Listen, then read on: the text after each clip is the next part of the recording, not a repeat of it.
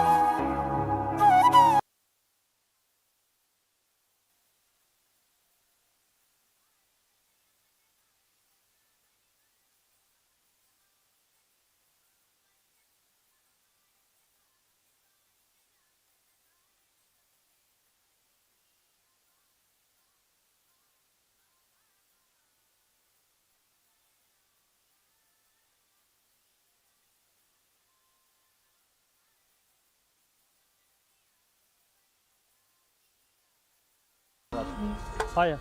Okay. बात नहीं करनी।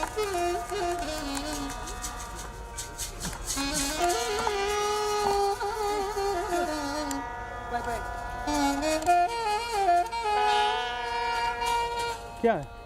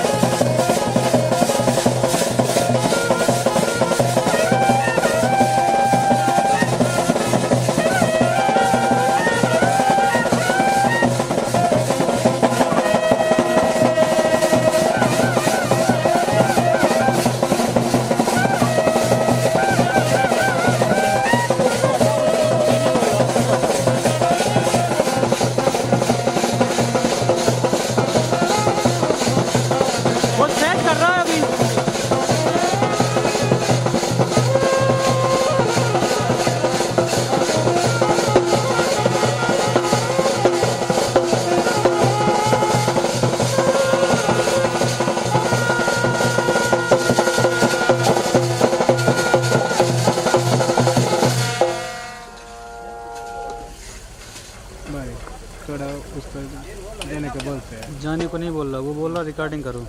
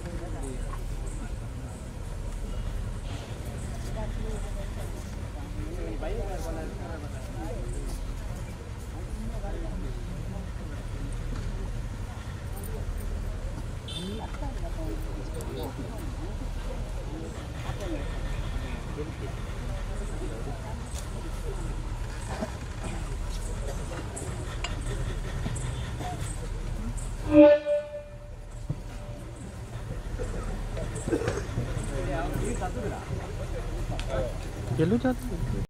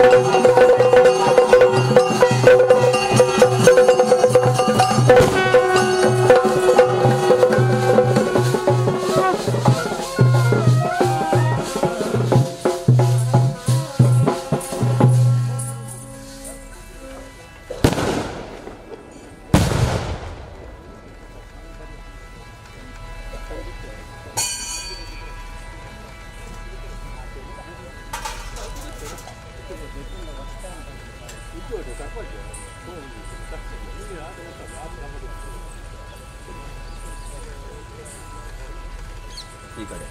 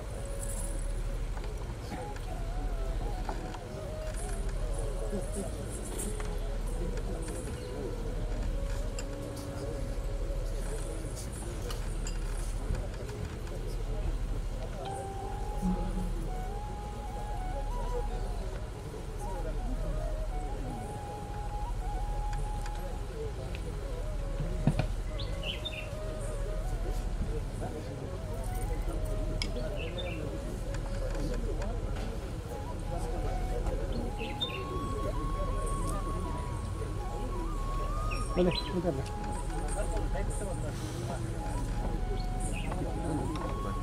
ಅಲ್ಲಿ ಮಕ್ಕಳು ಬಿಟ್ಟಲ್ಲಿ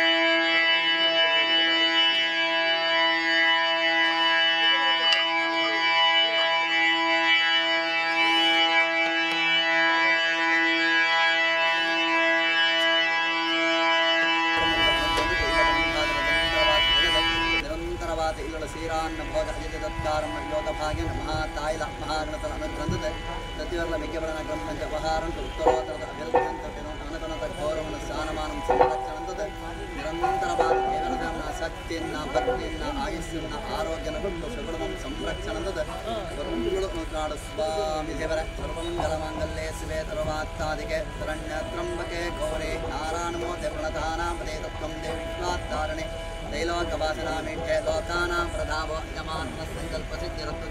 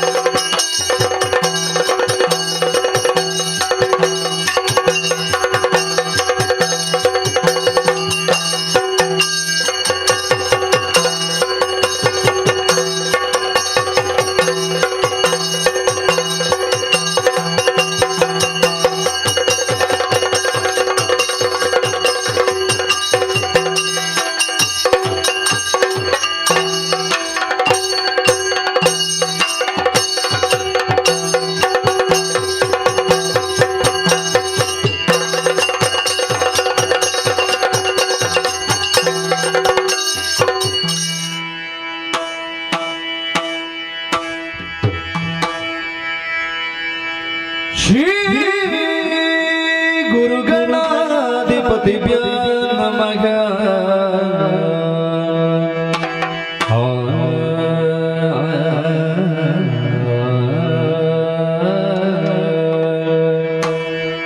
मुदलिंद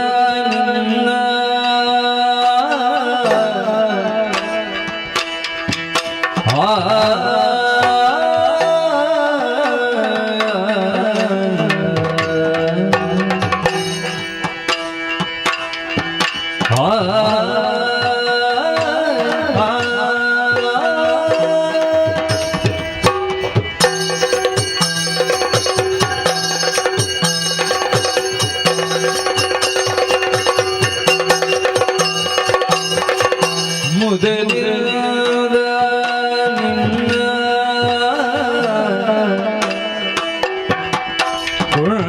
ಕೊಂಡಾಡುವೆನು ಅನವರತ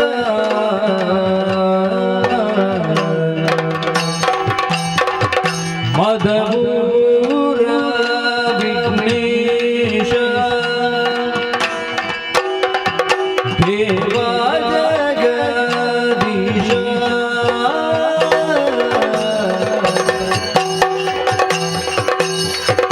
ಮುದಲಿದ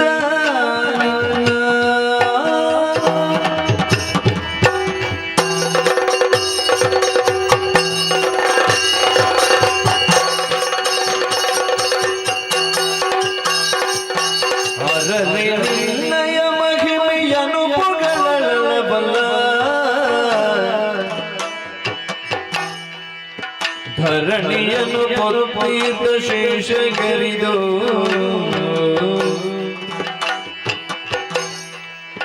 ಹರನ ಸುಕುಮಾರ ಸಕಲ ಗಮಕ್ಕೆ ಸಾಕಾರ ಧರೆಯೊಳು ವಿಶೇಷ ಮಧುರ ವಿಘ್ನೇಶ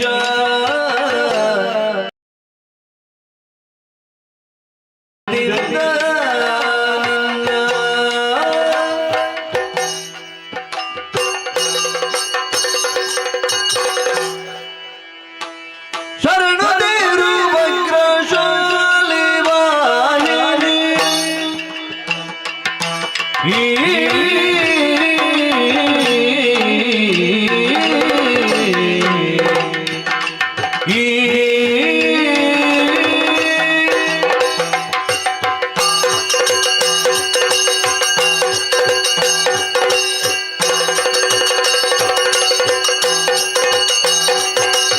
ಶರಣದೇರು ವಕ್ರಶಾಲಿ ವಾಹಿನಿ ಶರಣು ಶ್ಯಾಮಲ ರೂಪಿಣಿ ಶರಣು ಶಂಕರಿ ಗೌರಿ ಪಾರ್ವತಿ ಶರಣು ಬಳಿರನ್ನ ಪೂರಿಣಿ ಶರಣು ಶರಣು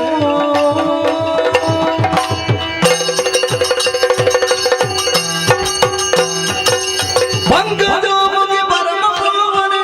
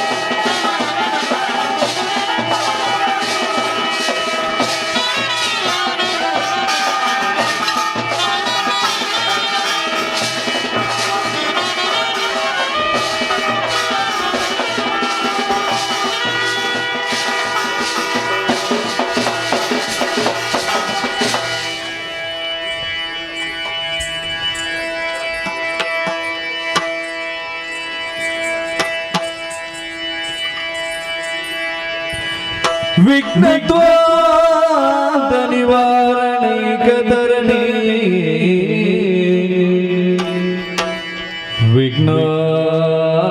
ವಿಘ್ನಾಟವಿ ಹವ್ಯವ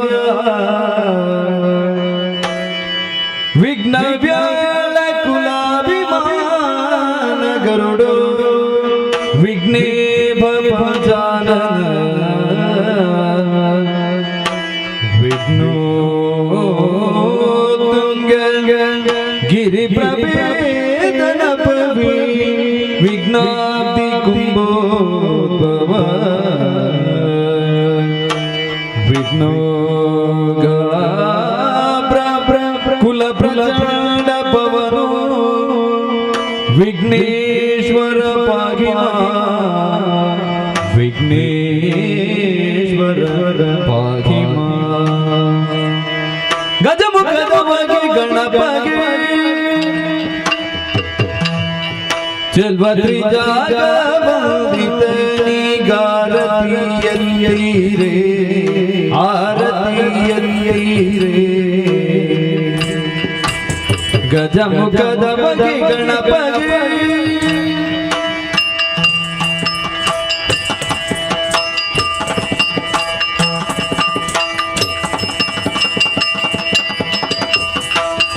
ಕರದೊಳು ಪರಶು ಪಾಶಾಂಕುಶಧಾರಿಗೆ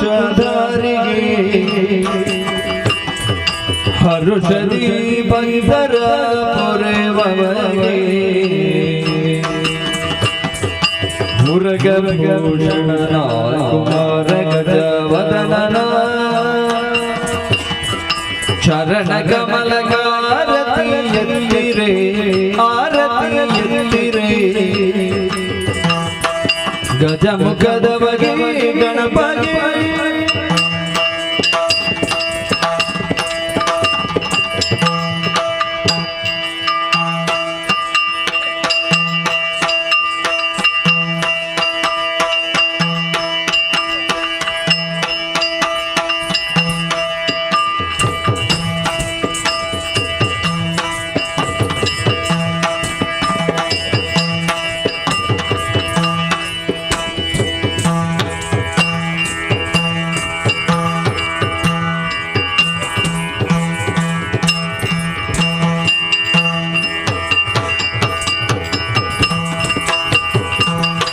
ನೀರು ಜನರೆಲ್ಲ ಗುಣಯುತನ ಘನಮೂರ್ತಿ ಮದಪುರ ಗಣನತನ ದೇವರ ದೇವ ಕೃಪಾಕರಣ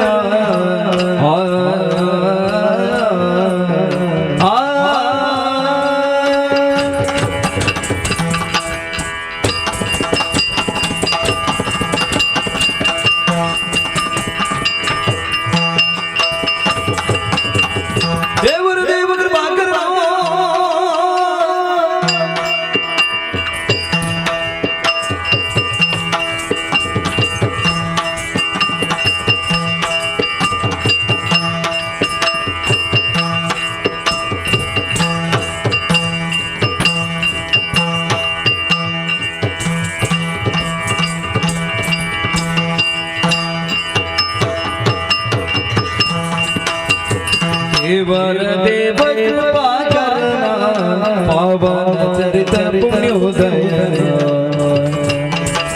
भावज विषय के तिलकना कोविद गिरिजय बरसुतना हिमतन दिन ते तुम तन दिन ते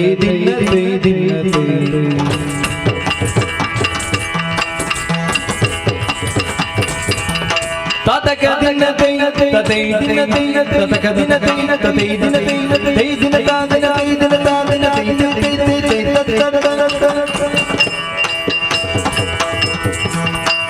गजमुखानन पादवननेवे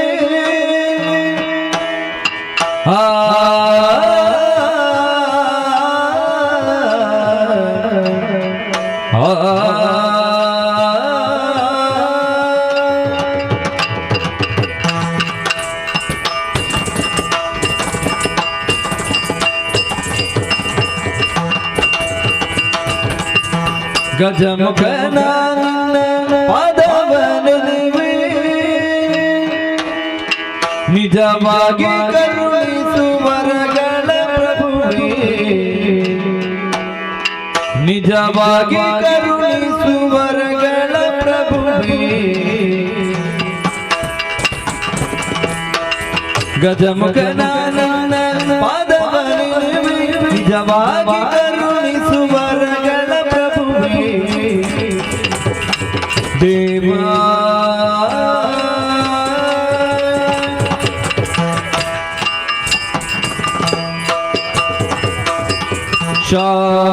ಶ್ಯಾಮಲವರ್ಣ ವಿಳಂಬಿತ ಸೂತ್ರ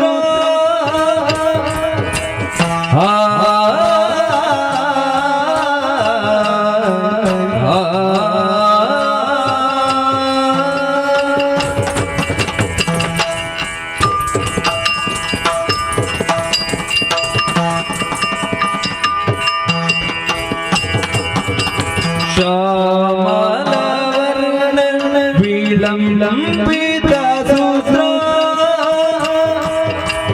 ವಾಮನ ರೂಪ ಮಹೇಶ್ವರ ಪುತ್ರ ಶ್ಯಾಮಲವರ್ಣ ವಿಳಂಬಿತ ಸೂತ್ರ ವಾಮನ ರೂಪ ಮಹೇಶ್ವರ ಪುತ್ರ ಗಜಮುಖ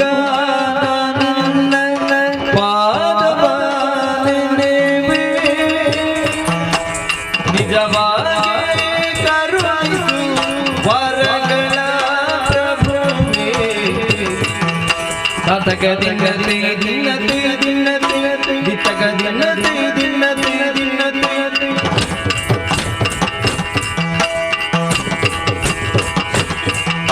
ತಗ ದಿನತೆ ತದೇ ದಿನತೆ ತಗ ದಿನತೆ ತದೇ ದಿನತೆ ತೈ ದಿನತೆ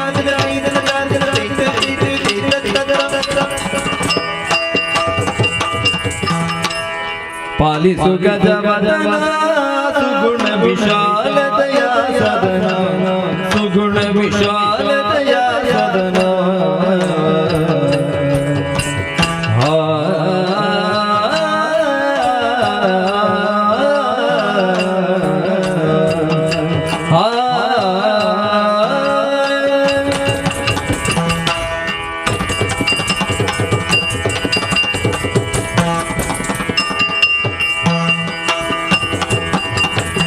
ಪಾಲಿಸು ಗಜವದನ ಸುಗುಣ ವಿಶಾಲತೆಯ ಸದನ ಸುಗುಣ ವಿಶಾಲತೆಯ ಸದನ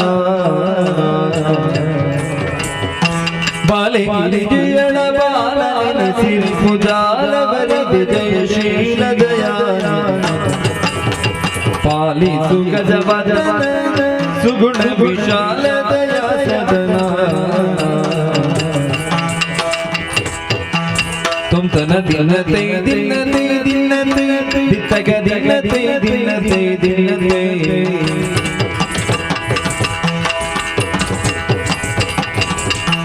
ततक दिनते तते दिनते ततक दिनते तते दिनते तते दिनता दिनते दिनता दिनते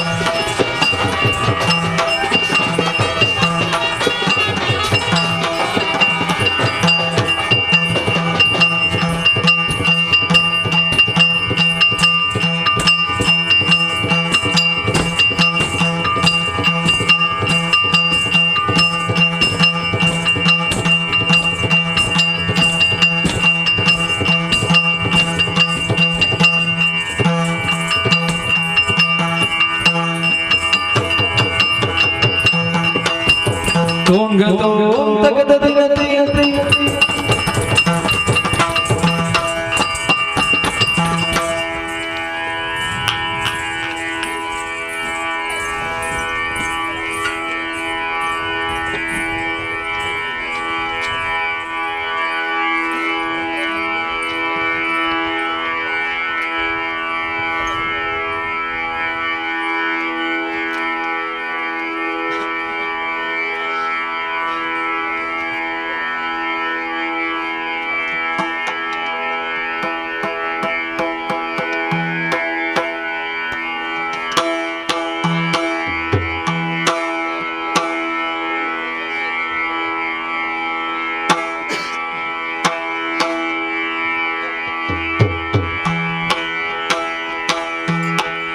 ಚಿಕ್ಕ ಪ್ರಾಯದ ಬಾಲೆ ಚದುರಿ ನಂಗವ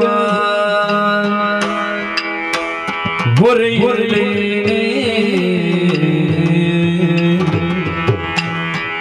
ಹೊರೆಯಲೇ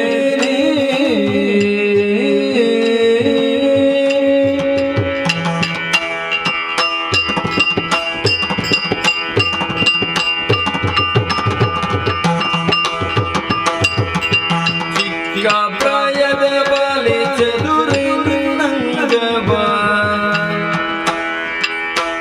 ಹೊರೆಯಲೇ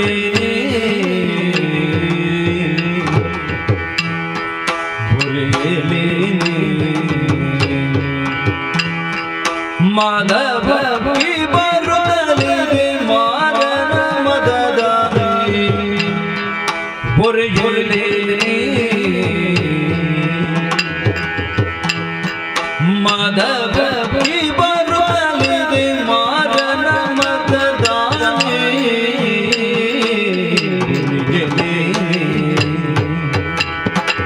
ಚಿಕ್ಕ ಪ್ರಾಯದ ಬಾಲೆ ಚದುರಿ ನಂಗವ ಹೊರೆಯಲೇ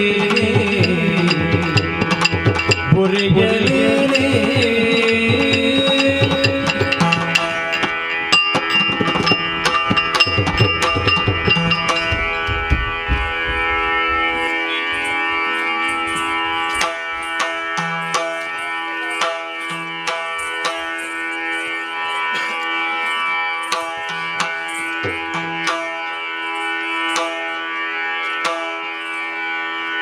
ಕಾಮಿನಿ ಕರೆದು ತಾರೆ ಶ್ರೀಮನ್ ಮಂಜುನಾಥ ಸ್ವಾಮಿಯ ಬಿಟ್ಟಿರಲಾರೆ ತಾನನಾಥದಿರಿ ನಾಹರೇ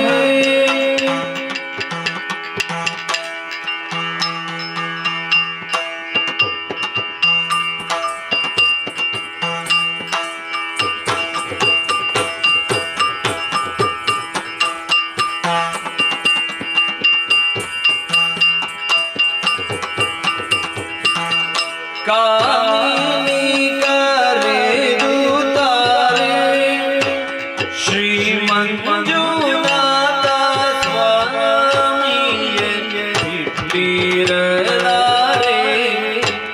ಶ್ರೀಮನ್ ಮಂಜುನಾಥ ಸ್ವಾಮಿಯ ಬಿಟ್ಟಿರಲಾರೆ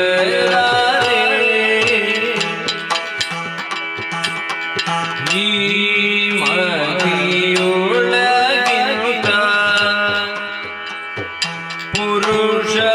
ಪುರುಷನೊಳಗೆ ಭೀಮನ್ ಬಲನು ಬಲು ಸಾಮರ್ಥ್ಯನು ಇವ ಭೀಮ ಬಲನು ಬಲು ಸಾಮರ್ಥ್ಯನು ಇವ ಪ್ರೇಮದಿ ಕರೆದರೆ ಕಾಮಿತವೀವನು ಪ್ರೇಮದಿ ಕರೆದರೆ ಕಾಮಿತವೀವನು ಪ್ರೇಮದಿ ಕರೆದರೆ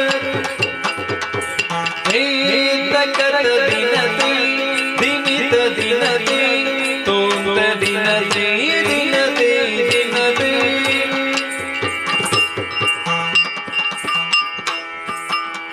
ತಾತಕತ ದಿನತಿ ತೀಯ ದಿನತಿ ದೀಮಿತ ದಿನತಿ ದಿನತಿ ದಿನತಿ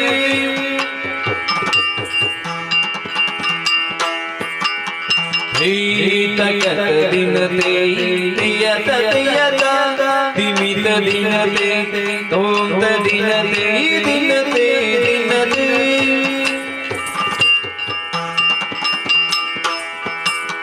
ತಾತಕತ ದಿನತೆ ದಿಮಿತ ದಿನತೆ ತಯ್ಯ ದಿನತೆ ತಕತ ದಿನತೆ ದಿನತೆ ದಿನತೆ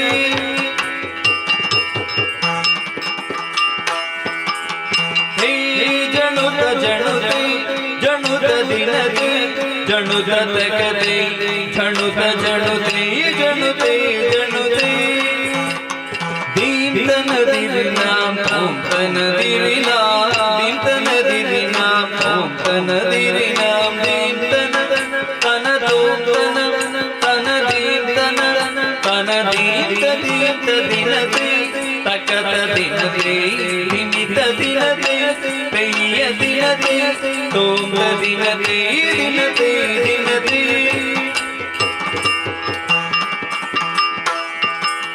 ದಿಂಗಿಡ ಗಿಡದಗ ದರಿ ಗಿಡ ಗಿಡದಗ ದಿಂಗಿಡ ಗಿಡದಗ ದರಿ ಗಿಡ ಗಿಡದಗ ದಿಂಗಿಡ ಗಿಡದಗ ದರಿ ಗಿಡ ಗಿಡದಗ ದಿದ್ದಾಂ ದಿದ್ದಾಂ ದಿದ್ದಾಂ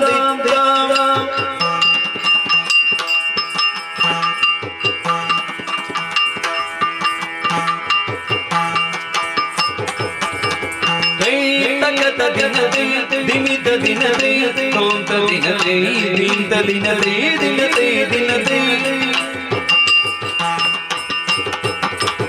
ಆನಂತ ದಿನ ಹರಿ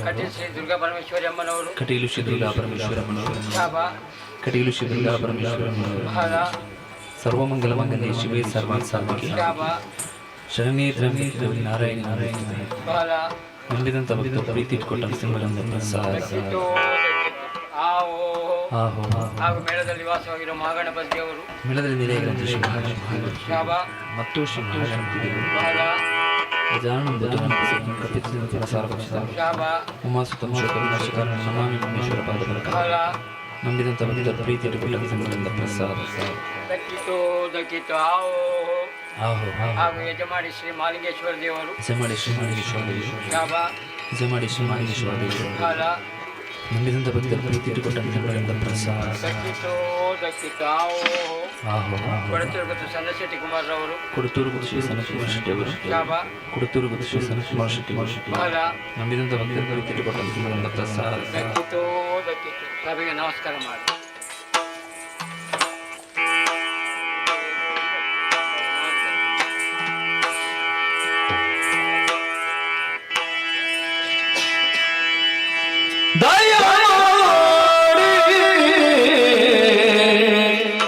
ದುರ್ಗಾ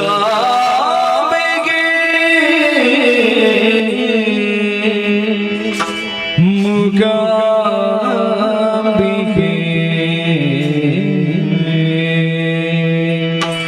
ದಯ ಮಾಡಿ ದುರ್ಗಾಂಬಿಕೆ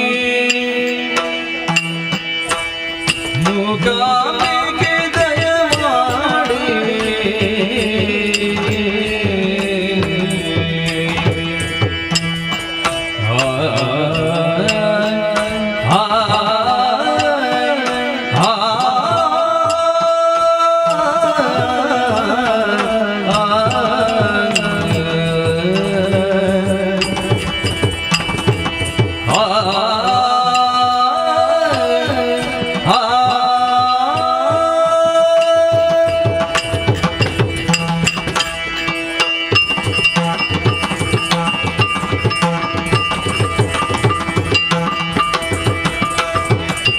ದಯಮಾಡಿ ದುರ್ಗಾಂಬಿಕೆ ಮುಗಾಂಬಿಕೆ ದಯಮಾಡಿ ದುರ್ಗಾಂಬಿಕೆ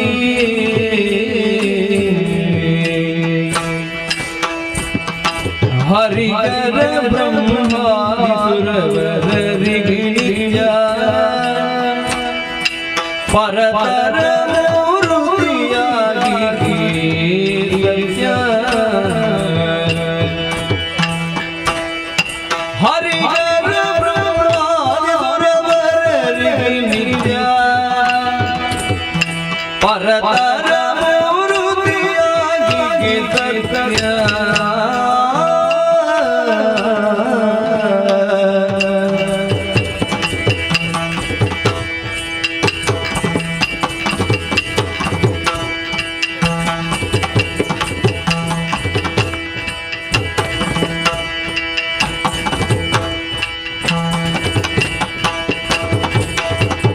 ದಯಮಾಡಿ ದುರ್ಗಾಂಬಿಕೆ ಮುಗಾಂಬಿಕೆ ದಯಮಾಡಿ ದುರ್ಗಾಂಬಿಕೆ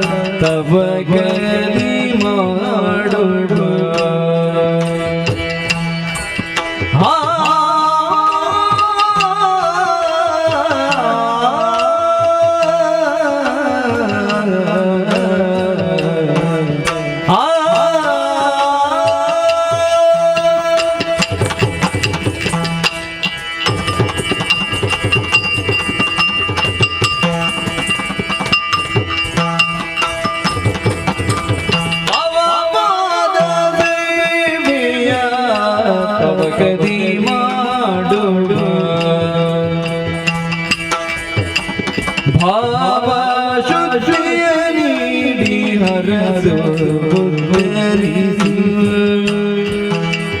ತವ ಪಾದ ಸೇವೆಯ ತವ ಕದಿ ಮಾಡು ಭವಶುದ್ಧಿಗೆ ನೀಡಿ ಹರಸು ಉತ್ತರಿಸುವುದು ಶಂಕರ ನರಸಿಂಹಿಕಾಯೇ ಕಿಂಕರರು ಓಂಕಾರ ರೂಪಿಣಿ ನೀಡು ಶುಭವ ದಿನ ದಿನತೆ ದಿನತೆ ದಿನತೆ ತುಮತನ ದಿನತೆ ದಿನತೆ ದಿನತೆ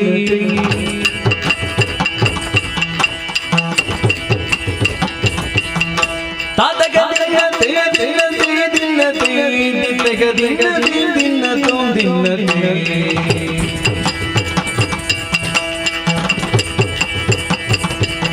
ತಾತಗ ದಿನತೆ ತತೆ ದಿನತೆ ತತಗ ದಿನತೆ ತತೆ ದಿನತೆ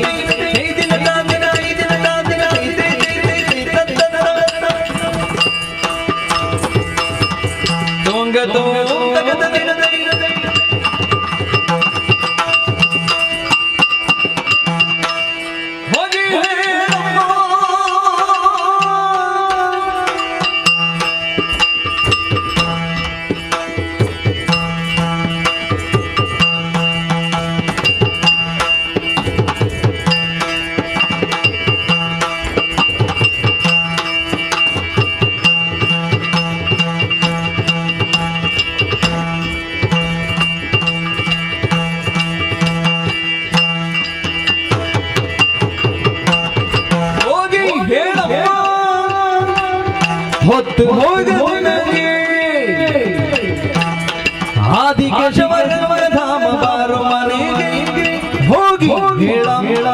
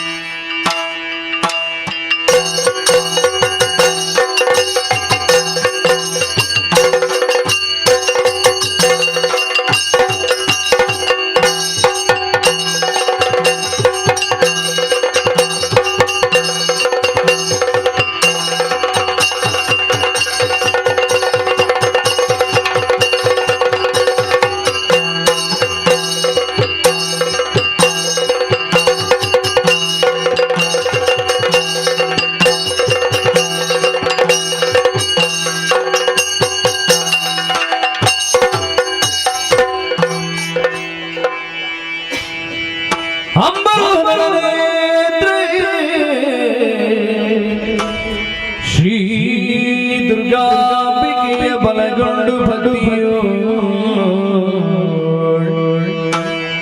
ಭಕ್ತಿಯು ಅಂಬಿಕಾ ಸುತ ವಿಘ್ನರಾಜನ ಪಿರಿದು ಸಂತುತಿಸಿ ಅಂಬುನಿಧಿಯಾತ್ಮಜೆಗೆ ಕೈ ಮುಗಿದು ಅಂಬುಜಾಸನ ವಾಣಿಯರ ಪಾದಾಂಬುಜಕ್ಕೆ ಬಡಬಡದ ವರ್ಣಿಪೆನಿ ಕಥಾಮೃತವ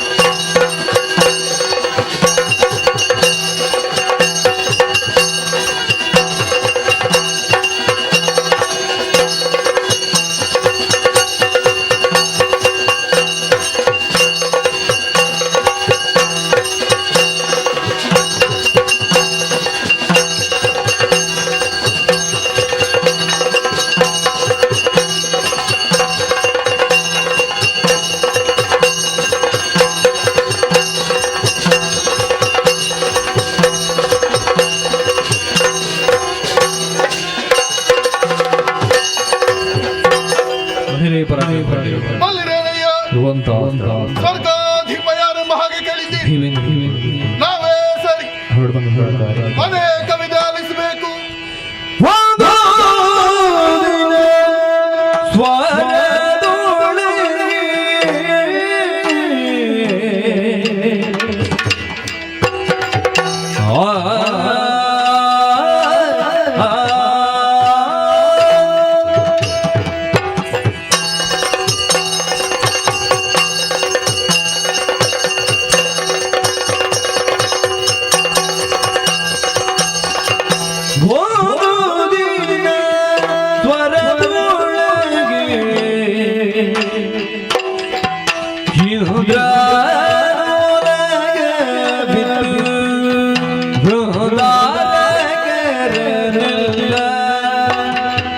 ಚಾಂದದೋಳು ನೆರಗೆ ಸುರತರು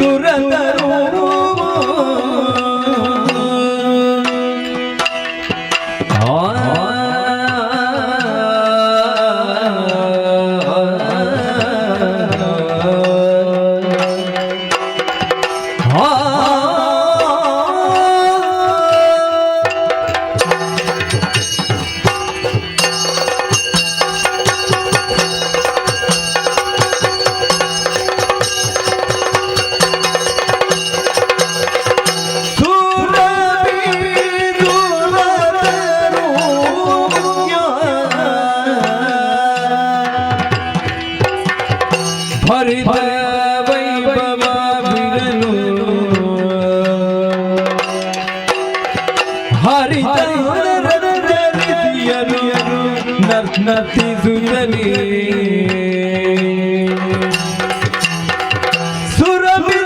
ಸುರಬಿರುರತರುಮುಖ್ಯ ಭರಿತ ವೈಭವ ಬಿರಲು ಹರಿತ ಚರಿಯರು ನರ್ತಿಸುತ್ತಲೇ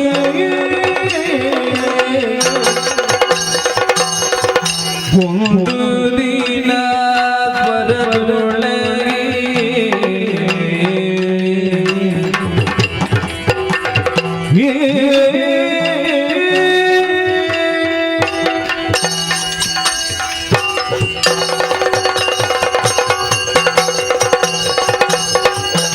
ಜಯ ನಮೋ ಆದಿಮಾಯಾದೇವಿ ಜಗದ್ರಕ್ಷಕಿ ಕಾಪಾಡು ತಾಯಿಯೇ ಕಾಪಾಡು. ನಮ್ಮವರೇ ಸುರಪಾಲ ಭೋಗ ಭೂಮಿ ಎನಿಸಿಕೊಂಡಂತಹ ಈ ನಮ್ಮ ಸ್ವರ್ಗ ಲೋಕದ ಶತ ಯೋಜನ ವಿಸ್ತೀರ್ಣವನ್ನೇ ಹೊಂದಿರುವಂತಹ ಈ ಸುಧರ್ಮ ಸಭೆಯ ಅಧ್ಯಕ್ಷ ಸ್ಥಾನವನ್ನೇ ಅಲಂಕರಿಸಿದಂತಹ ಈ ಸಮಯದಲ್ಲಿ ನಿಮ್ಮವರ ಜಯಘೋಷಗಳನ್ನೇ ಕೇಳುವಾಗ ಮನಸ್ಸಿಗೆ ಏನೋ ಸಂತೋಷವಾಗುವುದೇನೋ ಸತ್ಯ. ಆದರೆ ಇಷ್ಟು ಎತ್ತರಕ್ಕೆ ಏರುವಲ್ಲಿ ನಾವು ನಡೆದು ಬಂದಂತಹ ದಾರಿಯ ಕುರಿತಾಗಿ ನಾವೊಮ್ಮೆ ಆಲೋಚಿಸಬೇಕಾಗುತ್ತದೆ. ಸತ್ಯ. ಎಷ್ಟೆಲ್ಲ ಕಷ್ಟಗಳನ್ನು ನಾವು ಅನುಭವಿಸಿದ್ದೇವೆ.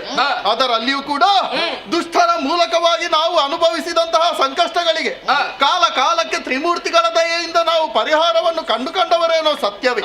ಅದರಲ್ಲಿಯೂ ಮುಖ್ಯವಾಗಿ ಶೋಣಿತಾಪುರದ ಅಧಿಕಾರಿ ಎನಿಸಿದಂತಹ ಧನುಕುಮಾರರೆನಿಸಿದಂತಹ ಶುಂಭ ನಿಶುಂಭರೆಂಬಂತಹ ದಾನವರು ಒಂದು ಕಾಲದಲ್ಲಿ ತಮ್ಮ ಅಪರಿಮಿತವಾದಂತಹ ಸೇನೆಯನ್ನೇ ಒಡಗೂಡಿಕೊಂಡು ನಮ್ಮ ನಾಲ್ಕ ಲೋಕಕ್ಕೆ ದಾಳಿಯನ್ನು ಮಾಡಿದಂತಹ ಸಮಯದಲ್ಲಿ ಅವರಿಂದ ಕೈಸೋತಂತಹ ನಾವು ಅನ್ಯ ಮಾರ್ಗವನ್ನೇ ಕಾಣದೆ ಆ ಜಗನ್ಮಾತೆಯಲ್ಲೇ ಕಷ್ಟದ ಕುರಿತಾಗಿ ಪ್ರಾರ್ಥಿಸಿಕೊಂಡಾಗ ಕದಂಬವನದಲ್ಲಿ ಕೌಶಿಕೆಯಾಗಿ ಕಾಣಿಸಿಕೊಂಡು ವಿವಿಧ ಅವತಾರಗಳ ಮೂಲಕವಾಗಿ ದುಷ್ಟ ಸಂಹಾರವನ್ನೇ ಗೈದವಳಿದ್ದಾಳೆ. ತನ್ಮೂಲಕವಾಗಿ ಅವಳ ದೇವಿ ಮಹಾತ್ಮೆಯನ್ನು ನಾವೆಲ್ಲರೂ ಕೂಡ ಕಣ್ತುಂಬಿಸಿಕೊಂಡು ಧನ್ಯರಾದದ್ದೇನೋ ಸತ್ಯವೇ. ಆದರೆ ಒಂದು ಎಚ್ಚರಿಕೆಯ ವಿಚಾರ.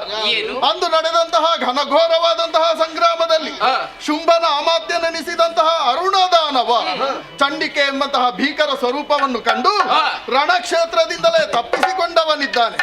ಒಂದೊಮ್ಮೆಗೆ ಬಲವಿಲ್ಲದಿದ್ದರೂ ಕೂಡ ಮುಂದಕ್ಕೆ ಪ್ರಬಲನಾಗಿ ಅವ ಮತ್ತೆ ನಮ್ಮ ಮೇಲೆ ಸೇಡು ತೀರಿಸಿಕೊಳ್ಳುವಂತಹ ಸಾಧ್ಯತೆಯೂ ದಟ್ಟವಾಗಿದೆ. ಆ ಕುರಿತಾಗಿ ನಾವು ಯೋಚಿಸುತ್ತಾ ನಮ್ಮ ಗುರುಗಳ ಬಳಿಯಲ್ಲಿ ಇದಕ್ಕೆ ಪರಿಹಾರವನ್ನು ಕೇಳಿದಾಗ ಸದಾ ಯುದ್ಧ ಸನ್ನದ್ಧರಾಗಿರಬೇಕು ನೀವು ಎಂಬ ಹಾಗೆ ಅವರ ಆಣತಿ ಎಂದೆಂದಿಗೂ ಕೂಡ ನಮಗೆ ಮಾರ್ಗದರ್ಶನವನ್ನೇ ನೀಡುವಂತಹ ಬೃಹಸ್ಪತಿ ಆಚಾರ್ಯರ ಮಾರ್ಗದರ್ಶನವನ್ನೇ ಸದಾ ಅವಲಂಬಿಸಿಕೊಂಡು ಮೂರು ಮೂರ್ತಿಗಳ ದಯೆಯಂತೆ ನಿಮ್ಮೆಲ್ಲರ ಸಹಕಾರದಂತೆ ಇನ್ನು ಮುಂದೆಯೂ ಕೂಡ ಲೋಕ ಕಲ್ಯಾಣಕ್ಕಾಗಿಯೇ ಈ ಪೀಠದಲ್ಲಿದ್ದುಕೊಂಡು ಕರ್ತವ್ಯವನ್ನು ನಿರ್ವಹಿಸುತ್ತೇವೆ ಎಂಬಂತಹ ವಿಶ್ವಾಸದೊಂದಿಗೆ ಇಂದಿನ ಈ ಸಭೆಯನ್ನು ಮುಕ್ತಾಯಗೊಳಿಸೋಣ. ಹೀಗೆ ಬನ್ನಿ, ಹೀಗೆ ಬನ್ನಿ.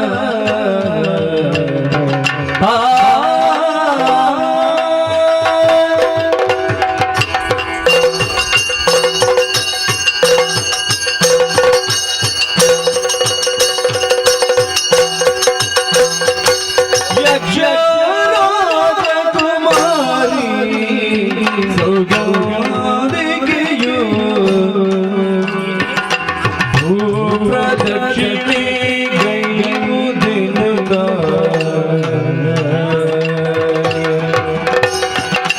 ಆಚರಣ ಸಖಿಯ ಕೂಡುತ್ತ ವಿಮಾನಗಳು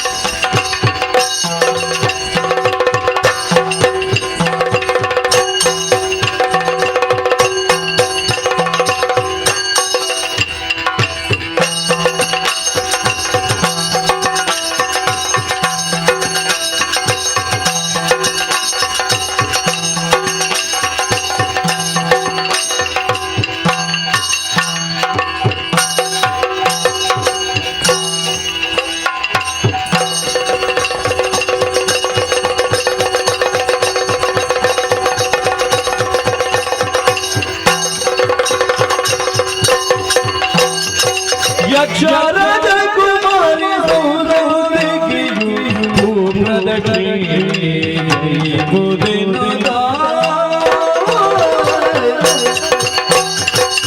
ಆಚನ ಸಖಿಯ ನುಡುತ್ತ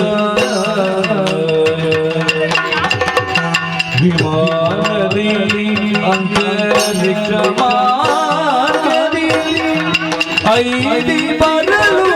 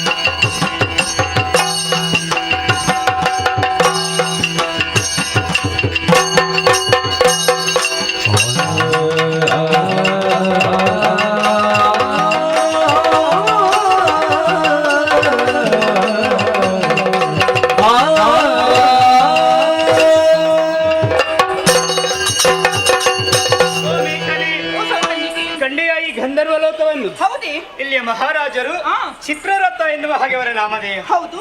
ಅವರ ಪ್ರೀತಿಯ ಮಗಳು ನಾನು. ಸೌಗಂಧಿಕೆ ಎನ್ನುವ ಹಾಗೆ ಪ್ರೀತಿಯಿಂದ ಸಾಕಿ ಸಲಹೆ ಬೆಳೆಸಿದವರೇ ಇದ್ದಾರೆ. ನಿಜ. ಅಮಾತ್ಯನ ಮಗಳು ನೀನು. ಮೇಕಳೇನು ಆಗಿ ನನ್ನ ಹೆಸರು. ಹೌದಲ್ವೇ? ನಿಜ. ನೀನು ಮಂತ್ರಿಯ ಮಗಳಾದ್ರೂ ಅಕ್ಕ ತಂಗಿಯರ ರೀತಿ ನಮ್ಮ ಜೀವನವೇ ಸಾಗಿ ಹೋಗುತ್ತಾ ಇದೆ. ಹೌದಲ್ಲ? ಮಂತ್ರಿಯ ಮಗಳೆನ್ನುವಂತಹ ಭಾವದಿಂದ ನಿನ್ನನ್ನು ಕಂಡುಕೊಂಡವಳೇ ಅಲ್ಲ, ಒಡ ಹುಟ್ಟಿದವಳ ತೆರದಂತೆ ನಾ ಕಂಡುಕೊಂಡವಳಿದ್ದೇನೆ. ಹಾಗೆಂದು ಕಂಡೆಯ ಏನು ಈ ದಿವಸವನ್ನು ಕಾಣುವಾಗ ನಮಗೆ ಬಹಳಷ್ಟು ಸಂತೋಷವಾಗ್ತದೆ. ಈ ಸಂದರ್ಭದಲ್ಲಿ ಇದು ಸೂತಿನ ಯಾಕೆ ಬಲ್ಲೆಯ? ಯಾಕೆ ಅರಿತೇ ಇಲ್ವಾ ನಿನಗೆ? ನನಗೆ ಏನು ಅರಿತಿಲ್ಲ. ನಿನ್ನನ್ನು ಕರೆಯುವುದಕ್ಕೆ ಬಲವಾದ ಕಾರಣ ಉಂಟೆ. ಏನದು? ಬೇಸರ ಯಾಕು ನಿನಗೆ? ಹೌದೇ, ಈ ಸಂದರ್ಭದಲ್ಲಿ ಬೇಸರ? ಖಂಡಿತ. ಯಾವ ರೀತಿ? ನಮಗೆ ಬೇಕಾದಷ್ಟು ಆಸ್ತಿ ಅಂತಸ್ತು ಐಶ್ವರ್ಯಗಳಿದ್ರು ಮನಸ್ಸಿಗೆ ಒಂದು ನೆಮ್ಮದಿ ಅಂತ ಬೇಕಲ್ವೇ? ಹೌದು ಹೌದು. ನೆಮ್ಮದಿ ಇಲ್ಲದೆ ಇದ್ರೆ ಹೇಗಾಗ್ತದೆ? ಎಲ್ಲವೂ ವ್ಯರ್ಥವಾಗುತ್ತೆ. ಕೆಲವೊಂದು ನಿಯಮಗಳು ಉಂಟು. ಏನದು? ಬಹಳಷ್ಟು ಇತ್ತವನಿಗೆ ಅದನ್ನು ಮುಗಿಸುವುದು ಹೇಗೆ ಎನ್ನುವ ಹಾಗೆ ಚಿಂತೆ ಅಂತ. ಅದು ಹೌದು. ಇನ್ನು ಏನಿಲ್ಲದವನಿಗೆ ಮತ್ತಷ್ಟು ಗಳಿಸುವುದು ಏನು ಎನ್ನುವ ಚಿಂತೆ ಇರ್ತದೆ. ಯಾವುದಿಲ್ಲದವನಿಗೆ ಏನು ಚಿಂತೆ? ಇವತ್ತಿನ ಜೀವನವೇ ಸುದಿನವಾಗಿ ನಡೆದರೆ ಸಾಕು ಅನ್ನುವಂಥ ಚಿಂತೆ ಇರ್ತದೆ, ಆಲೋಚನೆಯಲ್ಲಿ ಇರ್ತಾನೆ. ಹಾಗೆಂದು ಮನಸ್ಸಿಗಾದಂತಹ ಬೇಸರ ಕಳೆಯುವುದು ಹೇಗೆ? ಈ ಸಂದರ್ಭದಲ್ಲಿ ಕಳೆಯುವುದು ಹೇಗೆ? ನೀನು ಯೋಚನೆ ಮಾಡಬೇಕು. ಆಲೋಚನೆ ಮಾಡಿದೆ, ನೇರವಾಗಿ ತಂದೆಯವರ ಬಳಿಗಾಗಿ ಸಾಗಿದೆ. ನನ್ನ ವೇದನೆಗಳನ್ನು ಅವರ ಬಳಿಯಲ್ಲಿ ಹೇಳಿಕೊಂಡೆ. ಆ ಏನ್ ಹೇಳಿದ್ರು. ಏನ್ ಹೇಳಿದ್ರು? ಒಪ್ಪಿಗೆ ಕೊಟ್ರ? ಇಲ್ಲಿರುವುದಲ್ಲ ಮಗಳೇ, ಮತ್ತೆ ಮನಸ್ಸಿಗಾದಂತಹ ಬೇಸರವನ್ನು ಪರಿಹರಿಸಬೇಕಾದ್ರೆ ಈ ಲೋಕವನ್ನು ಬಿಡಬೇಕು. ಈ ಲೋಕವನ್ನು ಬಿಡಬೇಕು ನಾವು. ನಿನಗೆ ಆಶ್ಚರ್ಯ ಯಾಕೆ? ಮತ್ತೆ ನೀನು ಲೋಕವನ್ನು ಬಿಡುದಂತ ಹೇಳಿದ್ರೆ ಇದನ್ನೇ ಬಿಟ್ಟು ಹೋಗುವುದಂತಲ್ಲ, ಮತ್ತೆ? ಕೆಲ ದಿವಸಗಳವರೆಗೆ ಇದನ್ನು ಬಿಟ್ಟು ಹೋಗುವ ಅಂತ. ಎಲ್ಲಿಗೆ ಹೋಗಬೇಕು ಅಂತ ಆಡಿದ್ರೆ ಅವರೇ ಸೂಕ್ತವಾದಂತಹ ಪ್ರದೇಶವನ್ನು ಕಾಣಿಸಿಕೊಟ್ಟವರಿದ್ದಾರೆ. ಯಾವುದು ಬಲ್ಲೆಯ? ಯಾವುದು? ಸೃಷ್ಟಿಕರ್ತನ ಸೃಷ್ಟಿಯಲ್ಲಿ ವಿಚಿತ್ರವೆನಿಸಿದಂತಹ ದಿವಸಕ್ಕೂ ವಿಶಿಷ್ಟವಾದಂತಹ ಸೃಷ್ಟಿಗಳೇ ಆಗುವಂತಹ ಭೂಲೋಕಕ್ಕೆ ಹೋಗಿ ಬಾ ಮಗಳೇ ಅಂತ ಆಡಿದ್ರು. ಓಹೋ, ತಂದೆಯನ್ನು ಕಳುಹಿಸಿಕೊಟ್ಟವರಿದ್ದಾರೆ. ಆದ್ರೆ ಹೆಣ್ಣು ಮಗಳಾದಂತಹ ನಾನು ಹೋಗುವಲ್ಲಿ ಸ್ವಲ್ಪ ಆಲೋಚನೆ ಮಾಡಬೇಕೋ ಬೇಡವೋ? ಖಂಡಿತವಾಗಿ ಯೋಚನೆ ಮಾಡ್ಲಿ. ಯಾವತ್ತು ಹೆಣ್ಣು ಮಕ್ಕಳು ಮನೆಯಿಂದ ಹೊರಗೆ ಹೋಗುವಾಗ ಒಬ್ಬರಾಗಿ ಸಾಗಬಾರದು, ಇಲ್ಲ ಜೊತೆಗೆ ಯಾರಾದ್ರೂ ಬೇಕು. ನಿಜ. ಅದೇ ನಿರ್ಧಾರವನ್ನು ಇರಿಸಿಕೊಂಡಾಗ ನಿನ್ನ ಜನಕನಲ್ಲಿ ನಾನು ಮಾತಾಡಿದೆ. ಏನಂತ? ನಿನ್ನ ಮಗಳನ್ನು ಕಳುಹಿಸಿಕೊಡ್ತೀಯ ಎನ್ನುವ ಹಾಗೆ. ನನ್ನ ತಂದೆ ಬಳಿ ಹೌದಪ್ಪ. ಒಪ್ಪಿಗೆ ಕೊಟ್ರ ಅವರು? ಖಂಡಿತ ಒಪ್ಪಿಗೆ ಕೊಡದಿರ್ತಾರ. ಅದಕ್ಕಾಗಿ ನಿನ್ನಲ್ಲಿ ನಿನ್ನ ಜೊತೆಗಲ್ವ ನಾನು ಬರುವುದು? ಹೇಗೆ ಬರ್ತೀಯ? ಖಂಡಿತವಾಗಿ ನೀನ್ ಎಲ್ಲಿ ಅಲ್ಲಿ ನಾನಿರುವವಳು. ಹೌದಲ್ಲ? ಹೋಗುವುದೇನು ಸರಿ. ಹೀಗೆ ನೇರವಾಗಿ ನಾವು ಭೂಲೋಕಕ್ಕೆ ನಡೆದುಕೊಂಡು ಹೋಗುವುದಕ್ಕಾಗುತ್ತದಾ? ಆಗುತ್ತಾ? ನಿವಾಸ ಎಷ್ಟಾಗುತ್ತದೆ? ಅದೇ. ಹಾಗಿದ್ರೆ ಹೋಗುವಂತ ಆಲೋಚನೆ ಮಾಡಿಕೊಂಡಿದ್ದೆ. ತಂದೆಯವರಲ್ಲಿ ಹೇಳಿದಾಗ ಅವರೇ ಮಾರ್ಗವನ್ನು ಸೂಚಿಸಿದ್ದಾರೆ. ಆ ಕಡೆ ಗಮನಿಸಿದೆಯಾ? ಓ, ವಿಮಾನ ವಾಹನ ನಮ್ಮದು. ಹೌದು. ಯಾಕದು ಬಲ್ಲೆಯ? ಯಾಕೆ? ದೊಡ್ಡವರ ಮಕ್ಕಳು ಯಾವ ರೀತಿಯಾಗಿ ಹೋಗಬೇಕು, ಓ, ಅದರಲ್ಲಿ ಹೋಗಬೇಕು, ಅವರ ಘನತೆ ಏನು ಅನ್ನೋದನ್ನು ಪ್ರಪಂಚಕ್ಕೆ ತೋರ್ಪಡಿಸಿಕೊಳ್ಳಬೇಕೆನ್ನುವಂತ ಉದ್ದೇಶದಿಂದಲೇ ವಿಮಾನವನ್ನು ಹೇರಿ ಹೋಗಿ ಮಕ್ಕಳೇ ಅಂತ ಆಡಿದ್ದಾರೆ. ತಂದೆಯಿಂದ ಅಪ್ಪನೆಯನ್ನು ಪಡೆದಿದ್ದೇನೆ. ನಿನ್ನನ್ನು ಕೂಡಿಕೊಂಡು ವಿಮಾನವನ್ನು ಏರಿಕೊಂಡು ಭೂಲೋಕದತ್ತ ಸಾಗೋಣ.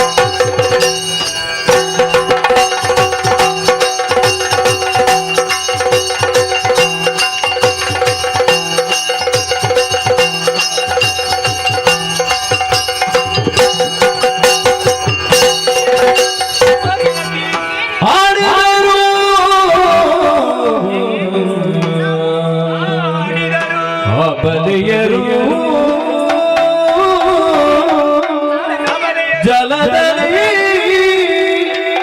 ಕೂಡುತ್ತ ಗೆಳತಿಯರು, ಜಲದಲ್ಲಿ ಕೂಡುತ್ತ ಗೆಳತಿಯರು.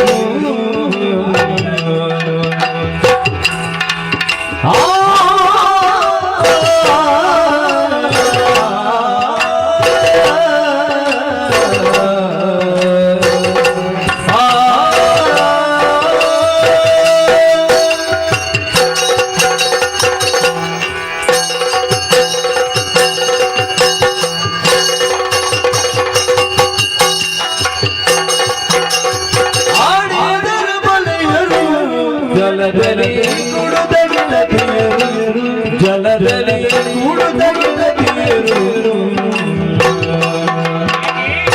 ಬಾಡಿದ ತನುಗಳಿಗೆ ಕೂಡುತ್ತ ಎರಡೇ ಜಯ ತೀಡಿದ ವಾಯುದಾಡುತ್ತ ಕರುಜದಿ ಬಾಡಿದ ತನುಗಳಿಗೆ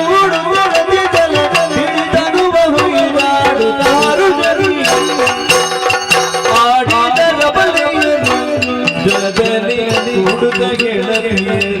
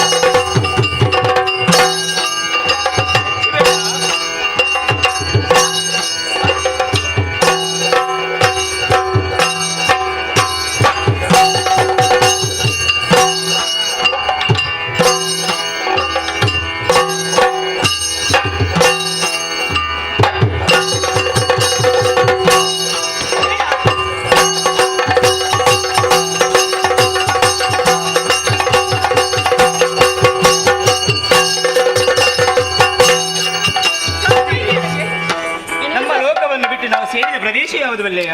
ಈ ಭೂಲೋಕ. ಸರಿಯಾಗಿ ನೋಡು, ಸರಿ ಹರಿತಾ ಇದೆ. ಹೌದಪ್ಪ. ಯಾವುದನ್ನು ಹಾಗೆ ಅರಿತುಕೊಂಡೆ? ಜಾಹ್ನವಿ ತೀರ. ಇದುವೇ? ಹೌದೇ. ಇದರ ಬಗ್ಗೆ ಅರಿತುಕೊಂಡೇ ನೀನು? ಖಂಡಿತ.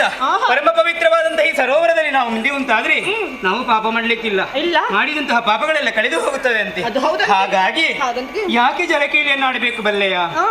ನಮ್ಮ ಗಂಧರ್ವ ಲೋಕದಲ್ಲಿ ಎಲ್ಲಾದ್ರೂ ಬೆವರೋದಕ್ಕೆ ಸಾಧ್ಯತೆ ಆಡಿದಲ್ಲ? ಹಾಗಲ್ವೇ? ಮತ್ತೆ? ಆಡುವುದಕ್ಕೆ ಬಲವಾದ ಕಾರಣ ಉಂಟು. ಏನದು? ಸರಿಯಾಗಿ ನಿನ್ನ ಮುಡಿಯನ್ನು ಗಮನಿಸಿ ನೋಡಂತೆ. ಓ, ಹೂ ಬಾಡಿ ಹೋಗಿದೆ. ಕುಸುಮ ಯಾರು? ಬಾಡಿ ಹೋಗಿದೆ. ಅದು ಹೌದು. ಮುಡಿದ ಕುಸುಮಗಳು ಬಾಡಿ ಹೋಗಿದೆ. ಹಾಗಿದ್ರೆ ಹೆಣ್ಣು ಮಕ್ಕಳಿಗೆ ಕುಸುಮ ಯಾಕೆ? ಅವರನ್ನು ಕುಸುಮ ಪ್ರಿಯರು ಅಂತಲೇ ಆಡ್ತಾರೆ.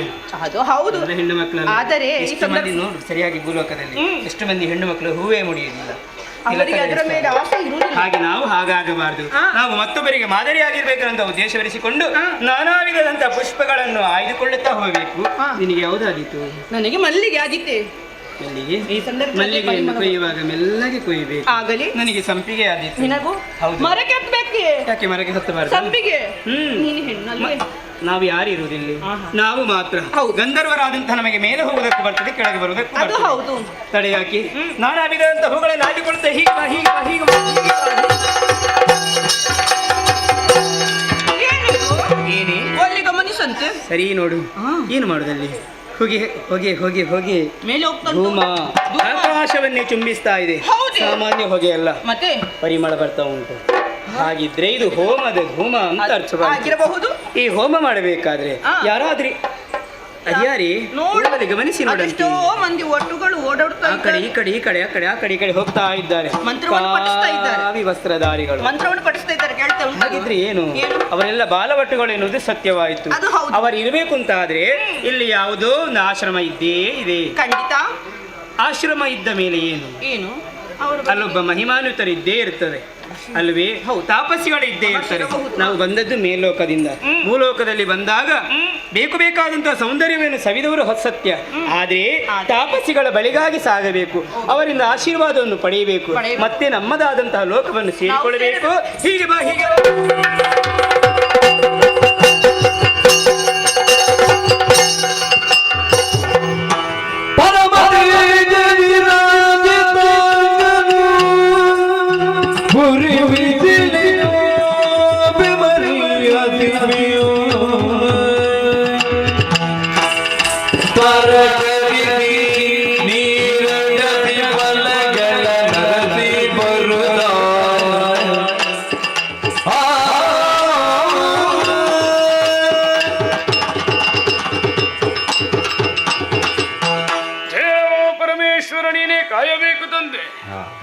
ವ್ಯಕ್ತಿಯೋರ್ವ ಭೂಲೋಕದಲ್ಲಿ ಜನನವಾದಂತಹ ಸಂದರ್ಭದಲ್ಲಿ ಉಸಿರಿರ್ತದೆ, ಹೆಸರಿರುವುದಿಲ್ಲವಂತೆ.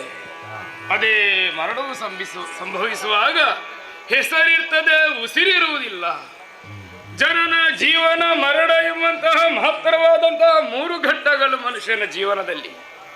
ಅದರಲ್ಲಿ ಜೀವನದಲ್ಲಿ ತಾನೇನು ಸಾಧನೆ ಮಾಡಿದ್ದೇನೆ ಅದುವೇ ಪರಮಪಾವನವಾಗಿ ಲೋಕಮುಖದಲ್ಲಿ ಉಳಿಯುತ್ತದೆ ಅನ್ನುವುದೇ ಸತ್ಯ ಅಲ್ವಿ?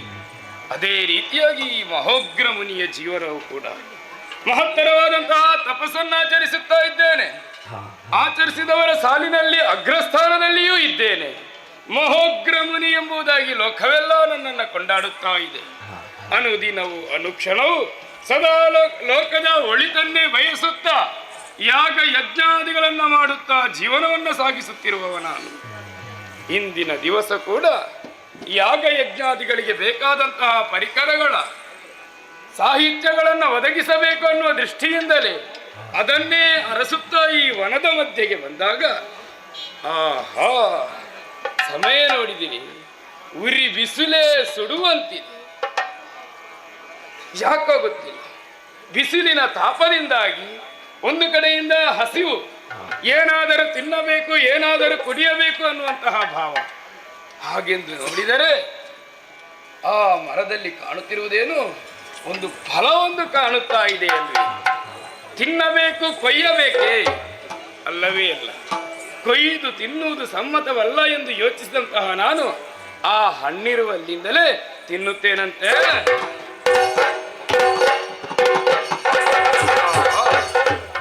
ನೋಡಿದಿರಿ, ಹಣ್ಣನ್ನು ತಿನ್ನುವಾಗ ಇರುವೆ ಎಂದು ನನ್ನ ಗಡ್ಡದ ಮೇಲೆ ಹರಿದು ಬಂತು. ಹೌದು, ಇಲ್ಲಿಂದಲೇ ಕೆಳಗೆ ಬಿಡುವುದಲ್ಲ, ಮರಳಿ ಗೂಡಿಗೆ ಸೇರಿಸಬೇಕಲ್ವೇ? ಆದುದರಿಂದಲೇ ಗೂಡಿಗೆ ಸೇರಿಸುತ್ತೇನೆ.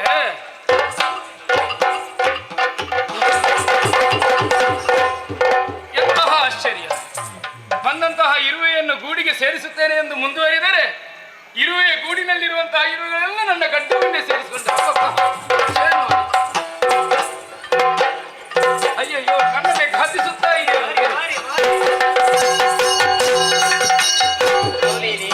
ಸೌಂದರ್ಯವನ್ನು ವೀಕ್ಷಣೆ ಮಾಡುತ್ತಾ ಇಲ್ಲಿವರೆಗೆ ಬಂದವರು. ನಾವು ಬಂದದ್ದು ಆಶ್ರಮದಲ್ಲಿ. ಅದೆಷ್ಟು ವಿಚಿತ್ರ ನೋಡಂತೆ. ಹೇಳುವುದು ಒಂದು, ಮಾಡುವುದು ಇನ್ನೊಂದು. ಮಾಡಿದ್ದೇನವ. ಅವ್ರು ಹೇಳ್ತಾರಲ್ಲ ಅಹಿಂಸಾವಾದಿಗಳೆನ್ನುವ ಹಾಗೆ ಹೌದು. ಕಾವ್ಯ ವಸನವನ್ನುಟ್ಟಿದ್ದಾರೆ. ಗಡ್ಡ ಬಿಟ್ಟವರು ಸನ್ಯಾಸಿಗಳು ಅಂತ ನಾವು ಭಾವಿಸಿದ್ರೆ ಅದಲ್ಲವೇ ಅಲ್ಲ. ನೋಡಂತೆ ಒಂದು ಇರುವೆಯನ್ನು ಬದುಕಿಸೋದಕ್ಕೆ ಅದೆಷ್ಟೋ ಇರುವೆಗಳ ಸಂಸಾರವನ್ನೇ ಹೊಸಕಿ ಹಾಕಿ ಕೊಂದಿದ್ದಾರೆ. ಓಹೋ, ಇದನ್ನು ಕಾಣುವಾಗ ಏನಾಗ್ತದೆ ನಿನಗೆ? ನನಗೆ ಮತ್ತೆ ಏನಿಲ್ಲ.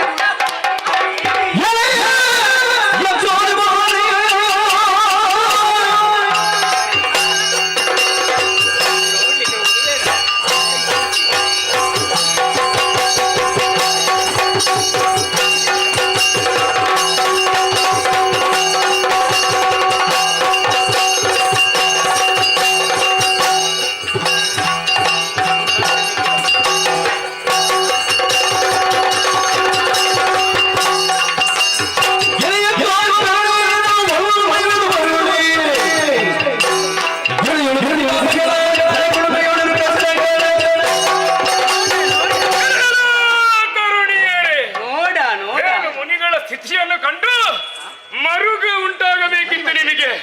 ಬದಲಾಗಿ ನನ್ನನ್ನೇ ಕಂಡು ನಗೆಯನ್ನ ಬೀರುತ್ತಾ ಇದ್ದೀರಾ. ನನ್ನ ಅಸಹನೀಯ ಪರಿಸ್ಥಿತಿಯನ್ನು ಕಂಡು ಸಂತೋಷದಿಂದಲೇ ಕುಣಿದಾಡುತ್ತಾ ಇದ್ದೀರಾ. ನಿಮಗೆ ಇಷ್ಟಲ್ಲ, ನಾ ಪಟ್ಟಂತಹ ಸಂತೋಷವೇ ನಿಮಗೆ ದುಃಖವಾಗಿ ಪರಿಣಿಸಬೇಕು. ಇದು ನನ್ನನ್ನು ಕಂಡು ನಗೆ ಬೀರಿದಂತಹ ನೀನು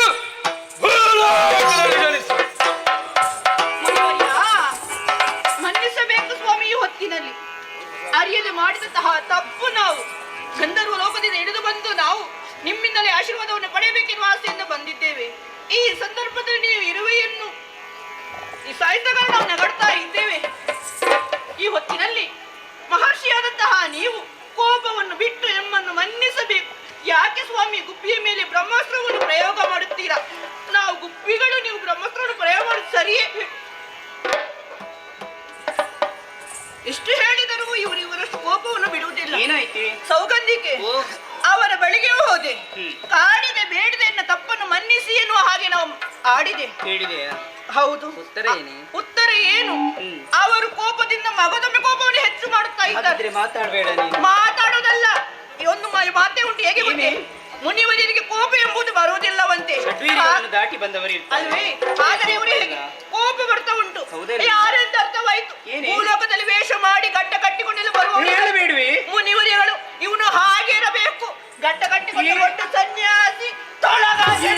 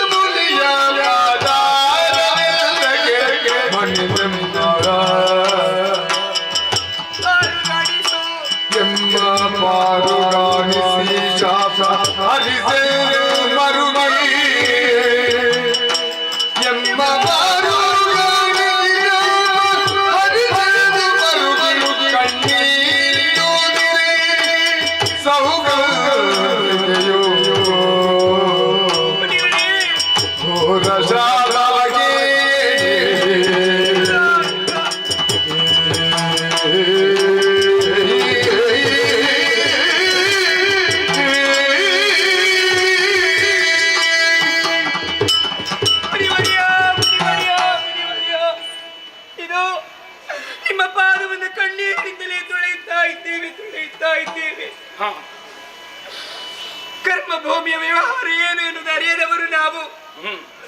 ಮೇಲು ಲೋಕದಿಂದ ಇಳಿದು ಸೌಂದರ್ಯವನ್ನು ವೀಕ್ಷಣೆ ಮಾಡಿ ಹೋಗಬೇಕೆನ್ನುವ ಹಾಗೆ ಬಂದವರು. ಯಾಕೋ ಏನು ಆಶ್ರಮ ಕಂಡಿದ್ದು ನಿಮ್ಮ ಆಶೀರ್ವಾದವನ್ನು ಪಡೆಯಬೇಕೆಂದ ಉದ್ದೇಶವಿರಿಸಿಕೊಂಡು ಈ ಕಡೆಗೆ ಬಂದವರು ನಾವು. ಆದ್ರೆ ನೀವೆಸಗುವಂತ ಕೃತ್ಯವನ್ನು ಕಂಡಾಗ ನಮ್ಮ ಬುದ್ಧಿ ಭ್ರಮಣೆ ಆಯಿತು ಸ್ವಾಮಿ. ನಗಾಡಿ ಬಿಟ್ಟೆವು. ಆದ್ರೆ ಹಿಂದೆ ಮುಂದೆ ಆಲೋಚನೆಯನ್ನು ಮಾಡದೆ ನಮಗೆ ಶಾಪವನ್ನೇ ಕೊಟ್ಟಿರಿ ತಂದೆ. ಲೋಕವೇ ನಿಮ್ಮನ್ನು ತಂದೆ ಎನ್ನುವ ಹಾಗೆ ಕೊಂಡಾಡ್ತಾರೆ. ಪ್ರಪಂಚಕ್ಕೆ ತಂದೆ ಆದಂತಹ ನೀವು ಮಕ್ಕಳ ಮೇಲೆ ಕರುಣೆಯನ್ನು ತೋರುವುದು ಬೇಡವೇ? ನಾವು ಮಕ್ಕಳ ಸ್ವಾಮಿ. ತಂದೆ ಆದವರು ಮಕ್ಕಳಿಗೆ ಶಾಪವನ್ನು ಕೊಡುವುದುಂಟೆ. ಅರಿಯದೆ ಮಾಡಿದಂತಹ ಅಪರಾಧ ಶಾಪವನ್ನು ಕೊಟ್ಟಿದ್ದೀರಿ. ರಸೆಯಲ್ಲಿ ಋಷಿ ಶಾಪ ಯಾವತ್ತೂ ಹುಸಿ ಆಗುವುದಕ್ಕಿಲ್ಲ ಸ್ವಾಮಿ. ನಾವು ದರಿದ್ರಿಯಲ್ಲಿ ಮತ್ತೆ ಹುಟ್ಟಲೇಬೇಕೆ? ಶಾಪಕ್ಕೆ ವಿಮೋಚನೆ ಇಲ್ಲವೇ ತಂದೆ? ಶಾಪಕ್ಕೆ ವಿಮೋಚನೆ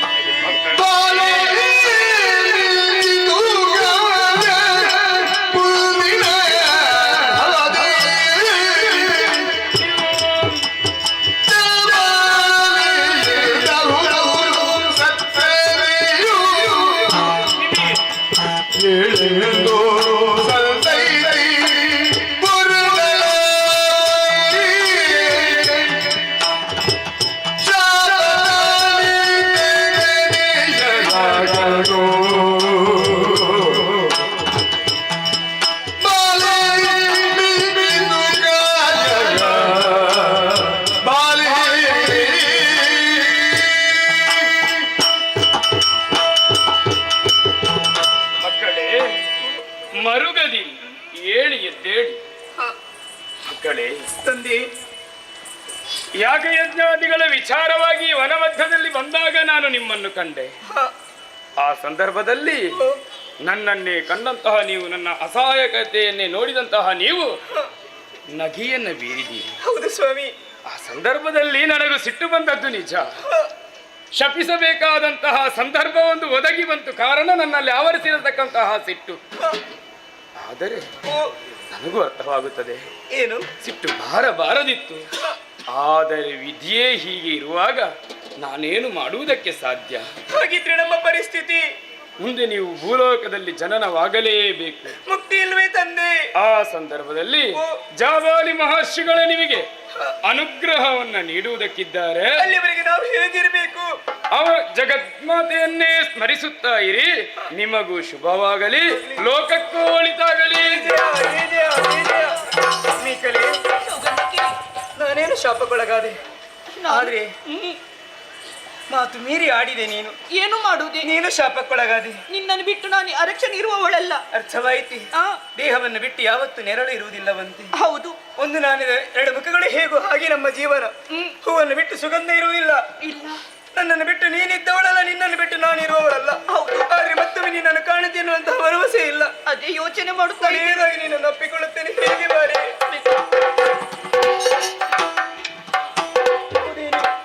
ಋಷಿಗಳಾಡಿದಂತಹ ಮಾತು ಸತ್ಯವಾಗಿ ದೇಹದಲ್ಲಿ ಬದಲಾವಣೆ ಆಗ್ತದೆ.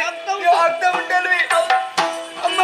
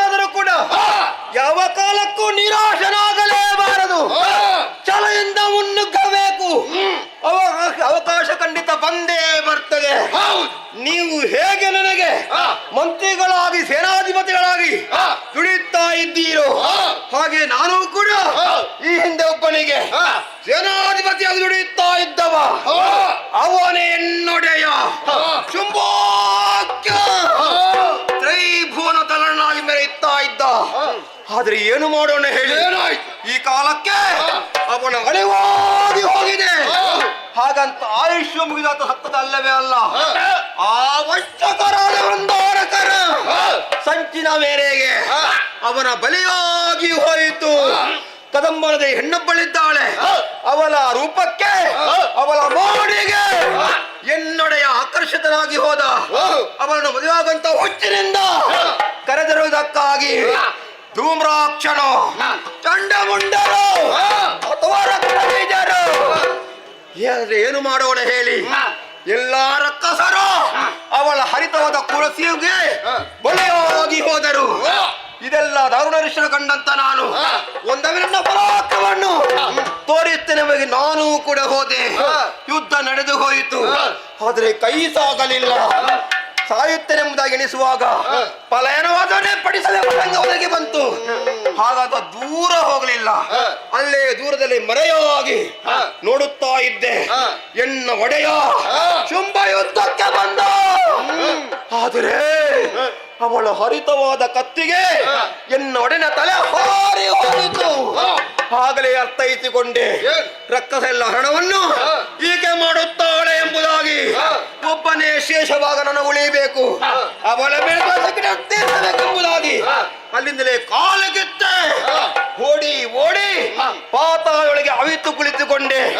ಯಾರ ಬೆಂಬಲ, ಯಾರ ಸಹಾಯ, ಯಾರ ನಿರ್ದೇಶನ ಹೀಗೆ ಯೋಚಿಸ್ತಾ ಇರುವಾಗ ಸಮರ್ಥ ಗುರುಗಳು ಶುಕ್ರಾಚಾರ್ಯ ಬೆಂಬಲ ಸಿಕ್ಕಿತ್ತು.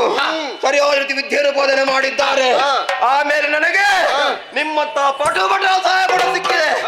ಈ ವೇಳೆಯಲ್ಲಿ ನನಗೆ ಯೋಚನೆ ಮಾಡುವುದು, ಆ ಮಾಯಾಶಕ್ತಿ ಉದ್ಭವ ಆಯ್ತಲ್ಲ, ಎಲ್ಲಿಂದ ಬಂತು, ಹೇಗೆ ಬಂತು, ಯಾರದನ್ನು ಪೋಷಿಸಿರು? ದೇವತರು ಕ್ಷಣ ಕ್ಷಣಕ್ಕೂ ಬಲೆಯುತ್ತರಾಗಿ ಮೆರೆಯುತ್ತಾ ಇದ್ದಾರಲ್ಲ, ಆದ್ರೆ ಒಳಗುಟ್ಟೇನೆಂಬುದಾಗಿ ಇದಕ್ಕೆ ಉತ್ತರ ನನಗೆ ಈವರೆತನ ಕೂಡ ಹೊಳೆಯಲೇ ಇಲ್ಲ. ಈಗ ನೀವು ಏನಾದ್ರು ಗೊತ್ತಿದ್ರೆ ಅದರ ವಿಚಾರ ತಿಳಿಯಿದ್ರೆ ತಿಳಿಸಿ ನೋಡೋಣ.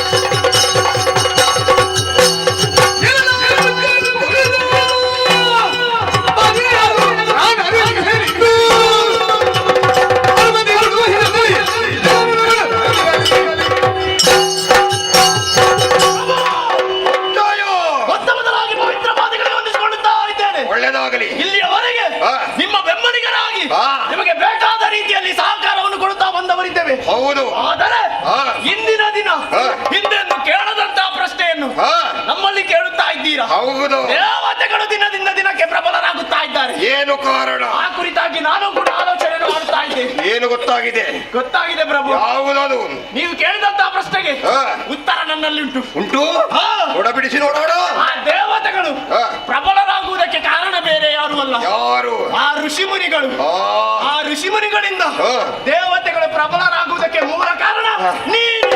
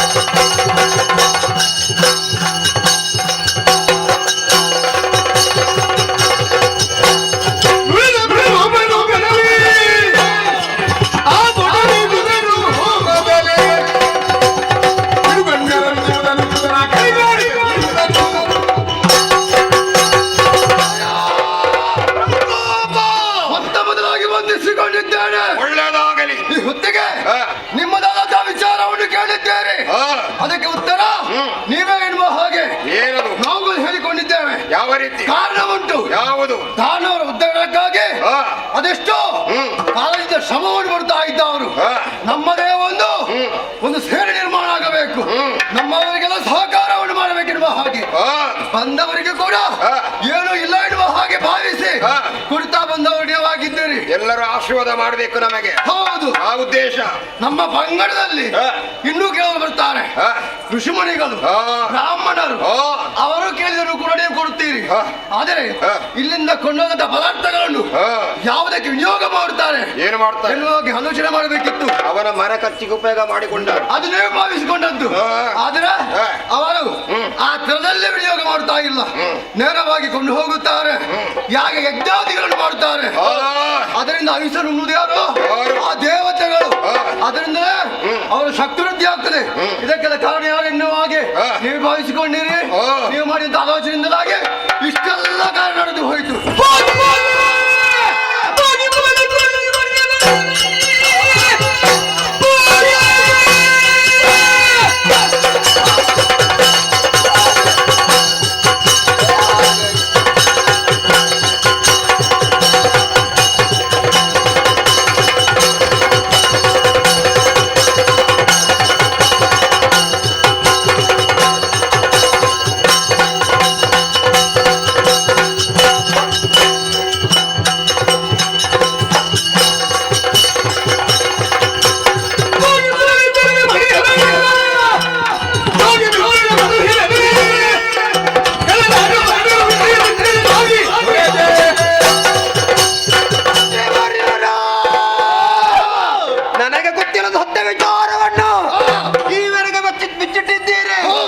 ವಿಷಯ ಹೀಗೆಂಬುದಾಗಿ ತಿಳಿದಾಗ ಸುಮ್ಮನೆ ಇರಲೇಬಾರದು.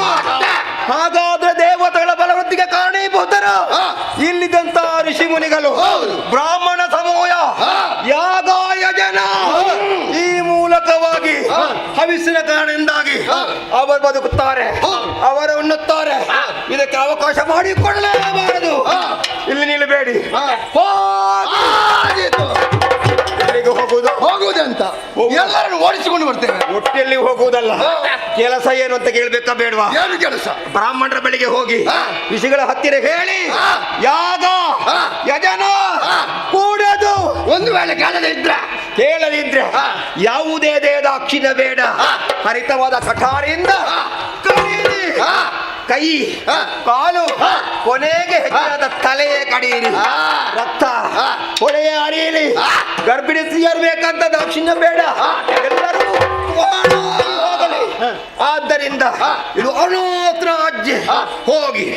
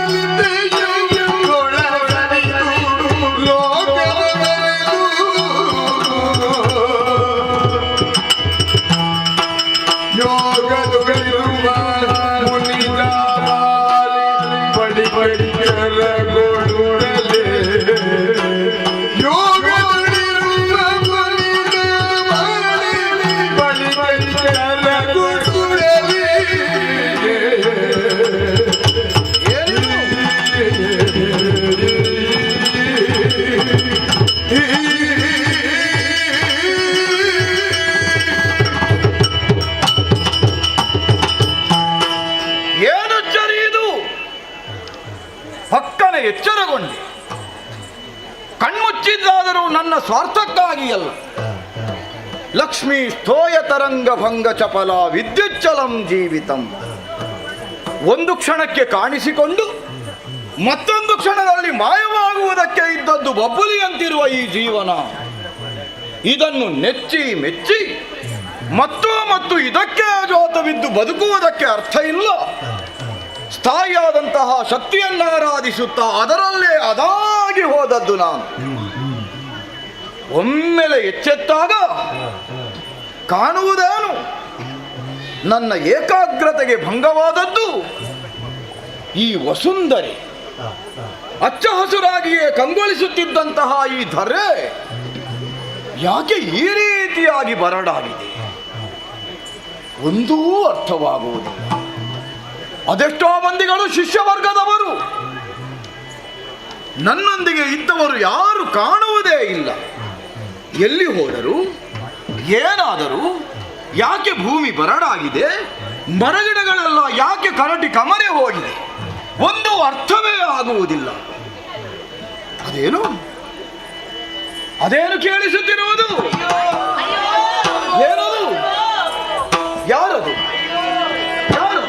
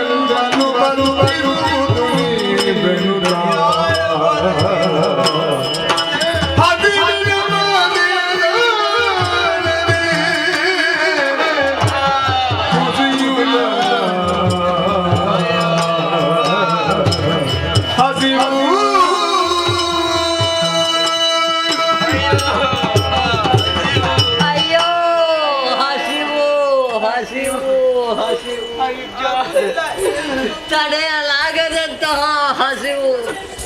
ತಿನ್ನುವುದಕ್ಕೆ ಏನಾದರೂ ಕೊಡಿ, ಕುಡಿಯುವುದಕ್ಕೆ ಒಂದು ತೊಟಕು ನೀರನ್ನು ಕೊಡಿ, ನಮ್ಮ ಪ್ರಾಣವನ್ನು ಉಳಿಸಿ ಪುಣ್ಯವನ್ನು ಕಟ್ಟಿಕೊಡಿ. ಹಸಿವು ಹಸಿವು ಅಸಲ ಕೊಡಿ ಎಂಬುದಾಗಿ ಬೊಬ್ಬೆ ಹಾಕಿದರೆ ಕೊಡುವುದಕ್ಕೆ ಯಾರಲ್ಲಿಯೂ ಏನೂ ಇಲ್ಲ. ನಮ್ಮ ಮುಖವನ್ನೇ ನೋಡ್ತಾ ಇದ್ದ ಮಕ್ಕಳೇ, ಹಸಿವಾಗ್ತದೆ, ಏನಾದ್ರೂ ಸಿಗ್ತದಾ ಎಂಬುದಾಗಿ ಹುಡುಕಿಕೊಂಡು ನೀವೆಲ್ಲ ಹೋದವರು. ಏನಾದ್ರೂ ಸಿಕ್ಕಿದೆ ಮಕ್ಕಳೇ?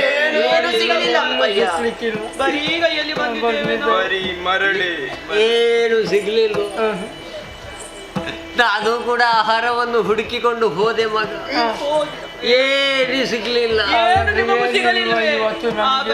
ಇವತ್ತು ಸಾಯ್ತೇವೆ, ನಾವು ಹಸಿವಿನಿಂದ ಸಾಯ್ತೇವೆ. ಹಾಗೆ ಆಡ್ಬೇಡ ಮಗ.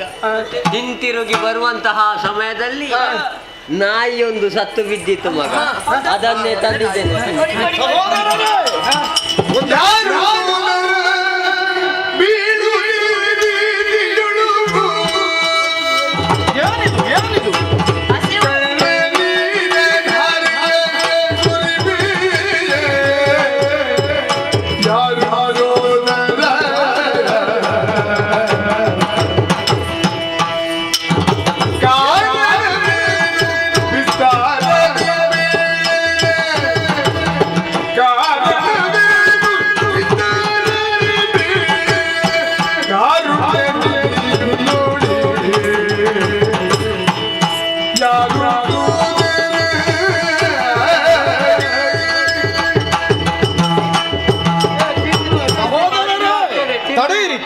ತಿನ್ಬೇಡಿ, ಸ್ವಲ್ಪ ಸೈರಿಸಿ. ನಿಕೃಷ್ಟವಾದದ್ದು, ಅದನ್ನು ತಿನ್ನಕೂಡದು.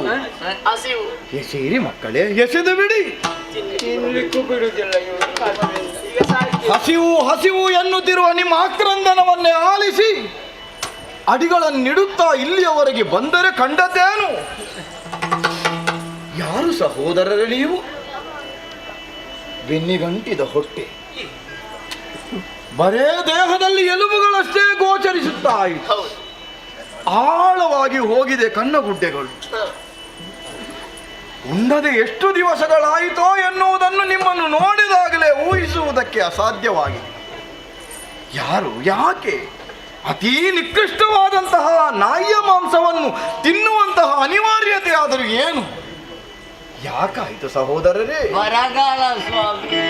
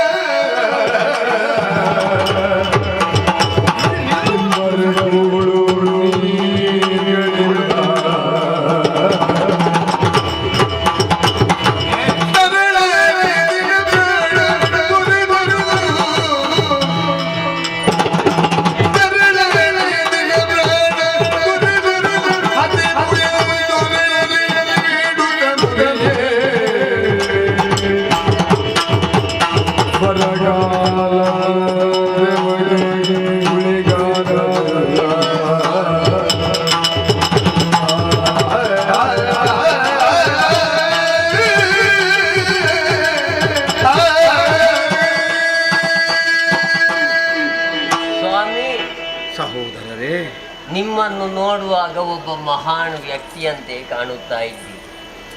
ನಿಂತಹ ನಿಲುವು, ಆಡುವಂತಹ ಮಾತು, ನೀವು ಲೇಪಿಸಿದಂತಹ ಭಸ್ಮ, ನಿಮ್ಮ ಮುಖದ ಓಜಸ್ಸು, ತೇಜಸ್ಸು ಇದನ್ನೆಲ್ಲ ನೋಡಿದ್ರೆ ಒಬ್ಬ ತಪಸ್ವಿಯ ಹಾಗೆ ಕಾಣ್ತಾ ಇದ್ದೀರಿ. ಬಂದ ಕೂಡಲೇ ಸಹೋದರರೇ ಎಂಬುದಾಗಿ ಸಂಬೋಧಿಸಿದೆ. ಹೌದು ಸ್ವಾಮಿ, ಯಾಕಳಿದೆ? ನಮ್ಮೊಳಗಿರುವಂತಹ ಸಂಬಂಧವನ್ನು ಮರೆತು ಅದೆಷ್ಟೋ ಸಮಯವೇ ಕಳೆಯಿತು ಸ್ವಾಮಿ. ದುಃಖಿಸಬೇಡ. ಏನಾಯ್ತು ಹೇಳು? ಸಮಾಧಾನ. ಬರಗಾಲ ಸ್ವಾಮಿ, ಬರಗಾಲ ಮಂತೆ. ಈ ಪ್ರಪಂಚಕ್ಕೆ ಮಳೆ ಬಾರದೆ 10-12 ವರುಷವೇ ಕಳೆದು ಹೋಯಿತು. ಶಿವನೇ ನೋಡಿ, ಎಲ್ಲ ಸುಟ್ಟು ಸುಡುಕರಿಯಾಗಿದೆ. ಬೆಳೆಯನ್ನು ಬೆಳೆಸುವುದಕ್ಕಾಗದೆ, ತಿನ್ನುವುದಕ್ಕೆ ಆಹಾರವಿಲ್ಲದೆ, ಕುಡಿಯುವುದಕ್ಕೆ ಒಂದು ತೊಟಕು ನೀರಿಲ್ಲದೆ, ವಿಲ್ಲದೆ ಒದ್ದಾಡುವಂತಹ ಪರಿಸ್ಥಿತಿ ಬಂದೊದಗಿದೆ ಸ್ವಾಮಿ. ಎಲೆಯ ದೊಣ್ಣೆಯಲ್ಲಿದ್ದಂತಹ ಮಾಂಸವನ್ನು ಕಸಿದುಕೊಳ್ಳುವುದಕ್ಕೂ ಶಕ್ತಿ ಇಲ್ಲ ನಿಮ್ಮಲ್ಲಿ. ಆದರೂ ತಿನ್ನಬೇಕು ಎನ್ನುವ ಹಂಬಲದಿಂದ ಏಳುತ್ತಾ ಬೀಳುತ್ತಾ. ಅದಕ್ಕೂ ಕಾರಣ ಉಂಟು ಸ್ವಾಮಿ. ನಮಿಗೂ ಮನೆ, ಮಠ, ಮಡದಿ, ಮಕ್ಕಳು, ಸಂಸಾರ ಇವೆಲ್ಲವೂ ಇತ್ತು. ಈಗ ಎಲ್ಲಿ ಎಂಬುದಾಗಿ ಕೇಳಿದ್ರೆ ಇಲ್ಲ ಸ್ವಾಮಿ, ಎಲ್ಲವನ್ನು ಕಳೆದುಕೊಂಡಿದ್ದೇವೆ. ನಿನ್ನೆ ಇರುವರು ಮಕ್ಕಳು ಅಪ್ಪ ಹಸಿವು ಎಂಬುದಾಗಿ ವಿಲನೆ ಒದ್ದಾಡಿ ಕಣ್ಣ ಮುಂದೆಯೇ ಪ್ರಾಣವನ್ನೇ ತ್ಯಜಿಸಿ ಬಿಟ್ರು ಸ್ವಾಮಿ. ಕೊನೆಯ ಕಾಲಕ್ಕಾಗುವಾಗ ನನ್ನ ಹೆಣವನ್ನು ಹೊರದಕ್ಕೆ ಇರುವರು ಮಕ್ಕಳಿದ್ದಾರೆ ಎನ್ನುವಂತಹ ಧೈರ್ಯದಲ್ಲಿದ್ರೆ ಅವರ ಹೆಣವನ್ನೇ ನೋಡುವಂತಹ ಪರಿಸ್ಥಿತಿ ಬಂದೊದಗಿತು ಸ್ವಾಮಿ. ಪ್ರಾಣಿಗಳ ಮಾಂಸವನ್ನು ತಿನ್ನುವುದು ನರಕಕ್ಕಿಂತಲೂ ಕಡೆಯಲ್ಲವೇ? ಅದಕ್ಕಿಂತಲೂ ಹೆಚ್ಚಿನದಾದಂತಹ ನರಕವನ್ನು ಅನುಭವಿಸುತ್ತಾ ಇದ್ದೇವೆ. ಈ ಹೊಟ್ಟೆ ಹಸಿವಿನ ಮುಂದೆ ಯಾವ ನರಕ ಉಂಟು ಸ್ವಾಮಿ ಬೇರೆ? ಇದನ್ನೆಲ್ಲ ನೋಡಿದಂತಹ ನಾವು ಬದುಕುವುದಿಲ್ಲ ಎಂಬುದಾಗಿ ಭಯಗೊಂಡಂತಹ ನಾವು ನಾಯಿಯ ಮಾಂಸವಾದರೂ ಆದೀತು, ಅದನ್ನಾದರೂ ತಿಂದು ಪ್ರಾಣವನ್ನು ಉಳಿಸುತ್ತೇವೆ ಎಂಬುದಾಗಿ ಈ ರೀತಿಯಾಗಿ ವರ್ತಿಸಿದ್ದೇವೆ.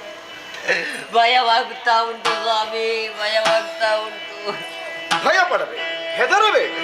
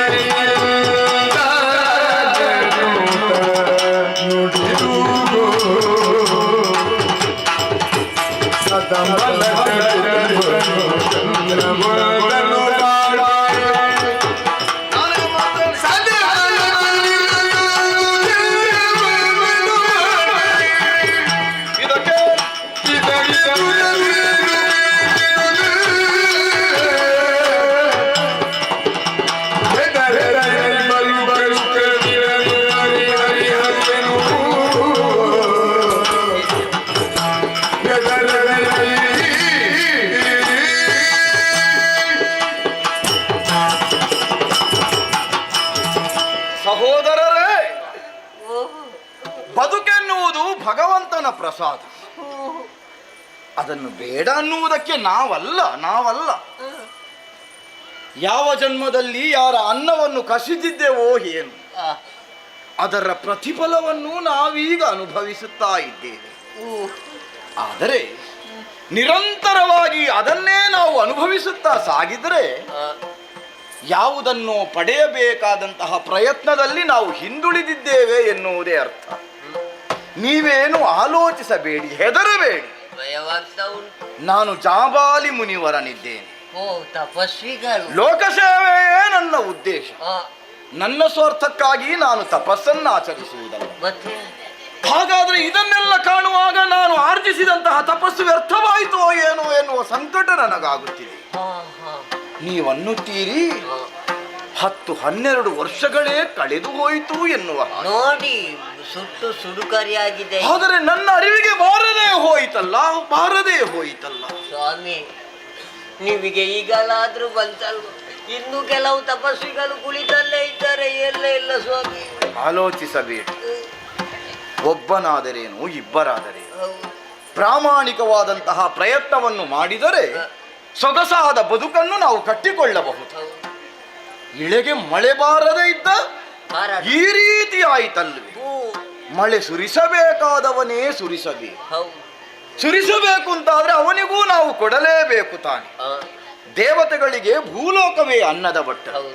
ಆದ್ರೆ ಉಣ್ಣುವುದಕ್ಕೆ ಈ ಕಾಲದಲ್ಲಿ ನಮಗೆ ಅನ್ನ ಇಲ್ಲ ಎಂದಾದರೆ ಒದಗಿಸಬೇಕಾದವನು ಅವನೇ ಸರಿ.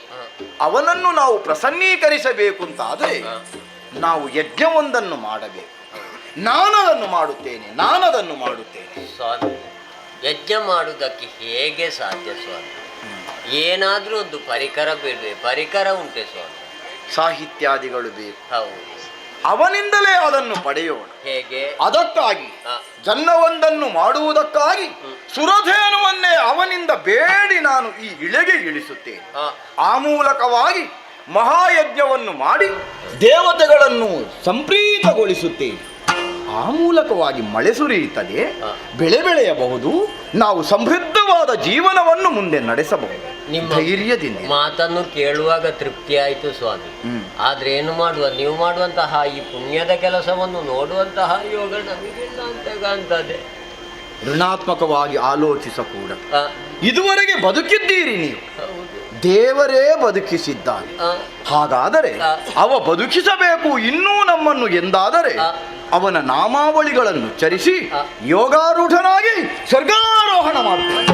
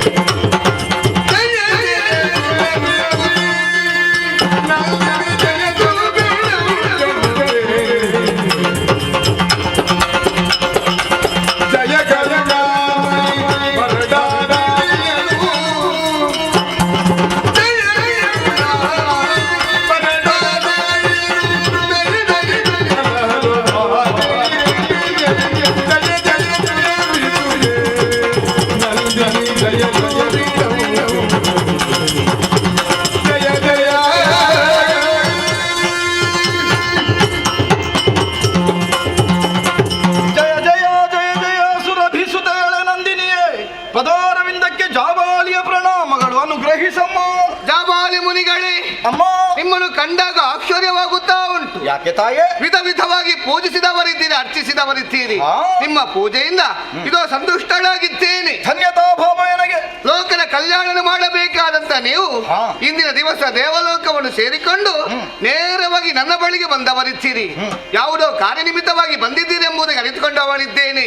ಅದಕ್ಕಾಗಿ ಕೇಳುತ್ತೇನೆ, ಬರುವುದಕ್ಕೆ ಕಾರಣ ಯಾವುದು ಮುನಿಗಳೇ? ಉದ್ಧರಿಸಬೇಕಾದದ್ದು ನನ್ನನ್ನಲ್ಲ ತಾಯಿ, ಮತ್ತೆ ಬರಡಾಗಿದೆ ಇಳೆ, ಇಳಿದು ಬಂದು ಅವನಿಯನ್ನು ಉದ್ಧರಿಸಬೇಕಮ್ಮ.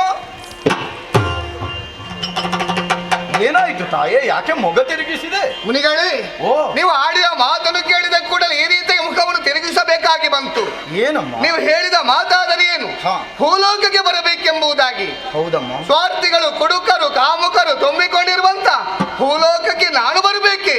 ಬರಲಾರೆ. ಬರಗಾಲ ಬಾಧಿಸಿದೆ ತಾಯೇ, ಅಂತದ್ದೇನು ಈಗ ಇಲ್ಲ ತಾಯೇ. ಯಾವುದೂ ಇಲ್ಲ. ಈ ಹಿಂದೆ ಇದ್ರಲ್ವೇ ಯಾರು? ಕಿರೀಟವನ್ನು ಹೊತ್ತವರೇ ಈ ರೀತಿಗೆ ಮಾಡುವುದಕ್ಕೆ ಹೋದ್ರೆ ಲೋಕ ಮುಂದೆ ಉಳಿಯುವುದಕ್ಕೆ ಸಾಧ್ಯ ಉಂಟಾ? ಅಲ್ಲ, ಯಾರ ಕುರಿತಾಗಿ ನೀನು ಆಡುತ್ತಿರುವುದು? ಬೇರೆ ಯಾರು ಅಲ್ಲ, ಧರಣಿಪ.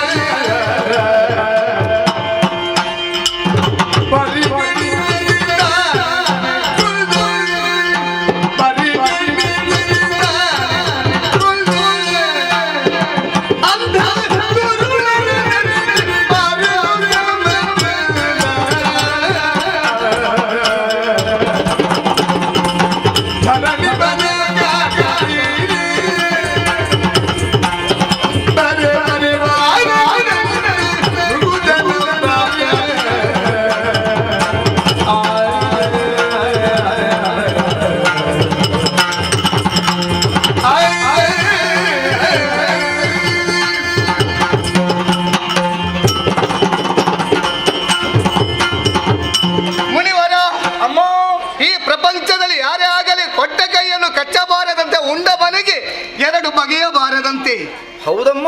ಆದರೆ ನಿಮ್ಮ ಭೂಲೋಕದಲ್ಲಿ ಆ ರೀತಿ ನಡೆದು ಹೋಗಿದಲ್ವೇ? ಕೃತವೀರ್ಯನ ಮಗಳಾದಂತ ಕಾರ್ತವೀರ್ಯ ಹೊಲಬಾಲಕರ ನುಡಿಯನ್ನು ಕೇಳಿ ಮೃಗಬೇಟೆಗಾಗಿ ಹೋದವ. ಹೊತ್ತು ಮಧ್ಯಾಹ್ನದ ಕಾರಣವೇ ಅಲ್ಲೇ ಇದ್ದಂತ ಜಮದಗ್ನಿ ಆಶ್ರಮದ ಬಳಿಗೆ ಹೋದಂತ ಅವರು ಮುನಿಗಳು ವಟುಗಳ ಮೂಲಕ ಆಶ್ರಮದ ಕಡೆಗೆ ಬರಮಾಡಿಕೊಂಡರು. ಹೊತ್ತು ಮಧ್ಯಾಹ್ನ ಆದ ಕಾರಣ ಆತನಿಗೆ ಹೊಟ್ಟೆ ತುಂಬಾ ಉಣಪಡಿಸಿದರು ಮುನಿಗಳು. ಇದಕ್ಕೆ ಕಾರಣ ಯಾವುದೆಂಬುದಾಗಿ ಆತ ಕೇಳಿದ ಕೂಡಲೇ ಜಮದಗ್ನಿಯಲ್ಲಿ ಆಡಿದಂತಹ ಮಾತು. ಇದಕ್ಕೆಲ್ಲ ಕಾರಣ ಕಾಮಧೇನು ಎಂಬುದಾಗಿ. ಕಾಮಧೇನು ಎಂಬುದಾಗಿ ಹೇಳಿದ ಕೂಡಲೇ ಆತ ಬಯಸುವುದು ಯಾವುದನ್ನು? ಆ ಕಾಮಧೇನು ಎನಗೆ ಬೇಕು ಎಂಬುದಾಗಿ. ನೀವೇ ಯೋಚನೆ ಮಾಡಿ. ಹೊಟ್ಟೆ ತುಂಬಾ ಉಂಡಂತ ಅವರ ಬಳಿ ಆ ಕಾಮಧೇನು ಕೇಳುವುದಕ್ಕೆ ಹೊರಟವ. ಆವಾಗ ಅವರು ಕೊಡುವುದಕ್ಕೆ ಆಗುವುದಿಲ್ಲ ಎಂಬುದಾಗಿ ಹೇಳಿದ ಮಾತ್ರಕ್ಕೆ ಬಲಾತ್ಕಾರವಾಗಿ ಕಾಮಧೇನುವನ್ನು ಎಳೆದುಕೊಂಡು ಹೋದರು. ಆ ಬಳಿಕ ಏನಾಯಿತು? ಆ ಜಮದಗ್ನಿ ಮುನಿಗಳನ್ನು ಅವರ ವಂಶಜರು ಎಲ್ಲರೂ ಕುಟ್ಟಿ ಕೊಂದವರಿದ್ದಾರೆ. ನೀವೇ ಯೋಚನೆ ಮಾಡಿ. ಉಂಡ ಮನೆಗೆ ಎರಡು ಬಗೆಯುವವರು ಅಲ್ಲಿದ್ದಾರೆ. ಹೀಗಿರುವಾಗ ದೇವಲೋಕದ ಧೇನುವಾದಂತ ನಾನು ಅಲ್ಲಿಗೆ ಬರುವುದಕ್ಕೆ ಆಗುತ್ತದ? ಮತ್ತೊಂದು ವಿಚಾರದ ಬಗ್ಗೆ ಯೋಚನೆ ಮಾಡಿ ನೀವು. ಬೇರೆ ಯಾವುದೂ ಅಲ್ಲ, ನನ್ನ ಜೀವನದಲ್ಲಿ ನಡೆದಂತಹ ವಿಚಾರ. ವಸಿಷ್ಠರ ಆಶ್ರಮದಲ್ಲಿದ್ದವಳು ನಾನು ಹಿಂದೆ. ಆವಾಗ ಅಲ್ಲಿಗೆ ಕೌಶಿಕ ಮೃಗಬೇಟೆಗಾಗಿ ಬಂದಂತಹ ಸಂದರ್ಭ ಹೊತ್ತು ಮಧ್ಯಾಹ್ನ ಆಗಿತ್ತು. ಹೊಟ್ಟೆ ತುಂಬ ಉಣಪಡಿಸಿದರು ವಸಿಷ್ಠರು. ಆ ಸಂದರ್ಭ ಆತ ಕೂಡ ಆಡಿದ ಮಾತು ಅದೇ. ಇದಕ್ಕೆ ಕಾರಣ ಯಾರು ಅಂತ ಕೇಳಿದಾಗ ನನ್ನನ್ನು ತೋರಿಸಿದ ಕೂಡಲೇ ನಂದಿನಿ ಎನಗೆ ಬೇಕೆಂದು ಕೇಳಿಕೊಂಡ. ಕೊಡುವುದಕ್ಕೆ ಆಗುವುದಿಲ್ಲ ಅಂತ ಹೇಳಿದ ಮಾತ್ರಕ್ಕೆ ಬಲಾತ್ಕಾರವಾಗಿ ನನ್ನನ್ನು ಎಳೆದುಕೊಂಡು ಹೋಗುವುದಕ್ಕೆ ಮನ ಮಾಡುವ ಸಂದರ್ಭ. ನನ್ನ ರಕ್ಷಣೆಯನ್ನು ನಾನೇ ಮಾಡಿಕೊಂಡು ಅವಳಿದ್ದೇನೆ ಆವಾಗ. ಅದಕ್ಕಾಗಿ ಹೇಳುತ್ತೇನೆ, ಇಂಥ ಭೂಲೋಕಕ್ಕೆ ನಾನು ಬರಬೇಕೆಂಬುದೇ ಹೇಳುತ್ತಾ ಇದ್ದೀರಿ. ಸ್ವಾರ್ಥಿಗಳು ತುಂಬಿಕೊಂಡಿರುವಂತಹ ಭೂಲೋಕಕ್ಕೆ ಯಾವುದೇ ಕಾರಣಕ್ಕೆ ನಂದಿನಿ ಆದಂತ ಬರಲಾರೆ ಸ್ವಾಮಿ. ಪೂರ್ವಾಪರ ವಿವೇಚನೆ ಇಲ್ಲದೆ ನೀನು ಆಡುವುದೇ ತಾಯಿ. ಯಾವುದು? ಎತ್ತರದಲ್ಲಿದ್ದಂತಹ ನೀವು ಭೂಮಿಯಲ್ಲಿ ನಡೆಯುವಂತಹ ಎಲ್ಲವನ್ನೂ ನೀವು ಕಂಡುಕೊಂಡವರು. ಹೌದು. ಸುದರ್ಶನೋಪಾಖ್ಯಾನ ಎನ್ನುವ ಕಥೆಯನ್ನು ಚೆನ್ನಾಗಿ ಅವಲೋಕಿಸಿದ್ರೆ ಇದಕ್ಕೆ ಸದುತ್ತರ ನಿಮಗೆ ಸಿಗುತ್ತದೆ. ಕಾರ್ತವೀರ್ಯ ಯಾರು, ಅವ ಎಲ್ಲಿದ್ದ, ಮತ್ತೆ ಯಾಕೆ ಅವನ ಆದ ಎನ್ನುವುದು. ಅವನು ಮರಳಿ ವೈಕುಂಠವನ್ನು ಸೇರಿ ಸುದರ್ಶನನಾಗುವುದಕ್ಕಾಗಿ ಬ್ರಾಹ್ಮಣ ದ್ವೇಷಿಯಾಗಬೇಕು ಎನ್ನುವುದು ಹರಿಸಂಕಲ್ಪ. ಅದು ಅಂತೆಯೇ ನಡೆದು ಹೋಗಿದೆ. ಅದೆಲ್ಲವನ್ನು ನೀವು ಮುಂದೆ ಮಾಡಿ ಬಾರದೇ ಇರ್ತೇನೆ ಅಂದ್ರೆ ಅದಕ್ಕೆ ಅರ್ಥವೇ ಇಲ್ಲ ತಾಯಿ. ಕಾರ್ತವೀರನ ಬಗ್ಗೆ ಆ ರೀತಿ ಹೇಳಿದ್ರೆ ನನ್ನ ಬಗ್ಗೆ ನಡೆದ ವಿಚಾರ ಯಾವ ರೀತಿ ಹೇಳ್ತೀರಿ? ನಿಮ್ಮನ್ನು ನೀವೇ ರಕ್ಷಿಸಿಕೊಂಡಿದ್ದೀರಿ ಎನ್ನುವಾಗ ಅಂತಹ ಶಕ್ತಿ ನಿಮ್ಮಲ್ಲುಂಟು ಎನ್ನುವುದಾಗ ದೇವತಾ ವರ್ಗದವರಾದ ನೀವು ಬಲಿಷ್ಠರು ಎನ್ನುವುದು ಅರ್ಥ. ಭೂಲೋಕದಲ್ಲಿ ಇಂಥವರು ಇದ್ದ ಬಳಿಕ ಯಾವ ರೀತಿಯಾಗಿ ರಕ್ಷಣೆ ಮಾಡಿಕೊಳ್ಳಲಿ? ಎಷ್ಟು ಹೊತ್ತಿ ನನ್ನ ರಕ್ಷಣೆ ನಾನೇ ಮಾಡಿಕೊಳ್ಬೇಕೆ? ಹೌದಮ್ಮ. ಭೂಲೋಕದ ಅವರಿರುವಾಗ ಯಾವ ರೀತಿ ಬರಬೇಕು ನಾನು? ನಡೆಯಬೇಕಾದದ್ದು ಒಂದು ಯಜ್ಞವಷ್ಟೇ. ಆ ಸಂದರ್ಭದಲ್ಲಿ ಹೊಣೆಗಾರ ನಾನಿದ್ದೇನೆ. ಅಂತಹ ಏನು ಆಗದ ಹಾಗೆ ನಾನು ನೋಡಿಕೊಳ್ಳಿ. ಒಂದು ಸಲ ಭೂಲೋಕದಲ್ಲಿ ನೋವಾದ ಬಳಿಕ ಮಗದೊಮ್ಮೆ ಭೂಲೋಕಕ್ಕೆ ಬರುವುದಕ್ಕೆ ನನ್ನ ಮನಸ್ಸು ಕೇಳುವುದಿಲ್ಲ. ಅರ್ಥ ಅಲ್ಲಿ ಇರುವವರು ಒಳ್ಳೆಯವರಲ್ಲ, ಸ್ವಾರ್ಥಗಳೇ ತುಂಬಿಕೊಂಡಿದ್ದಾರೆ. ಹಾಗಾದ್ರೆ ನೀವು ಇಲ್ಲಿ ಇರುವುದು ಯಾಕಮ್ಮ? ನಮ್ಮ ದೇವಲೋಕದಲ್ಲಿ ಆ ರೀತಿ ಇದ್ದವರು ಯಾರು ಇಲ್ಲ, ಅದಕ್ಕಾಗಿ ಇಲ್ಲೇ ಇದ್ದೇನೆ ನಾನು. ಇದ್ದಾನೆ ಒಬ್ಬ ನಮ್ಮ ದೇವಲೋಕದಲ್ಲಿ.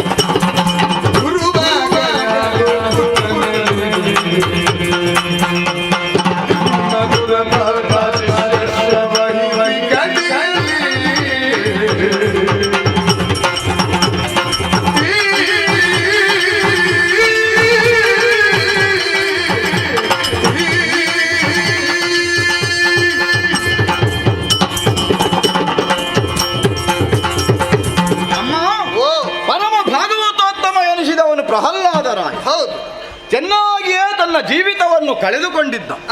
ಹೇಗೆ? ಹರಿಧ್ಯಾನವನ್ನು ಮಾಡುವುದರ ಮೂಲಕವಾಗಿ ಹರಿಯೇ ಬದುಕು ಎನ್ನುವ ಹಾಗೆ ತಿಳಿದುಕೊಂಡವ. ಆದ್ದರಿಂದಲೇ ಹಿರಿದಾದಂತಹ ಈ ಎಲ್ಲವನ್ನು ಗಳಿಸಿದಂತಹ ಅವನು ನಮಗೇನಾದ್ರೂ ಕುಂದಾದಾನು ಎನ್ನುವ ಸಂಕಲ್ಪವನ್ನು ಮಾಡಿಕೊಂಡು ಅವನಲ್ಲಿ ಶಿಷ್ಯನಾಗಿ ಬಂದವ ಯಾರು ಅಂತ ಗೊತ್ತೇನಮ್ಮ ನಿನಗೆ? ಯಾರು? ಅದು ಸುರಪತಿ. ಲೋಕ ಮೂರೇನು ಈರೇಳು ಭುವನಗಳನ್ನು ಗುರುತರವಾಗಿ ಪಾಲಿಸಬೇಕಾದವನು ಅವನೇ ಶಿಷ್ಯನಾಗಿ ಬಂದದ್ದು. ಹೇಗೆ? ಸುರಪನಾಗಿಯೇ ಬಂದದ್ದಲ್ಲ, ತನ್ನೊಳಗಿರುವಂತಹ ಆ ಸುರಪತಿಯನ್ನು ಬದಿಗಿಟ್ಟು ಒಬ್ಬ ಬ್ರಾಹ್ಮಣ ವೇಷಧಾರಿಯಾಗಿ ಬಂದ. ಕುಹಕವನ್ನು ಮಾಡಲೇಬಾರದು. ಕುಹಕಕ್ಕಾಗಿ ಬ್ರಾಹ್ಮಣ ವೇಷ ಮಾಡುತ್ತಾನಂತಾದ್ರೆ ಅದು ಬ್ರಾಹ್ಮಣ್ಯಕ್ಕೆ ಅಪಚಾರ. ಮೊದಲೊಂದು ಅಪಚಾರವನ್ನು ಮಾಡಿದನು. ಶಿಷ್ಯನಾಗಿ ಬಂದು ಬೇಕಾದಂತಹ ಎಲ್ಲಾ ವಿದ್ಯೆಗಳನ್ನು ಕರಗತ ಮಾಡಿಕೊಂಡು ಸಂಪೂರ್ಣವಾದ ಬಳಿಕ ಗುರುಗಳಿಗೆ ಏನು ದಕ್ಷಿಣೆ ಕೊಡಬೇಕು ಎನ್ನುವ ಹಾಗೆ ಕೇಳಿದನಂತೆ. ಆದರೆ ಭಾಗವತೋತ್ತಮನಾದ ಪ್ರಹ್ಲಾದರಾಯ ಬ್ರಾಹ್ಮಣೋತ್ತಮರಾದಂತಹ ನಿಮ್ಮಲ್ಲಿ ನಾವು ಯಾಚಿಸಕೂಡದು, ಇನ್ನೂ ನಮ್ಮಿಂದ ನಿಮಗೇನಾದರೂ ಅಪೇಕ್ಷೆ ಇದ್ದರೆ ಹೇಳಿ ನಡೆಸಿಕೊಡುತ್ತೇವೆ ಎನ್ನುವುದನ್ನು ಸವಿನಯವಾಗಿ ಆಡಿದರಂತೆ.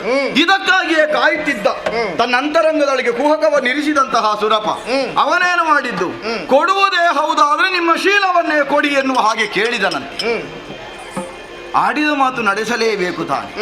ಶೀಲವನ್ನೇ ಕೊಟ್ಟು ಬಿಟ್ಟ ಪ್ರಹ್ಲಾದರಾಯ ಬದುಕಿನಲ್ಲಿ ಶೀಲವೇ ಇಲ್ಲದ ಮೇಲೆ ಬದುಕುಂಟೆ ತಾಯಿ? ಹಾಗಾದ್ರೆ ಜೀವೋತ್ಸವವಾಗಿಯೇ ಹೋದ. ಅದಕ್ಕೆ ಕಾರಣವಾದಂತಹ ಸುರಪಯ್ಯನು ಹಿರಿದು ಕಾರ್ಯವನ್ನು ಮಾಡಿದ್ದೆ. ಅಂದರೆ ಸುಮ್ಮನೆ ಅಲ್ಲಿದ್ದವರನ್ನೆಲ್ಲ ನೀವು ಬಿಂಬಿಸ್ತೀರಿ ತಪ್ಪಿತಸ್ಥರು ಎನ್ನುವ ಹಾಗೆ, ಇಲ್ಲಿದ್ದವರಂತಹದನ್ನು ಮಾಡಿದ್ದಾರೆ ಎನ್ನುವಾಗ ನೀವು ಈ ರೀತಿಯಾಗಿ ಆಡಿ ಬಾರದೆ ಉಳಿತೇನೆಂದ್ರೆ ಅದಕ್ಕೆ ಅರ್ಥ ಇಲ್ಲ ತಾಯಿ. ಬಾ ತಾಯಿ, ನೀವು ಹೇಳುತ್ತಾ ಇದ್ದೀರಿ ಸುರಪನಿಂದಾಗಿ ಅಲ್ಲಿ ವಂಚನೆ ಆಗಿದೆ ಎಂಬುದಾಗಿ. ಹೌದಮ್ಮ. ಅಲ್ಲ, ಆ ರೀತಿ ಮಾಡುವುದಕ್ಕೊಂದು ಕಾರಣ ಉಂಟು ಸ್ವಾಮಿ. ಏನು? ಈಗ ದೇವಲೋಕದ ಅಧಿಕಾರವನ್ನು 3 ಮೂರ್ತಿಗಳು ಮೆಚ್ಚಿಕೊಟ್ಟದ್ದು. ಹೌದು. ಅಂದ್ರೆ ಒಂದು ಮನ್ವಂತರದ ತನಕ ಒಬ್ಬ ದೇವೇಂದ್ರ ಎಂಬುದಾಗಿ. ಒಂದು ವೇಳೆ ಆತ ಇಲ್ಲಿ ಇಲ್ಲಿಗೆ ಬಂದರೆ ಇಲ್ಲಿ ದೇವೇಂದ್ರ ಅಧಿಕಾರವನ್ನು ಅವನಿಗೆ ಕೊಡುವುದು ಬೇಡವಾ?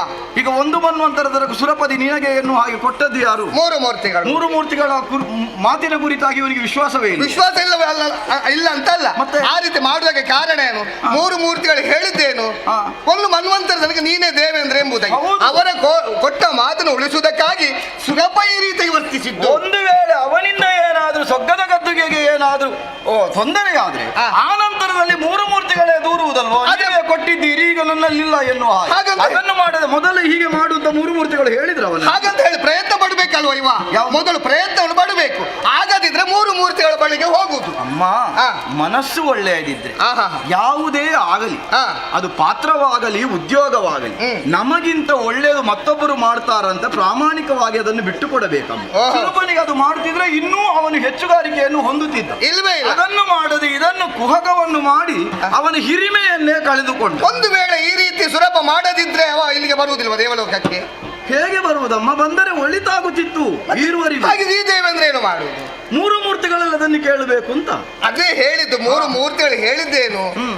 ಒಂದು ಮನ್ವಂತರ ತನಕ ನೀನೆ ಎಂಬುದಾಗಿ. ಅಲ್ಲಿಯವರೆಗೆ ಇವ ಕಾಯ್ದುಕೊಂಡಿರ್ಬೇಕಲ್ವಾ ಸ್ವಾಮಿ?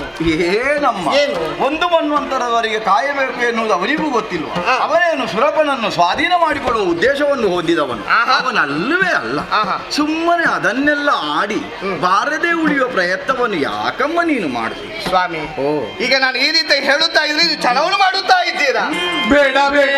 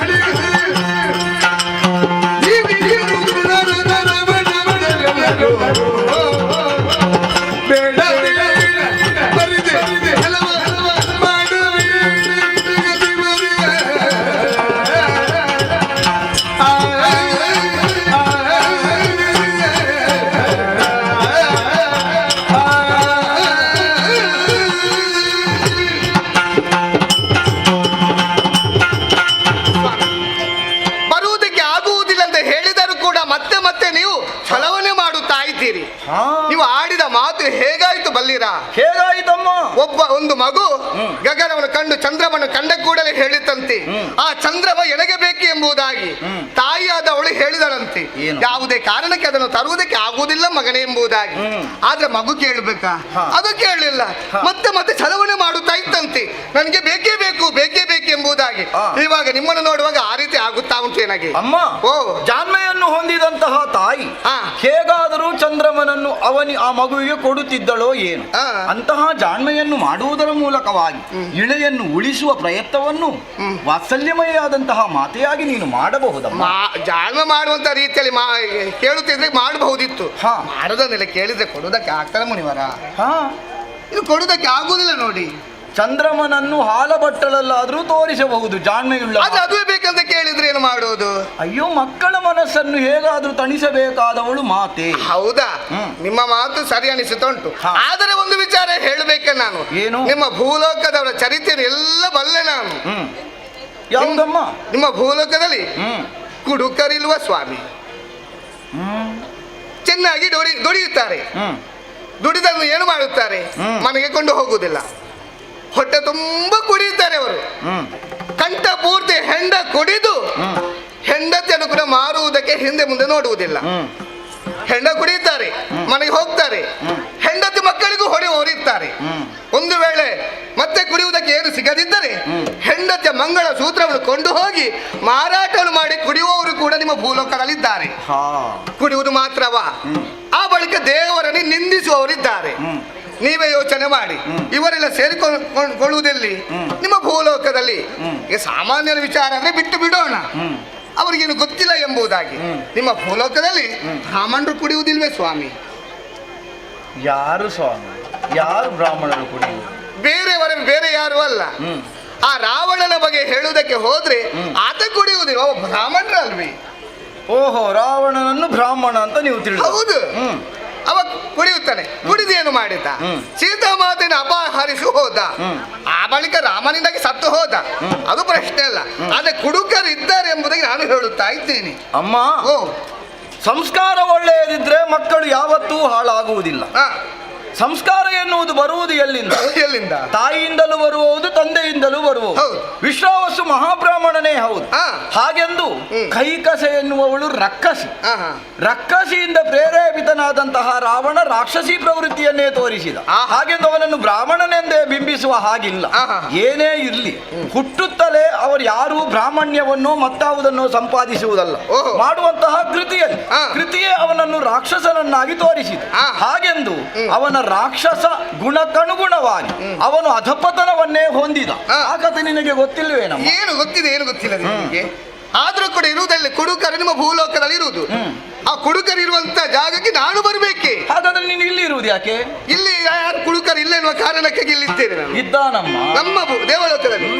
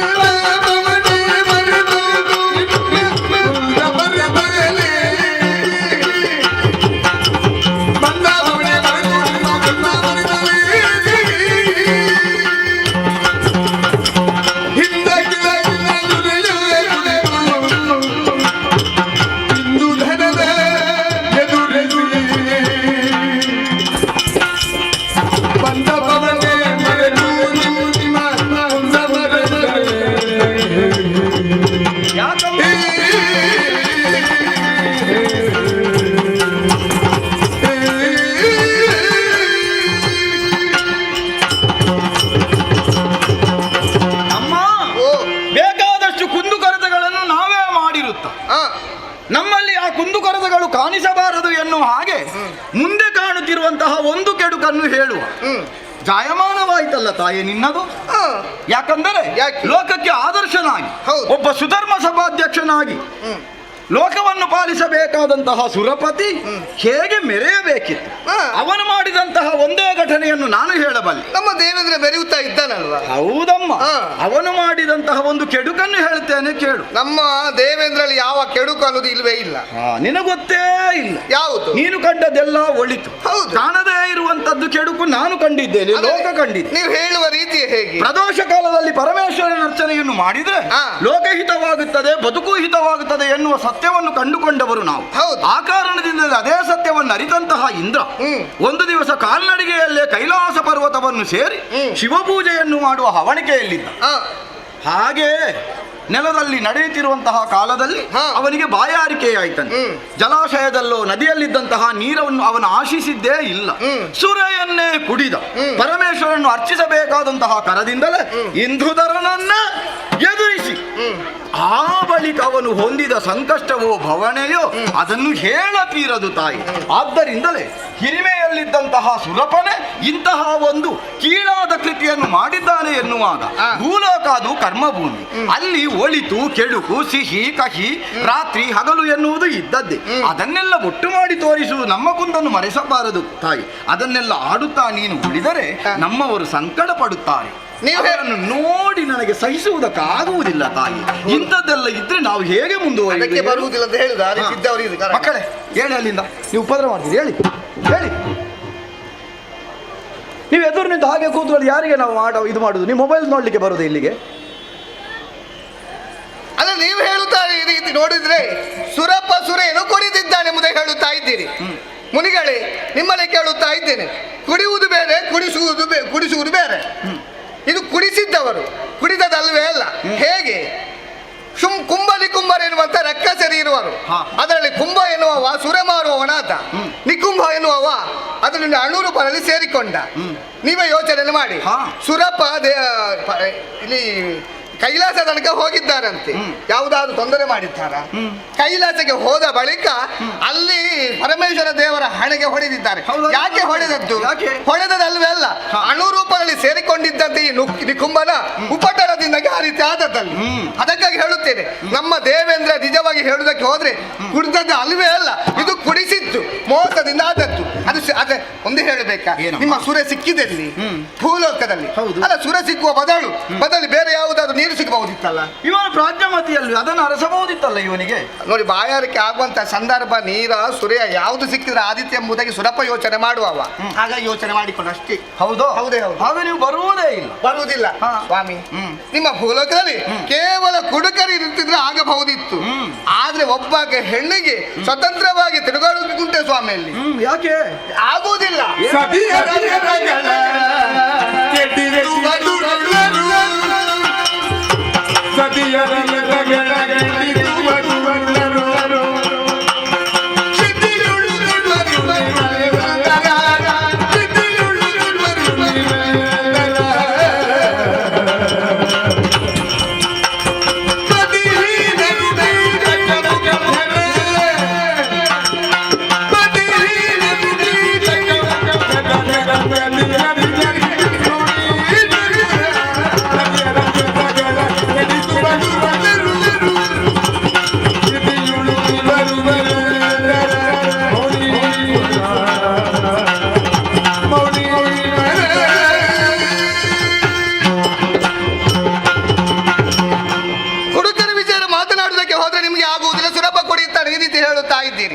ಹಾಗಿದ್ರೆ ನಿಮ್ಮ ಭೂಲೋಕದಲ್ಲಿ ಕುಡುಕರು ಮಾತ್ರ ತುಂಬಿಕೊಂಡಿರುವುದು ಅಲ್ವೇ ಅಲ್ಲ, ಕಾಮುಕರು ಕೂಡ ಇದ್ದಾರೆ. ಒಬ್ಬಕ್ಕೆ ಪತಿವೃತ್ತಿ ಹೆಣ್ಣಿಗೆ ನಿಮ್ಮ ಭೂಲೋಕದಲ್ಲಿ ಸರಿಯಾಗಿ ನಡೆಯುವುದಕ್ಕೆ ಆಗ್ತದ ಸ್ವಾಮಿ? ಬಿಡುವುದಿಲ್ಲ. ಅಂದ್ರೆ ಕಾಮುಕರಿದ್ದಾರೆ. ನೀವೇ ಯೋಚನೆ ಮಾಡಿ. ಸೈರಂಧ್ರ ವೃತ್ತಿಯಲ್ಲಿದ್ದಂತಹ ದ್ರೌಪದಿಯನ್ನು ಕೀಚಕ ಬಯಸಿದ್ದ. ಹೌದೇ ಹೌದು. ಆ ಬಳಿಕ ಏನಾದ? ಭೀಮನಿಂದ ಸತ್ತು ಹೋದ. ಯಾಕೆ? ಅವ ಬಯಸಿದ ನೋಡಿ. ಅಂದ್ರೆ ಕಾಮುಕವು ಉಂಟವನಲ್ಲಿ ಕಾಮ. ಅಷ್ಟು ಮಾತ್ರವಲ್ಲ, ದುಶ್ಯಾಸನ ದ್ರೌಪದಿಯನ್ನು ಬಯಸಿದ. ಆ ಬಳಿಕ ಅವನ ಪರಿಸ್ಥಿತಿ ಏನಾಯಿತು ಎಂಬುದು ನಿಮಗೆ ಗೊತ್ತಿದ್ದಂತ ವಿಚಾರ. ಅಂದ್ರೆ ಕಾಮುಕರೇ ನಿಮ್ಮ ಭೂಲೋಕದಲ್ಲಿ ತುಂಬಿಕೊಂಡಿದ್ದಾರೆ. ಇವರೆಲ್ಲ ಇರುವಂತಹ ಸಂದರ್ಭದಲ್ಲಿ ದೇವಲೋಕದ ದೇಲುವಾದಂತ ನನ್ನನ್ನು ಬರಬೇಕೆಂಬುದೇ ಹೇಳುತ್ತಾ ಇದ್ದೀರಿ ನೀವು. ಅದಕ್ಕಾಗಿ ಹೇಳುತ್ತೇನೆ, ಇವರೆಲ್ಲ ಇರುವಾಗ ನಾನು ಹೇಗೆ ಬರಲಿ? ಬರುವುದಕ್ಕೆ ಆಗುವುದಿಲ್ಲ. ಕೀಚಕನೋ ದುಶ್ಯಾಸನನು ಈಗ ಇದ್ದಾರೋ? ಇಲ್ಲವೇ ಇಲ್ಲ. ಹಾಗಾದ್ರೆ ಯಾವುದಾದ್ರೂ ಅಪಕೃತಿಗಳನ್ನು ದುಷ್ಕೃತ್ಯಗಳನ್ನು ಮಾಡಿದವರಿಗೆ ಭೂಲೋಕದಲ್ಲಿ ಬದುಕು ಇಲ್ಲ ಎನ್ನುವುದನ್ನು ತೋರಿಸಿದ್ದಾರೆ. ಕೀಚಕನಂತವರಿಗೆ ಭೀಮನಂತವರು ಅನೇಕರು ಹುಟ್ಟಿ ಬಂದಿದ್ದಾರೆ. ದುಶ್ಯಾಸನನ್ನು ವಧಿಸುವುದಕ್ಕಾಗಿ ಭೀಮಸೇನನೇ ಆಗಿದ್ದಾರೆ ಎನ್ನುವಾಗ ಅದಕ್ಕೆ ಉಂಟು ತಾಯಿ ಉತ್ತರ ಎನ್ನುವಾಗ ನೀನು ಬಾರದೇ ಇರ್ತೀಂತ ಅಂತಹ ಅದಟನ್ನು ಮಾಡಿದಂತಹ ಸುರಪನ ಮತ್ತೊಂದು ಕಥೆ ಹೇಳ್ತೀನಿ. ನಮ್ಮ ಸುರಪ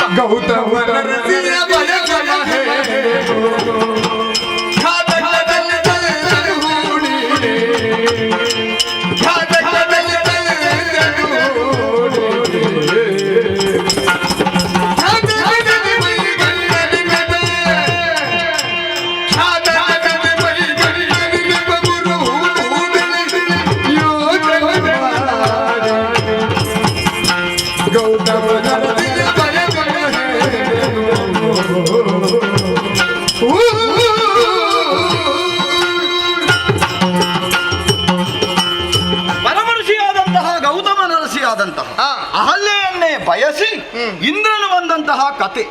ಅವನೇನು ಇಂದ್ರನಾಗಿಯೇ ಬಂದದ್ದಲ್ಲ, ಗೌತಮ ಋಷಿಯಂತೆಯೇ ಮಾರುವೇಷದಿಂದ ಬಂದು ಅಹಲ್ಯವನ್ನು ವಂಚನೆ ಮಾಡುವುದರ ಮೂಲಕವಾಗಿ ಆಕೆಯ ಶೀಲವನ್ನೇ ಅಪಹರಿಸಿದ. ಆ ಬಳಿಕ ಗೌತಮರಿಂದಲೇ ಶಾಪಗ್ರಸ್ತನಾದವನು. ಯಾವುದನ್ನು ನೀನು ಕೆಟ್ಟ ದೃಷ್ಟಿಯಿಂದ ನೋಡಿದ್ದೀಯೋ ನಿನ್ನ ಮೈಯೆಲ್ಲ ಕಣ್ಣಾಗಲಿ ಎನ್ನುವ ಹಾಗೆ ಅಹಲ್ಯೆಯು ಶಾಪವನ್ನು ಹೊಂದಿದ್ದಾಳೆ. ಅಂತಿರುವಾಗ ಆ ಸುಲಭನಿಂದನಾಗಿ ಭೂಮಿಯಲ್ಲಿದ್ದವರು ಕೂಡ ನಷ್ಟವನ್ನು ಅನುಭವಿಸಿದ್ದಾರೆ ಎನ್ನುವುದರಲ್ಲಿ ಅನುಮಾನವೇ ಇಲ್ಲ. ಆದ್ದರಿಂದಲೇ ಭೂಮಿಯವರಿಗೆ ದೇವಲೋಕದವರು ಒಳಿತನ್ನೂ ಮಾಡಿದ್ದಾರೆ ಎನ್ನುವುದನ್ನು ಸಾಧಿಸುವುದಕ್ಕಾದರೂ ನೀನು ಬರಲೇಬೇಕು ತಾಯಿ. ಕೆಲವು ವಿಚಾರ ನಿಮಗೆ ಗೊತ್ತಿಲ್ಲ ಅಂತ ಕಾಣುತ್ತಾ ಉಂಟು. ಈಗ ನೀವು ಹೇಳುತ್ತಾ ಇದ್ದೀರಿ ಅಹಲ್ಯೆಯನ್ನು ಬಯಸಿದ ಕಾರಣ ಸುರಪನಿಗೆ ಈ ರೀತಿ ಆಗಿ ಹಾಗಂತ ಹೇಳಿ ಅಹಲ್ಯೆಗೆ ಕೂಡ ದೇವೇಂದ್ರನ ಮೇಲೆ ಮನಸ್ಸು ಇತ್ತು ಎಂಬುದಾಗಿ ನಿಮ್ಗೆ ಗೊತ್ತಿದ್ದ ವಿಚಾರ ಅಲ್ವಿ? ಗೊತ್ತಿರ್ಲಿಲ್ವಾ? ಹಿಂದೊಮ್ಮೆ ಇತ್ತು ಎನ್ನುವುದು ಅದು ಆಗುವುದಿಲ್ಲ ಎಂದಾದಾಗ ಅಲ್ಲಿ ಆ ವಿಚಾರವನ್ನೇ ಬಿಟ್ಟುಕೊಳ್ಳು. ಹೌದಾ?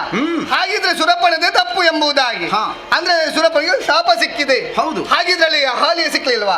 ಅದನ್ನೇ ನಾನು ಆಡಿದೆನಲ್ಲ. ಅಲ್ಲ ಇಲ್ಲಿ ತಪ್ಪು ನಿಜವಾಗಿ ಸಿಕ್ಕಿದ್ದು ಅಲ್ಲ, ನಿಜವಾಗಿ ಹೇಳುದಕ್ಕೆ ಹೋದ್ರೆ ಅಹಲ್ಯದ ಕೂಡ ಅಲ್ಲಿ ತಪ್ಪು ಉಂಟು. ಯಾಕೆ ಪತಿವ್ರತೆ ಹೆಣ್ಣಿಗೆ ಮತ್ತೊಬ್ಬ ಪರಪುರುಷ ಬರುವಂತಹ ಸಂದರ್ಭದಲ್ಲಿ ಯಾಕೆ ಗೊತ್ತಾಗ್ಲಿಲ್ಲ ನೀವೇ ಹೇಳಿ? ಅಹಲ್ಯೆಯನ್ನು ಸುರಪನನ್ನು ಬಯಸಿ ಸ್ವರ್ಗಕ್ಕೆ ಬಂದದ್ದಲ್ಲವಲ್ಲ, ಮತ್ತೆ ಅವಳಿಗೆ ತಿಳಿಯದ ಹಾಗೆ ವಂಚನೆಯನ್ನು ಮಾಡಿದ್ದಾನೆ ಎನ್ನುವುದೇ ಅರ್ಥ. ಎಲ್ಲಿಗೆ ಬೇಕಾದ ಹಾಗೆ ವಂಚನೆಯನ್ನು ಮಾಡುವಲ್ಲಿ ದೇವತೆಗಳು ನಿಸ್ಸೀಮರು ಎನ್ನುವುದನ್ನು ಸುರಪತಿ ತೋರಿಸಿಕೊಟ್ಟು ಆಗ್ಲಿ, ಎಲ್ಲಿಗೆ ಬೇಕಾದ್ರೆ ಬರ್ಲಿ, ಆದ್ರೆ ಪತಿವ್ರತೆ ಹೆಣ್ಣಿಗೆ ಗೊತ್ತಾಗ್ತದಲ್ವಾ ಸ್ವಾಮಿ? ಅದಕ್ಕಲ್ವಾ ಅವಳಿಗೂ ಸಹ ಶಾಪ ಸಿಕ್ಕಿದ್ದು. ಅಂದ್ರೆ ಅವಳದು ಕೂಡ ತಪ್ಪು ಉಂಟು ಎಂಬುದಾಗಿ ಆಗಿದೆ. ತಪ್ಪು ಮಾಡಿದವರಿಗೆ ಶಿಕ್ಷೆ ಉಂಟು ಭೂಲೋಕದಲ್ಲಿ. ಅಂತಹ ತಪ್ಪು ನಿಮಗೆ ಏನೂ ಅನ್ಯಾಯವನ್ನು ಮಾಡಲಾಗದು ಎನ್ನುವುದರಿಂದಲೇ ನಾನು ಆಡುವುದು. ನೀವು ಬಂದರೆ ಯಾವುದೇ ಕೆಡುಕಾಗುವುದಿಲ್ಲ. ಇಷ್ಟೆಲ್ಲ ನಾನು ಆಡಿದನಲ್ಲ ತಾಯಿ. ಹೌದು, ನಾನು ನಿಜವಾಗಿ ಕಾಮಧೇನುವನ್ನೇ ಅರಸಿ ಬಂದದ್ದು. ಯಾಗ ನಿಮಿತ್ತವಾಗಿ ಕಾಮಧೇನು ಮತ್ತೊಂದು ಕಡೆಗೆ ಹೋಗಿದ್ದಾಳೆ. ಅವಳಷ್ಟೇ ಪ್ರಾಬಲ್ಯವನ್ನು ಹೊಂದಿದಂತಹ ಮಗಳು ನಂದಿನಿ ಇದ್ದಾಳೆ ಎನ್ನುವುದನ್ನು ಸುರಪನೇ ಆಡಿದ್ದಾನೆ. ಸುರಪನೇ ಹೇಳಿದ್ದಕ್ಕಾಗಿ ನಾನು ಬಂದಿದ್ದೇನೆ. ಬಾ ತಾಯೇ. ಬರುವುದಕ್ಕೆ ಆಗುವುದಿಲ್ಲ. ಸುರಪ ಯಾವಾಗಲೂ ನನಗೆ 3 ಸುತ್ತು ಬಂದು ಹೋಗುವವ. ಅವನು ಹೇಳಿದ ಬರುವುದಕ್ಕೆ ಆಗ್ತದ? ಏನಮ್ಮ ನಿನಗೆ ಬ್ರಹ್ಮದೇವ ಬಂದು ಹೇಳಬೇಕು. ಬ್ರಹ್ಮದೇವ ಮಗಳಲ್ಲಿ ಮದುವೆ ಆದವ ಬ್ರಹ್ಮದೇವ ಹೇಳಿದ ಬರುವುದಕ್ಕೆ ಆಗುವುದಿಲ್ಲ. ನಾರಾಯಣ ಹೇಳಿದ್ರು ಹೆಂಡತಿಯನ್ನು ಪಾದ ಸೇವೆ ಮಾಡಿಸುವ ಅವ ಹೇಳಿದ ಬರುವುದಕ್ಕೆ ಆಗುವುದಿಲ್ಲ. ಹಾಗಾದ್ರೆ ಶಿವನೇ ಹೇಳಬೇಕಷ್ಟೇ.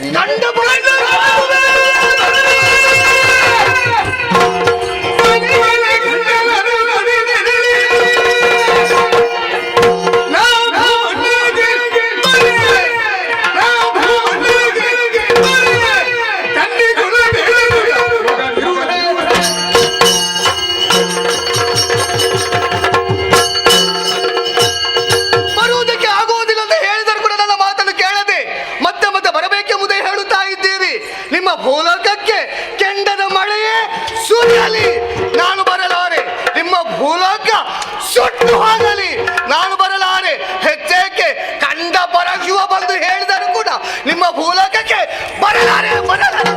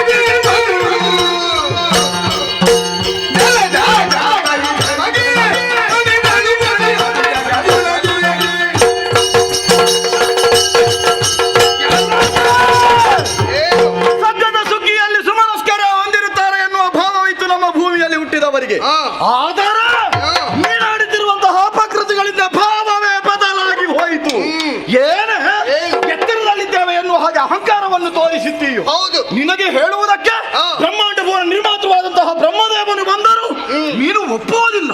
ಜಡದಲ್ಲಿಯೂ ಚೇತನವಾಗಿರುವಂತಹ ಶ್ರೀಹರಿ ಸತ್ವಗುಣೋಪೇತನಾಗಿ ಆಡಿದರು. ಅಂತರಂಗದಲ್ಲಿರುವಂತಹ ಅಹಂಕಾರದ ತೋಡ ಮಾಡುವುದಿಲ್ಲ. ಹಳೆಯ ಅಂತಕನಾದ ಆದಂತಹ ಪರಶಿವನೇ ಆಡಿದರು ನೀನು ಬರದಿರ ಎನ್ನುವ ಹಾಗೆ ಅದಟುಂಟಲ್ಲವೇ?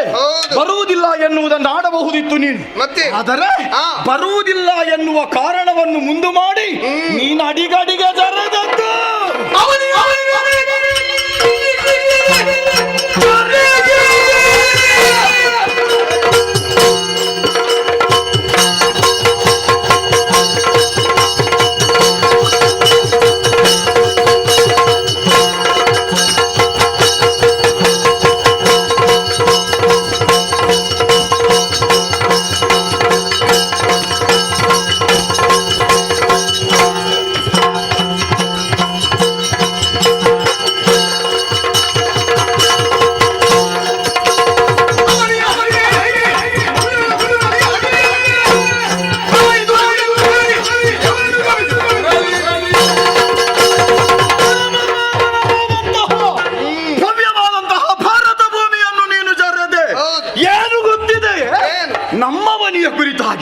ಕ್ಷಮಾಗುಣ ಸಂಪನ್ನೆಯಾಗಿ ಕ್ಷಮಯ ಧರಿತ್ರಿ ಎನ್ನುವ ನೆಗಳತೆಯನ್ನು ಹೊಂದಿದಂತಹ ನಮ್ಮ ಮನೆಯನ್ನು ಭೂಮಿಯ ಪವಿತ್ರತೆಯ ಬಗ್ಗೆ ನೀನೇನು ಬಲ್ಲೆ?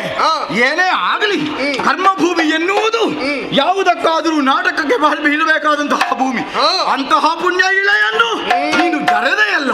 ಹೆಚ್ಚಾಕೆ ಜಗನ್ನಿಯಾಮಕನಾದಂತಹ ಶ್ರೀಮನ್ನಾರಾಯಣಾದ ಮತ್ಸ್ಯನಾಗಿ, ಕೂರ್ಮನಾಗಿ, ವರಾಹನಾಗಿ, ನೃಸಿಂಹನಾಗಿ, ವಾಮನನಾಗಿ, ಭಾರ್ಗವನಾಗಿ, ರಾಮನಾಗಿ, ಕೃಷ್ಣನಾಗಿ ಅವತಾರವನ್ನು ಎತ್ತಿದಂತಹ ಆ ಪುಣ್ಯ ಇಳೆಗೆ ನೀನು ಬರುವುದಿಲ್ಲ. ಹರಿಯನ್ನೇ ಜರೆದಂತಹ ನೀನು ಆ ಇಳೆಗೆ ನದಿಯಾಗಿ ಹರಿದು ಬಾ.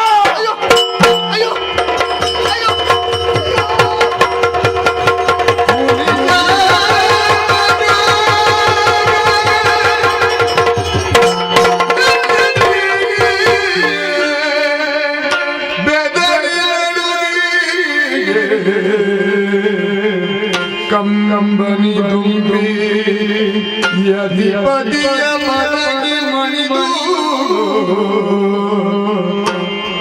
ವನಿತೆಯನ್ನ ಬರಾದವನು ಮನ್ನಿಸಂದವನ ಮನಕರದಿ ಗೋಳಿಗುತ್ತಳೆಗಳ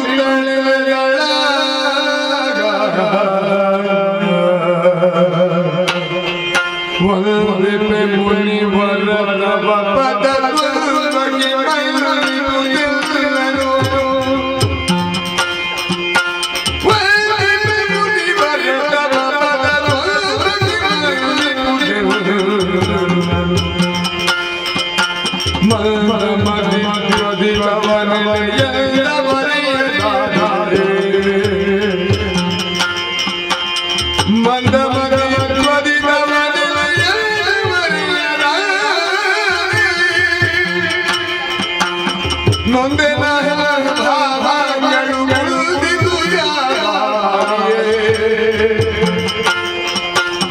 ನೊಂದೆನ ಭಾವಗಳು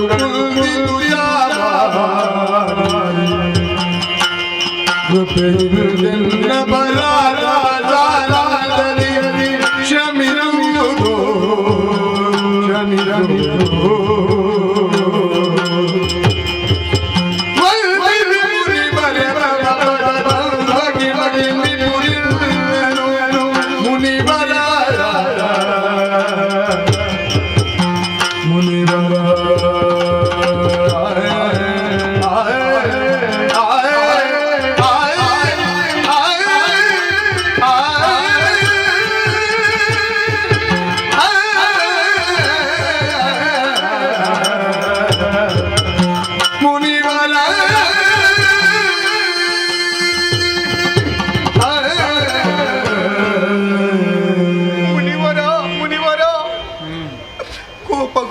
ನೀವು ಶಾಪವನ್ನೇ ಕೊಟ್ಟವರಿದ್ದೀರಿ.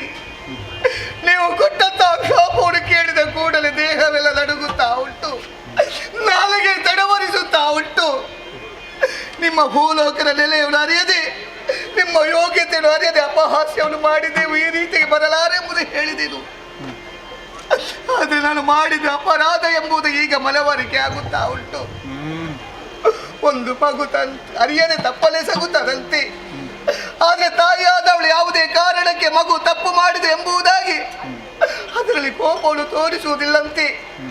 ತನ್ನ ಮಗು ಎಂಬುದಾಗಿ ಸರಿಯಾಗಿ ಬರಮಾಡಿಕೊಳ್ಳುತ್ತಾರಂತೆ. ನಿಮಗೆ ಮಗಳಿಗೆ ಸಮಾನನು ನಾನು. ಮಾಡಿದ ಅಪರಾಧ ಎಂಬುದಾಗಿ ಮನವರಿಕೆ ಆದ ಬಳಿಕ ಇದೋ ನಿಮ್ಮ ಕಾಲ ಬುಡದಲ್ಲಿ ಬಿದ್ದು ಬೇಡಿಕೊಳ್ಳುತ್ತಾ ಇದ್ದೇನೆ. ನಾನು ಮಾಡಿದಂತ ಅಪರಾಧವನ್ನು ಕ್ಷಮಿಸಿ ನನ್ನನ್ನು ಉತ್ತರಿಸಬೇಕು, ಮುಖ್ಯ ದಾರಿಯನ್ನು ತೋರಿಸಬೇಕು.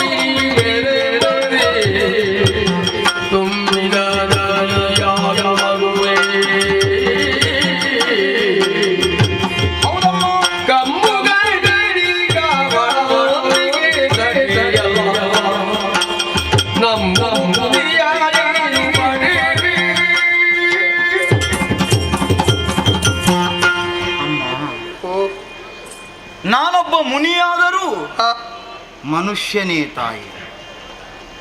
ಯಾವುದೋ ಸಂಕಲ್ಪವನ್ನು ಇರಿಸಿಕೊಂಡು ಇಲ್ಲಿಗೆ ಬಂದದ್ದು. ಯಾವ ಆಲೋಚನೆಗಳು ನನ್ನ ಅಂತರಂಗದಲ್ಲಿತ್ತು, ಆ ಆಲೋಚನೆಗಳು ನಾನು ಎಣಿಸದಂತೆ ಆಗದೆ ಹೋದರೆ ಮತ್ತೆ ಸಿಟ್ಟು ಬಾರದೆ ಇದ್ದೀತೆ ತಾಯಿಯ, ಸಿಟ್ಟು ಬಾರದೆ ಇದ್ದೀತೆ. ಮುನಿಯಾದವನು ಯಾವತ್ತೂ ಮುನಿಸಿಕೊಳ್ಳಲೇಬಾರದು. ಮುನಿಯೊಬ್ಬ ಮುನಿದ ಎಂದಾದರೆ ಅವ ಹೀನನಾಗುತ್ತಾನಂತೆ. ಪಶ್ಚಾತ್ತಾಪ ಉಂಟು. ಕೋಪದಿಂದ ನಾನು ಆ ರೀತಿಯಾಗಿ ಆಡಬಾರದಿತ್ತು ಎನ್ನುವುದು ಪಶ್ಚಾತ್ತಾಪ ಉಂಟು ತಾಯಿ. ಆದರೆ ಏನು ನನಗೆ ಕಾಣಿಸುತ್ತಿರುವುದು, ನನ್ನ ಕರ್ಣಗಳಿಗೆ ಕೇಳಿಸುತ್ತಿರುವುದು ಅಮ್ಮ ಹಸಿವು, ಅಮ್ಮ ಅನ್ನ ಎನ್ನುವ ಹಾಗೆ ಬಡವಾದ ಕೈಗಳು ಆಕ್ರಂದನ್ನಗೈಯುತ್ತಿರುವುದು. ಅದನ್ನು ತಡೆಯುವುದಕ್ಕಾಗಲಿಲ್ಲ ತಾಯೇ, ತಡೆಯುವುದಕ್ಕಾಗಲಿಲ್ಲ. ಅವರ ಬದುಕನ್ನು ಉಳಿಸುವುದಕ್ಕಾಗಿ ನಾನು ಈ ರೀತಿಯಾದಂತಹ ಕಟುವಾಕ್ಯಗಳನ್ನು ನಾನು ಆಡಿಯೇ ಹೋದೆ. ಮತ್ತೆ ನಾನಾಡುವುದು ನೀನಾಡುವುದು ಎಲ್ಲ ನಾವೆಲ್ಲ ಸಂಕಲ್ಪ ಮಾಡಿ ಆಡುವವರು, ನಾವೆಲ್ಲ ನಿಮಿತ್ತಕ್ಕಿದ್ದವರು ತಾಯಿ. ಮಾಡುವವಳು ಅವಳೊಬ್ಬಳೆ, ಮರೆಯಲ್ಲಿದ್ದುಕೊಂಡು ಎಲ್ಲವನ್ನೂ ಆಗಿಸುತ್ತಾಳೆ. ಆದ್ದರಿಂದ ತುಂಬಿದ ಸಿರಿಯಿಂದ ಕುಂಬಿನಿ ಒಂದು ಕಾಲದಲ್ಲಿ ಮೆರೆಯುತ್ತಾ ಇತ್ತು, ಸಂಭ್ರಮಿಸುತ್ತಾ ಇತ್ತು. ಆ ಸಂಭ್ರಮವಿಲ್ಲದೆ ಕೊರಗುತ್ತಿದ್ದಾರೆ ಇಳೆಯ ಮಂದಿಗಳು. ಮತ್ತದೇ ಸಂಭ್ರಮ ಅವರು ಕಾಣಬೇಕು ಅಂತಾದರೆ ತುಂಬಿದ ನದಿಯಾಗಿ ನೀನು ಹರಿಯಲೇಬೇಕು ತಾಯಿ, ಹರಿಯಲೇಬೇಕು. ಇದಕ್ಕೆ ಮುಕ್ತಿ ಅನ್ನುವುದೇ ಇಲ್ಲವೇ? ಭೂಮಿಗೆ ಮುಕ್ತಿ ಎನ್ನುವುದುಂಟಮ್ಮ. ಹಾಗಿರುವಾಗ ನಮಗೊಂದು ಮುಕ್ತಿ ದೊರೆಯದೇ ಹೋದಿದೆ. ಮುಕ್ತಿಯನ್ನು ಕರುಣಿಸುವವಳು ಅವಳೊಬ್ಬಳೆ, ಕಂಬು ಕಂಠಿನಿಯಾದಂತಹ ಜಗದಂಬಿಕೆ. ನೀನು ಹರಿಯುತ್ತಿರುವಂತಹ ಆ ತಾಣದಲ್ಲಿ, ನಿನ್ನ ಕಟಿಪ್ರದೇಶದಲ್ಲೇ ಉತ್ಪನ್ನಕ್ಕೆ ಬಂದು ಲೋಕದ ಧರ್ಮವನ್ನು ಅವಳು ಉಳಿಸುತ್ತಾಳೆ, ಬೆಳೆಸುತ್ತಾಳೆ, ಸಜ್ಜನರನ್ನು ಕಾಪಾಡುತ್ತಾಳೆ ತಾಯಿ. ಆದ್ದರಿಂದ ಮುಕ್ತಿಯನ್ನು ಕರುಣಿಸುವವಳು ಅವಳೊಬ್ಬಳೆ. ಮುಕ್ತಿಗಾಗಿ ನೀನು ಅವಳನ್ನೇ ಪ್ರಾರ್ಥಿಸು. ನೀನು ಹರಿದು ಬರುತ್ತಿ ಎನ್ನುವುದನ್ನು ನಮ್ಮವರೆಷ್ಟು ಮಂದಿಗಳು ಕಾಯುತ್ತಾ ಇದ್ದಾರೆ. ಸಂಪತ್ತಾಗಿ ಹರಿದು ಬರುತ್ತಿ ಎನ್ನುವ ವಿಶ್ವಾಸ ಇದೆ. ಊಹೆ ಇಲ್ಲದೆ ನೀನು ನದಿಯಾಗಿಯೇ ಹರಿದು ಬರುತ್ತಿ ಅಂತಾದರೆ ಕೇವಲ ಇಂದಿಗಾಗಿ ಅಲ್ಲ, ನಮ್ಮ ಭವಿತವ್ಯವನ್ನು ರೂಪಿಸುವವಳಿದ್ದಾಳೆ ಎನ್ನುವ ಹಾಗೆ ಸಂತೋಷ ಪಡುತ್ತಾರೆ ನಮ್ಮವರು. ಆ ಸಂಭ್ರಮದಲ್ಲಿ ನಾನು ಪಾಲ್ಗೊಳ್ಳುತ್ತಾ ನಿನ್ನನ್ನು ಸ್ವಾಗತಿಸುವುದಕ್ಕಾಗಿ ಮಂಗಳಾಂಗಿಯರೊಡನೆ ನಾನೂ ಕಾಯುತ್ತಾ ಇದ್ದೇನೆ.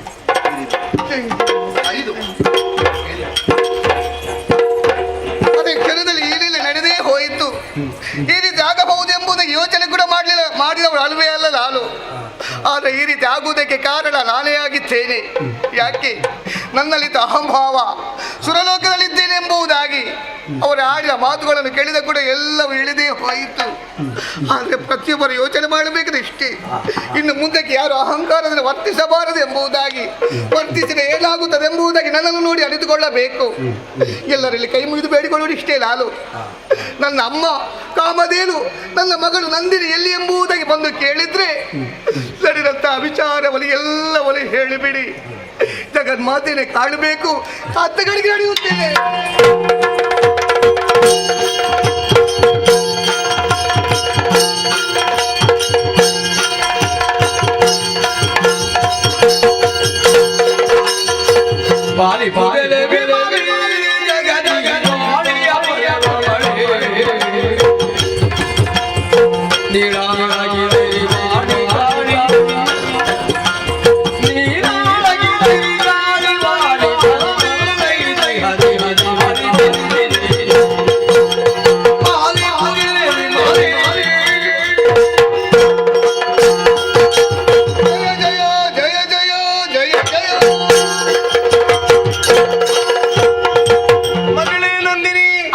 ಕಾಲಿಗೆ ಬಿದ್ದು ಕಣ್ಣೀರು ಸುರಿಸುತ್ತಾ ಇದ್ದೀಯ, ಭಯಗೊಂಡಿದ್ದೀಯ ಮಗಳೇ. ಯಾಕೆ, ಏನಾಯ್ತು ಹೇಳಿಕೊ ಅಮ್ಮ.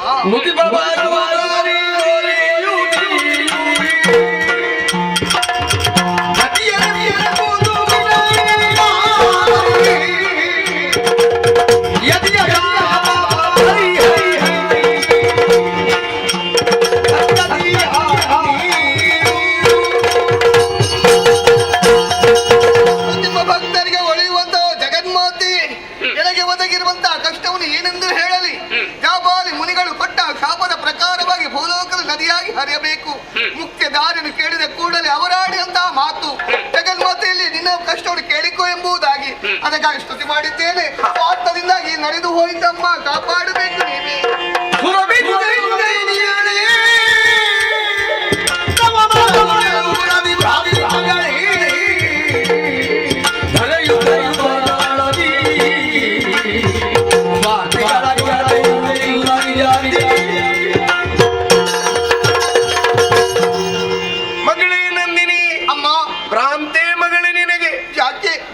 ಪ್ರಶ್ನಾರ್ಥಕವಾದಂತಹ ವಿಷಯವನ್ನು ಮುಂದಿಸುತ್ತಾ ಇದ್ದೇನೆ. ಯಾಕೆ ಮಗಳೇ? ಅಮ್ಮ, 3 ಲೋಕದಲ್ಲಿಯೂ ಸ್ವಾರ್ಥಿಗಳೇ ತುಂಬಿರುವಾಗ ಭೂಲೋಕದಲ್ಲಿ ಬಂದಿರುವಂತಹ ಕ್ಷಾಮವನ್ನು ದೂರೀಕರಿಸುವುದಕ್ಕೆ ಮುನಿಗಳು ನಿನ್ನನ್ನು ಆಹ್ವಾನಿಸಿದ್ರು. ಹೌದು, ಅಲ್ಲಗಳಿದೆ. ಕೋಪದಿಂದ ಶಾಪ ಕೊಟ್ಟರು. ಮುನಿಯ ಶಾಪ ಶಾಪವಾಗಿಯೇ ಪರಿಣಮಿಸುತ್ತದೆ ಮಗಳೇ. ಇದಕ್ಕೆ ಮುಕ್ತಿ ಅನ್ನುವುದು. ಆದರೆ ಈ ಶಾಪವೇ ನಿನಗೆ ವರವಾಗುವುದಕ್ಕಿದೆ ಮಗಳೇ. ಹೇಗಮ್ಮ?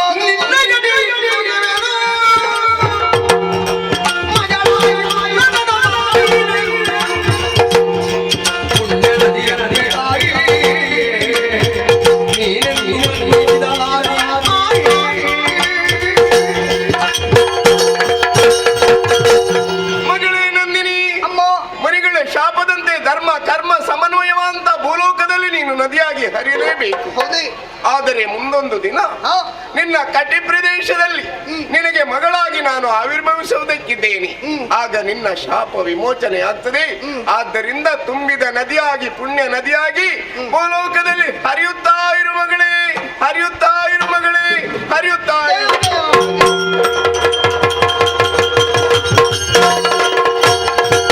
ಅಮ್ಮ ಆಡಿಯ ಮಾತುಗಳನ್ನು ಕೇಳಿದ ಕೂಡಲೇ ಮನಸ್ಸಿಗೆ ಸಂತಸವಾಗುತ್ತಾ ಉಂಟು. ಈಗ ಅರಿತುಕೊಂಡವಳಿದ್ದೇನೆ.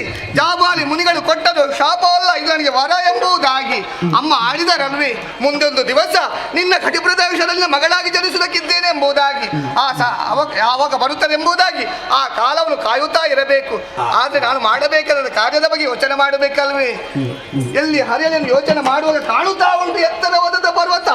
ಏರುತ್ತೇನೆ ನೋಡುವ.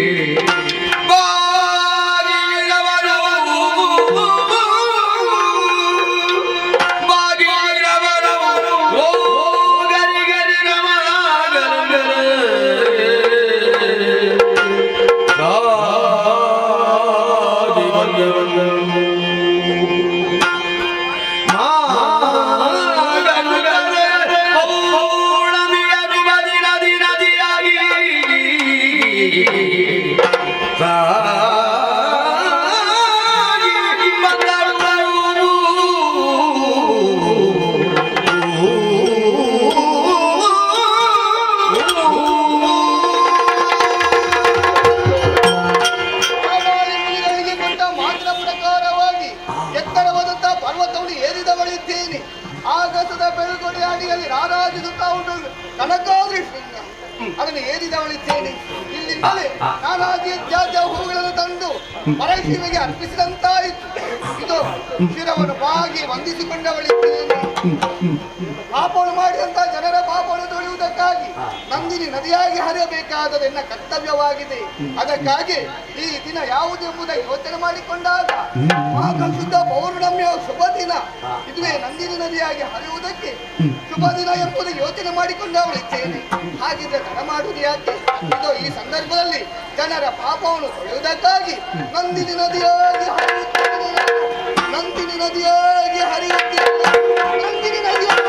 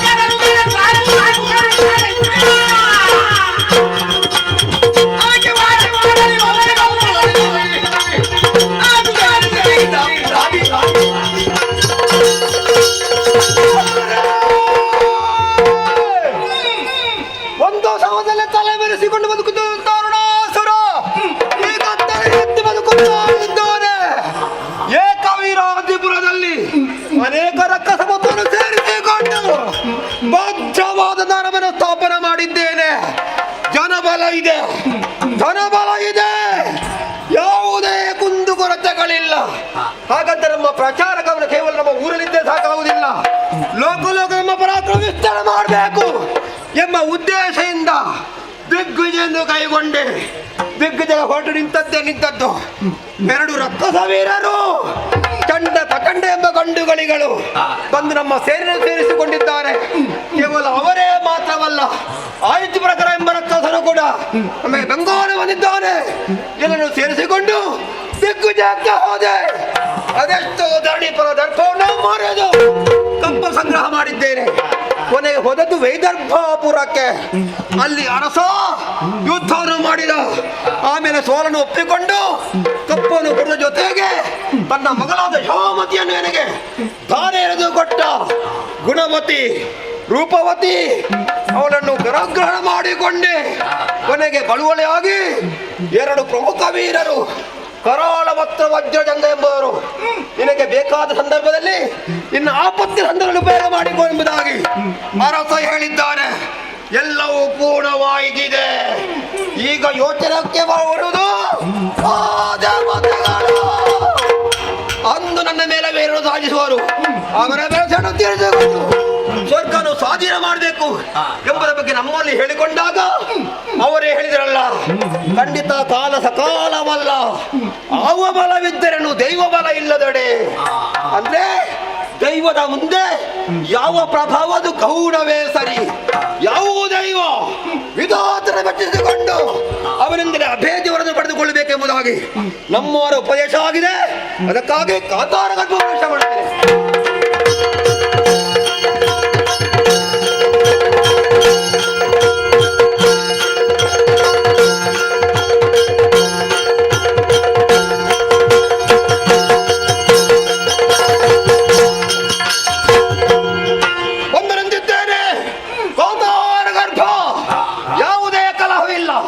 ಯಾವುದೇ ಕೋಲಾಹಲವಿಲ್ಲ. ಮುಂದೆ ಕಾಣುವಂತ ಶುದ್ಧವಾದ ಶಲ್ಯದಲ್ಲಿ ಮಿಂದು ಸುಧೀರ್ಭೂತನಾಗಿದ್ದೇನೆ. ಆದ್ದರಿಂದ ಕಾಯ ವಾಚ ಮನ ಶುದ್ಧವಾಗಿ ವಿಧಾತನ್ನು ಕುರಿತು ವಶ ಮಾಡಿಕೊಳ್ಳಬೇಕು. ಅದಕ್ಕೆ ಸಿದ್ಧನಾಗ್ತೇನೆ.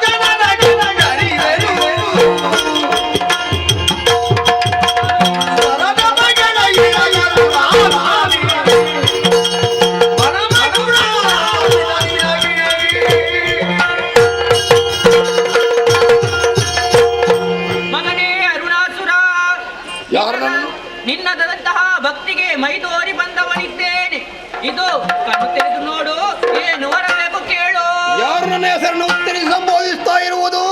ಬ್ರಹ್ಮದೇವ ಬ್ರಹ್ಮದೇವರೇ, ಪ್ರತ್ಯಕ್ಷನಾದಿರೇ, ಜಯ ಜಯ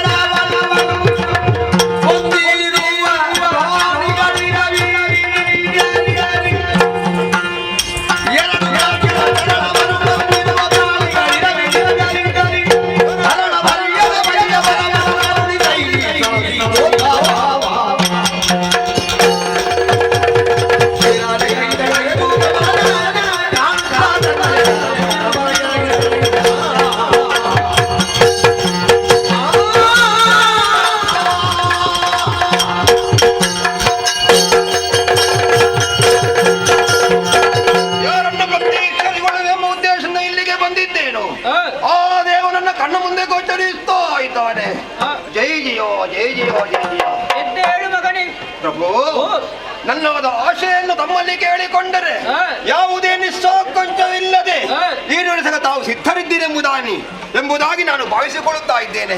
ನನ್ನದ ಬಲವಾದ ಬೇಡಿಕೆಯನ್ನು ನಾನು ಬೇಡಿಕೊಳ್ಳಲೇ ಏನು ಬರಬೇಕು ಹೇಳು ಪ್ರಭು. ಬ್ರಹ್ಮ ವಿಷ್ಣು ಮಹೇಶ್ವರ ನಿಮ್ಮಿಂದಾಗಲೂ ಕೂಡ ನಮಗೆ ಯಾವುದೇ ಕಾಲ ಕೂಡ ಮರಣೆ ಬರದಂತ ವರವನ್ನು ದಯಪಾಲಿಸಬೇಕು. ಅಷ್ಟು ಮಾತ್ರವಲ್ಲ, ನಿಮ್ಮನ್ನು ಹೊಂದಿಕೊಂಡು 3 ಶಕ್ತಿಗಳಿದ್ದಾರಂತೆ. ಆ ಹೆಣ್ಣು ಶಕ್ತಿಗಳಿಂದಲೂ ಕೂಡ ನನಗೆ ಮರಣೆ ಬರುವಂತ ವರವನ್ನು ದಯಪಾಲಿಸಬೇಕು. ಕೇವಲ ಅಷ್ಟೇ ಸಾಕಾಗುವುದಿಲ್ಲ, ಮೇಲೆ ಕೆಳಗೆ ಆ ಕಡೆ ಈ ಕಡೆ. ಅಷ್ಟು ಮಾತ್ರವಲ್ಲ, 2 ಕಾಲು 4 ಕಾಲು 2 ಕೈಯು ಮೊದಲಾದ ಯಾವುದೇ ಪ್ರಾಣಿಗಳಿಂದಲೂ ಕೂಡ ಅಂಥ ಯಾವುದೇ ಶಕ್ತಿಯಿಂದಲೂ ಕೂಡ ನನಗೆ ಮರಣೆ ಬರದ ವರವನ್ನು ದಯಪಾಲಿಸಬೇಕು.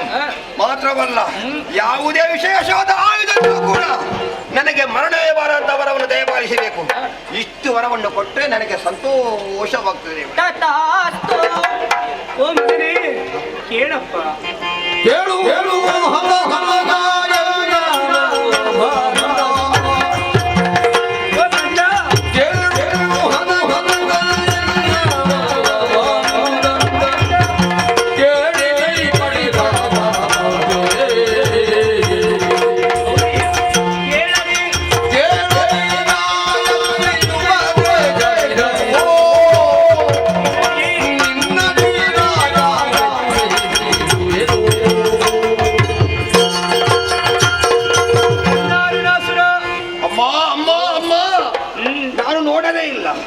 ಅವಸರದ ವಿವರದಲ್ಲಿ ನಾನು ದೇವರನ್ನು ಮಾತ್ರ ನೋಡಿದ್ದು. ಆಗ್ಲಿ, ಇದು ಯಾರಂತ ನನಗೆ ಗೊತ್ತಾಗಲಿಲ್ಲ. ಪರಿಚಯ ಸಿಗಲಿಲ್ಲ ದೇವ್ರೆ. ಸ್ವಾಮಿ, ಪರಿಚಯ ಸಿಗ್ಲಿ. ಹೇಳಿ ನೋಡುವ ಪರಿಚಯ. ನನ್ನ ರಮಣಿ ಶಾರದಾದೇವಿ. ಆಹಾ ಆಹಾ ಆಹಾ, ಕಣ್ಣು ತುಂಬ ನೋಡಿದ ಸಾಕಾವುದಿಲ್ಲ. ಶುಭವಾಗಿ ಎಂತ ಚಂದ, ಎಂತ ಅಂದ ಶಾರದಮ್ಮ. ಈ ಕಣ್ಣುಗಳು 2 ಖಂಡಿತ ಸಾಕಾಗುವುದಿಲ್ಲ. ನನ್ನ ಬಾಳು ಧನ್ಯವಾಯಿತು ತಾಯಿ, ಧನ್ಯವಾಯಿತು. ಅರುಣ, ನೀವು ಬಂದದ್ದು ನಮ್ಮವರನ್ನು ಮೆಚ್ಚಿಸಿ ಬೇಕಾದಂತಹ ವರವನ್ನು ನೀನು ಕೇಳಿ ಪಡೆದುಕೊಂಡಿ. ಆದ್ರೆ ನಿನ್ನ ವಿನಯಶೀಲತೆಗೆ ಮೆಚ್ಚಿದಂತಹ ನಾನು ಕೇಳದೆ ವಿಶೇಷವಾದಂತಹ ಪ್ರಸಾದವನ್ನು ಕರುಣಿಸೋಳಿದ್ದೇನೆ ಮಗನೇ. ಹೌದು. ಯಾವುದದು? ಮಂತ್ರದ ಉಪದೇಶವನ್ನು ಮಾಡುವಳಿದ್ದೇನೆ. ಮಂತ್ರವು? ಹೌದಪ್ಪ. ರಾಜಕಾರಣ ಇರುವಂತ ನನಗೆ ಈ ಮಂತ್ರವು ತಂತ್ರವು ಏನು ಲಾಭ ಬೇಕಲ್ಲ ಇದರಿಂದ? ಅತಿ ವಿಶೇಷವಾದಂತಹ ಮಂತ್ರ, ಗಾಯತ್ರಿ ಮಂತ್ರ ಮಗನೇ. ಗಾಯತ್ರಿ ಮಂತ್ರ? ಹೌದಪ್ಪ. ಈ ಮಂತ್ರವನ್ನು ತ್ರಿಸಂಧ್ಯಾ ಕಾಲ ನೀ ಪಠಿಸಿದೆ ಆದರೆ ದೇಹ ವರ್ಚಸ್ಸು ಆತ್ಮವರ್ಚಸ್ಸು ವೃದ್ಧಿಸುವುದರ ಜೊತೆಗೆ ಅಮೃತತ್ವ ಪ್ರಾಪ್ತವಾಗಿ ನೀನು ಅಮರನಾಗಬಲ್ಲೆ. ಅಷ್ಟು ಶಕ್ತಿ ಪ್ರಭಾವ ಉಂಟಿದಕ್ಕೆ. ಹಾಗಾದರೆ ನನಗೆ ಉಪದೇಶ ಆಗಬೇಕಲ್ಲ? ಖಂಡಿತ, ಹೀಗೆ ಉಪದೇಶವನ್ನು ಮಾಡ್ತೇನೆ. ಏನಯ್ಯ? ಒಂದು ವೇಳೆ ನನಗೆ ಒತ್ತಡ ಸಂದರ್ಭ ಬಹಳ ಬರುವ ಅವಕಾಶ ಇರುತ್ತದೆ. ಹೌದು. ಒಂದು ವೇಳೆ ಅನಿರೀಕ್ಷಿತವಾಗಿ ಒಂದು ವೇಳೆ ಮರವೇ ಆಯ್ತೆಂದಾದ್ರೆ ಆ ಕಾಲಕ್ಕೆ ಏನಾದೀತು? ಅರುಣಾಸುರ, ಒಂದು ವೇಳೆ ಈ ಮಂತ್ರವನ್ನು ಆಲಕ್ಷಿಸಿ ಉಪೇಕ್ಷಿಸಿದೆ ಅಂತಾದರೆ ಮಂತ್ರವೇ ಮೈ ತಳೆದು ನಿನ್ನ ಮೃತ್ಯುವಿಗೆ ಕಾರಣ. ಎಚ್ಚರಿಕೆಯಿಂದ ಇದ್ದುಕೋ. ಶುಭವಾಗಲಿ.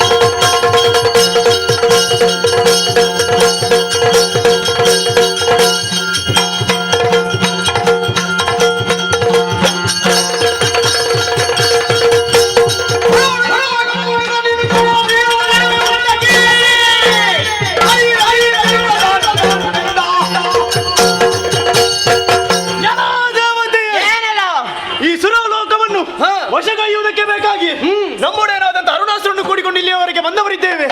ಈ ಮೊದಲು ನಮ್ಮೊಡೆಯನಾದ ಅರುಣಾಸುರನಿಗೆ ಎಸಗಿದಂತ ಅನ್ಯಾಯ, ದಾನವ ಕುಲಕ್ಕೆ ನೀವೆಸಗಿದಂತ ಮೋಸ, ಇದಕ್ಕೆಲ್ಲದಕ್ಕೂ ಪ್ರತಿಕಾರವನ್ನು ತೀರಿಸುವುದಕ್ಕಾಗಿ ಬಂದವರಿದ್ದೇವೆ. ನೀನಾಗಿ ಇಲ್ಲಿಂದ ಹೋದರೆ ಒಳಿತು, ಇಲ್ಲವಾದರೆ ಬೆನ್ನು ಪುಡಿ ಮಾಡಿ.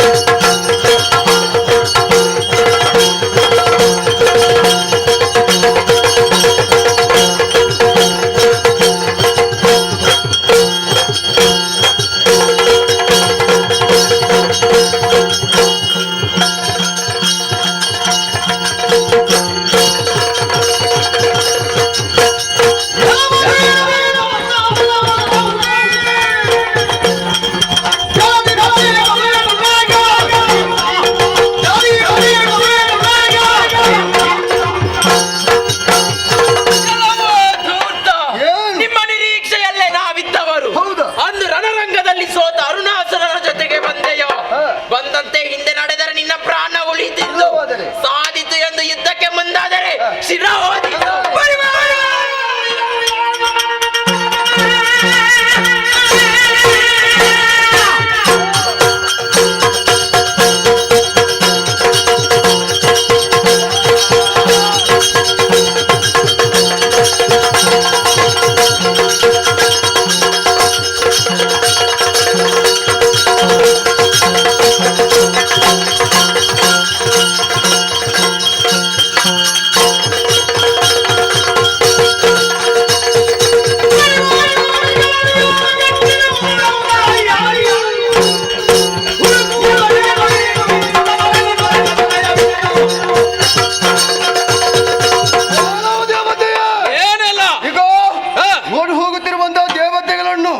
ಬೆನ್ನಟ್ಟಿಕೊಂಡು ನೀನು ಹೋದ್ರೆ ಒಳಿತು, ಇಲ್ಲದಿದ್ರೆ ಪ್ರಾಣ ತೆಗಿತೇನೆ. ನೋಡೋಣ.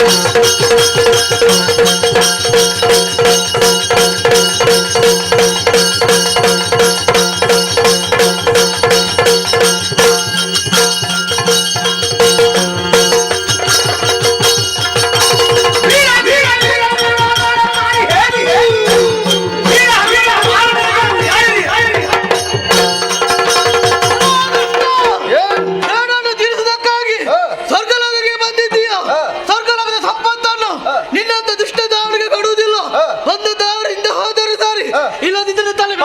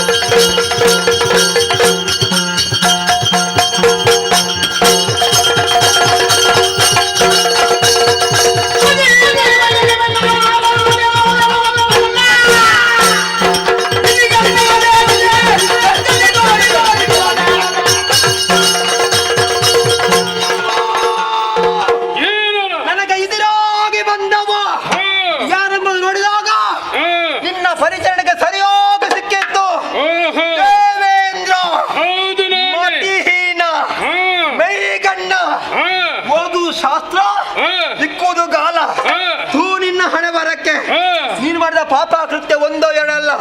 ಹಿಂದಕ್ಕಾದ್ರೂ ಅಹಲ್ಯ ಹೆಣ್ಣು ಗೌತಮನ ಅರಸಿ ಅವಳನ್ನು ನೀನು ಬಲಾತ್ಕಾರ ಪೂರ್ವಕವಾಗಿಯೋ ಅಥವಾ ಅವಳ ಒಪ್ಪಿಗೆ ಇಲ್ಲದೆಯೋ ಆರಿಸಿಗೆ ತಿಳಿಯದೆ ಅವಳನ್ನು ಕೂಡಿದ್ದಿ. ಅದರ ಫಲವಾಗಿ ನೀನು ಮೇಗಣ್ಣ ಎಂಬುದಾಗಿ ಶಾಪಕ್ಕೊಳಗಾಗಿದ್ದಿ. ಅಷ್ಟೇ ಅಲ್ಲ ನೀನು ಮಾಡಿದಂತ ಕೆಟ್ಟ ಕೆಲಸ. ಆ ನಿರ್ಣಯಕ್ಕೆ ಏನು ಎಂಬುದಾಗಿ ನಮ್ಮ ದೇವನಾದಂತಹ ಹರಿ ನಿರ್ಣಯ ಕೈಗೊಂಡಿದ್ದಾನೆ. ಏನು? ವೃತ್ರಾಸುರ ಅವರನ್ನು ಕೂಡ ಮೋಸದಿಂದ ಕೊಂದವ ನೀನು. ದಿತಿ ಗರ್ಭವನ್ನೇ ಆಚರಿಸಿದ್ದಿ. ನೀನು ಮಾಡುವುದಿಲ್ಲ ಸರಿ, ಮತ್ತೆ ಮಾಡಿದೆಲ್ಲ ತಪ್ಪು. ನಿನ್ನನ್ನು ಹೇಳುವರು ಕೇಳುವರು ಯಾರು ಇಲ್ಲ ಭಾವಿಸಿಕೊಳ್ಬೇಡ. ಅರುಣಾಸುರ ಬಂದಿದ್ದೇನೆ.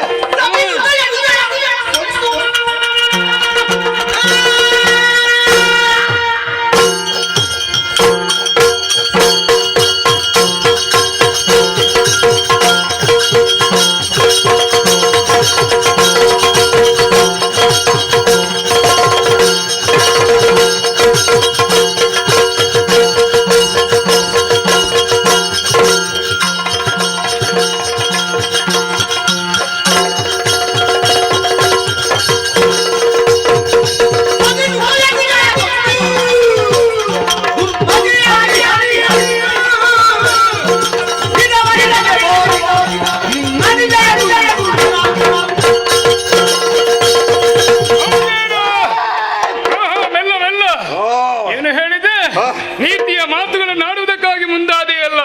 ಒಬ್ಬರಿಗೆ ನೀತಿ ಮಾತುಗಳನ್ನು ಆಡಬೇಕಾದರೆ ಗುರುವಾದವನಿಗಂತಹ ಅರ್ಹತೆ ಉಂಟು.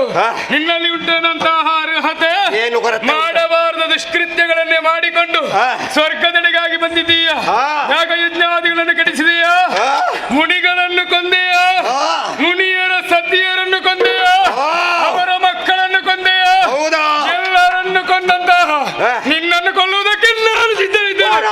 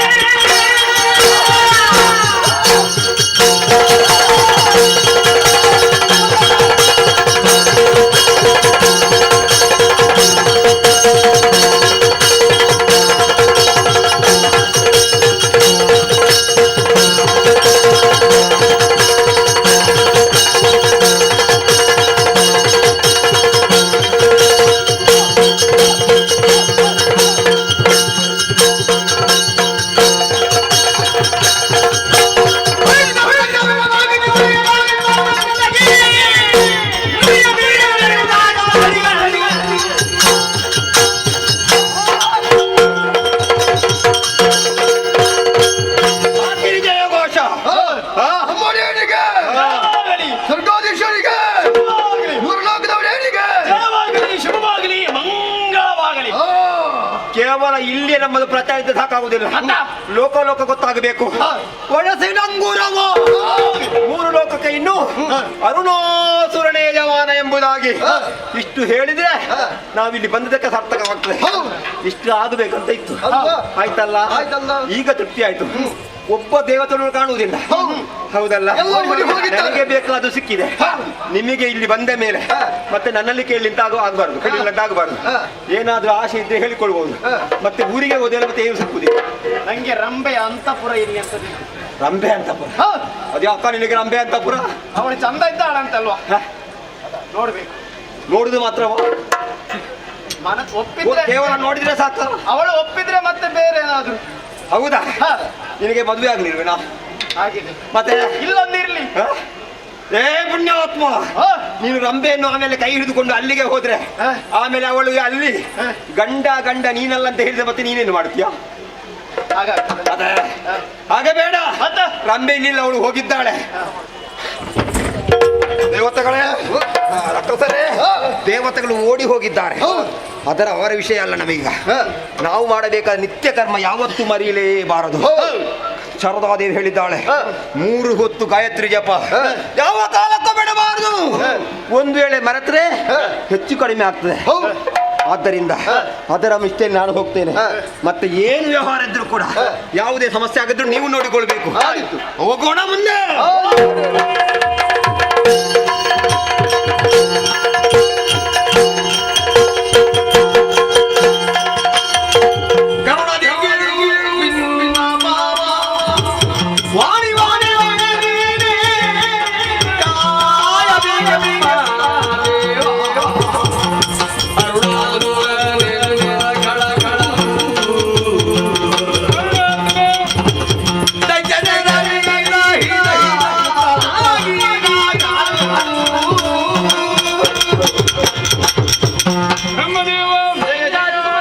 ನಿನ್ನಿಂದಲೇ ವರದ ಬಲವನ್ನು ಪಡೆದಂತಹ ಅರುಣಾಸುರನೆಂಬಂತಹ ದಾನವ ಮಾಡಬಾರದಂತಹ ದುಷ್ಕೃತ್ಯಗಳನ್ನೇ ಎಸಗುತ್ತಾ ಇದ್ದಾನೆ. ಹೌದೇ? ಆತನನ್ನ ಎದುರಿಸುವುದಕ್ಕೆ ಎದುರಾಗಿ ಹೋದರೆ ನಮಗೂ ಅಸಾಧ್ಯವಾಗಿದೆ. ಏನು ಮಾಡುವುದೆಂದು ತೋಚದಂತಹ ನಾವು ನಿನ್ನೆಡೆಗೆ ಬಂದಿದ್ದೇವೆ. ನೀನೇ ಕಾಯಬೇಕು. ಸುರಪಾಲ, ಈ ಹೊತ್ತಿನಲ್ಲಿ ವರವನ್ನು ಕೊಟ್ಟದೇನೋ ಹೌದು, ವರವನ್ನು ಪಡೆಯುವುದು ನನ್ನದಾಗುವುದಿಲ್ಲ. ಹಾಗಾಗಿ ಹರಿಹರನನ್ನು ಒಡಗೂಡಿ ಮನಿ ದ್ವೀಪದ ಕಡೆಗೆ ಹೋಗಿ ಜಗನ್ಮಾತೆಯನ್ನೇ ಭಕ್ತಿಯಿಂದ ಭರಿಸೋಣ.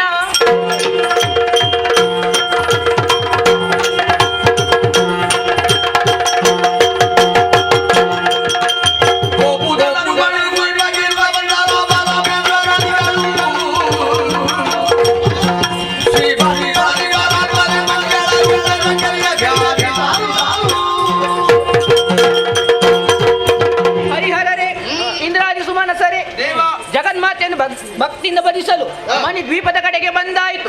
ಹಾಗಾಗಿ ತಡ ಮಾಡುವುದಲ್ಲ, ಜಗನ್ಮಾತೆಯನ್ನೇ ಭಜಿಸೋಣ. ಜಯ ಜಯ ಜಯ ಜಯ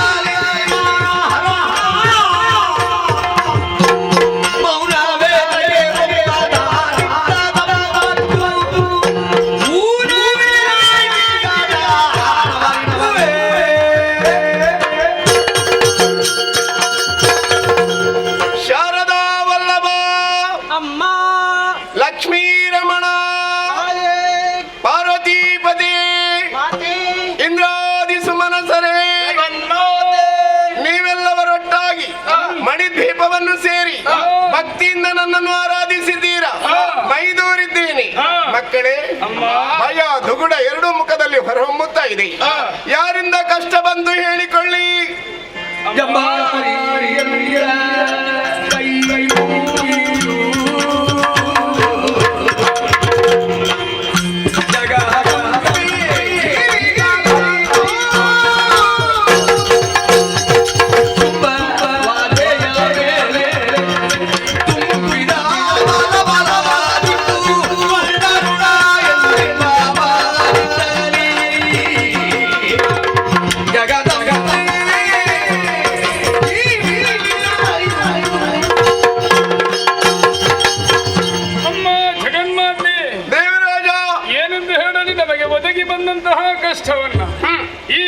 ಶುಂಭ ನಿಶುಂಭಾದಿ ದಾನವರ ಗಣನವನ್ನೆಲ್ಲ ಸಂಹರಿಸಿ ನಮಗೆ ಅಭಯಪ್ರದಳಾದವಳು.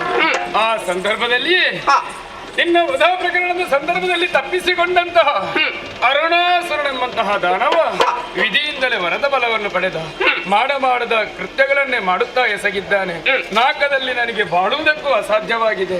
ನಮಗೆಲ್ಲರಿಗೆ ತೊಂದರೆಯನ್ನ ನೀಡುತ್ತಿರುವಂತಹ ಆ ದುರುಣನಾದಂತಹ ಅರುಣಾಸುರನನ್ನು ವಧಿಸಿ ನೀನೇ ಕಾಯಬೇಕಮ್ಮ.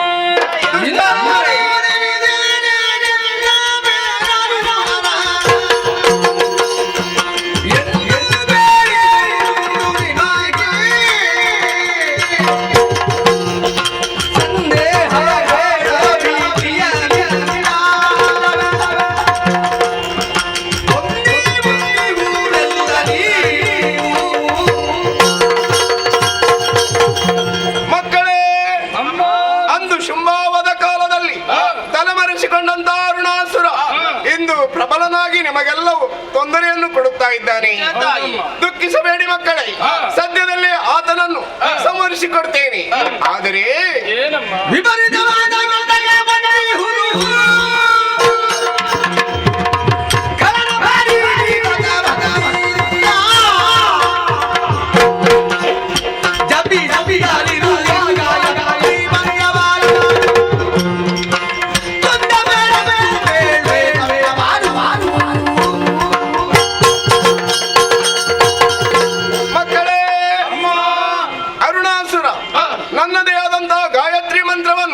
ಸ್ಮರಿಸುತ್ತಾ ಇದ್ದ ಕಾರಣ, ಆತ್ಮವರ್ಚಸ್ಸು ದೇಹ ವರ್ಚಸ್ಸು ಹೆಚ್ಚಿಸಿಕೊಂಡ ಕಾರಣ ಒಂದೊಮ್ಮೆ ಈ ಸಮಯದಲ್ಲಿ ನಾನೇ ಹೋಗಿ ಎದುರಾದ್ರೂ ಆತನನ್ನು ಸೋಲಿಸುವುದಕ್ಕೆ ಅಸಾಧ್ಯ. ಅದಕ್ಕಾಗಿ ದೇವೇಂದ್ರ, ನಿಮ್ಮ ದೇವಗುರುಗಳಾದಂತ ಬೃಹಸ್ಪತಿಯನ್ನು ಅವನಿಗೆ ಕಳುಹಿಕೊಡು. ಅವರ ಮಾತಿನ ಚಾತುರ್ಯದಿಂದ ಆ ಗಾಯತ್ರಿ ಮಂತ್ರವನ್ನು ಮರೆಯುವ ಹಾಗೆ ಮಾಡಲಿ. ಆಮೇಲೆ ನಾನು ಅವನನ್ನು ಒದಗಿಸಿಕೊಡ್ತೇನೆ. ಧೈರ್ಯಸ್ಥರಾಗಿರಿ. ಅದೃಶ್ಯಳಾಗ್ತೇನೆ, ಅದೃಶ್ಯಳಾಗ್ತೇನೆ, ಅದೃಶ್ಯಳಾಗ್ತೇನೆ.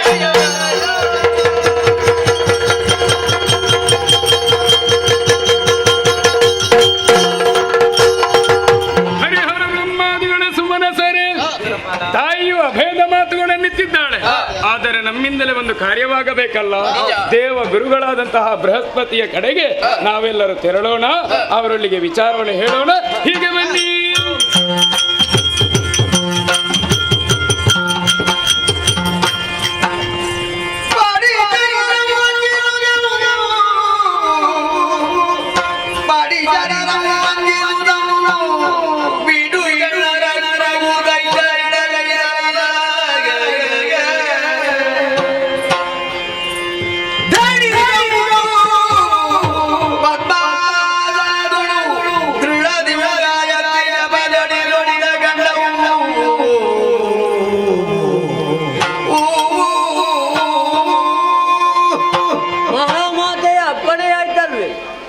ಆಚಾರ್ಯರೇ ಹೋಗಬೇಕು, ಅರುಣಾಸುರ ಗಾಯತ್ರಿ ಮಂತ್ರವನ್ನು ಬಿಡುವ ಹಾಗೆ ಪ್ರೇರೇಪಿಸಬೇಕು ಎಂಬುದಾಗಿ ಅಷ್ಟು ಎಂಬುದಾಗಿ ಅಲ್ಲಿಂದ ಹೊರಡುವಾಗ ಯೋಚನೆ ಮಾಡಲಿಲ್ಲ. ಹೊರಟಾದ ಮೇಲೆ ಯೋಚನೆಯನ್ನು ಮಾಡಿದೆ.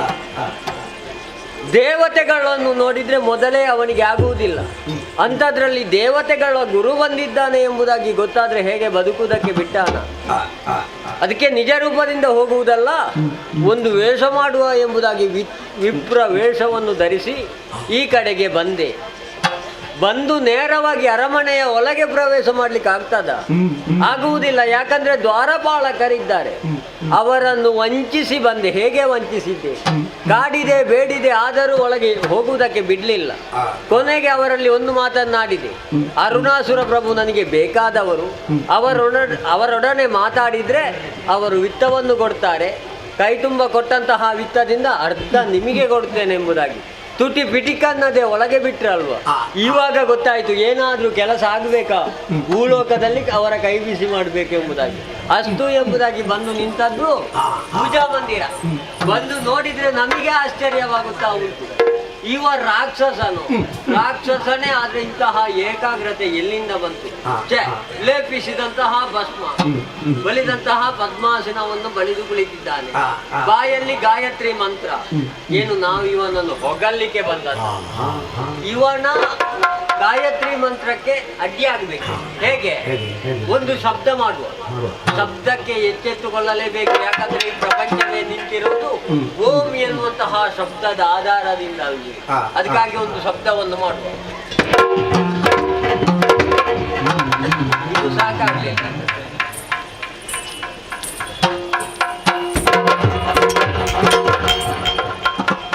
ಒಳ್ಳೆಯ ಶಬ್ದ ಆಗುವುದಿಲ್ಲ ಇಂಥವರಿಗೆ. ಏನಾದ್ರೂ ಒಂದು ವಿಕಾರವಾದಂತಹ ಶಬ್ದವೇ ಆಗ್ಬೇಕು. ಅದಕ್ಕಾಗಿ ಇವನ ಕಿವಿಯ ಹತ್ತಿರ ಒಂದು ವಿಕಟ ನಗೆಯನ್ನು ಬೀಳ್ತೇನಂತೆ.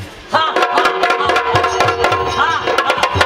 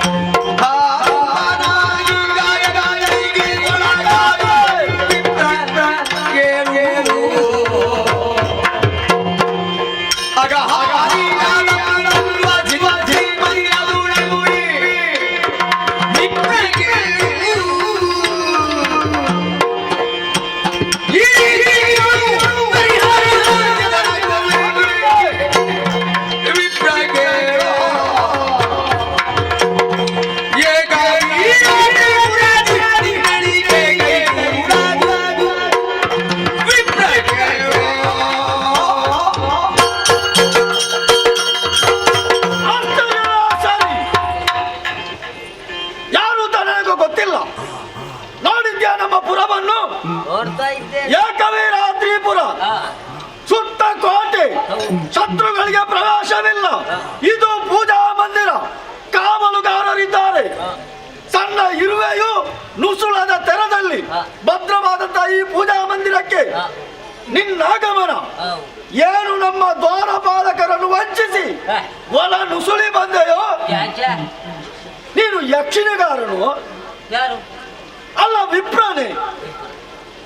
ನಿನ್ನದಾದಂತಹ ಗಹಗಹಿಸುವ ನಗೆ, ಈ ನಗೆಯಿಂದಲಾಗಿ ನಾನು ಉಚ್ಚರಿಸುತ್ತಿರುವಂತಹ ಈ ಮಂತ್ರ ಗಾಯತ್ರಿಗೆ ತೊಡಕಾದೆ. ಯಾರು ನೀನು? ಯಾಕೆ ಈ ರೀತಿಯ ವಿಕಟವಾದಂತಹ ನಗೆ ಬಂದ ಕಾರಣ ಏನು ಹೇಳು? ದೈತ್ಯರಾಯ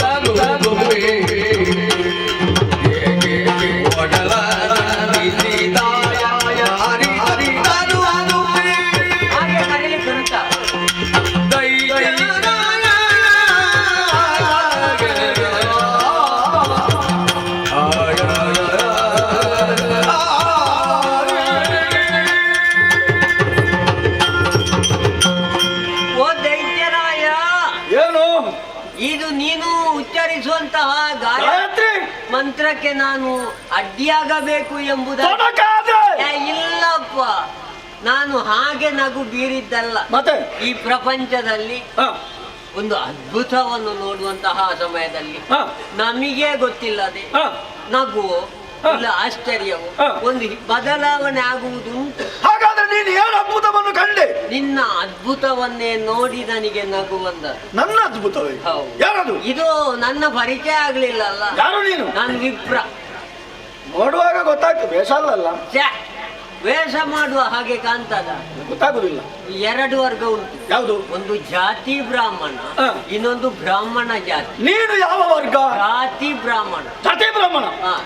ಶಾಸ್ತ್ರ, ಇತಿಹಾಸ, ಮೀಮಾಂಸ ಇದನ್ನೆಲ್ಲ ಕರಗತ ಮಾಡಿಕೊಂಡವನೇನು. ಹೌದಾ? ಹೌದು. ನನ್ನ ಉದ್ಯೋಗ ಏನು ಎಂಬುದಾಗಿ ಕೇಳಿದರೆ ತಿರುಗಾಟ. ತಿರುಗಾಟ? ದೇಶಾವರಿ ಬ್ರಾಹ್ಮಣ. ಹೇಗುಂಟು ತಿರುಗಾಟ? ತೊಂದರೆ ಇಲ್ಲ. ತಿರುಗಾಟದಲ್ಲಿ ಏನು ಸಂಪಾದನೆ ಇಲ್ಲ, ಇನ್ನು ಕೂಡುವುದು ಇಲ್ಲ. ವಯಸ್ಸಾಯಿತು, ತಿರುಗಾಟವನ್ನು ನಿಲ್ಲಿಸುವಂತ ಯೋಚನೆ ಮಾಡಿದೆ. ಇನ್ನು ತಿರುಗಾಟ ನಿಲ್ಲಿಸುವಂತ ಯೋಚನೆ ಮಾಡಿ ಈ ಕಡೆಗೆ ಬಂದವಾಗ ಎಲ್ಲರ ಬಾಯಲ್ಲಿಯೂ ನೀನೆ. ಅದೇನು? ನಿನ್ನದೇ ವಿಚಾರ. ಗುಣಗಾನ. ಹೌದು. ಅಂತವನೊಮ್ಮೆ ನೋಡ್ಬೇಕು ಎಂಬುದಾಗಿ ಬಂದು ನೋಡಿದ್ರೆ ನೀನು ಇಲ್ಲಿ ಕುಳಿತು ಬಾಯಲ್ಲಿ ಮಠ ಅಂತ ಮಠ ಅಲ್ವಾ ಮಂತ್ರವನ್ನು ಉಚ್ಚರಿಸುತ್ತ ಹೊರಗಡೆ ನಿನ್ನ ಬಗ್ಗೆ ಹೇಗೆ ಪ್ರಚಾರ ಉಂಟು. ಹಾಗೆ ನೀನು ಕಾಡಿಗೆ ಹೋದಿಯಂತೆ. ಹೌದು. ವಿಧಿಯ ಕುರಿತು ತಪವನ್ನಾಚರಿಸಿದ್ಯಾ. ಹೌದು.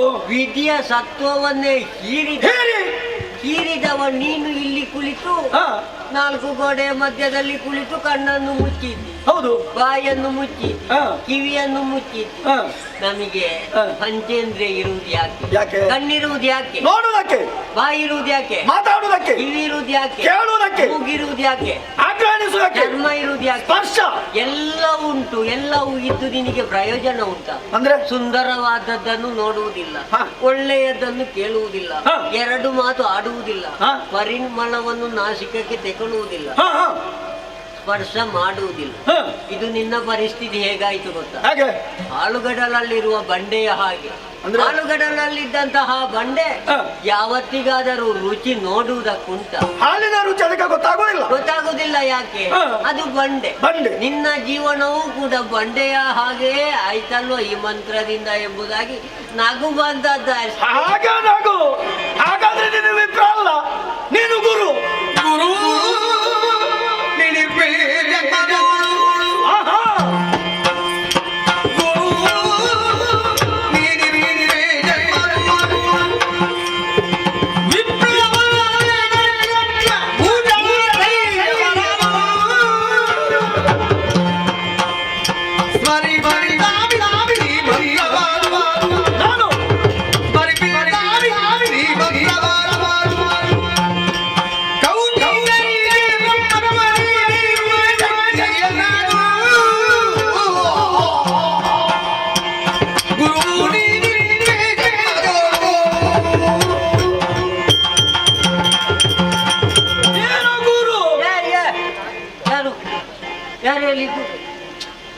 ಗುರುವಲ್ಲಪ್ಪ.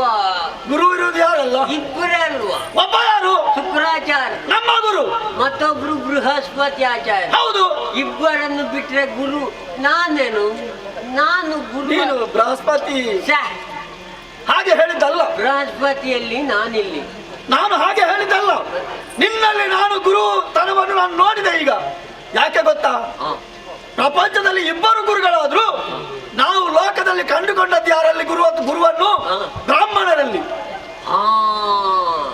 ಗುರು. ಹಾಗಾಗಿ ನಾನು ಗುರು ಅಂತ ಕರೆದೆ. ಅಬ್ಬ, ಏನು ಈಗೊಂದು ಸಮಾಧಾನ ಆಯ್ತು. ಇಲ್ಲದಿದ್ರೆ ಎದೆ ಬಡಿತ ಹೆಚ್ಚಾಗ್ತಿತ್ತ? ಅಲ್ಲ, ಆ ಗುರುವಿನ ಮಟ್ಟಕ್ಕೆಲ್ಲ ನಮ್ಮನ್ನೇರಿಸುವಾಗ ನಮಗೆ ಸ್ವಲ್ಪ ಹಾಗೆ ವಿಪ್ರಾತಮ.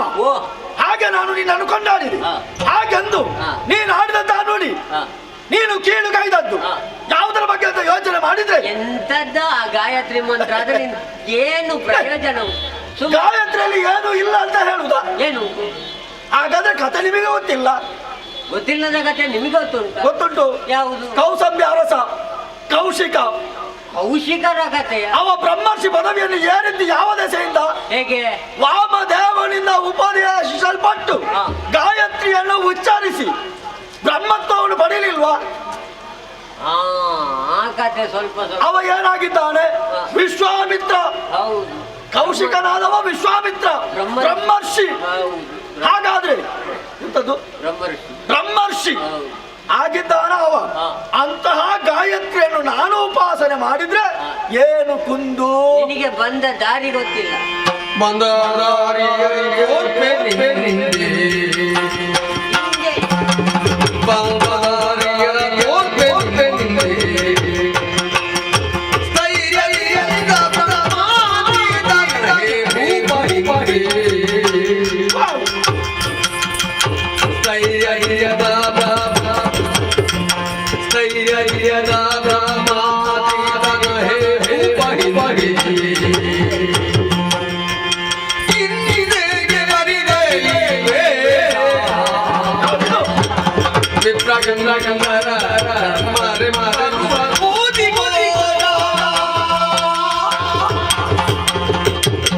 ನಿಮಗೆ ಪ್ರಾಯ ಆಗಿದೆ ಅಂತ ತಲೆಯಲ್ಲಿ ಉಂಟಾ? ತಲೆಯಲ್ಲಿ ಉಂಟಾ ಪ್ರಾಯ ಆಗಿದೆ ಅಂತ? ಪ್ರಾಯ ಕಡಿಮೆ. ಎಷ್ಟು? 20.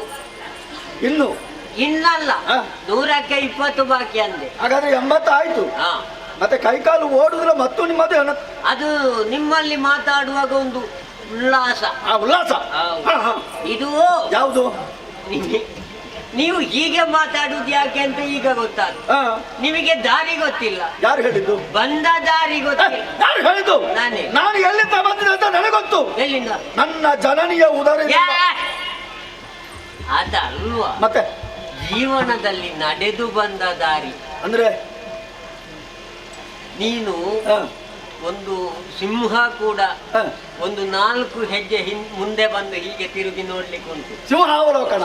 ಹಾಗೆ ನಿನಗೆ ನೀನು ಜೀವನದಲ್ಲಿ ನಡೆದು ಬಂದ ದಾರಿ ಯಾವುದಂತಲೇ ಗೊತ್ತಿಲ್ಲ. ಓ, ನನ್ನ ಜೀವನದ ಸಿಂಹಾವಲೋಕನ. ಹೌದು. ನಿಮಗೆ ಗೊತ್ತಾ? ನನ್ನ ಬಗ್ಗೆ ನಿಮಗೆ ಗೊತ್ತಾ? ನನಗೆ ಗೊತ್ತಿದ್ರಿಂದಲೇ ನಾನು ಹೇಳುವುದು. ಹಾಗಾದ್ರೆ ಹೇಳಿ. ಇದು ಯಾವುದು? ಕೌಶಿಕರಿಗೆ ಗಾಯತ್ರಿ ಮಂತ್ರ ಉಚ್ಚರಿಸುವ ಮೂಲಕ ಬ್ರಹ್ಮ ಋಷಿ ಪದವಿಯನ್ನು ಪಡೆಯುವುದಕ್ಕೆ ಅನುಕೂಲವಾಗಿದೆ. ಹೌದೌದು. ನಿನಗೆ ಹಾಗಾಗ್ತದೆ ಎಂಬುದಾಗಿ ಭಾವಿಸಿದ್ದ. ಕೌಶಿಕರಿಗೆ ಅನಿವಾರ್ಯ ಇತ್ತು ಗಾಯತ್ರಿ ಮಂತ್ರ. ಕ್ಷತ್ರಿಯನಾದ ಬ್ರಾಹ್ಮಣನಾದ ಆಗಬೇಕಿದ್ರೆ ಗಾಯತ್ರಿ ಮಂತ್ರದ ಅನಿವಾರ್ಯ ಇತ್ತು. ನಿನಗೆ ಅನಿವಾರ್ಯ ಇಲ್ಲ. ಯಾಕೆ? ಯಾಕಿಲ್ಲ? ನೀನು ಕ್ಷತ್ರಿಯನ ಅಲ್ಲ, ನೀನು ಬ್ರಹ್ಮ ರಾಕ್ಷಸ. ಹೊಡೆಯೋದೇ ಬೆಟ್ಟು ತಿನ್ನುವುದಿಲ್ಲ. ಯಾಕೆ ನೀವು ಹೊಡೆಯುವುದು? ಯಾಕೆ? ನನ್ನನ್ನು ನೋಡುವಾಗ ಬ್ರಹ್ಮ ರಾಕ್ಷಸನಾಗೆ ಕಾಣ್ತೇನ? ಮತ್ತೆ ನಿಮ್ಮ ತಾಯಿ ಯಾರು? ಪ್ರಾಯದ ಉಂಟೆ. ತಾಯಿ ಯಾರು? ರಕ್ಕಸಿ. ತಂದೆ ಯಾರು? ಬ್ರಾಹ್ಮಣ. ಮತ್ತೆ ಆಯ್ತಲ್ವ ಇಬ್ಬರ ಆ ಲೆಕ್ಕಾಚಾರ. ಹೌದು. ನೀನು ನಿನ್ನ ಹುಟ್ಟಿನಿಂದಲೇ ಉಂಟು ಬ್ರಹ್ಮತ್ವ. ಬ್ರಹ್ಮತ್ವ. ಮತ್ತೆ ನೀನು ನಿನಗೆ ಆ ಗಾಯತ್ರಿ ಮಂತ್ರದ ಅನಿವಾರ್ಯ ಏನುಂಟು? ನೀನು ಒಂದು ವಿಪ್ರರ. ನಿನಗೆ ಯಾಕೆ ಈ ವೇಷ? ಯಾಕೆ? ಯಾರು ಹೇಳಿದ್ರು ಇದು ವೇಷ ಅಂತ? ಮತ್ತೆ ಎಂತ ಇದು ವೇಷವಾ? ಮತ್ತೆ ದೇವರನ್ನ ವೇಷದಾಗೆ ಕಾಣ್ತ ಉಂಟು. ಈ ಭಸ್ಮವನ್ನು ಲೇಪಿಸಿಕೊಂಡು ನೀನನ್ನು ಆಡಿದ್ದು ಲೋಕದಲ್ಲಿ. ಹೌದು. ಯಾರು ಕೂಡ ಮಂತ್ರವನ್ನು ಉಚ್ಚರಿಸಬಾರದು. ಹೌದು. ಯಾರು ಕೂಡ ಯಾಗ ಯಜನ ಮಾಡಬಾರದು ಹೇಳಿದವ ನಾನೇ. ಈಗ ನೀನೇ ಇದನ್ನೇ ಮಾಡ್ತಾ ಇದ್ದೀಯಲ್ವ. ಸುಮ್ಮನೆ ನಿನಗೆ ಅದಕ್ಕೆ ನಾನು ಕೇಳಿದ್ದು ಈ ವೇಷ ನಿನಗೆ ಯಾಕೆ? ನನಗೆ ವೇಷ ಬೇರೆ ಆದೀತ. ಒಂದು ವಿಪ್ರ ಕಂದ ಶರ್ಮನ ಹಾಗೆ ನೀನು ಕೂಡ ಅದೆಂತದ್ದು? ಶರ್ಮ ಕಂದ ಶರ್ಮ ಅಂತ ಕರೆಯುವುದಿಲ್ವ? ವಿಪ್ರ ಕಂದನನ್ನು ಶರ್ಮ ಅಂತಲೇ ಕರೆಯುವುದು. ಅವರು ಮಾಡುವಂತಹ ಕೆಲಸವನ್ನು ನೀನು ಮಾಡ್ತಾ ಇದ್ದೀಯಲ್ವ. ಎಂತದ ಇದು ಗಾಯತ್ರಿ ಮಂತ್ರ? ಎಂತದ ನಿನ್ನ ವೇಷ? ಇದು ನಿನ್ನ ಪರಿಸ್ಥಿತಿ ಹೇಗಾಯ್ತು ಗೊತ್ತಾ? ಹೆತ್ತ ತಾಯಿಯನ್ನು ಮಾರಾಟ ಮಾಡಿ ಕೆಲಸದವರನ್ನೇ ಅಮ್ಮ ಅಮ್ಮ ಅಮ್ಮ ಎಂಬುದಾಗಿ ಕರೆದವರ ಆ ಪರಿಸ್ಥಿತಿ ಆಯ್ತು ನಿನ್ನದು. ಮತ್ತೆಂತ ಹಾಗಾಯ್ತಾ?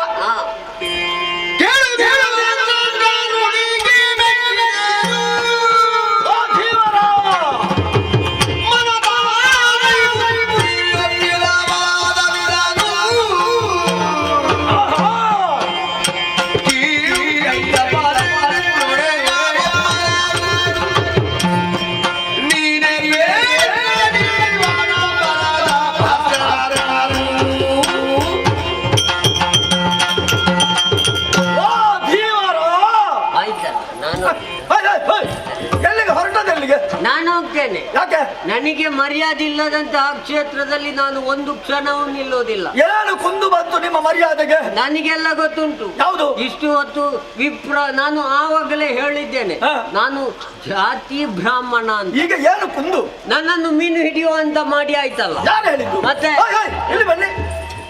ಹಾಗೆ ಹೇಳಿದ್ದ? ಮತ್ತೆ ಬಾಲ ಉಂಟು ಈ ಬರುವಾಗ ಇರ್ಲಿಲ್ಲ. ಯಾವುದಕ್ಕೆ? ದಿ ಎಂಬಂತ ಅಕ್ಷರಕ್ಕೆ ಬಾಲ ಉಂಟು. ಧೀವರ ಶ್ರೇಷ್ಠ. ನುಡಿಗೆ ಮೆಚ್ಚಿದನು.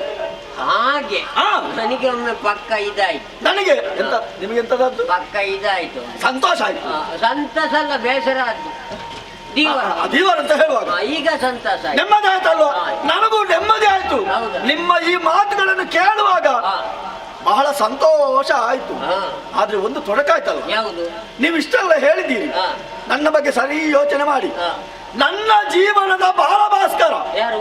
ಯಾರು? ಯಾರು ಭಾಸ್ಕರ? ಜೀವನದ ಬಾಲಭಾಸ್ಕರ ಯಾರು? ಯಾರು? ಬ್ರಹ್ಮದೇವ. ಆ ಬ್ರಹ್ಮದೇವನನ್ನ ತಪಸ್ಸಿನ ಮೂಲಕ ಒಲಿಸಿ ನನ್ನದಾದಂತ ಆತ್ಮವರ್ಚಸ್ಸನ್ನು ಹೆಚ್ಚಿಸ್ತಾ ಇರುವಂತ ಈ ವೇಳೆಯಲ್ಲಿ ಎನ್ನೊಡೆಯ ಬೊಮ್ಮನನ್ನು ಕೀಳುಗೈದಿರಲ್ಲ, ಇದು ನ್ಯಾಯವೇ? ಬ್ರಹ್ಮದೇವ್ರ ಮತ್ತೆ ಅವನ ಹಣೆ ಬರಬಹುದು. ಮಗಳ ಗಂಡ ಸುತಲ ಬಲಿ ತಲೆ ತಲೆ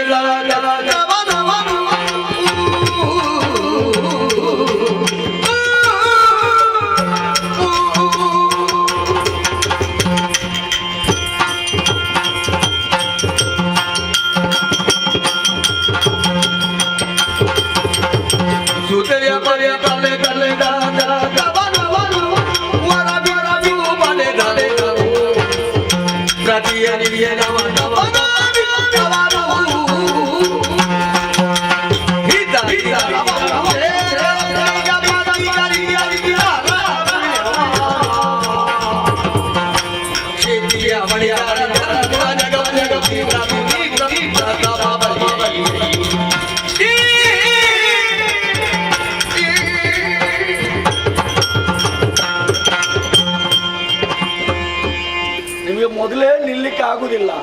ಅದು ಎಲ್ಲಿಯಾದ್ರೂ ಕೈ ತಪ್ಪಿ ಹೋದ್ರಿ ಮತ್ತೆ ಸೊಂಟ ಹೋದಿತ್ತು. ವಯಸ್ಸಾಯ್ತಂತ ನನಗೂ ಗೊತ್ತುಂಟು. ಮತ್ತೇನು? ಅದು ನನ್ನಲ್ಲಿರುವಂತ ಅದು ಒಂದು ನಿಲ್ಲುವುದಿಲ್ಲ. ನಾನು ನಿಂತಾವಾಗ ಈ ಕೋಳು ನಿಲ್ಲುವುದಿಲ್ಲ, ಕೋಳು ನಿಂತಾವಾಗ ನನಗೆ ನಿಲ್ಲಿಕ್ಕೆ ಆಗುದಿಲ್ಲ. ಇರ್ಲಿ, ಉಲ್ಲಾಸ ಉಂಟಲ್ಲ ಈ ಪ್ರಾಯದಲ್ಲೂ, ಅದು ಬೇಕು. ಇದು ಯಾವುದು? ಯಾವುದು? ಯಾರು? ಬ್ರಹ್ಮ. ನಗುದ್ಯಾಕೆ? ನಿನಗೆ ಒಂದು ಯಾವಾಗ್ಲೂ ಒಂದು ನಿನ್ನದಿದ್ದೇ ಆಯ್ತಲ್ಲ. ಯಾವುದು? ಅವನಿಗೆ ಎಲ್ಲಿಂದ ದೇವರು? ಬ್ರಹ್ಮ ಮಗಳ ಗಂಡ ಅಲ್ವಾ? ನಿಮ್ಮ ಮಗಳನ್ನು ಯಾವಾಗ ಕೊಟ್ಟ? ನನ್ನ ಮಗಳ ಗಂಡ ಅಲ್ಲ, ಮತ್ತೆ ಅವನದ್ದೇ. ಮತ್ತೆ ಸಂಕಲ್ಪದಿಂದ ಯಾಗವನ್ನು ಮಾಡಿ ಮಗಳನ್ನು ಪಡೆದ. ಆಮೇಲೆ ಮಗಳೇ ಮಗಳೇ ಎಂಬುದಾಗಿ ಕರೆದ. ವಯಸ್ಸಿಗೆ ಬಂದ ಮೇಲೆ ಆಕೆಯ ರೂಪವನ್ನು ನೋಡಿ ಅಲ್ಲಿಗೆ ಮದುವೆಯಾದ. ಎಂತದ? ಇದನ್ನು ನೋಡಿದಂತಹ ಹರಣಿಗೆ ಸಿಟ್ಟು ಬಂತು. ಒಂದು ಶಿರವನ್ನು ಕಿತ್ತು ತಿರುಗಾಟ ಅವರು. ಒಂದು ಬ್ರಹ್ಮ ಕಪಾಲ, ಒಂದು ಕಪಾಲ ಕಡಿಮೆ ಆಗಿದೆ ಬ್ರಹ್ಮನಿಗೆ. ಅದು ಯಾಕೆ? ಯಾಕೆ? ಇವ ಮಾಡಿದ ತಪ್ಪಿಗೆ ದಂಡ ಕೊಟ್ಟದ್ದು ಹರಣಿಗೆ. ಒಂದು ವೇಳೆ ತಪ್ಪು ಮಾಡದಿದ್ರೆ ದಂಡ ಕೊಡ್ಬೇಕಾ? ದಂಡ ಕೊಟ್ಟಿದ್ದಾನೆ ಎಂಬುದಾಗಿದ್ರೆ ಅವ ತಪ್ಪು ಮಾಡಿದ್ದಾನೆ ಎಂಬುದಾಗಿ ಅರ್ಥ. ನೀನೇ ಯೋಚನೆ ಮಾಡು. ಏನು? ನಿನಗೆ ಅವ ಏನು ಅರಮನೆಯಲ್ಲಿ ಕೂತಿರುವಾಗ ಬಂದು ಕೊಟ್ಟದ್ದು? ಇಲ್ಲ. ನೀನು ಕಾಡಿಗೆ ಹೋಗ್ಲಿಲ್ವಾ? ಎಷ್ಟು ವರ್ಷ ತಪಸ್ಸು? ಗೊತ್ತಿಲ್ಲ. ಅಷ್ಟು ವರ್ಷ ತಪವನ್ನು ಆಚರಿಸುವಂತಹ ಸಮಯದಲ್ಲಿ ನಿನ್ನ ಒಳಗೆ ಪುಣ್ಯ ಸಂಚಯನ ಆಗ್ಲಿಲ್ವಾ? ಆಗಿದೆ. ಆ ಪುಣ್ಯ ಎಲ್ಲಿ ಉಂಟು? ಅದವನಿಗೆ ಕೊಟ್ಟಿದ್ದೇನೆ. ಮತ್ತೆ ನಿಮ್ಮೊಳಗೆ ಕೊಡುಕೊಳ್ಳುವಿಕೆ ಅದ್ದಲ್ವಾ? ಅವ ವರ ಎನ್ನುವಂತಹ ವಸ್ತುವನ್ನು ನಿನಗೆ ಕೊಟ್ಟ. ನೀನು ಪುಣ್ಯ ಎನ್ನುವಂತಹ ವಿತ್ತವನ್ನು ಅವನಿಗೆ ಕೊಟ್ಟೆ. ನಿನಗೂ ಅವನಿಗೂ ಯಾವ ಹಂಗು, ಅವನಿಂದ ನಿನಗೆ ಯಾವ ಹಂಗು ಇಲ್ಲ.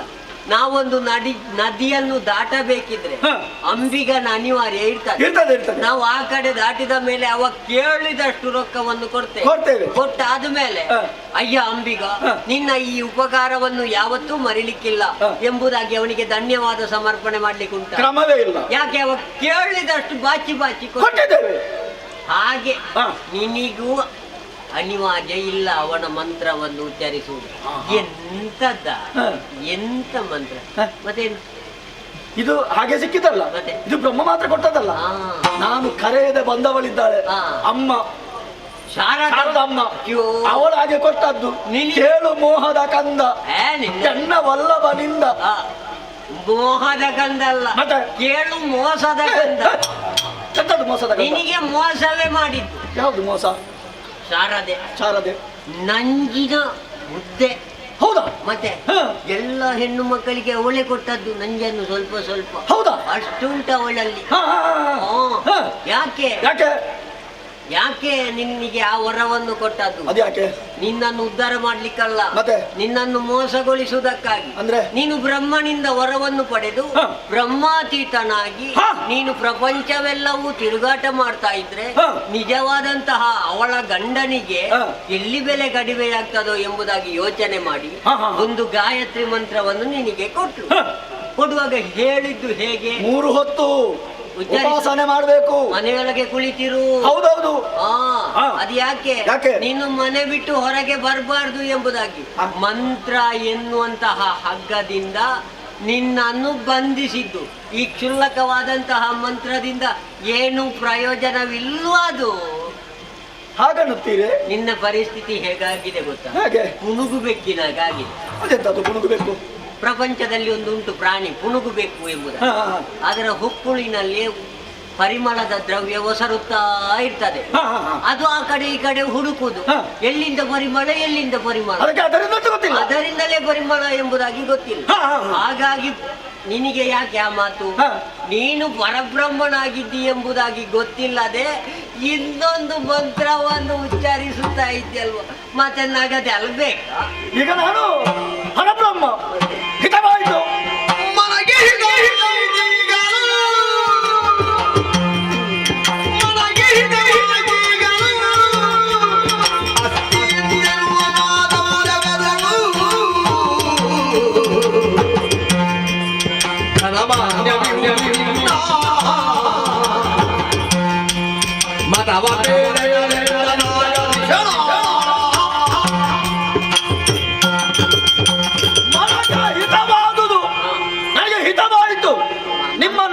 ನುಡಿ ವಚನಗಳನ್ನು ಕೇಳಿ ನನ್ನ ನುಡಿ ಕೇಳಿ ನನಗೆ ಬಹಳ ಸಂತೋಷ ಆಯ್ತು. ಆದ್ರೂ ಒಂದು ಅನುಮಾನ ಬಿಟ್ಟು ಹೋಗ್ಲಿಲ್ಲ. ಯಾವುದು? ಈ ಪ್ರಪಂಚದಲ್ಲಿ 2 ವರ್ಗ ಉಂಟು, ಆಸ್ತಿಕರು ಮತ್ತು ನಾಸ್ತಿಕರು. ನೀವು ಬ್ರಾಹ್ಮಣರು, ನೀವು ಆಸ್ತಿಕರೋ ನಾಸ್ತಿಕರೋ? ಯಾವುದರಲ್ಲಿ ಒಂದು ಅಂತ ಗೊತ್ತಾಗ್ಲಿಲ್ಲ. ನನ್ನ ತತ್ವವೇ ಬೇರೆ ಉಂಟು. ನಿಮ್ಮ ತತ್ವ ಯಾವುದು?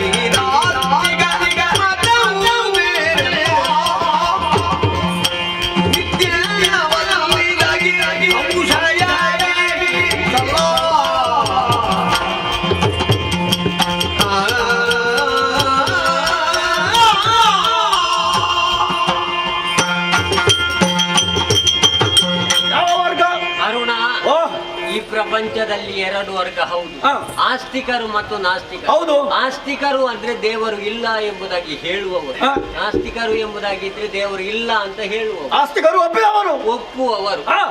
ಹೌದು, ಆದ್ರೆ ಈ ಪ್ರಪಂಚದಲ್ಲಿ ಹೆಚ್ಚಿರುವುದೇ ಆಸ್ತಿಕರು. ಆಸ್ತಿಕರು ಬಹಳ ಕಡಿಮೆ. ನೀವು ಆಸ್ತಿಕನೇ. ದೇವರ ಮೇಲೆ ನಂಬಿಕೆ ಇರ್ಬೇಕು. ಹೌದು, ಇದು ಯಾವುದು? ಈ ಪ್ರಪಂಚದಲ್ಲಿ ಒಂದೊಂದು ವರ್ಗ ಉಂಟು. ನನ್ನ ದೇವರು ಗಣಪತಿ, ನನ್ನ ದೇವರು ಶಿವ, ನನ್ನ ದೇವರು ವಿಷ್ಣು, ನನ್ನ ದೇವರು ಸ್ಕಂದ, ನನ್ನ ದೇವರು ದೇವಿ, ಹೀಗೆ ವಾದ ಮಾಡುವವರಿದ್ದಾರೆ. ನಾನು ಅಂತ ವರ್ಗಕ್ಕೆ ಸೇರಿದವನ. ನಾನು ನಿಜವಾದಂತಹ ದೇವರು ಎಲ್ಲಿದ್ದಾನೆ ಎಂಬುದಾಗಿ ಹುಡುಕುವವ ನಾನು. ಹೌದೌದು. ನಿನಗೆ ಇಷ್ಟು ಹೊತ್ತು ಗೊತ್ತೇ ಆಗ್ಲಿಲ್ವಾ? ನಿನ್ನ ಮತ ಯಾವುದು? ತತ್ವಮಸಿ ಅಂತ. ಅದು ಎಂತದು ಮಸಿ? ಮಸಿ ಅಲ್ವಾ? ತತ್ವಂ ಅಸಿ ಅಂದ್ರೆ ತತ್ ಅಂದ್ರೆ ಅದು, ತ್ವಂ ಅಂದ್ರೆ ನೀನು, ಅಸಿ ಅಂದ್ರೆ ಆಗಿದ್ದಿ, ಅದು ನೀನು ಆಗಿದ್ದಿ. ಯಾವುದಾಗಿದ್ದೇನೆ? ಅದು ಅಂದ್ರೆ ಅವನು ಅಲ್ಲದ, ಅವಳು ಅಲ್ಲದ, ಅದು. ಅದು ಅಂದ್ರೆ ನೀನು, ಅದು ಅಂದ್ರೆ ನಾನು, ಹೌದು, ನಾನು ಅಂದ್ರೆ ಅದು. ಅದು ಅದು ಇದು ಅಂದ್ರೆ ನಿನಗೆ ಗೊತ್ತಾಗ್ಲಿಲ್ಲ. ಹ. ಪರಬ್ರಹ್ಮನೇ ನೀನು. ಪರಬ್ರಹ್ಮ. ಹೌದು. ಹ, ಹ. ಯಾಕೆ? ಯಾಕೆ? ಪರಬ್ರಹ್ಮನಿಗೆ ಆಕಾರವಿಲ್ಲ, ಇಲ್ಲ, ರೂಪ ಇಲ್ಲ, ಇಲ್ಲ. ಆದ್ರಿಂದ ಹ, ಹುಟ್ಟು ಸಾವು ಇಲ್ಲ, ಹ. ಪರಬ್ರಹ್ಮ ಸ್ವರೂಪ ಇಲ್ಲ. ಹ. ನೀನು ಪರಬ್ರಹ್ಮ ಯಾಕೆ? ಯಾಕೆ? ನಿನಗೆ ಸಾವು ಉಂಟಾ? ಇಲ್ಲ. ಮೂರು ಮೂರ್ತಿಗಳಿಗೆ ಅಂತ್ಯ ಇಲ್ವಾ? ಮತ್ತೆ ಉಂಟು. ಉಂಟಲ್ವಾ? ಹಾ. ನಿನಗೆ ಉಂಟಾ? ಇಲ್ಲ. ಇಲ್ಲ ಅಂದ ಮೇಲೆ ಪರಬ್ರಹ್ಮ ನೀನೇ ಅಲ್ವಾ? ನಿನಗಿಂತ ದೊಡ್ಡ ದೇವರು ಯಾರಿದ್ದಾರೆ? ಜಗದ ದೇವರಾದಂತಹ ನೀನು ಇನ್ನೊಂದು ಯಾವುದೋ ಮಂತ್ರವನ್ನು ಉಚ್ಚರಿಸಿದ್ರೆ ಅದರಿಂದ ಏನು ಪ್ರಯೋಜನ? ಅದಕ್ಕೆ ಪರಬ್ರಹ್ಮ ನೀನೇ. ಹಾಗಾದ್ರೆ ಏನ್ ಮಾಡ್ಬೇಕು? ಗಾಯತ್ರಿ ಮಂತ್ರವನ್ನು ಬಿಡ್ಬೇಕು. ಹೇಗೆ? ಮಂತ್ರ ಬಿಡ್ಬೇಕು. ಬಿಡ್ಬೇಕು. ಗಾಯತ್ರಿ ಮಂತ್ರವನ್ನು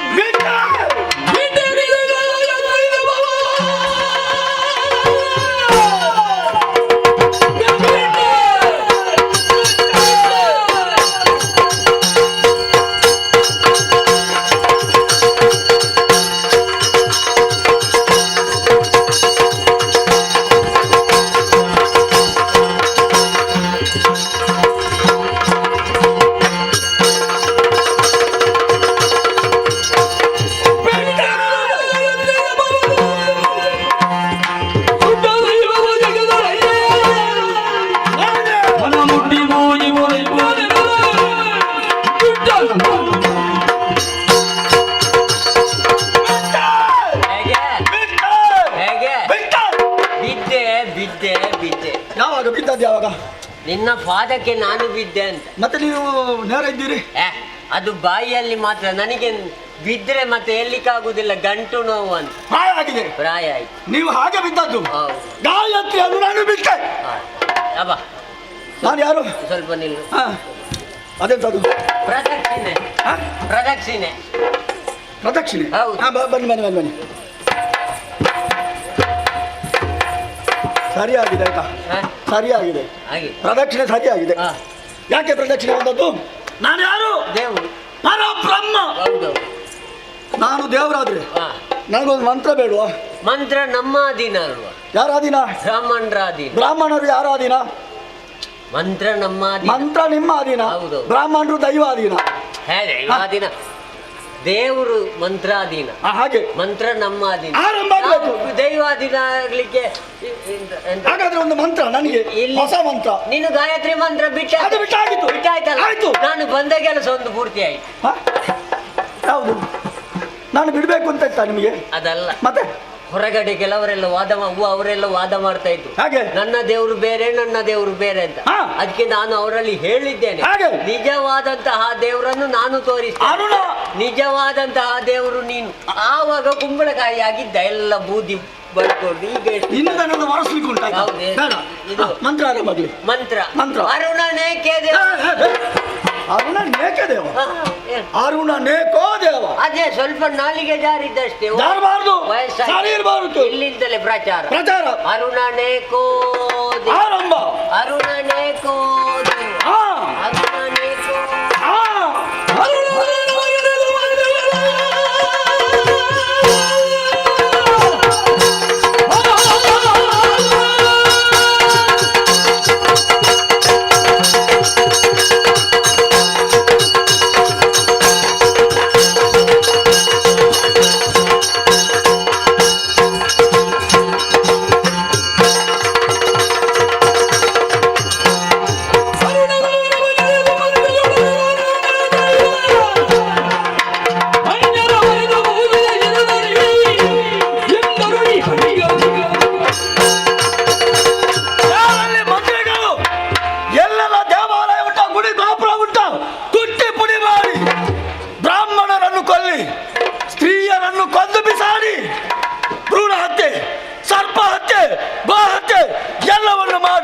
ಇದು ಅರುಣನ ಆಜ್ಞೆ.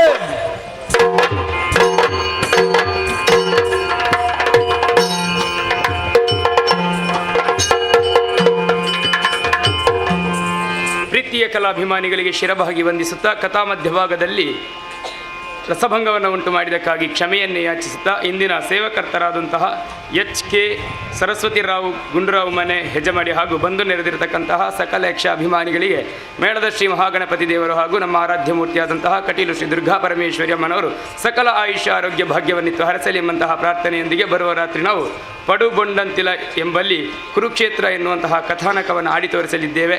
ತಾವೆಲ್ಲರೂ ಆಗಮಿಸಿ ದೇವಿಯ ಕೃಪೆಗೆ ಪಾತ್ರರಾಗಬೇಕಾಗಿ ಕೇಳಿಕೊಳ್ಳುತ್ತಾ ಕಥಾಭಾಗವನ್ನು ಮುಂದುವರಿಸುವರೆ ಭಾಗವತರಿಂದ ಸಭಿಕರಿಂದ ಅಪ್ಪನೆಯನ್ನು ಬಿಡುತ್ತಿದೆ. ಯಕ್ಷಗಾನಂ ಗೆಲ್ವಿ.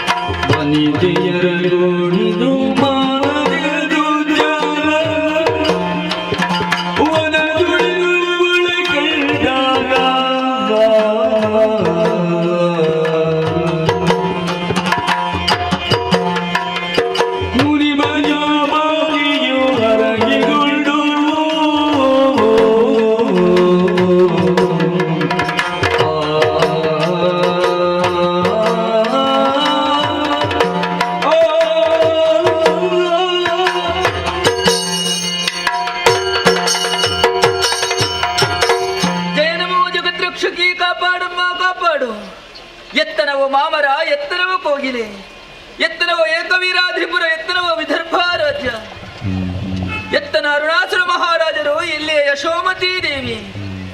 ಎತ್ತನಿಂದೆತ್ತನ ಸಂಬಂಧವಿದು. ವರ್ತಮಾನ ಕಾಲದಲ್ಲಿ ಪ್ರಸಿದ್ಧವಾಗಿ ಮೆರೆಯುತ್ತಾ ಇರುವುದು ನಮ್ಮದಾದಂತಹ ಏಕವೀರಾದ್ರಿಪುರ. ಇಲ್ಲಿ ಆಳ್ವಿಕೆಯನ್ನು ನಡೆಸಿಕೊಂಡು ಬರುವವರು ಎನ್ನರಸ ಅರುಣಾಸುರ ಮಹಾರಾಜರು. ಅವರ ಕರಗ್ರಹಣ ಮಾಡಿದ ಧರ್ಮಪತ್ನಿ ನಾನು. ಈ ಯಶೋಮತಿ ಎಂದರೆ ತನ್ನ ಪ್ರಾಣಕ್ಕಿಂತಲೂ ಹೆಚ್ಚಾಗಿ ಪ್ರೀತಿಸುತ್ತಾ ಇದ್ದಾರೆ ನನ್ನವರು. ಪತಿಯ ಪ್ರೇಮ, ಸಂಪತ್ತು ಇಷ್ಟೆಲ್ಲ ಇದ್ದರೂ ಕೂಡ ಮಹಾರಾಣಿಯಾದ ನನ್ನ ಚಿತ್ತಕ್ಕೆ ಶಾಂತಿ, ನೆಮ್ಮದಿಯ ಬುದ್ಧಿ ಇಲ್ಲದಾಗಿ ಹೋಗಿದೆ.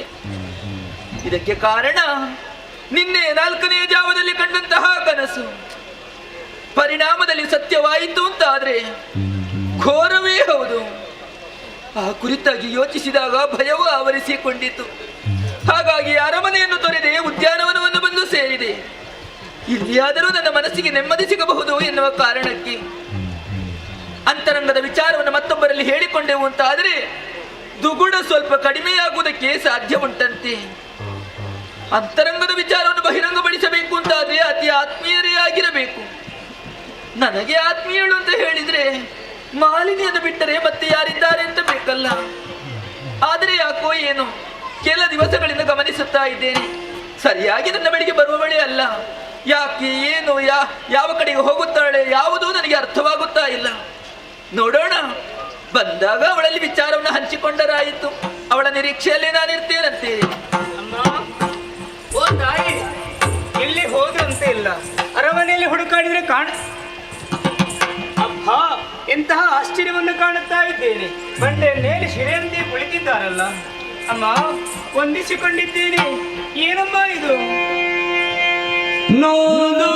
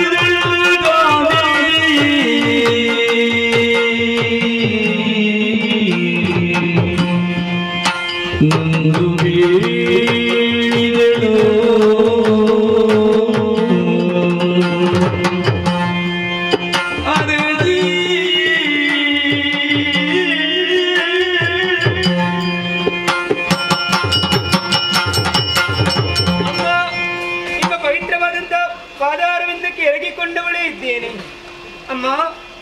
ಅರಮನೆಯೆಲ್ಲ ಸುತ್ತಾಡಿದೆ, ಹುಡುಕಾಡಿದೆ, ನಿಮ್ಮ ಸುಳಿವೇ ಸಿಗಲಿಲ್ಲ. ಪರಿಚಾರಕರಲ್ಲಿ ಕೇಳಿದಾಗ ಉಪವನದಿಗೆ ಸಾಗಿದ್ದಾರೆ ಅನ್ನುವಂತಹ ಮಾತು ಬಂತು. ಈ ಉಪವನದಿಗೆ ಬಂದು ನೋಡಿದರೆ ಬಂಡೆಂದೇಲಿ ಶಿಲೆಯಂತಾಗಿದ್ದೀರಿ ತಾಯಿ. ಅಮ್ಮ, ನಾನಿಷ್ಟು ಮಾತನಾಡ್ತಾ ಇದ್ದೇನೆ, ನಿಮ್ಮ ಪ್ರೀತಿಯ ಸೇವಕಿ ಮಾಲಿನಿ ನಾನು ಬಂದಿದ್ದೇನೆ. ಮಾತಾಡಿ ತಾಯಿ, ಯಾಕಮ್ಮ ನನ್ನ ಮೇಲೆ ಮುನಿಸಿ? ತಾಯೇ, ನಿಮ್ಮಲ್ಲಿ ಕೇಳುತ್ತಾ ಇದ್ದೇನೆ. ಅಮ್ಮ, ಸತಿಪತಿಗಳಲ್ಲಿ ವಿರಸ ಬಂತೀರಮ್ಮ. ಏನಂದೆ? ಸತಿಪತಿಗಳಲ್ಲಿ ವಿರಸ.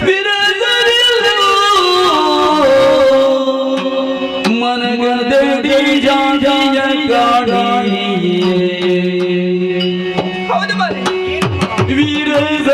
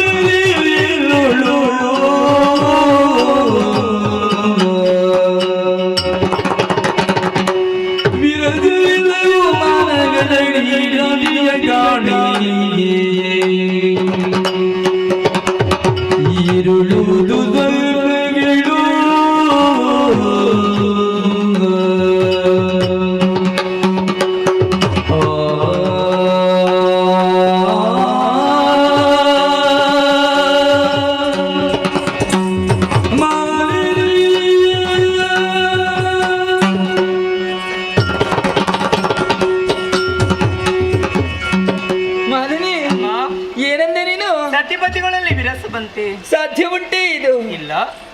ಸತಿಪತಿಯರು ನಾವು ಹೇಗೆ, ಏನು, ಎಷ್ಟು ಎಂಬುದನ್ನು ಎಲ್ಲರೂ ತಿಳಿದವರಿದ್ದೀರಿ. ಹೌದಮ್ಮ. ಹಾಗಿರುವಾಗ ನಮ್ಮಲ್ಲಿ ವಿರಸ ಬರುವುದಕ್ಕೆ ಸಾಧ್ಯ ಉಂಟೆ? ಖಂಡಿತ ಇಲ್ಲ.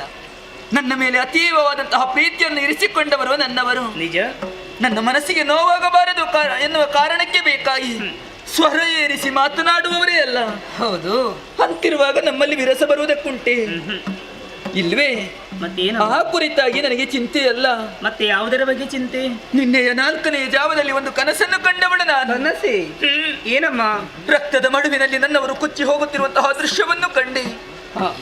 ಅವರನ್ನು ಉಳಿಸಿಕೊಳ್ಳಬೇಕು ಎನ್ನುವ ಕಾರಣಕ್ಕೆ ಬೇಕಾಗಿ ನನ್ನ ಬಲಗೈಯನ್ನು ಆ ಕಡೆಗೆ ಚಾಚಿದೆ ಅಂತ ಆದ್ರೆ ಏನಾಯ್ತು? ನನ್ನ ಕೈಯಿಂದ ಜಾರಿ ಜಾರಿ ದೂರ ಸಾಗಿದವರಿದ್ದಾರೆ ನನ್ನವರು. ಮಾಲಿನಿ, ಒಂದು ವೇಳೆ ನನ್ನ ಜೀವನದಲ್ಲಿ ಅದು ಸತ್ಯವಾಗಿ ಪರಿಣಮಿಸಿತು ಅಂತ ಆದ್ರೆ ನನ್ನವರನ್ನು ಕಳೆದುಕೊಂಡ ಬಳಿಕ ನನಗೆ ಜೀವನ ಬೇಕೆ ಹೇಳು, ಬೇಕೆ ಹೇಳು. ಏನಮ್ಮ? ಸಾಮಾನ್ಯ ಹೆಣ್ಣು ಮಕ್ಕಳಂತೆ ಕಣ್ಣೀರಿಡುತ್ತಾ ಇದ್ದೀರಿ. ಕಂಡದ್ದು ಕನಸು, ಕಂಡ ಕನಸಿಲ್ಲ ನನಸಾದ್ರೆ ಜೀವನ ಹೇಗೆ ಅಂತ ನೀವು ಅರ್ಥವಿಸಿಕೊಳ್ಳಿ. ಅದೆಲ್ಲ ಸುಮ್ಮನೆ ಅಮ್ಮ. ಆದ್ರೆ ನೀವು ಸಾಮಾನ್ಯದವರೇ ಹೇಳಿ, ಸಾಮ್ರಾಜ್ಞಿಯಾಗಿ ಮೆರೆದಾಡುತ್ತಾ ಇದ್ದೀರಾ. ನಿಮ್ಮ ಪತಿದೇವರನ್ನು ದೇವರು ಎನ್ನುವ ಹಾಗೆ ನಾವೆಲ್ಲ ಕಂಡವರು. ದೇವರ ಮಡದಿಯಾದಂತ ನಿಮಗೆ ಕಷ್ಟ ಬರೋದಕ್ಕೆ ಸಾಧ್ಯತೆ ಉಂಟೇನಮ್ಮ? ಮಾಲಿನಿ, ಅರ್ಥವಿಸಿಕೊಂಡೆ. ರಾಜ ಪ್ರತ್ಯಕ್ಷ ದೇವತಾ ಎನ್ನುವ ಹಾಗೆ ಪ್ರಜೆಗಳಾದ ನೀವೆಲ್ಲರೂ ನನ್ನವರನ್ನು ದೇವರು ಎನ್ನುವ ಹಾಗೆ ಕೊಂಡಾಡುತ್ತಾ ಇದ್ದೀರಿ. ಹೌದಮ್ಮ. ಆದರೂ ಏನು ಕಷ್ಟ ಸುಖ ಎನ್ನುವುದು ನಮ್ಮಂತಹ ಮಾನವರಿಗೆ ಹೊರತು ಕಲ್ಲು ಮರಗಳಿಗೆ ಬರುವುದಕ್ಕೆ ಸಾಧ್ಯ ಉಂಟೇನಿಲ್ಲ. ಬಂದಂತಹ ಕಷ್ಟವನ್ನು ನಾವು ಅನುಭವಿಸಬೇಕಷ್ಟೇ. ಖಂಡಿತ. ಇರಲಿ, ಏನಮ್ಮ? ನಿನ್ನ ಮಾತಿನಿಂದ ಸ್ವಲ್ಪ ಸಮಾಧಾನವನ್ನು ತಂದುಕೊಂಡೆ. ಹಾಗಿದ್ರೆ ಸಾಗೋಣ ಮುಂದೆ. ಎಲ್ಲಿಗೆ? ಅರಮನೆಗೆ. ಆಗ್ಲಿಲ್ಲ, ನಿನ್ನಲ್ಲಿ ಒಂದೆರಡು ವಿಚಾರದ ಕುರಿತಾಗಿ ಮಾತನಾಡಬೇಕು ಎನ್ನುವ ಹಾಗೆ ಕೆಲ ದಿವಸಗಳಿಂದ ಕಾಯುತ್ತಾ ಇದ್ದೇನೆ. ಧಾರಾಳವಾಗಿ. ಸರಿಯಾಗಿ ಒದಗಿ ಬರುವವಳೆ ಅಲ್ಲ. ಇವತ್ತು ಬಂದೇನಲ್ಲ, ಆದ್ರೂ ಸಿಕ್ಕಿದೆಯಲ್ಲ. ನಾನು ಕೇಳಿದಂತಹ ಪ್ರಶ್ನೆಗೆ ಉತ್ತರ ಕೊಡಬೇಕು ನೀನು. ಖಂಡಿತ ಅಮ್ಮ. ಮಾಲಿನಿ, ಕೆಲ ದಿವಸಗಳಿಂದ ಗಮನಿಸಿದೆ. ಏನಾಯ್ತು ನನಗೆ? ಈ ಅರಮನೆಯಿಂದ ಹೋಗುವಂತಹ ಸಂದರ್ಭದಲ್ಲಿ ನಿನ್ನ ಮುಖದಲ್ಲಿ ಬೇಸರ ಇತ್ತು ಅಂತ ಆದ್ರೆ ಮತ್ತೆ ಹಿಂದಿರುಗಿ ಬರುವಾಗ ಸಂತೋಷದಿಂದ ಬರ್ತಾ ಇರುವವಳು. ಹಾಗಾದ್ರೆ ನಿನಗೆ ಅಂತಹ ಶಾಂತಿ ನೆಮ್ಮದಿ ಸಿಗುವಂತಹ ತಾಣವಾದರೂ ಎಲ್ಲಿ? ಆ ಕುರಿತಾಗಿ ಹೇಳ್ತೀನಿ ನನ್ನಲ್ಲಿ. ಒಳ್ಳೆಯ ಪ್ರಶ್ನೆ ಅಮ್ಮ. ಏನು? ನಾನೇನೋ ಕೇಳ್ತೀರಿ ಅಂತ ಭಾವಿಸಿಕೊಂಡದ್ದು. ಇದ್ದ ವಿಚಾರ ಅಲ್ವೇ ಅಮ್ಮ? ಈ ಅರಮನೆಯನ್ನು ಬಿಟ್ಟು ನಿಮ್ಮನ್ನು ಬಿಟ್ಟು ನಾನು ಅರಮನೆಯಿಂದ ಹೊರಗಡೆ ಹೋಗೋದಕ್ಕೆ ಉಂಟೆ. ಅದೇ ಹೋಗುವುದನ್ನು ಗಮನಿಸಿದ್ದೇನಲ್ಲ. ಹೋಗಬೇಕಾದಂತ ಪರಿಸ್ಥಿತಿಗಳು ಉಂಟಲ್ಲ. ಅಂದ್ರೆ ಹುಟ್ಟಂತ ವಸನಗಳು ಮಲಿನವಾದಾಗ ಶುದ್ಧೋದಕದ ಬಳಿಗಾಗಿ ಸಾಗಬೇಕಾಗ್ತದೆ. ಶುದ್ಧೋದಕದ ಕಡೆಗೆ ನಮ್ಮವರು ನಟ್ಟಿದೆ ಅಂತಾರೆ, ಅಲ್ಲಿ ನೀವು ಕಾಣೋದಕ್ಕೆ ಸಿಗುವುದಿಲ್ವಂತೆ. ಅಲ್ಲೇ ಇರುವುದಕ್ಕಾಗ್ತದಮ್ಮ. ಆಗುವುದಿಲ್ಲ. ಹೂತೋಟದ ಕಡೆಗೆ ಹೋಗಬೇಕು, ಅಲ್ಲಿ ನೋಡಿಕೊಳ್ಳಬೇಕು. ನಮ್ಮದೇ ಆದಂತಹ ಉಪವನ ಅಲ್ವೇ ಇದು? ಉಪವನದ ಪರಿಧಿ ಏನೇನು ನನ್ನ ಚೆನ್ನಾಗಿ ಅರಿತವಳು ನಾನು. ಅಲ್ಲಿಗೂ ಆಳನ್ನು ನಟ್ಟಿದ್ದೇನೆ, ಕಾಣುವುದಕ್ಕೆ ಸಿಗುವುದಿಲ್ವಂತೆ ನೀನು. ಎಲ್ಲಿಗೂ ಹೋಗುದಿಲ್ಲ. ಏನೇ ಸುಳ್ಳನ್ನಾಡ್ತಾ ಇದೆಯಾ ನೀನು? ನನ್ನಲ್ಲಿ ಸತ್ಯವನ್ನು ಹೇಳುವುದಿಲ್ಲ? ಹೌದಮ್ಮ, ಏನಿಲ್ಲ ಹೇಳಲಿಕ್ಕೆ. ಮುಖ ನೋಡಿದಾಗಲೇ ಅರ್ಥವಾಯಿತು ನನಗೆ. ನಾಲಿಗೆ ತಡವರಿಸ್ತಾ ಉಂಟು, ನೆಲನೋಟಗಳಾಗಿದ್ದಿ, ಮೈ ನಡುಗುತ್ತಾ ಉಂಟು. ಹಾಗಾದ್ರೆ ಯಾವುದೋ ಒಂದು ಸತ್ಯ ವಿಚಾರವನ್ನು ಮರೆಮಾಚುವುದಕ್ಕೆ ಬೇಕಾಗಿ ಸುಳ್ಳನ್ನಾಡುವುದಕ್ಕೆ ಮುಂದುವರಿಯುತ್ತಾ ಏನಿಲ್ಲವಮ್ಮ. ಮಾಲಿನಿ, ಈ ಏಕವೀರಾದ್ರಿಪುರದಲ್ಲಿ ನಿನಗೆ ಬಂಧುಗಳು ಅಂತ ಹೇಳಿದ್ರೆ ಯಾರೂ ಇಲ್ಲ. ನನ್ನ ಒಡ ಹುಟ್ಟಿದವಳು ಎಂದು ಹಾಗೆ ನಿನ್ನನ್ನು ನೋಡಿಕೊಂಡು ಬಂದವಳು ನಾನು. ಹೀಗಿರುವಾಗ ನಮ್ಮ ಸ್ನೇಹಕ್ಕೆ ಅಪಚಾರವನ್ನು ಎಸಗುವುದಕ್ಕೆ ಮುಂದಾಗ್ತಾ ಇದೆಯಾ? ಸಟೆಯನ್ನಾಡ್ತಾ ಇದ್ದಿ ನನ್ನಲ್ಲಿ. ಸತ್ಯವನ್ನು ಹೇಳುವುದಿಲ್ಲ. ಹಾಗಾದ್ರೆ ಇನ್ನು ಮುಂದಕ್ಕೆ ಈ ಏಕವೀರಾದ್ರಿಪುರದಲ್ಲಿ ಇರುವುದಕ್ಕೆ ಜಾಗವೂ ಇಲ್ಲ ನಿನಗೆ. ಎಲ್ಲಿಯಾದ್ರೂ ಹಾಳಾಗಿ ಹೋಗುದೇನು? ಇಲ್ಲ ತಾಯಿ, ಕಾಲಿಗೆ ರಗುತ್ತಾ ಇದ್ದೇನೆ. ನಾನು ಅಪರಾಧವನ್ನು ಮಾಡಿಬಿಟ್ಟೆ, ನಿಮಗೆ ವಂಚನೆಯನ್ನು ಮಾಡಿದೆ ತಾಯಿ. ವಂಚನೆ? ಹೌದಮ್ಮ. ಏನು ವಂಚನೆ? ಕ್ಷಮಿಸಬೇಕು ನನ್ನನ್ನು. ಎದ್ದೇಳು ಅಮ್ಮ. ಏನು ಮಾಡಿದ್ದೀನಿ ನೀನು? ಹೇಳಬೇಕಾದ ವಿಚಾರವನ್ನು ಹೇಳಲೇ ಇಲ್ಲ. ಯಾವುದದು? ಅಮ್ಮ, ನೀವು ಆಡಿದಂತ ಪ್ರಶ್ನೆಗಳಿಗೆ ಉತ್ತರವನ್ನು ಕೊಡಬೇಕಾದ ನನ್ನ ಧರ್ಮ. ಆದ್ರೆ ಕೊಡುವಂತ ಪರಿಸ್ಥಿತಿಯಲ್ಲಿ ನಾನು ಇಲ್ವಲ್ಲ. ಯಾಕೆ? ನಾನು ಹೋಗುವಂತ ವಿಚಾರ ನಿಮ್ಮಲ್ಲಿ ಹೇಳಿದೆ ಅಂತಾದ್ರೆ, ಅದು ನಿಮ್ಮ ಪತಿದೇವರಿಗೆ ಅರಿಯಿತು ಅಂತಾದ್ರೆ, ನನಗೆ ಕಷ್ಟ ಬಂದ್ರೆ ತೊಂದರೆ ಇಲ್ಲ ತಾಯಿ. ನಿಮ್ಮ ಜೀವನಕ್ಕೆ ಆಪತ್ತು ಒದಗುತ್ತದೆ. ಅದಕ್ಕಾಗಿ ಹೇಳಿ. ಯಾರಿಗಾದ್ರೂ ಗೊತ್ತಾದ್ರೆ ತಾನೇ ಕಷ್ಟ. ಈಗ ನೀನು ಹೇಳಿದ್ರೆ ನನಗೆ ಬಿಟ್ಟರೆ ಮತ್ತೆ ಯಾರಿಗೆ ಗೊತ್ತಾಗ? ನಿಮ್ಮ ಪತಿದೇವರಿಗೆ ನೀವು ಹೇಳಿ. ಯಾರಲ್ಲಿಯೂ ನಾನು ಹೇಳುವುದಿಲ್ಲ, ನನಗೆ ಗೊತ್ತಾಗಬೇಕಷ್ಟೇ. ಸತ್ಯ. ಅಮ್ಮ, ನಿಮ್ಮನ್ನು ಬಿಟ್ಟು ಈ ಅರಮನೆಯನ್ನು ಬಿಟ್ಟು ಹೋಗುದೆಲ್ಲಿಗೆ ಹೇಳಿ? ಬೇಸರವಾದಾಗ ಹೋಗ್ತೇನೆ. ನಮ್ಮ ಅರಮನೆಯ ಸಮೀಪದಲ್ಲೇ ಜಾಬಾಲಿ ಮಹರ್ಷಿಗಳ ಆಶ್ರಮ ಇದೆ ತಾಯಿ. ಯಾರು? ಜಾಬಾಲಿ ಮಹರ್ಷಿಗಳು. ಹೌದಾ? ಹೌದಮ್ಮ. ಅವ್ರ ಬಳಿಗೆ ಹೋದ್ರೆ ಅವರ ಹಿತನುಡಿಗಳನ್ನು ಆಡುವಾಗ ಮನಸ್ಸಿಗೆ ನೆಮ್ಮದಿಯಾಗ್ತದೆ. ಹಾಗೆ ಹೋಗ್ತೇನೆ, ಬರ್ತೇನೆ. ಸಂತೋಷವಾಯಿತು ನಿನ್ನ ಮಾತನ್ನು ಕೇಳಿದಾಗ. ಹಾಗಾದ್ರೆ ಆ ನೆಮ್ಮದಿಯನ್ನು ಪಡೆಯುವುದಕ್ಕಾಗಿ ನಾನು ಕೂಡ ಹೊರಟು ನಿಂತಿದ್ದೇನೆ. ತಡ ಮಾಡುವುದಲ್ಲ, ಹೋಗೋಣ. ಬೇಡ ತಾಯಿ, ಹೋಗುವುದು ಬೇಡ. ಹೋದ್ರೆ ಅಪಾಯ ಬರ್ತದೆ. ಯಾರಿಂದ? ಗುರುವಿನ ಕೋಪಕ್ಕೆ ತುತ್ತಾಗುತ್ತೇವೆ ನಾವು. ಅಲ್ಲ, ನಿಮ್ಮ ಪತಿದೇವರಿಗೆ ತಿಳಿಯಿತು ಅಂತಾದ್ರೆ ಕಷ್ಟ ಅಲ್ವೇ? ಅಯ್ಯೋ, ಆ ಕುರಿತಾಗಿ ನೀನು ಯೋಚಿಸಬೇಡ. ಏನಾದರೊಂದು ಉಪಾಯ ಮಾಡಿ ನೋಡು. ಏನಮ್ಮ? ಆ ಕಡೆಗೆ ನೋಡಂತೆ ಎರಡು ಬಿಳಿದಾದಂತಹ ಹಸುಗಳು ಕಾಣ್ತಾ ಇದೆಯಲ್ಲ. ಯಾವತ್ತೂ ನಾವು ತಿರುಗಾಟಕ್ಕೆ ಹೊರಡುವಾಗ ಆ ಕುದುರೆಗಳನ್ನು ಏರಿಕೊಂಡು ಹೋಗುವುದಲ್ವೇನೆ? ನಿಜ. ಇವತ್ತು ಅದೇ ರೀತಿ ಹೊರಟರು ಆಯ್ತು. ನೋಡಿದವರು ತಿಳಿದಾರು, ರಾಣಿ ಮತ್ತೆ ಸಖಿ ವನವಿಹಾರಕ್ಕೆ ಹೊರಟಿದ್ದಾರೆ ಎನ್ನುವ ಹಾಗೆ. ವಿಚಾರ ನಮಗೆ ಮಾತ್ರ ತಿಳಿದಿರುವುದು. ತಡ ಮಾಡುವುದಲ್ಲ, ಕುದುರೆಯನ್ನು ಏರಿಕೋ, ನಡುವೆ.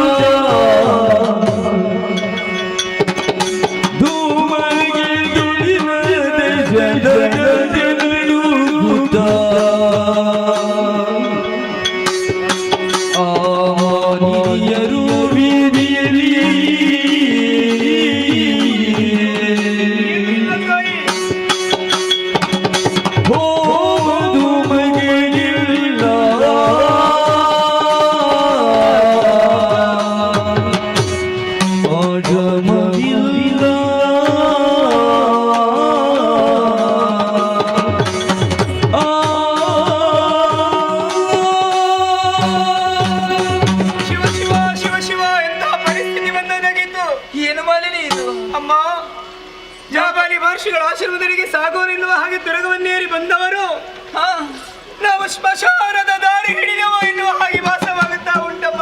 ದಾರಿ ತಪ್ಪಿದ್ದೇನೆ ನಿನಗೆ? ಖಂಡಿತ ಹಾಗಾಗುವುದಕ್ಕೆ ಸಾಧ್ಯವಿಲ್ಲ ತಾಯಿ. ಮತ್ತೆ ಯಾಕೆ ಹೀಗೆ? ನಾವು ಏರಿ ಬರುವಂತ ತುರಗಕ್ಕೆ ಈ ಪದದ ಪ್ರತಿಯೊಂದು ಹೆಜ್ಜೆಯು ಸದಾ ನೆನಪಿಟ್ಟುಕೊಳ್ಳುವಂಥದ್ದೇ. ಆದ್ರೆ ನಾವು ಬಂದದ್ದು ಜಾಬಾಲಿ ಮಹರ್ಷಿಗಳ ಆಶ್ರಮಕ್ಕೆ ಅನ್ನೋದು ಸತ್ಯ. ಹೋಮದ ಧೂಮವಿಲ್ಲ, ಆಶ್ರಮ ಇಲ್ಲ ತಾಯಿ, ಆಶ್ರಮವಿಲ್ಲ. ನನ್ನ ಗುರುಗಳು ಆರಾಧಿಸುತ್ತಿದ್ದಂತ ಶ್ರೀದೇವಿಯ ಮಂದಿರವನ್ನೇ ಕೆಡವಿ ಹಾಕಿದ್ದಾರೆ. ಅಮ್ಮ, ಯಾಕೆ ಹೀಗಾಯಿತು? ಆದ್ರೆ ಗುರುಗಳಾದ್ರೂ ಬೇಕಲ್ಲ, ಅವರಲ್ಲಾದ್ರೂ ಕೇಳೋಣಂತ ಇದ್ರೆ ಅವರು ಕಾಣುತ್ತಾ ಇಲ್ಲ. ಗುರುದೇವ ಗುರುದೇವ ಗುರುದೇವ ಗುರುದೇವ.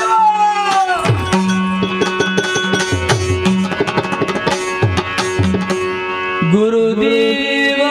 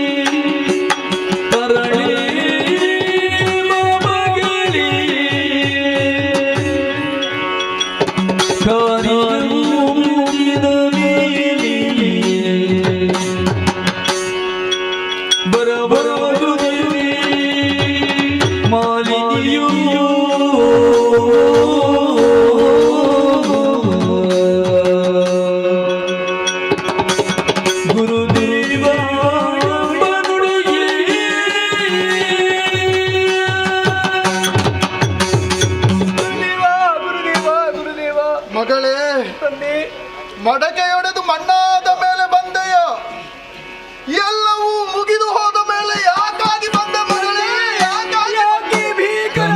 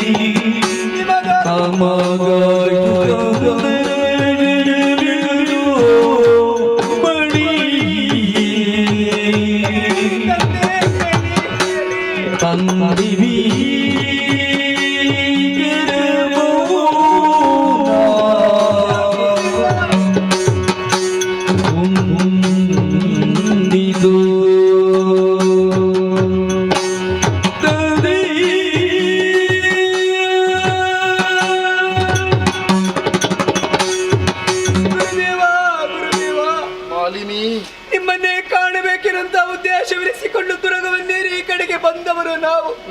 ಆದ್ರೆ ಶಾಂತಿ ದೇವಿಯ ತವರೂರಾಗಿದ್ದಂತ ಈ ಆಶ್ರಮದ ಪ್ರದೇಶ ಕ್ರಾಂತಿ ದೇವಿಯ ತವರೂರಾಗಿದೆ ತಂದೆ, ಕ್ರಾಂತಿ ದೇವಿಯ ತವರೂರಾಗಿದೆ. ಹೌದು ಮಗಳೇ. ಬಾಲಭಟುಗಳ ವೇದಘೋಷ ಇಲ್ಲ, ಋಷಮುನಿಗಳನ್ನು ಕಾಣೆವು ತಂದೆ. ವೇದಘೋಷ ಮೊಳಗಬೇಕಾದಂತೆ ಈ ಪ್ರದೇಶದಲ್ಲಿ ನರಿ ನಾಯಿಗಳ ಆರ್ಭಟೆ ಕೇಳಿ ಬರ್ತಾ ಉಂಟು. ಶ್ರೀದೇವಿಯ ಮಂದಿರವನ್ನೇ ಕೆಡವಿ ಹಾಕಿದ್ದಾರೆ. ಆಶ್ರಯವಾಗಿದೆ. ತಂದೆ, ನಿಮ್ಮಲ್ಲೇ ಕೇಳುತ್ತಾ ಇದ್ದೇನೆ, ಯಾಕೆ ಭೀಕರ ಮೌನ? ಹೇಳಿ ಮಣಿ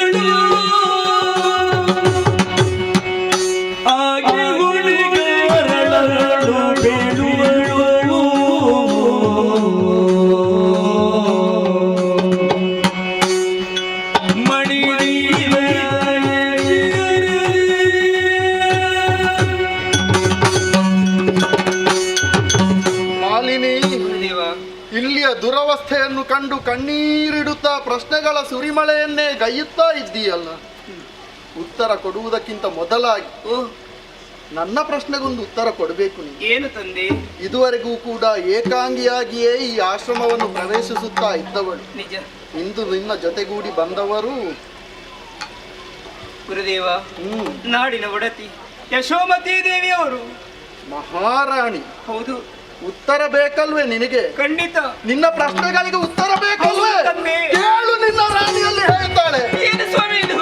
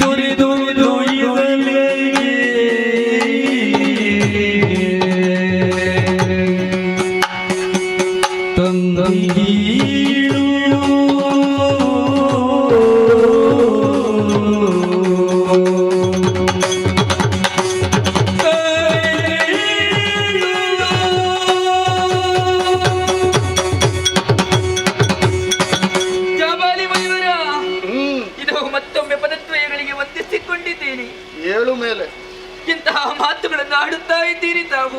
ಯಾಕೆ? ನೀವು ಇಲ್ಲಿ ಇದ್ದೀರಿ ಎನ್ನುವಂತಹ ವಿಚಾರ ಮಾಲಿನಿ ಹೇಳಿದ ಬಳಿಕ ಗೊತ್ತಾಗಿ ನಿಮ್ಮನ್ನು ಕಾಣಬೇಕು, ನಿಮ್ಮ ಆಶೀರ್ವಾದವನ್ನು ಪಡೆಯಬೇಕು ಎನ್ನುವ ಹಾಗೆ ಧಾವಿಸಿ ನಾವಿರುವರು ಬಂದವರಿದ್ದೇವೆ. ಓಹೋ, ಇಲ್ಲಿ ನಡೆಯುವಂತಹ ವಿಪರ್ಯಾಸಕ್ಕೆಲ್ಲ ಕಾರಣ ನಾನು ಎನ್ನುವ ಹಾಗೆ ನನ್ನ ಕಡೆಗೆ ಬೆಟ್ಟೆತ್ತಿ ತೋರಿಸಿದ್ರಲ್ಲ ನೀವು. ನೀವು ಆಡಿದಂತಹ ಮಾತುಗಳು ನನ್ನನ್ನು ಬಾಣದಂತೆ ಇರಿಯುತ್ತಾ ಇದೆ, ಬಾಣದಂತೆ ಇರಿಯುತ್ತಾ ಇದೆ. ಎಷ್ಟು ನೋವನ್ನು ಅನುಭವಿಸುತ್ತಾ ಇದ್ದೇನೆ ನಾನು. ಕನಸು ಮನಸ್ಸಿನಲ್ಲಿಯೂ ಇಂತಹ ಕೆಟ್ಟ ಯೋಚನೆಯನ್ನು ಮಾಡುವವಳೆ ಅಲ್ಲ ನಾನು, ಮಾಡುವವಳೆ ಅಲ್ಲ. ಈಗೋ ನಿಮಗೆ ನಂಬಿಕೆ ಬರುವುದಕ್ಕೆ ಬೇಕಾಗಿ ನಿಮ್ಮ ಪಾದದ ಆಣೆಯಾಗಿ ಹೇಳ್ತಾ ಇದ್ದೇನೆ, ನನಗೆ ಗೊತ್ತಿಲ್ಲ ಗೊತ್ತಿಲ್ಲ. ತಂದೆ ಹೀಗಿರಬಹುದೇ? ಹೇಗೆ? ರಾಜ ರಾಣಿ ಅಂತ ಹೇಳಿದ್ರೆ ಪ್ರಜೆಗಳಿಗೆ ತಂದೆ ತಾಯಿಗಳು ಇದ್ದ ಹಾಗೆ, ಮಕ್ಕಳಿಗೆ ಕಷ್ಟ ಬಂದಂತಹ ಸಂದರ್ಭದಲ್ಲಿ ಅದನ್ನು ಪರಿಹಾರ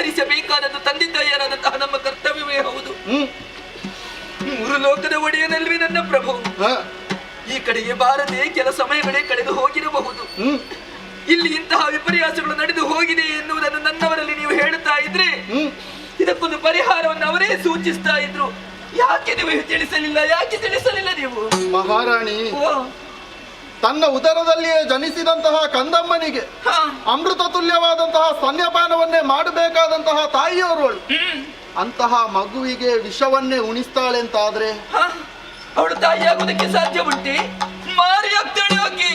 ಪ್ರಜೆಗಳನ್ನು ಮಕ್ಕಳಂತೆ ಸಾಕಿ ಸಲಹಬೇಕಾದದ್ದ ರಾಜನೇ ತನ್ನ ಪ್ರಜೆಗಳನ್ನು ಮಾರಣ ಹೋಮಕ್ಕೆ ಮುಂದಾಗ್ತಾನೆ ಅಂತಾದ್ರೆ ಅವನು ಅರಸ ಅಂತ ಯಾರಾದ್ರೂ ಕರೆಯುವುದಕ್ಕೆ ಸಾಧ್ಯ ಉಂಟೆ ಹೇಳಿ?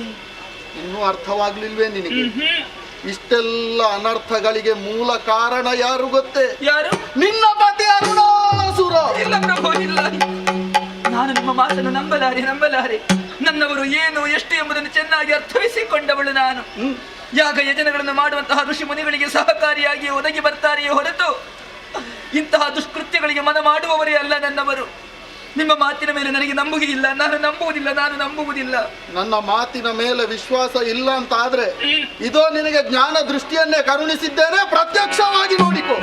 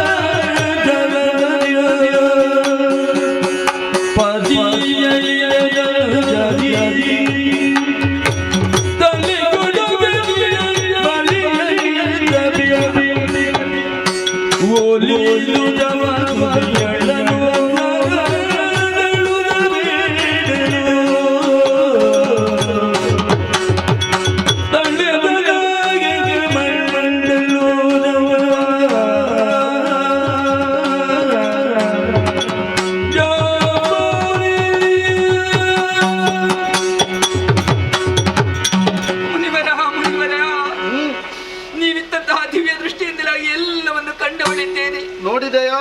ನನ್ನವರು ಮಾಡುವಂತಹ ಅನ್ಯಾಯ ಅನಾಚಾರಗಳನ್ನು ಪ್ರತ್ಯಕ್ಷವಾಗಿ ಕಂಡೆ ಗುರುದೇವ, ಪ್ರತ್ಯಕ್ಷವಾಗಿ ಕಂಡೆ. ಈಗ ಅರ್ಥವಾಗಿರ್ಬೇಕಲ್ಲ. ನನ್ನವರಿಂದಲೇ ಅಪ್ಪಣೆಯನ್ನು ಪಡೆದಂತಹ ನಮ್ಮವರೆಲ್ಲ ಮಾಡಬಾರದಂತಹ ಅನ್ಯಾಯವನ್ನೇ ಮಾಡುತ್ತಾ ಇದ್ದಾರೆ. ಏನು ಅರಿಯದ ಬಾಲಕರ ತಲೆಯೊಂದೇ ಕತ್ತರಿಸುತ್ತಾ ಇದ್ದಾರೆ. ಪತಿವ್ರತ ಸ್ತ್ರೀಯರ ಮಾನಭಂಗವನ್ನು ಮಾಡುತ್ತಾ ಇದ್ದಾರೆ. ದೇವಾಲಯವನ್ನೇ ಪುಟಗೈದವರಿದ್ದಾರೆ. ಇಷ್ಟಕ್ಕೆ ಸಾಲದೆ ನೇರವಾಗಿ ದೇವಲೋಕವನ್ನು ನಡೆಸಿದವರೇ ಇಂದ್ರಾದಿ ಸುಮನಸರನ್ನು ದೆಸೆಗೆಡಿಸಿ ಅಲ್ಲಿಯದಾದಂತಹ ಅಧಿಕಾರವನ್ನು ಸ್ಥಾಪಿಸಿಕೊಂಡವರಿದ್ದಾರೆ. ಮಾಡಬಾರದಂತಹ ಅನ್ಯಾಯವನ್ನೆಲ್ಲ ಮಾಡುತ್ತಾ ಕುರಿಯಂತಾಗಿದ್ದಾರೆ ನನ್ನವರು. ಮುಂದಕ್ಕೆ ನನ್ನವರು ಮಾಡಿದಂತಹ ಅನ್ಯಾಯ ಅನಾಚಾರಗಳೆಲ್ಲ ಒಂದಾಗಿ ದಾವಾದಿಲವಾಗಿ ನನ್ನವರನ್ನು ಆಹುತಿ ಪಡೆಯುವುದಕ್ಕೆ ಬರ್ತದೆ ಎನ್ನುವುದರಲ್ಲಿ ಯಾವ ಸಂಶಯವೂ ನನಗಿಲ್ಲ. ಆದರೆ ಒಂದು, ನನ್ನವರು ಈ ಪ್ರಪಂಚದಲ್ಲಿ ಬದುಕಬೇಕು, ಬಾಳಬೇಕು, ಆಶೋತ್ತರಗಳನ್ನು ಕಾಣಬೇಕು ಎನ್ನುವ ಹಾಗೆ ಎಷ್ಟೋ ಆಸೆಯನ್ನು ಕಂಡುಕೊಂಡವಳಿದ್ದೇನೆ ನಾನು. ನನ್ನವರನ್ನು ಉಳಿಸಿಕೊಳ್ಳುವುದಕ್ಕೆ ಬೇಕಾಗಿ ಇದೋ ನನ್ನ ಪ್ರಾಣವನ್ನು ಕೊಡುವುದಕ್ಕೆ ನಾನು ಸಿದ್ಧಳಿದ್ದೇನೆ. ನನ್ನನ್ನು ಹರಸಿ ಗುರುದೇವ. ನಿನ್ನವನ ಕುರಿತಾಗಿ ಇಷ್ಟು ಕಾಳಜಿಯನ್ನು ಹೊಂದಿದಂತಹ ನೀನು ಇವರ ಕುರಿತಾಗಿ ಯೋಚಿಸಿದ್ಯಮ್ಮ?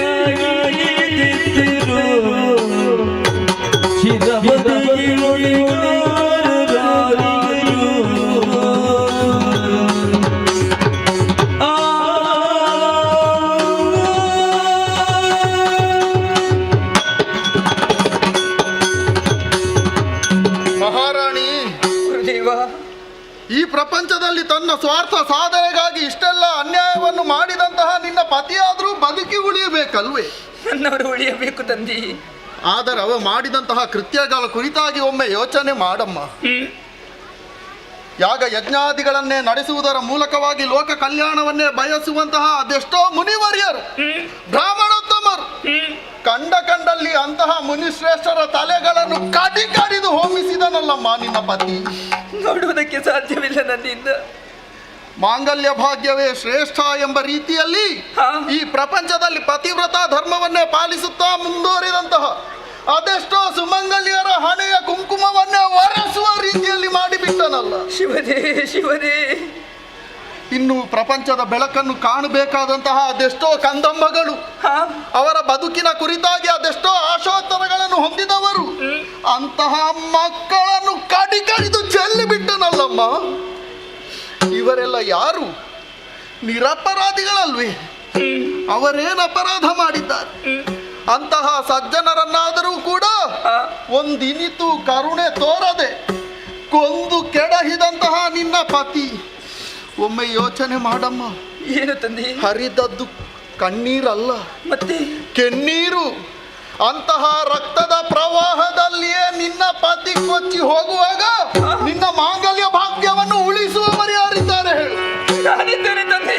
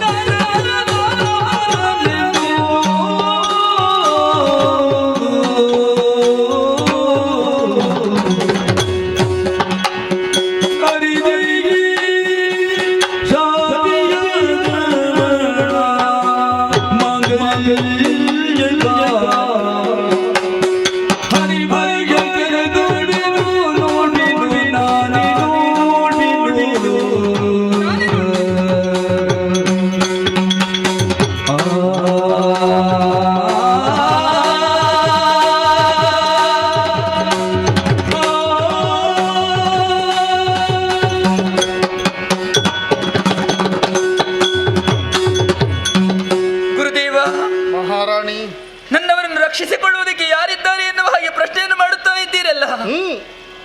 ನಾನಿದ್ದೇನೆ. ಅವರ ಧರ್ಮಪತ್ನಿಯಾದಂತಹ ಯಶೋಮತಿ ಇದ್ದಾಳೆ. ನಿನ್ನಿಂದ ಸಾಧ್ಯ? ನನ್ನವರನ್ನು ಉಳಿಸಿಕೊಳ್ಳುತ್ತೇನೆ ಎನ್ನುವಂತಹ ಆತ್ಮವಿಶ್ವಾಸವು ನನ್ನಲ್ಲಿದೆ. ಹೇಗೆ ಅಂತ ಬೇಕಲ್ಲ. ಈ ರೀತಿಯಾಗಿ ಆಡುವುದಕ್ಕೂ ಕಾರಣವುಂಟು. ಏನದು? ಈ ಪ್ರಪಂಚದಲ್ಲಿ ಅದೆಷ್ಟೋ ಪತಿವ್ರತ ಸ್ತ್ರೀಯರು ಆಗಿ ಹೋದವರಿದ್ದಾರೆ.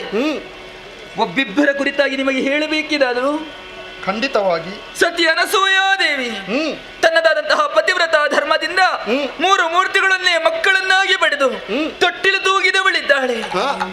ಮತ್ತೊಬ್ಬಳಾಕೆ ಸತಿ ಸಾವಿತ್ರಿ ತನ್ನದಾದಂತಹ ಪತಿವ್ರತ ಧರ್ಮದಿಂದ ಸತ್ತಂತಹ ಗಂಡನನ್ನು ಮತ್ತೊಮ್ಮೆ ಬದುಕಿಸಿಕೊಂಡವಳಿದ್ದಾಳೆ.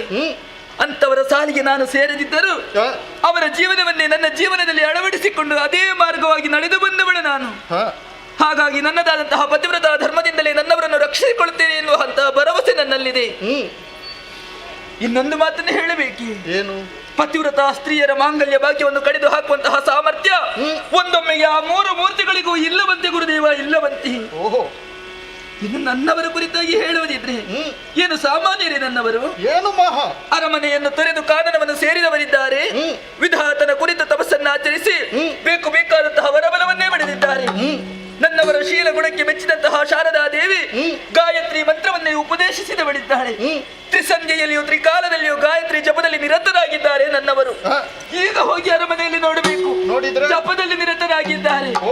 ಹಾಗಿರುವಾಗ ಒಂದು ಕಡೆಯಲ್ಲಿ ದೇಹ ಬಲವಿದೆ, ಮತ್ತೊಂದು ಕಡೆಯಲ್ಲಿ ಜನಬಲವಿದೆ, ತನ್ನದಾದಂತಹ ಪತಿವ್ರತ ಧರ್ಮದ ಬಲವಿದೆ, ಗಾಯತ್ರಿ ಮಂತ್ರದ ಬಲವಿದೆ.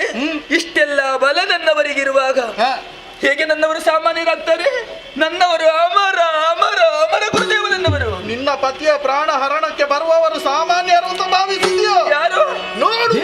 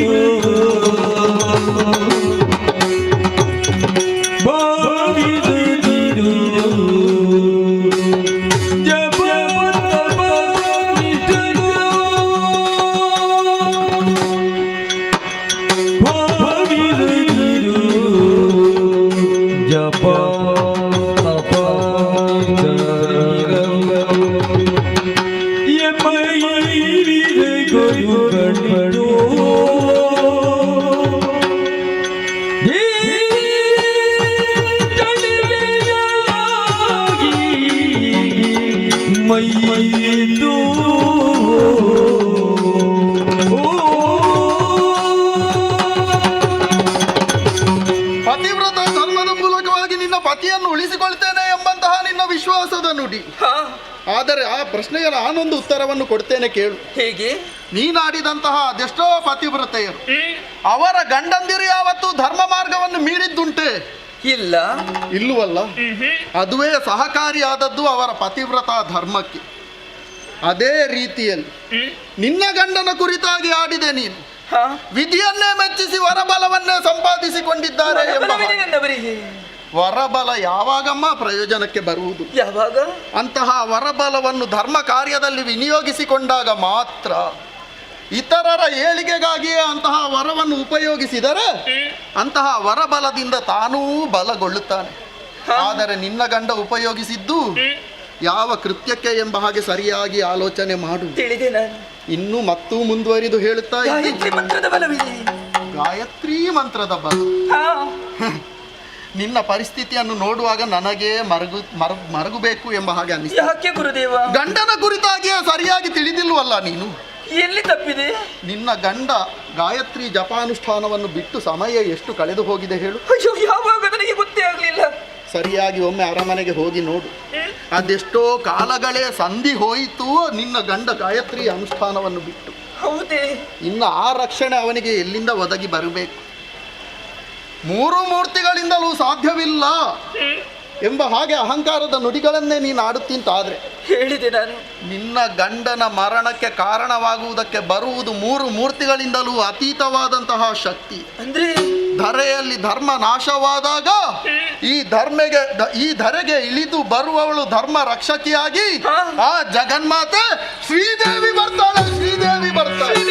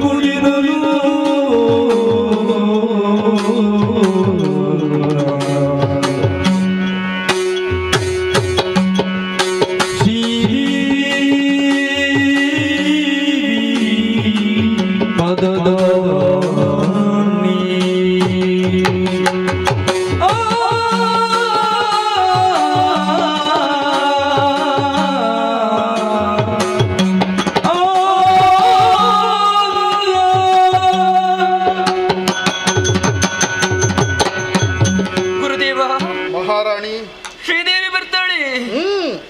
ಬರಲಿ ಗುರುದೇವ, ಬರಲಿ. ಬರ್ತಾಳೆ. ಶ್ರೀದೇವಿಯ ಪಾದದ ಆಣೆಯಾಗಿ ಹೇಳುತ್ತಾ ಇದ್ದೇನೆ, ನಾನಾಡುವಂತಹ ಮಾತಿಗೆ ಸೂರ್ಯ ಚಂದ್ರರನ್ನೇ ಸಾಕ್ಷಿಯನ್ನಾಗಿರಿಸಿಕೊಂಡೆ.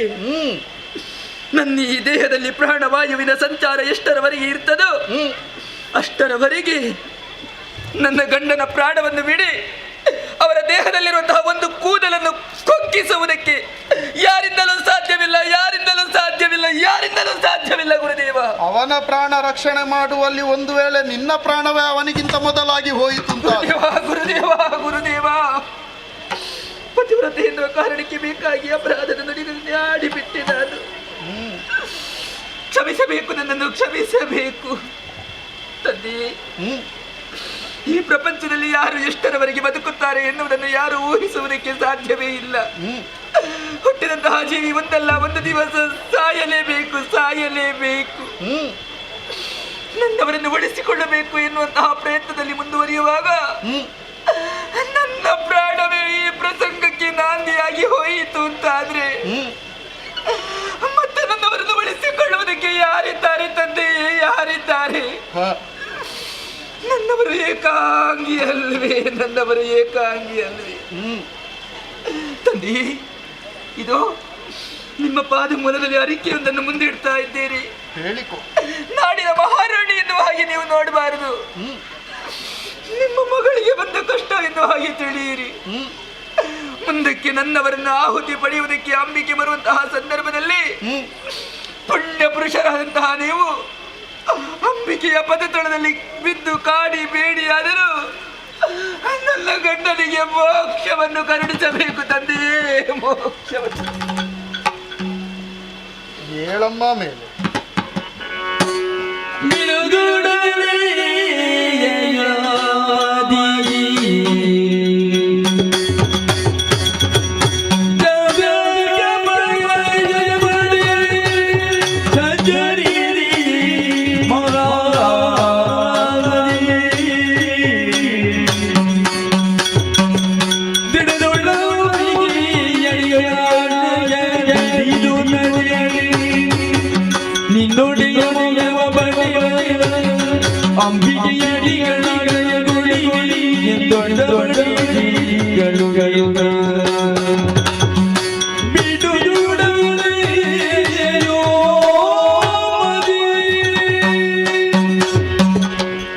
ಮಗಳೇ, ಹೆದರಿಕೊಂಡೆಯ?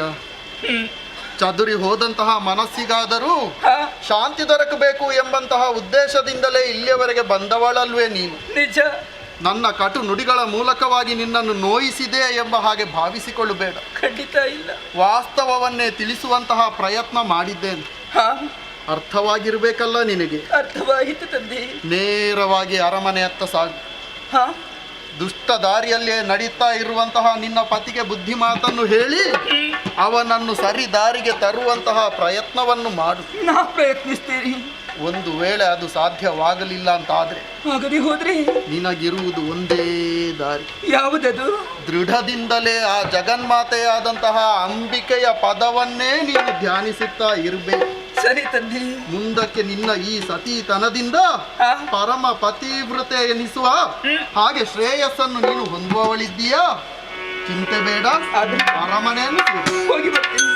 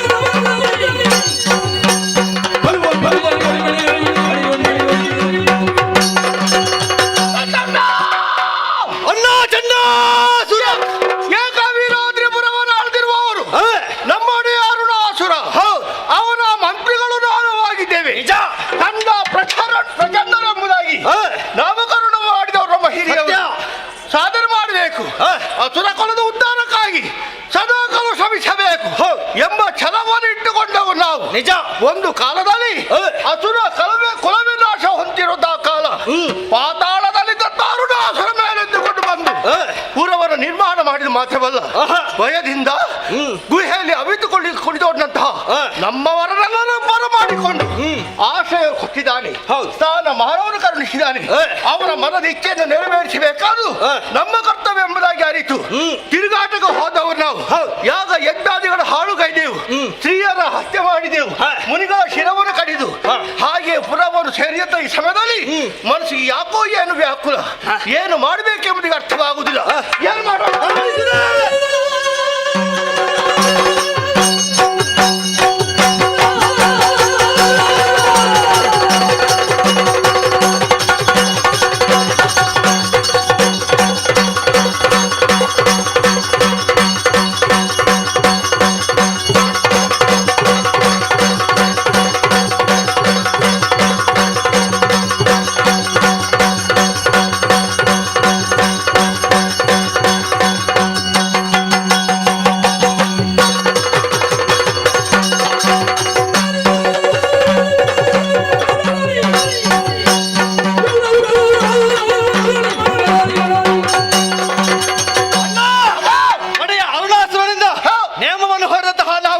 ಹೊರಟದ್ದು ನಾನಾ ರೀತಿಯಿಂದ ನಾನು ಉಳ್ಕೊಳ್ಳಿಸಿದೆವು. ಸರಿ, ಆದ್ರೆ ಎಲ್ಲಿ ಯಾಗ ಯಜ್ಞಾದಿಗಳು ನಡೀತಾ ಇದೆ, ಅರುಣಾಸುರನಿಗೆ ಅರ್ಪಿಸಬೇಕೆನ್ನುವ ಹಾಗೆ ಕೇಳಿಕೊಂಡಾಗ ಕೆಲವರೆಲ್ಲ ಒಪ್ಪಿದವರಿದ್ದಾರೆ, ಕೆಲವರು ತಿರಸ್ಕರಿಸಿದ್ದಾರೆ. ತಿರಸ್ಕರಿದ ಶಿರವನ್ನು ಕತ್ತರಿಸಿದವರಿದ್ದೇವೆ, ಹೆಣ್ಗಳೆರರಿಗೆ ಕೂಡ ಎಚ್ಚರಿಸಿದವರಿದ್ದೇವೆ.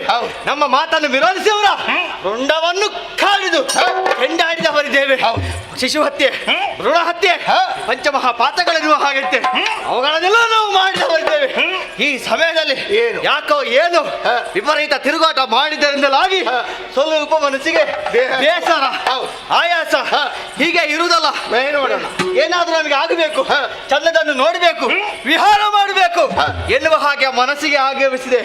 ಅದಕ್ಕಾಗಿ ಇಲ್ಲೇ ಕಾಣಿಸ್ತಾ ಇದೆ ಹತ್ತಿರದಲ್ಲಿ ನಂದಿನಿ ನದಿ.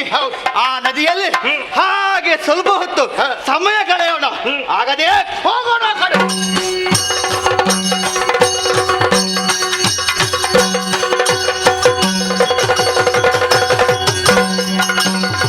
ಆ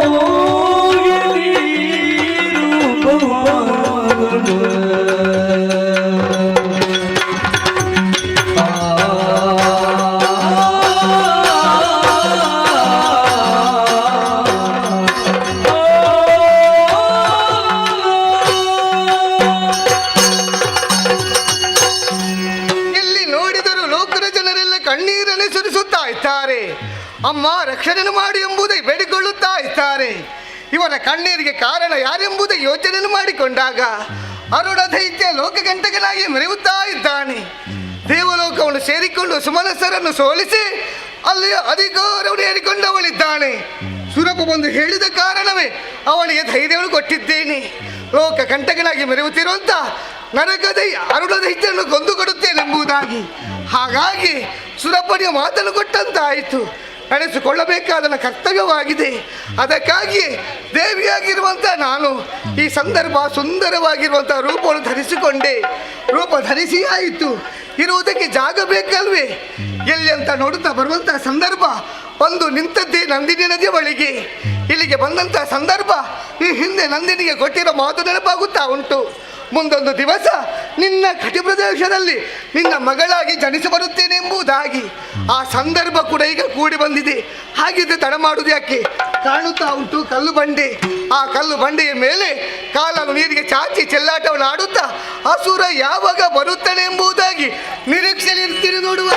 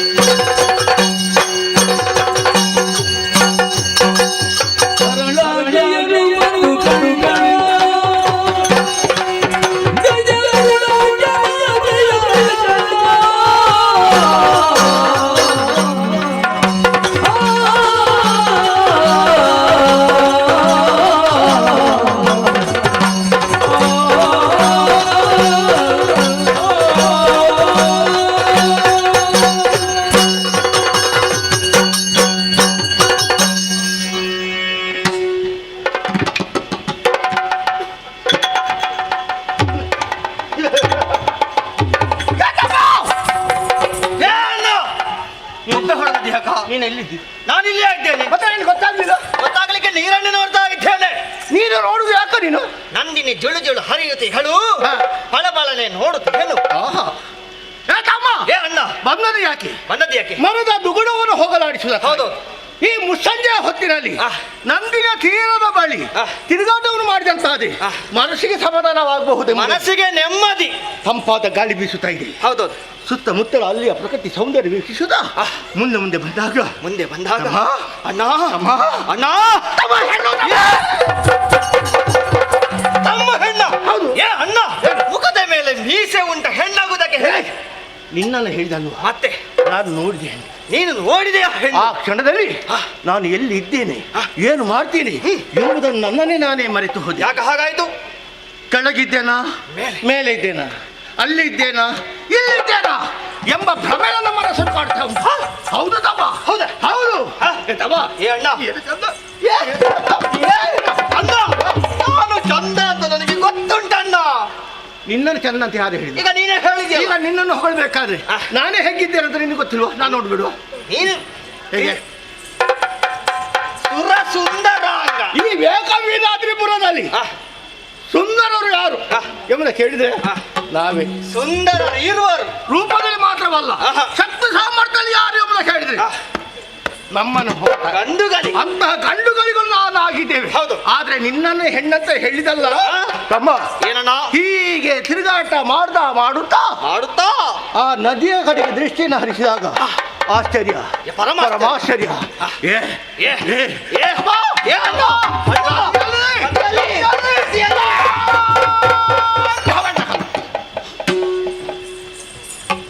ನಿನಗೆ ಏನು ಹೇಳಬೇಕು ಅಂತಲೇ ಗೊತ್ತಾಗುತ್ತಿಲ್ಲ. ನಿನಗೆ ನದಿಯಲ್ಲಿ ದೊಡ್ಡ ಬಂಡೆಕಲ್ಲು. ಹೌದು. ನದಿಯಲ್ಲಿ ಬಂಡೆಕಲ್ಲಿಲ್ಲದೆ ನಿನ್ನ ತಲೆ ಮೇಲೆ ನೀನು ಎಂತ ಮಾತನಾಡುದು ಮಾರೆ? ಯಾಕೆ ಹಾಗೆ? ಈಗ ಅಲ್ಲಿಗೆ ಮುಗಿತಂತ ಆಲೋಚನೆ ಮಾಡಿದ್ದೆ. ಮುಗಿಲಿಲ್ಲ. ಬಂಡೆಕಲ್ಲಲ್ಲಿ ಮುಗಿಲಿಲ್ಲ. ಅಲ್ಲಿ ಇರೋದು ವಿಷಯ. ಬಂಡೆಕಲ್ಲಿನಲ್ಲಿ ಇರೋದು ಎಂತ ವಿಷಯ? ಕಲ್ಲಿನ ಮೇಲೆ ಎಂತದು? ಕಲ್ಲು ಸೀಳಾಗಿ ಹೋಗಿ ಅಲ್ಲೂ ಆ ಕಲ್ಲಿನ ಮೇಲೆ ಒಬ್ಬಳು ತರುಣಿ. ಅಣ್ಣ ತರುಣಿ ಹೆಣ್ಣು ಹಾಗಿದ್ರೆ ಆಯ್ತಲ್ಲ. ಯಾರು ಗೊತ್ತಾಯ್ತು ತರುಣಿ? ಏ ಅಣ್ಣ, ಈ ಸಮುದ್ರದ ಬದಿಗೆ ನದಿಯ ಬದಿಗೆಲ್ಲ ಬರುವುದು ಯಾಕೆ? ಬಟ್ಟೆ ಒಗಿಲಿಕ್ಕೆ. ಒಬ್ಬಳು ಹೆಂಗಸು ಬಂದಿದ್ದಾಳೆ, ಕಲ್ಲಿನ ಮೇಲೆ ಕೂತ್ಕೊಂಡು. ನಿನಗೆ ಒಳ್ಳೆ ಅಭ್ಯಾಸ ಉಂಟಾ ಅಂತ ಬಟ್ಟೆ ಒಗ್ದು ನೋಡಿ ಅಭ್ಯಾಸ ಅಲ್ಲ, ಬಟ್ಟೆ ಒಗಿಲಿಕ್ಕೆ ಬಂದಿರಬಹುದೇ? ಅದು ಈ ಹೊತ್ತಿನಲ್ಲಿ ಈ ಹೊತ್ತಿನ ಬಟ್ಟೆ ಒಗೆಯೋದು ದೊಡ್ಡ ಪ್ರಶ್ನೆ ಅಲ್ಲ. ಮತ್ತೆ ಎಲ್ಲಿ ಒಣಗಾಕ್ತಿ, ಎಲ್ಲಿ ಒಣಗಿಸ್ತೀನಿ ನೀನು? ಹಾಗಿದ್ರೆ ಈಗ ಬಟ್ಟೆ ಒಗಿಲಿಕ್ಕೆ ಬಂದದಲ್ಲ ಅಂತ ಆಯ್ತು. ಒಗಿಲಿಕ್ಕೆ ಬಂದದಲ್ಲ, ನಮ್ಮ ಪುರದವಳು ಆಗಿರ್ತಿದ್ದೆ ನಮಗೆ ಪರಿಚಯವೇನು? ಪರಿಚಯ ಒಂದು ನಮ್ಮ ತಿರುಗಾಟ ಎಷ್ಟು ಹುಡುಗಿಯರನ್ನು ನೋಡಿದೇವೆ ಲೆಕ್ಕ ಉಂಟೆ. ಅದರಲ್ಲಿ ಕೂಡ ನಮ್ಮ ಅಣ್ಣ ಇದ್ದದಲ್ಲ ಹುಡುಗಿಯರ ವಿಷಯದಲ್ಲಿ ಪ್ರವೀಣ. ನಾನು ಆದ್ದರಿಂದ ಅಂತ ಹುಡುಗಿನ ಕಂಡಾಗ ಆಶ್ಚರ್ಯಚಕಿತನಾದವ ನಾನು. ಈಗ ನೀನು ನೋಡಿಲ್ವಾ ಅಣ್ಣ? ಈಗ ಹುಡುಗಿಯನ್ನು ನೋಡಿದ್ರೆ ನಾನು ಅವಳು ಹೇಗಿದ್ದಾಳೆ, ಯಾವ ಊರಿನವಳು, ಎಲ್ಲಿ ಅವಳು, ಎಲ್ಲಿಗೆ ಯಾಕೆ ಬಂದವಳ ಪೂರ್ಣ ವಿಳಾಸ ಕೊಡಬಹುದಿತ್ತು. ಆದ್ರೆ ನಾನು ನೋಡಲಿಲ್ಲ, ಒಬ್ಬನೇ ನೋಡಿದೆ. ನೋಡ್ಬೇಕಾ?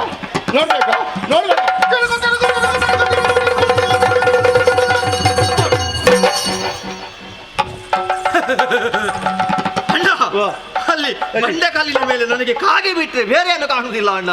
ನಿನ್ನನ್ನು ಆ ಕಲ್ಲನ್ನು ನೋಡುವುದಕ್ಕೆ ಹೇಳಿದೆ ನಾನು. ಮತ್ತೆ ಈ ನಮ್ಮ ನಂದಿನಿ ಹೊಳೆಯಲ್ಲಿ ಎಷ್ಟು ಬಂಡೆಕಲ್ಲು ಉಂಟು ನಿನಗೆ ಲೆಕ್ಕ ಗೊತ್ತುಂಟೇನು?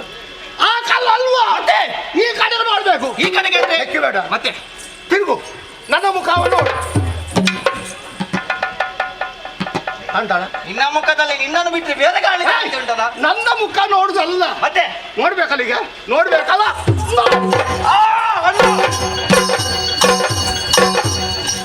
ಅಣ್ಣ ಹೆಣ್ಣು.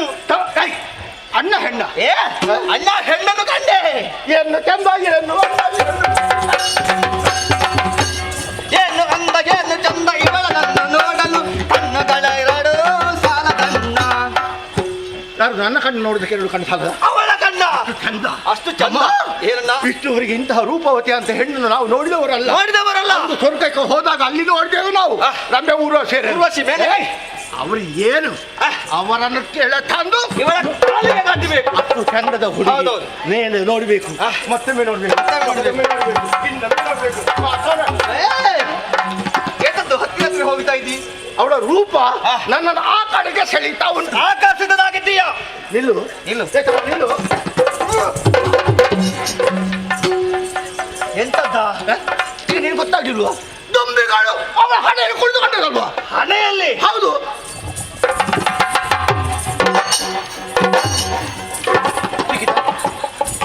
ಎಂತದು? ಅದು ದುಂಬಿ ಅಲ್ಲ. ನಾ ಭಾವಿಸಿ ಆಗಿದೆ. ನೀನು ಭಾವಿಸಿದ ಹಾಗೆ. ಯಾಕೆಂದ್ರೆ ತಂಪಾದ ಗಾಳಿ ಬೀಸುತ್ತಿರುವಂತಹ ಸಮಯದಲ್ಲಿ ಅವು ಮುಂಗುರುಳುಗಳು ಹಾರಿಕೊಳ್ಳಿತು. ಅನ್ನ ದುಂಬಿ ಅಂತ ಭಾವಿಸಿರಲ್ಲ ಮಾಡಿ. ಹೌದಾ? ಹೌದಪ್ಪ. ನಾನು ಹೋದೆ ಅಲ್ಲ. ಯಾಕೆಂತ ಗೊತ್ತಾಯ್ತಾ? ಹೀಗ ಬಾಗಿತ್ತು ಅವಳ ಹುಬ್ಬು.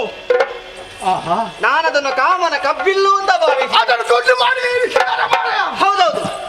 ಅಮ್ಮ ಅವಲ್ಲಿಲ್ಲ ಅಲ್ಲಿಲ್ಲ ಚಂದ್ರ ಅಲ್ಲಿಲ್ಲ ಅಲ್ಲಿಲ್ಲ ಚಂದ್ರ ಅಲ್ಲಿಲ್ಲ ಇವನ ಮುಖದಲ್ಲಿ ಇದ್ದಾರೆ.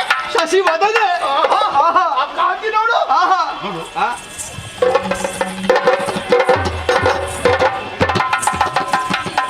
ನಾನು ನೋಡಿದ್ದು ನಾನು ಹೇಗಿದ್ದೇನೆ ಅಂತ ಹೇಳಿ ಅವಳ ಮುಖದಲ್ಲಿ ನೋಡು ಬಳ ಬಳ ಬಳ ಬಳ ಬಳ ಹೊಳಿತಾಂಟು ಪ್ರತಿಬಿಂಬ ನಿನ್ನದು. ಹೌದು. ಹಾಗಿದ್ರೆ ದಪ್ಪಣ ಕಪಾಲೆ ಅಲ್ಲ ನೋಡು ಅವಳ ಪಾದ ಸಣ್ಣ ಪಾದ ಪಾದ ಪುಣ್ಯ ಪಾದ ಹಂಸ ಪಾದ. ಹೌದಾ? ಸಣ್ಣ ಪಾದ ಹಂಸ ಪಾದ. ಏ ತಮ್ಮ ಏನು ತಮ್ಮ ಅಣ್ಣ ಕಣ್ಣು ನೋಡು ನೋಡು ಸಂಪಿಗೆ ಮುಗ್ಗು. ಹೌದೌದು. ನಿಲ್ಲು. ಎಂತದ ತುಟಿ ಕೆಂಪು ಕೆಂಪು ಕೆಂಪು ಕೆಂಪು ಕೆಂಪು ತುಂಡರು ಸಿಕ್ಕ ತೊಂಡೆ ಹಾಗೆ ತಿನ್ನು ಅಂತ ನಾನು ನೋಡಿದೆ. ನಾನು ಹಲ್ಲು ನೋಡಂತೆ ಅಣ್ಣ. ಹೇಗೆ ದಾಳಿಂಬೆಯನ್ನು ತುಂಡರು ಸಿಕ್ಕ ಹಾಗೆ. ಸಣ್ಣ ಹಲ್ಲು. ಹೌದೌದು. ಅಣ್ಣ ತಮ್ಮ ಕೈ ನೋಡು. ಕೈ ಮರ್ಯಾದೆ ಸಣ್ಣಿರು. ಅವಳ ಎದೆ ನೋಡಣ್ಣ. ಬಲಮುರಿ ಶಂಕ. ಅವಳ ತೊಡೆ ಬಾಳೆ ಎಲೆ ಬಾಳೆ ದಂಡನ್ನು ತುಂಡರು ಸಿಕ್ಕ ತಮ್ಮ ಇವುಗಳನ್ನು ಹೋಗಬೇಕು ನಾವಾಗ್ಲಿಕ್ಕೆ. ಅವನೇ ಬರ್ಬೇಕು. ಯಾರವ? ಯಾಕೆಂದ್ರೆ ಅವನೇ ಯಾರವ? ಅವ ಕೆಳಗಿದ್ದಾನಂತಲ್ಲ. ನಮ್ಮನ್ನು ಬಿಟ್ಟು ಬೇರೆ ಯಾರು ಹೋಗಬಹುದು? ಅಲ್ಲ ಕೆಳಗಿದ್ದಾನಂತಲ್ಲ ಅವ ನಾಳೆಗುಳ್ಳ ಹೀಗೆ ಆದಿಶೇಷನಿಗೂ ನೀನು ಕಪ್ಪುನಾಗಂತ ಆಲೋಚನೆ ಮಾಡಿದ್ಯಾ? ಮತ್ತೆ ಇದು ಆದಿಶೇಷ. ಬಿಳಿನಾಗಲ್ವೋ? ಇದು ಆದಿಶೇಷ. ಅವನಿಂದಲ ಸಾಧ್ಯವಾದಿತು. ಇಂಥ ಸೌಂದರ್ಯವತೆ ಹೆಣ್ಣನ್ನು ಕಂಡಾಗ ನನ್ನ ಮನಸ್ಸು ಹುಟ್ಟಿದಾಗ ಹುಟ್ಟಿದ ಪ್ರಶ್ನೆ ಗೊತ್ತಾ? ಹೇಗೆ? ಇವಳು ಯಾರಿರಬಹುದು? ಯಾರಿರಬಹುದು? ಹಾಗೆ ನನ್ನ ಪ್ರಶ್ನೆಗೆ ನಾನು ಉತ್ತರವನ್ನು ಪಡೆದುಕೊಂಡೆ. ಹೇಗೆ? ಇವಳು ಬೇರೆ ಯಾರು ಅಲ್ಲ, ಹರಿ ಹರನಾರ ಅಲ್ಲ.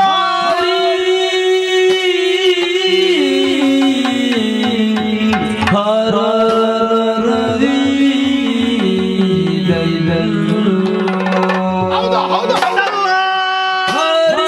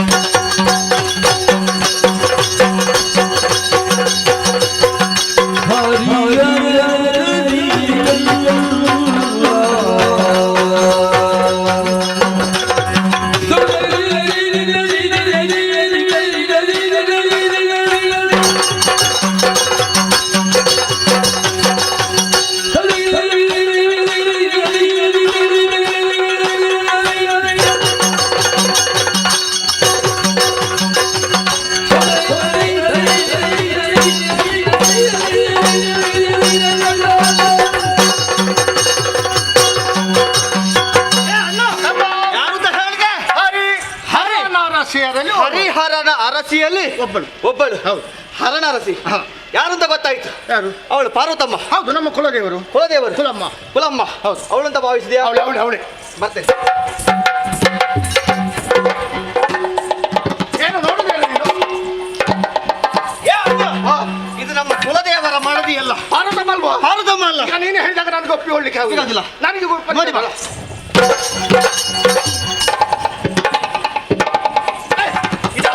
ಇದಲ್ಲ. ಯಾಕಲ್ಲ?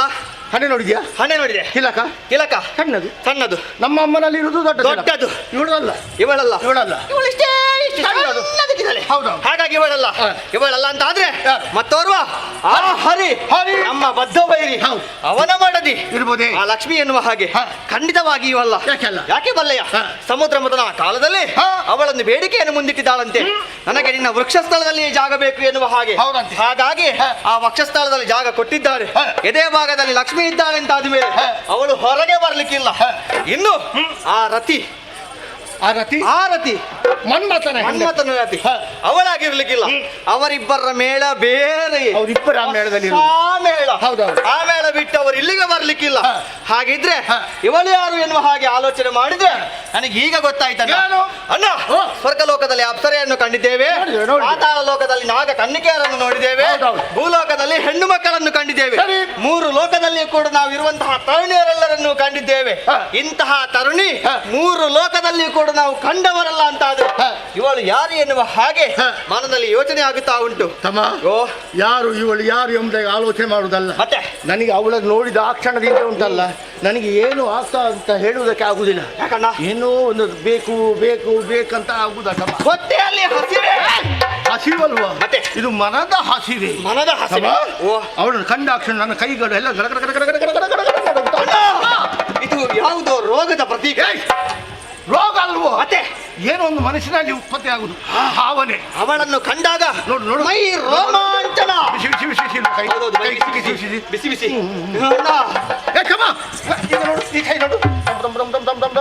ಒಂದು ಕೈ ಬಿಸಿ, ಮತ್ತೊಂದು ಕೈ ತಂಪು. ಏನು? ಎರಡು ಒಟ್ಟಿಗೆ ಎಂತ ಆಗ್ತದೆ ಅಂತ ಹೇಳುವುದಕ್ಕೆ ಆಗುದಿಲ್ಲ. ಹಾಗಾದಕ್ಕೆ ಕಾರಣವೇನು? ಏನು ಕಾರಣ? ಆಲೋಚನೆ ಮಾಡಿದಾಗ ಸೌಂದರ್ಯವೇ ನನ್ನ ಮನಸ್ಸನ್ನು ಅವಳತ್ತ ಸೆಳೆಯುತ್ತಾ ಇದೆ. ಹೌದಾ? ಅದಕ್ಕಾಗಿ ನಾನು ತೀರ್ಮಾನವನ್ನು ಮಾಡಿದ್ದೇನೆ. ನಾನು ಅವಳನ್ನು ಕೆಟ್ಟದ್ದು ನಾನು ವರಿಸುದು.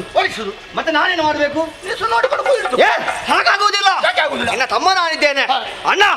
ಅಣ್ಣನಾದಂತಹ ನೀನು ತಂದೆಗೆ ಸಮಾನಂತೆ. ತಂದೆಯಾದವರು ಮೊದಲು ಮಕ್ಕಳ ಮದುವೆಯನ್ನು ಮಾಡಬೇಕು. ತಂದೆಯ ಸ್ಥಾನದಲ್ಲಿ ನಿಂತು ನನಗೆ ಅವಳೊಂದಿಗೆ ಮದುವೆ ಮಾಡಿಸು. ಅಪ್ಪ ಹೌದು, ತಂದೆ ಇಲ್ಲದಂತ ಅಣ್ಣ ಸ್ಥಾನದಲ್ಲಿ ನಿಲ್ಬೇಕು. ಅಣ್ಣ ಒಬ್ಬಿದ್ರೆ ಸಾಕಾಗುದಿಲ್ಲ. ಅತ್ತಿಗೆ ಬೇಡುವ? ಅತ್ತಿಗೆ ತಾಯಿ ಸ್ಥಾನವನ್ನು ತುಂಬುವುದಕ್ಕಾಗಿ ಅದಕ್ಕಾಗಿ ನಾನು ಅವಳನ್ನು ಮದುವೆ ಆಗ್ತೇನೆ. ಆಮೇಲೆ ಚಂದದ ಹುಡುಗಿಯನ್ನು ನೋಡಿ ನಿನಗೆ ನಾ ಮದುವೆ. ಹಾಗಾಗುವುದಕ್ಕಿಲ್ಲ ಅಣ್ಣ. ನಿನಗೆ ಬೇಕಿದ್ರೆ ಬೇರೆ ಹೆಣ್ಣನ್ನು ನೋಡಿಕೋ, ಅವಳನ್ನು ನಾನು ಮದುವೆ. ಆಮೇಲೆ ನಾನು ನೋಡಿದ್ದೇನೆ. ನನಗೂ ಬೇಕು.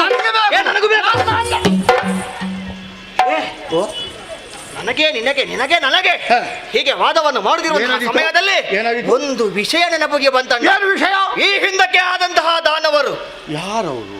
ಸುಂದರು. ಹೌದು, ಹೆಣ್ಣಿಗಾಗಿ ಹೋರಾಟ ಮಾಡಿದವರು. ಒಬ್ಬಳಾಕೆ ಹೆಣ್ಣಿಗಾಗಿ ತಮ್ಮ ಜೀವವನ್ನೇ ಬಲಿ ತೆಗೆದುಕೊಂಡಂತಹವರು. ಹೆಣ್ಣಿಗಾಗಿ ಸ್ಮರಣವನ್ನು ಹೊಂದಿದ್ದಾರೆ ಅವರು. ಹೌದೌದು. ಅಂತಹ ಪರಿಸ್ಥಿತಿ ನಮ್ಮ ಪಾಲಿಗೆ ಬರಬಾರದು. ಖಂಡಿತವಾಗಿಯೂ ಬರಬಾರದು. ಸರಿಯಾಗಿ ನೋಡಿದ್ಯಾ? ಮಾಡಿದ್ದೇನೆ. ನಮ್ಮ ಊರಿನವಳು ಅಂತ ಅಲ್ಲವೇ ಅಲ್ಲ, ಅಪರಿಚಿತಳು. ಮುಂದೆ ಯಾರಾದ್ರೂ ಇದ್ದಾರಂತ ನೋಡಿದ್ರೆ ಯಾರು ಕಾಣುವುದು ಯಾರಿಲ್ಲ. ಹಾಗಾದ್ರೆ ಆಶ್ರಯ ಎಂಬುದು ಅವಳಿಗೆ ಇಲ್ಲ ಎಂಬುದೇ ಗೊತ್ತಾಯ್ತು. ಆಶ್ರಯವನ್ನು ಕರುಣಿಸಬೇಕಾದ ಯಾರ ಕರ್ತವ್ಯ? ನಮ್ಮದಾದಂತಹ ಕರ್ತವ್ಯ. ಅದಕ್ಕಾಗಿ ಈ ಸಮಯದಲ್ಲಿ ನೆನಪಿಗೆ ಬರುವುದೇನು ಬಲ್ಲಯ್ಯ? ಏನು? ಬೆಲೆ ಬಾಳುವಂತಹ ವಸ್ತುಗಳಿರಬಹುದು, ವ್ಯಕ್ತಿಗಳಿರಬಹುದು. ಎಲ್ಲಿರಬೇಕಾದದ್ದು? ನಮ್ಮ ಭಂಡಾರದಲ್ಲಿ, ರಾಜರ ಭಂಡಾರದಲ್ಲಿ. ಹಾಗಿದ್ರೆ ನಮ್ಮ ಒಡೆಯನಿಗೆ ವಿಷಯವನ್ನು ತಿಳಿಸಿ ಮುಂದುವರಿಯೋಣ.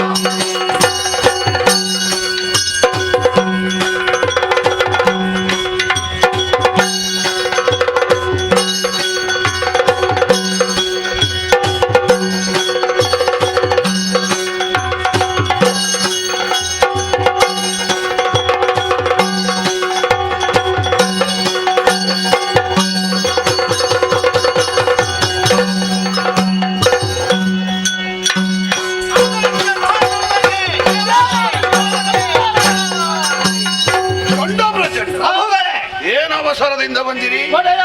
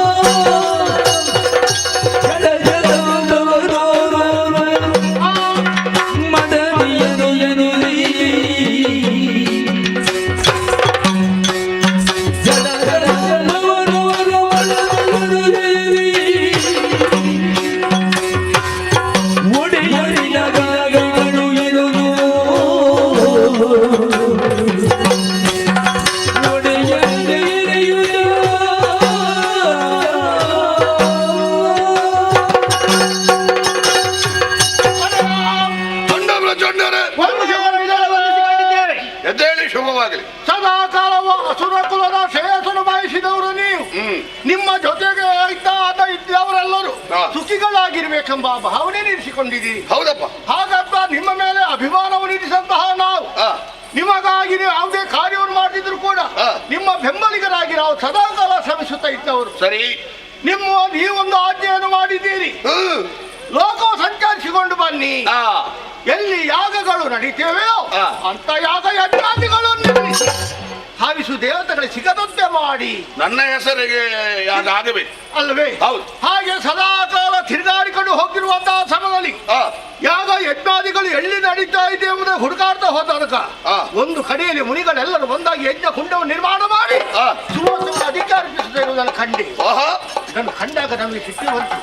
ಅಲ್ಲಿಗೆ ಹೋದೆವು, ಆ ಯಾಗವನ್ನು ಇದ್ದೆವು. ವಿರೋಧಿಸಲಿಕ್ಕೆ ಮುಂದಾದ ಮುನಿಗಳ ಶಿರವನ್ನು ಯಜ್ಞ ಕುಂಡಕ್ಕೆ ಹೋಮಿಸಿದೆವು. ಅಲ್ಲಿಗೆ ಬಿಡಲಿಲ್ಲ, ಅಲ್ಲೇ ಆಶ್ರಮದಿಲ್ಲಂತ ಮುನಿ ಪತ್ನಿಯರ ಕಡೆಗೆ ಹೋದೆವು. ಅವರ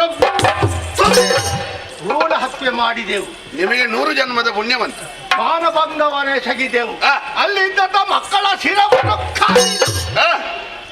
ಹೋಮ ಯಜ್ಞ ಕುಂಡ. ನೀವು ಒಟ್ಟೊಟ್ಟಿಗೆ ಎಷ್ಟು ಪುಣ್ಯದ ಕೆಲಸ ಮಾಡಿದ್ದೆ. ನಿಮಗೆ ಬೇಕಾಗಿ ಹಾಗೆ ತಿರುಗಾಟ ಮಾಡಿ ಬಸವಳಿದಂತಹ ನಾವು ನಮ್ಮ ಮನದು ಗುಣವನ್ನು ಹೋಗಲಾಡಿಸಬೇಕೆಂಬ ಉದ್ದೇಶದಿಂದ ನಮ್ಮ ಸಮೀಪ ಹರಿತಿರುವಂತಹ ನಂದಿನಿಯ ತೀರದ ಬಳಿಗೆ ಹೋದೆವು. ಸರಿ, ಅಲ್ಲಿ ಒಂದು ವಿಶೇಷ. ಏನು ವಿಶೇಷ?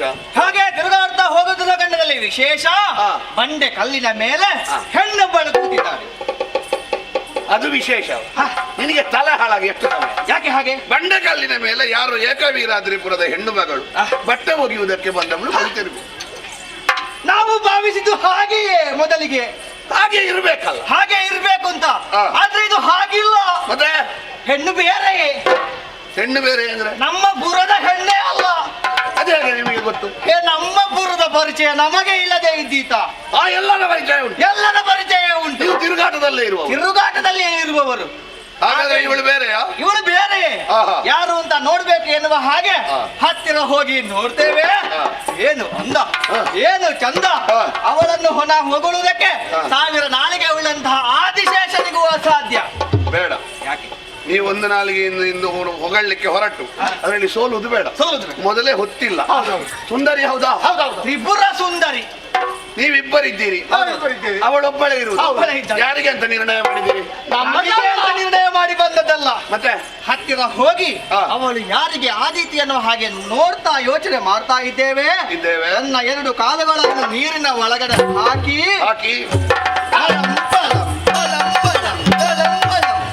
ಏನೋ ವಿನೋದ.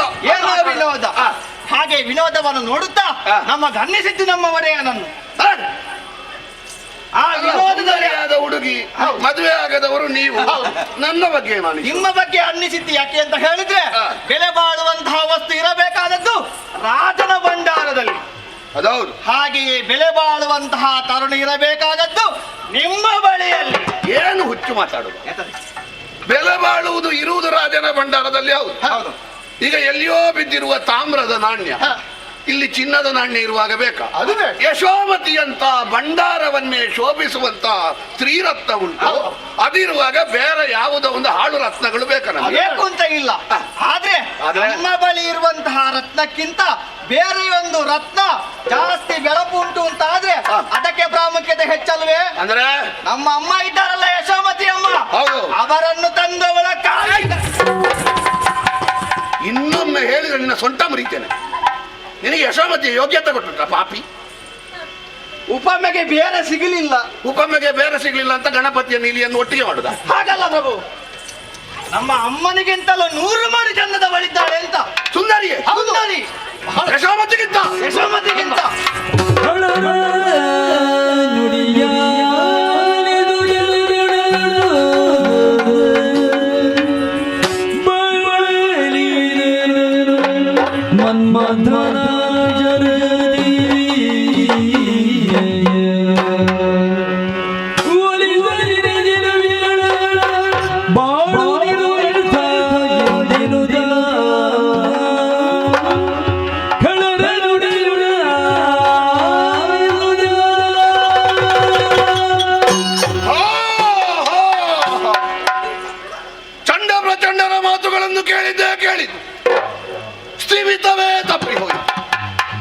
ಅಲ್ಲಿರುವ ಹೆಣ್ಣು ಮಗಳ ಸೌಂದರ್ಯ ವರ್ಣನೆಯನ್ನು ಕೇಳಿದ ಮೇಲೆ ಅವಳು ಬೇಕು ಬೇಕು ಬೇಕು ಎನ್ನುವಂತ ಅಪೇಕ್ಷೆ ಅಧಿಕವಾಗುತ್ತಾ ಉಂಟು. ಸುಂದರಾಂಗಿಯಾದಂತ ಅವಳನ್ನು ಒಲಿಸಿಕೊಳ್ಳಬೇಕು ಎಂದಾದ್ರೆ ನಾನು ಸುಂದರಾಂಗನೇ ಆಗಬೇಡುವೆ. ಅಂಗಾಂಗಗಳನ್ನು ಬಂಗಾರಾದಿಗಳಿಂದ ಶೃಂಗರಿಸಿಕೊಂಡಿದ್ದೇನೆ, ಸುಗಂಧ ದ್ರವ್ಯವನ್ನು ಮೈಗೆಲ್ಲ ಲೇಪಿಸಿಕೊಂಡಿದ್ದೇನೆ. ನಾವು ಹೊರಟು ನಿಲ್ಲುವಾಗಲೇ ಕಾಣುವವರಿಗೆ ಕಾಣಬೇಕು. ಧನುಜೇಶ ಹೊರಟ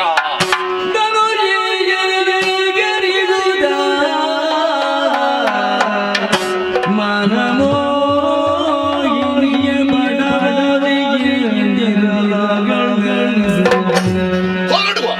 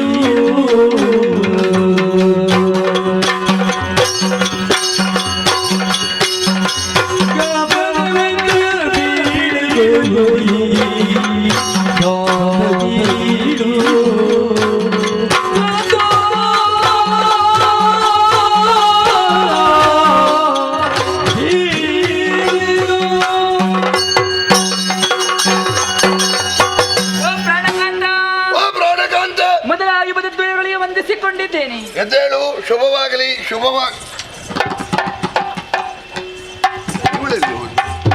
ನಾನಿಲ್ಲಿದ್ದೇನೆ.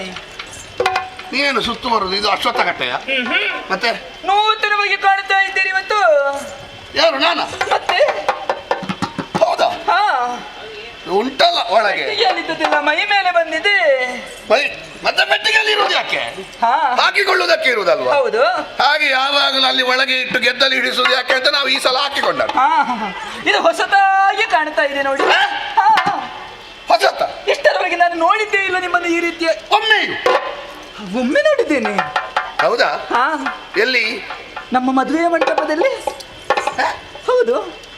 ನನ್ನನ್ನು? ಹಾ, ನೀನು? ಮತ್ತೆ ಹೆಣ್ಣು ಮಕ್ಕಳೆಲ್ಲ ಮಾಲೆ ಹಾಕ್ಲಿಕ್ಕೆ ಬರುವಾಗ ತಲೆ ತಗ್ಗಿಸಿಯೇ ಬರುದು, ಗಂಡಿನ ಮುಖವೇ ನೋಡುದಿಲ್ಲ ಅಂತೆ. ನಾನು ಕದ್ದು ನೋಡಿದ್ದು. ಹೌದು. ಕದ್ದು ನೋಡಿದ್ಯಾ? ಇಲ್ಲಿವರೆಗೆ ಹೇಳಲೇ ಇಲ್ಲ ಅದನ್ನು. ನೀವು ಕೇಳಲೇ ಇಲ್ಲ ನನ್ನಲ್ಲಿ. ಕೆಲವೆಲ್ಲ ನಾನು ಸಂಜೆ ಬರುವಾಗ ಇಷ್ಟು ದೊಡ್ಡ ಪಟ್ಟಿ ಹೇಳ್ತೀನಿ, ನಾನು ಕೇಳದೆ. ಇದೆ ಅದೆಲ್ಲ ಹೇಳುವಂತ ವಿಚಾರವೇ. ಹೌದು. ಇದು ಹೇಳಲಿಕ್ಕಿಲ್ವಾ? ಯಾರೋ ಹೇಳಿದ್ರು.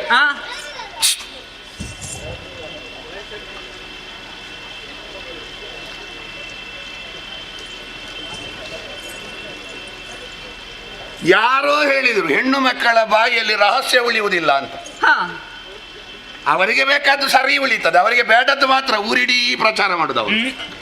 ಮತ್ತೆ ಇಲ್ಲಾಂದ್ರೆ ಇಷ್ಟು ಸಮಯದಲ್ಲಿ ಹೇಳಲೇ ಇಲ್ಲ ನೀನು. ಹೇಳುವಂತ ಅವಕಾಶವೇ ಒದಗಿ ಬರಲಿಲ್ಲ. ಏನು ಹೊಸತನ ಕಂಡೆ? ನನಗೆ ಗೊತ್ತುಂಟು, ನೀನು ಬುದ್ಧಿವಂತಿಕೆ ಮಾಡುದು. ಏನು? ಕೆಲವರೆಲ್ಲ ಬಂದ ಕೂಡಲೇ ಹೇಳುದು ನಿಮ್ಮದು ಬಹಳ ಒಳ್ಳೇದಾಗಿದೆ ಅಂತ. ಆಗ ಇವನಿಗೆ ಉಪಾಯ ಇಲ್ಲ, ನಿಮ್ಮದು ಒಳ್ಳೇದಾಗಿದೆ ಅಂತ ಹೇಳ್ಬೇಕಾಗ್ತದೆ. ನಾನು ಮದುಮಗನ ಹಾಗೆ ಕಂಡಿದ್ದೇನೆ ಅಂತ ಹೇಳಿದ್ರೆ ನನಗೆ ಉಪಾಯ ಇಲ್ಲದೆ ನೀನು ಮದುಮಗಳ ಹಾಗೆ ಕಾಣ್ತಿ ಅಂತ ಹೇಳ್ಬೇಕಾಗ್ತದೆ. ನನಗೆ ಮದುಮಗನ ಹಾಗೆ ಕಂಡದ್ದು ನೀವು. ಹೌದಾ? ಅದು ಹಾಗೆ ಕಾಣಬೇಕು. ಯಾಕೆ? ಪ್ರಪಂಚದಲ್ಲಿ ದಾಂಪತ್ಯ ಮತ್ತು ಉದಯಿಸುವ ಸೂರ್ಯ ಎರಡು ಯಾವತ್ತೂ ನೂತನವಾಗಿ ಕಾಣಬೇಕು. ನಿನ್ನೆ ಉದಯಿಸಿದ ಸೂರ್ಯನೇ ಇವತ್ತು ಉದಯಿಸಿದ ಎನ್ನುವುದಾಗಿ ತಲೆಬಿಸಿ ಮಾಡ್ಲಿಕ್ಕಿಲ್ಲ. ಇವತ್ತು ಉದಯಿಸುವಾಗ ಹೊಸ ಉತ್ಸಾಹ. ನಿನ್ನೆ ನೋಡಿದ ಹೆಂಡತಿಯ ಮುಖವೇ ಇವತ್ತು ನೋಡ್ಬೇಕಲ್ಲ, ನಿನ್ನೆ ನೋಡಿದ ಗಂಡನ ಮುಖವನ್ನೇ ಇವತ್ತು ನೋಡ್ಬೇಕಲ್ಲ. ಹೀಗೊಂದು ಬೇಸರ ಬಂದ್ರೆ ಮತ್ತೆ ಆ ದಾಂಪತ್ಯ ಹೆಚ್ಚು ಸಮಯ ಉಳಿಯುವುದಿಲ್ಲ. ಹಾಗಾಗಿ ಈ ದಾಂಪತ್ಯ ಮತ್ತು ಸೂರ್ಯೋದಯ ಎರಡು ನಿತ್ಯ ನೂತನ. ಹೊಸತು ಕಂಡ್ರೆ ಒಳ್ಳೇದೇ, ಅದು ದಾಂಪತ್ಯ ಗಟ್ಟಿ ಉಂಟು ಅಂತ ಅರ್ಥ. ಒಳ್ಳೇದು. ಮೂಗು ಬಿಡುವುದಕ್ಕಾಗುವುದಿಲ್ಲ. ಶೀತ ಆಗಿಲ್ಲ? ಹಾಗಲ್ಲ, ಮತ್ತೆ ಪರಿಮಳ. ಎಲ್ಲಿಂದ? ಅಂತಪುರಕ್ಕೆ ಹೊಡಿತಾ ಉಂಟು. ಇಲ್ಲಿಂದ? ಹೌದಾ? ನಾನೊಂದು ಲೆಕ್ಕಾಚಾರದಲ್ಲಿ ಅಂತ ಹಾಕಿದ್ದು ಅಲ್ಲ. ಹಾಕುವಾಗ ಎಲ್ಲರೂ ಲೆಕ್ಕಾಚಾರದಲ್ಲಿ ಅಂತ ಹಾಕುದು, ಮತ್ತೊಬ್ಬರ ಮುಗಿಗೆ ಬಡಿಯುವಾಗಲೇ ಗೊತ್ತಾಗುದು ಅವ್ರದ್ದು ಲೆಕ್ಕ ತಪ್ಪಿದೆ ಅಂತ. ಹೆಚ್ಚಾಯ್ತಂತ ಹಾಕಿ. ನಮ್ಮದು ಬಹಳ ಮೌಲ್ಯದ್ದಲ್ವಾ ಸುಗಂಧ ದ್ರವ್ಯ. ಹಾಗೆ ಸ್ವಲ್ಪ ಲೆಕ್ಕ ತಪ್ಪಿತಾ ಅಂತ. ಹೌದಾ? ಹೆಚ್ಚಾಯ್ತಾ? ಅದು ಲೆಕ್ಕ ತಪ್ಪುದಕ್ಕಿಲ್ಲ ನಿಮಗೆ. ಆದ್ರೆ ಇವತ್ತೊಂದು ಉತ್ಸಾಹದಲ್ಲಿ ಸ್ವಲ್ಪ ಹೆಚ್ಚಾಯ್ತಾ ಅಂತ. ಅಲ್ಲಿವರೆಗೆ ಬೆಳೀತಲ್ಲ, ಹಾಗೆ ಓಡಾಡಿಕೊಂಡು ಬಂದ. ಪ್ರಭು, ಇದು ಇಷ್ಟೆಲ್ಲ ಶೃಂಗಾರ ಮಾಡಿಕೊಂಡು ಹೊರಟು ನಿಂತಿದ್ದೀರಲ್ಲ. ಹೌದು. ಎಲ್ಲಿಗೆ ಹೊರಟದ್ದು? ಆಯ್ತಲ್ಲ,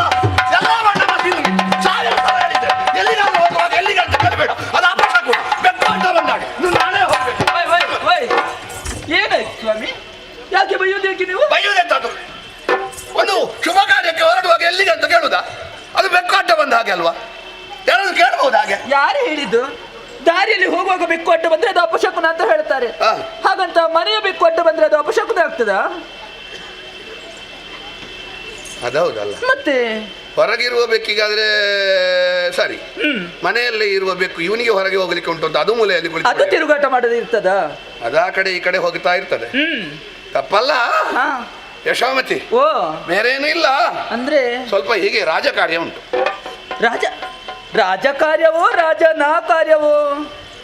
ಒಂದು ನಾದಲ್ಲಿ ಊರು ಮುಳುಗುದು ಅಲ್ಲೇ ಇರುವುದು. ಏನು ರಾಜಕಾರ್ಯ ಅಂತ ಹೇಳಿದ್ರೆ ಪ್ರಜೆಗಳಿಗೆ ಸಂಬಂಧಪಟ್ಟ ವಿಚಾರ, ರಾಜನಾ ಕಾರ್ಯ ಅಂತ ಹೇಳಿದ್ರೆ ತೀರಾ ನಿಮಗೆ ಸಂಬಂಧಪಟ್ಟ ವಿಚಾರ, ವೈಯಕ್ತಿಕ. ಹೌದು. ಹಾಗೊಂದು ಸಂಶಯ ಹೇಗೆ ಬಂದದ್ದು ನಿನಗೆ? ಬರೋದಕ್ಕೆ ಕಾರಣ ಉಂಟು. ನಾನು ಈಗ ಬಂದದಲ್ಲ. ಅದೇ ಇಷ್ಟು ತಡಗ ಎಂತದ್ದು? ನೀನು ಇದಕ್ಕಿಂತ ಮೊದಲೊಮ್ಮೆ ಬಂದಿದ್ಯಾ? ಹಾಗಲ್ಲ, ಮತ್ತೆ? ನಿಮ್ಮಲ್ಲಿ ಮಾತನಾಡಬೇಕು ಅಂತ ಆವಾಗಲೇ ನಾನು ಬಂದಿದ್ದೇನೆ. ಹಾ, ಮತ್ತೆ ಯಾಕೆ ಬರಲಿಲ್ಲ? ಇದು ಮಂತ್ರಿಗಳು ಮಾತನಾಡ್ತಾ ಇದ್ರಲ್ಲ ನಿಮ್ಮಲ್ಲಿ. ಹೌದು, ನಾನು ಕೇಳಿಸಿಕೊಂಡೆ. ನೀನು ಜೀವಮಾನದಲ್ಲಿ ಸರಿಯಾಗ್ತಿಲ್ಲ. ಎಷ್ಟು ಸಲ ಹೇಳಿದ್ದೇನೆ, ರಾಜಮಂತ್ರಿಗಳು ಮಾತಾಡುವಾಗ ಕೇಳಿಕೊಂಡು ಹೇಳ್ಬಾರ್ದು. ಅದು ಕದ್ದಾಲಿಕೆ, ಅದು ಸಾಮ್ರಾಜ್ಯದ ಬಳಿಗೆ ಭೂಷಣವ. ಪ್ರಜೆಗಳು ಮಾಡಿದ್ರೆ ಅವರಿಗೆ ಶಿಕ್ಷೆ ಕೊಡುವ. ನೀನದು ಸಾಮ್ರಾಜ್ಯ, ನಿನಗೆ ರಾಜ್ಯ ಉಂಟದು. ನಿಮಗೆ ಏನಾಗುತ್ತ ಮತ್ತೆ ಮತ್ತೆ ಮತ್ತೊಂದು ರಾಜಮಂತ್ರಿಗಳು ಮಾತಾಡುವಾಗ ನಾನೇನು ಅಪರಾಧವನ್ನು ಮಾಡಿ ಮೂರನೇವರು ಒಂದು ಕಿವಿ ಕೊಡುವ ಕ್ರಮ ಉಂಟಾ? ಈಗ ನಾನು ಮೂರನೇ ಅವಳ, ನಾನು ಕೇಳಿದ್ರೆ ಅಪರಾಧ ಆಗುದು ಹೇಗೆ? ಯಾರು ಕೇಳಿದ್ರು ರಾಜಮಂತ್ರಿ ಮಾತಾಡುವಾಗ ಕೇಳಿದ್ರೆ ಅಪರಾಧವೇ ಅಲ್ವಾ? ಗಂಡ ಮಾತನಾಡುವುದನ್ನು ಹೆಂಡತಿ ಕೇಳಿದ್ರೆ ಅಪರಾಧ ಆಗುದು ಹೇಗೆ ಅಂತ ಬೇಕಲ್ಲ. ಮತ್ತೆ ರಾಜಮಂತ್ರಿ ಮಾತಾಡಿದ್ದನ್ನು ಮೂರನೇವ ಕೇಳಬಾರದು, ಗಂಡ ಮಾತಾಡಿದ್ದನ್ನು ಹೆಂಡತಿ ಕೇಳಬಾರ್ದು. ಕೇಳಬಹುದಲ್ಲ.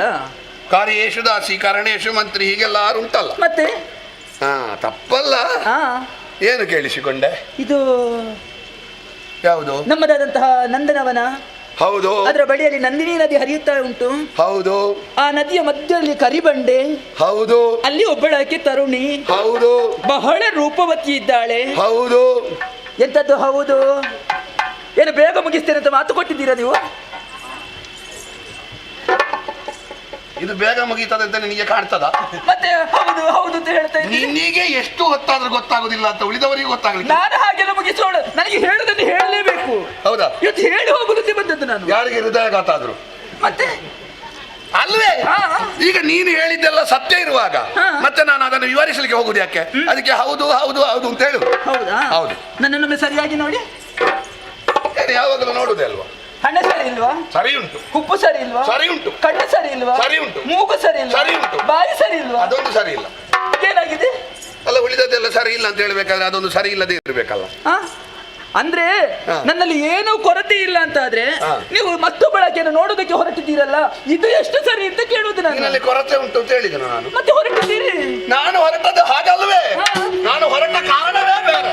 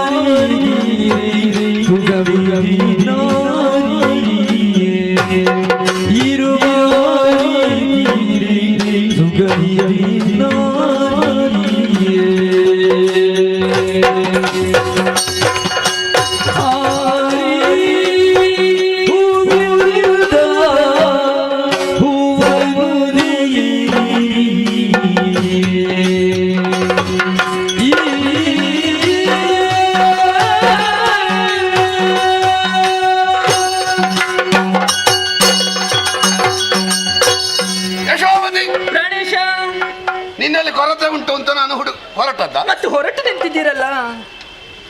ತಪ್ಪು ನಿನ್ನದಲ್ಲ, ನಿಮ್ಮ ಜಾತಿಯೇ ಹಾಗೆ.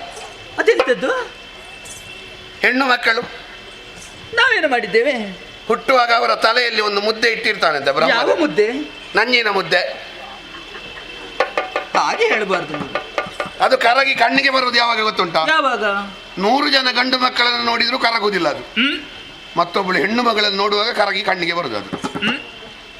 ಅವಳನ್ನು ಬಟ್ಟೆ ಹುಟ್ಟದ್ದ, ಅವಳನ್ನು ನಡೆಯುವುದ, ಅವಳ ಬಟ್ಟೆ ನೋಡಿ, ಅವಳ ಶೀರ ನೋಡಿ, ಹೊಟ್ಟೆ ಎಲ್ಲ ಕಾಣ್ತದೆ. ಇವಳದು ಸೊಳ್ಳೆ ಬರದ ಹಾಗೆ ಇಡೀ ದೇಹ ಕಾಣ್ತದೆ. ಅದು ಗೊತ್ತೇ ಇಲ್ಲ ಇವಳಿಗೆ. ಮತ್ತೊಂದು ಹೆಣ್ಣನ್ನು ನೋಡುವಾಗ ಪ್ರಪಂಚದಲ್ಲಿ ಯಾವ ಜಾತಿಗೆ ಜಾತಿ ವೈರ ಉಂಟೋ ಇಲ್ವೋ ಗೊತ್ತಿಲ್ಲ ನನಗೆ, ಆದರೆ ಹೆಣ್ಣು ಮಕ್ಕಳಿಗೆ ಹೆಣ್ಣು ಮಕ್ಕಳೇ ಶತ್ರು. ನಿನ್ನಲ್ಲಿ ಏನು ಕೊರತೆ ಉಂಟು ಅಂತ ನಾನು ಹೊರಟಲ್ಲ. ಮತ್ತೆ ಕಾರಣ? ರಸಿಕರು ಪ್ರಪಂಚದಲ್ಲಿ ಗಂಡನ್ನು ದುಂಬಿಗೆ, ಹೆಣ್ಣನ್ನು ಹೂವಿಗೆ ಹೋಲಿಸಿದ್ದಾರೆ. ಓಹೋ, ಗಂಡು ದುಂಬಿಗೆ, ಹೆಣ್ಣು ಹೂವಿಗೆ. ನೆನಪಿಟ್ಟುಕೋ. ಈಗ ದುಂಬಿಯ ಕೆಲಸ ಎಂತದ್ದು? ಮಕರಂದವನ್ನು ಹೀರುವುದು. ಒಂದೇ ಹೂವಿನ ಮಕರಂದ ಹೀರಿ ಸುಮ್ಮನಾಗ್ತದ? ಸಾಕಾಗುವುದಿಲ್ಲ ಅಂತಂದ್ರೆ ಮತ್ತೊಂದು ಹೂವಿನ ಬಳಿಗೆ ಹೋಗ್ತದೆ. ಮತ್ತೊಂದರಲ್ಲಿಯೂ ಸಾಕಾಗದಿದ್ರೆ ಮತ್ತೊಂದು ಕಡೆಯಲ್ಲಿ ಕೊಂಡಿ ಊರ್ತದೆ. ಅಲ್ಲಿಯೂ ಸಾಕಾಗದಿದ್ರೆ ಮತ್ತೊಂದರಲ್ಲಿ ಪ್ರಭಾವವನ್ನು ಬೀರ್ತದೆ. ಅಲ್ಲಿಯೂ ಸಾಕಾಗದಿದ್ರೆ ಮತ್ತೊಂದು ಕಡೆಯಲ್ಲಿ ಮಧುವನ್ನು ಹೀರ್ತದೆ. ಹೀಗೆ ನಾನಾ ವಿಧದ ಹೂವಿನ ಮಕರಂದವನ್ನು ಹೀರಿ ವೈವಿಧ್ಯದ ಅಮೃತವನ್ನು ಹೀರಿದ ಸುಖವನ್ನು ಅನುಭವಿಸಿದ ಮೇಲೆ ಅಮಲೇರಿದ ಮೇಲೆ ಮತ್ತೆ ಸುಮ್ಮನಾಗ್ತದೆ. ಸರಿ, ಗಂಡು ಮಕ್ಕಳು ಹಾಗೆ ಮನೆಯಲ್ಲಿ ಕುಳಿತುಕೊಳ್ಳಿಕ್ಕೆ ಆಗ್ತದಾ? ಕುಳಿತುಕೊಳ್ಬಾರದು. ಉದ್ಯೋಗ ಮಾಡಬೇಡವಾ? ಮಾಡ್ಲೇಬೇಕು. ಹಾಗಾಗಿ ಬೇರೆ ಬೇರೆ ಕಡೆ ಹೋಗಬೇಕಾಗ್ತದೆ. ಹೋಗ್ಲೇಬೇಕಲ್ಲ. ತಿರುಗಾಟದಲ್ಲಿ ಇರಬೇಕಾಗ್ತದೆ. ಹೆಣ್ಣು ಮಕ್ಕಳಲ್ಲಿ ಮನೆಯಲ್ಲಿರುವುದು. ಯಾವಾಗಾದ್ರೂ ಅಪರೂಪಕ್ಕೆ ಒಮ್ಮೆ ಬಂದ್ರೆ ಅವರ ಸಭೆಯಲ್ಲಿ ಅವರದ್ದೇ ಮಾತು. ಬಹುಶಃ ಹೆಣ್ಣು ಮಕ್ಕಳನ್ನು ಮಾತೆ ಅಂತ ಕರೆದದ್ದು ತಾಯ್ತನ ಇದ್ದದ್ದಕ್ಕಲ್ಲ, ಮತ್ತೆ ಅವರಿದ್ದಲ್ಲಿ ಮಾತೊಂದು ನಿಲ್ಲಿಕ್ಕಿಲ್ಲ, ಹಾಗಾಗಿ ಮಾತೆ ಅಂತ ಕರೆದದ್ದು. ಹಾಗೆ ಎಲ್ಲ ನೋಡಿ, ಹೆಣ್ಣು ಮಕ್ಕಳಿದ್ದು ಈ ಪ್ರಪಂಚದಲ್ಲಿ ಅತಿ ದೊಡ್ಡ ಅದ್ಭುತ ಯಾವುದು ಗೊತ್ತುಂಟ? ಕೆಳಗಿನಿಂದ ನೀರು ಮೇಲೆ ಹರಿಯುವುದಲ್ಲ, 4 ಜನ ಹೆಂಗಸರಿದ್ದಲ್ಲಿ ಮೌನ ಇದ್ರೆ ಅದೇ ಪ್ರಪಂಚದ ಅದ್ಭುತ. ಅಂದ್ರೆ ಅಪರೂಪಕ್ಕೆ ಸಿಕ್ಕುದಲ್ವಾ? ನಾವು ಹೇಳಿದ್ರು ಅರ್ಥ ಆಗೋದಿಲ್ಲ ಅವರಿಗೆ, ಅದೊಂದು ವಿಶೇಷ. ಇರ್ಲಿ, ಇದು ಈ ಗಂಡು ಮಕ್ಕಳು ಬೇರೆ ಬೇರೆ ಕಡೆ ಹೋದವರು 1 ವಾರ ಆಗ್ತದ, ತಿಂಗಳಾಗ್ತದ, ವರ್ಷ ಆಗ್ತದ, ಹೇಳಲಿಕ್ಕೆ ಆಗ್ತದ? ಹೇಳುವುದಕ್ಕಾಗುವುದಿಲ್ಲ. ಉಪ್ಪು ಹುಳಿ ಖಾರ ತಿನ್ನುವ ದೇಹ, ಶಾರೀರಿಕ ವಿಕಾರ. ಹೋದಲ್ಲಿ ಚಂದದ ಹುಡುಗಿ ಕಂಡಳು, ಪರಿಸರ ಪರಿಸ್ಥಿತಿ ಚಂದವಾಗಿ ಅನುಕೂಲವಾಗಿ ಉಂಟು, ಒದಗಿ ಬಂದ್ರೆ ಇಲ್ಲಿ ಹೆಂಡತಿ ಇದ್ದಾಳೆ ಅಂತ ತಾಳ ಹಿಡಿದು ಭಜನೆ ಮಾಡ್ತಾನವ. ಹೆಂಡತಿಯ ಮೇಲೆ ಪ್ರೀತಿ ಹುಟ್ಟುತ್ತದೆ, ಭಜನೆ ಮಾಡ್ತಾ ಇರಲೇಬೇಕು. ಹೋದಲ್ಲಿ ನಿನಗೊಂದು ಕಟು ಸತ್ಯ ಗೊತ್ತುಂಟ? ಯಾವ ಸತ್ಯ?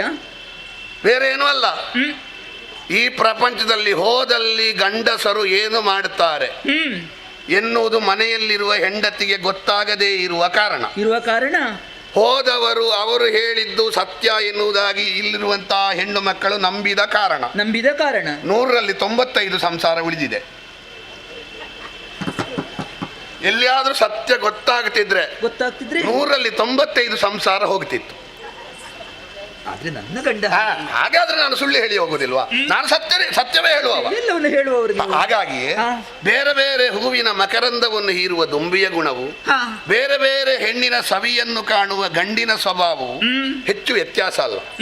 ಹಾಗೆಂದು ಒಟ್ಟು ಎಲ್ಲ ಕಡೆ ಹೋಗಬೇಕು ಅಂತ ಅಲ್ಲ. ಹೆಣ್ಣು ಮಕ್ಕಳು ಹಾಗೆ ಮಾಡಬಾರದು. ಯಾಕೆ? ಹೆಣ್ಣು ಮಕ್ಕಳಿಗೆ ಶೀಲವೇ ಭೂಷಣ. ನಿಜ.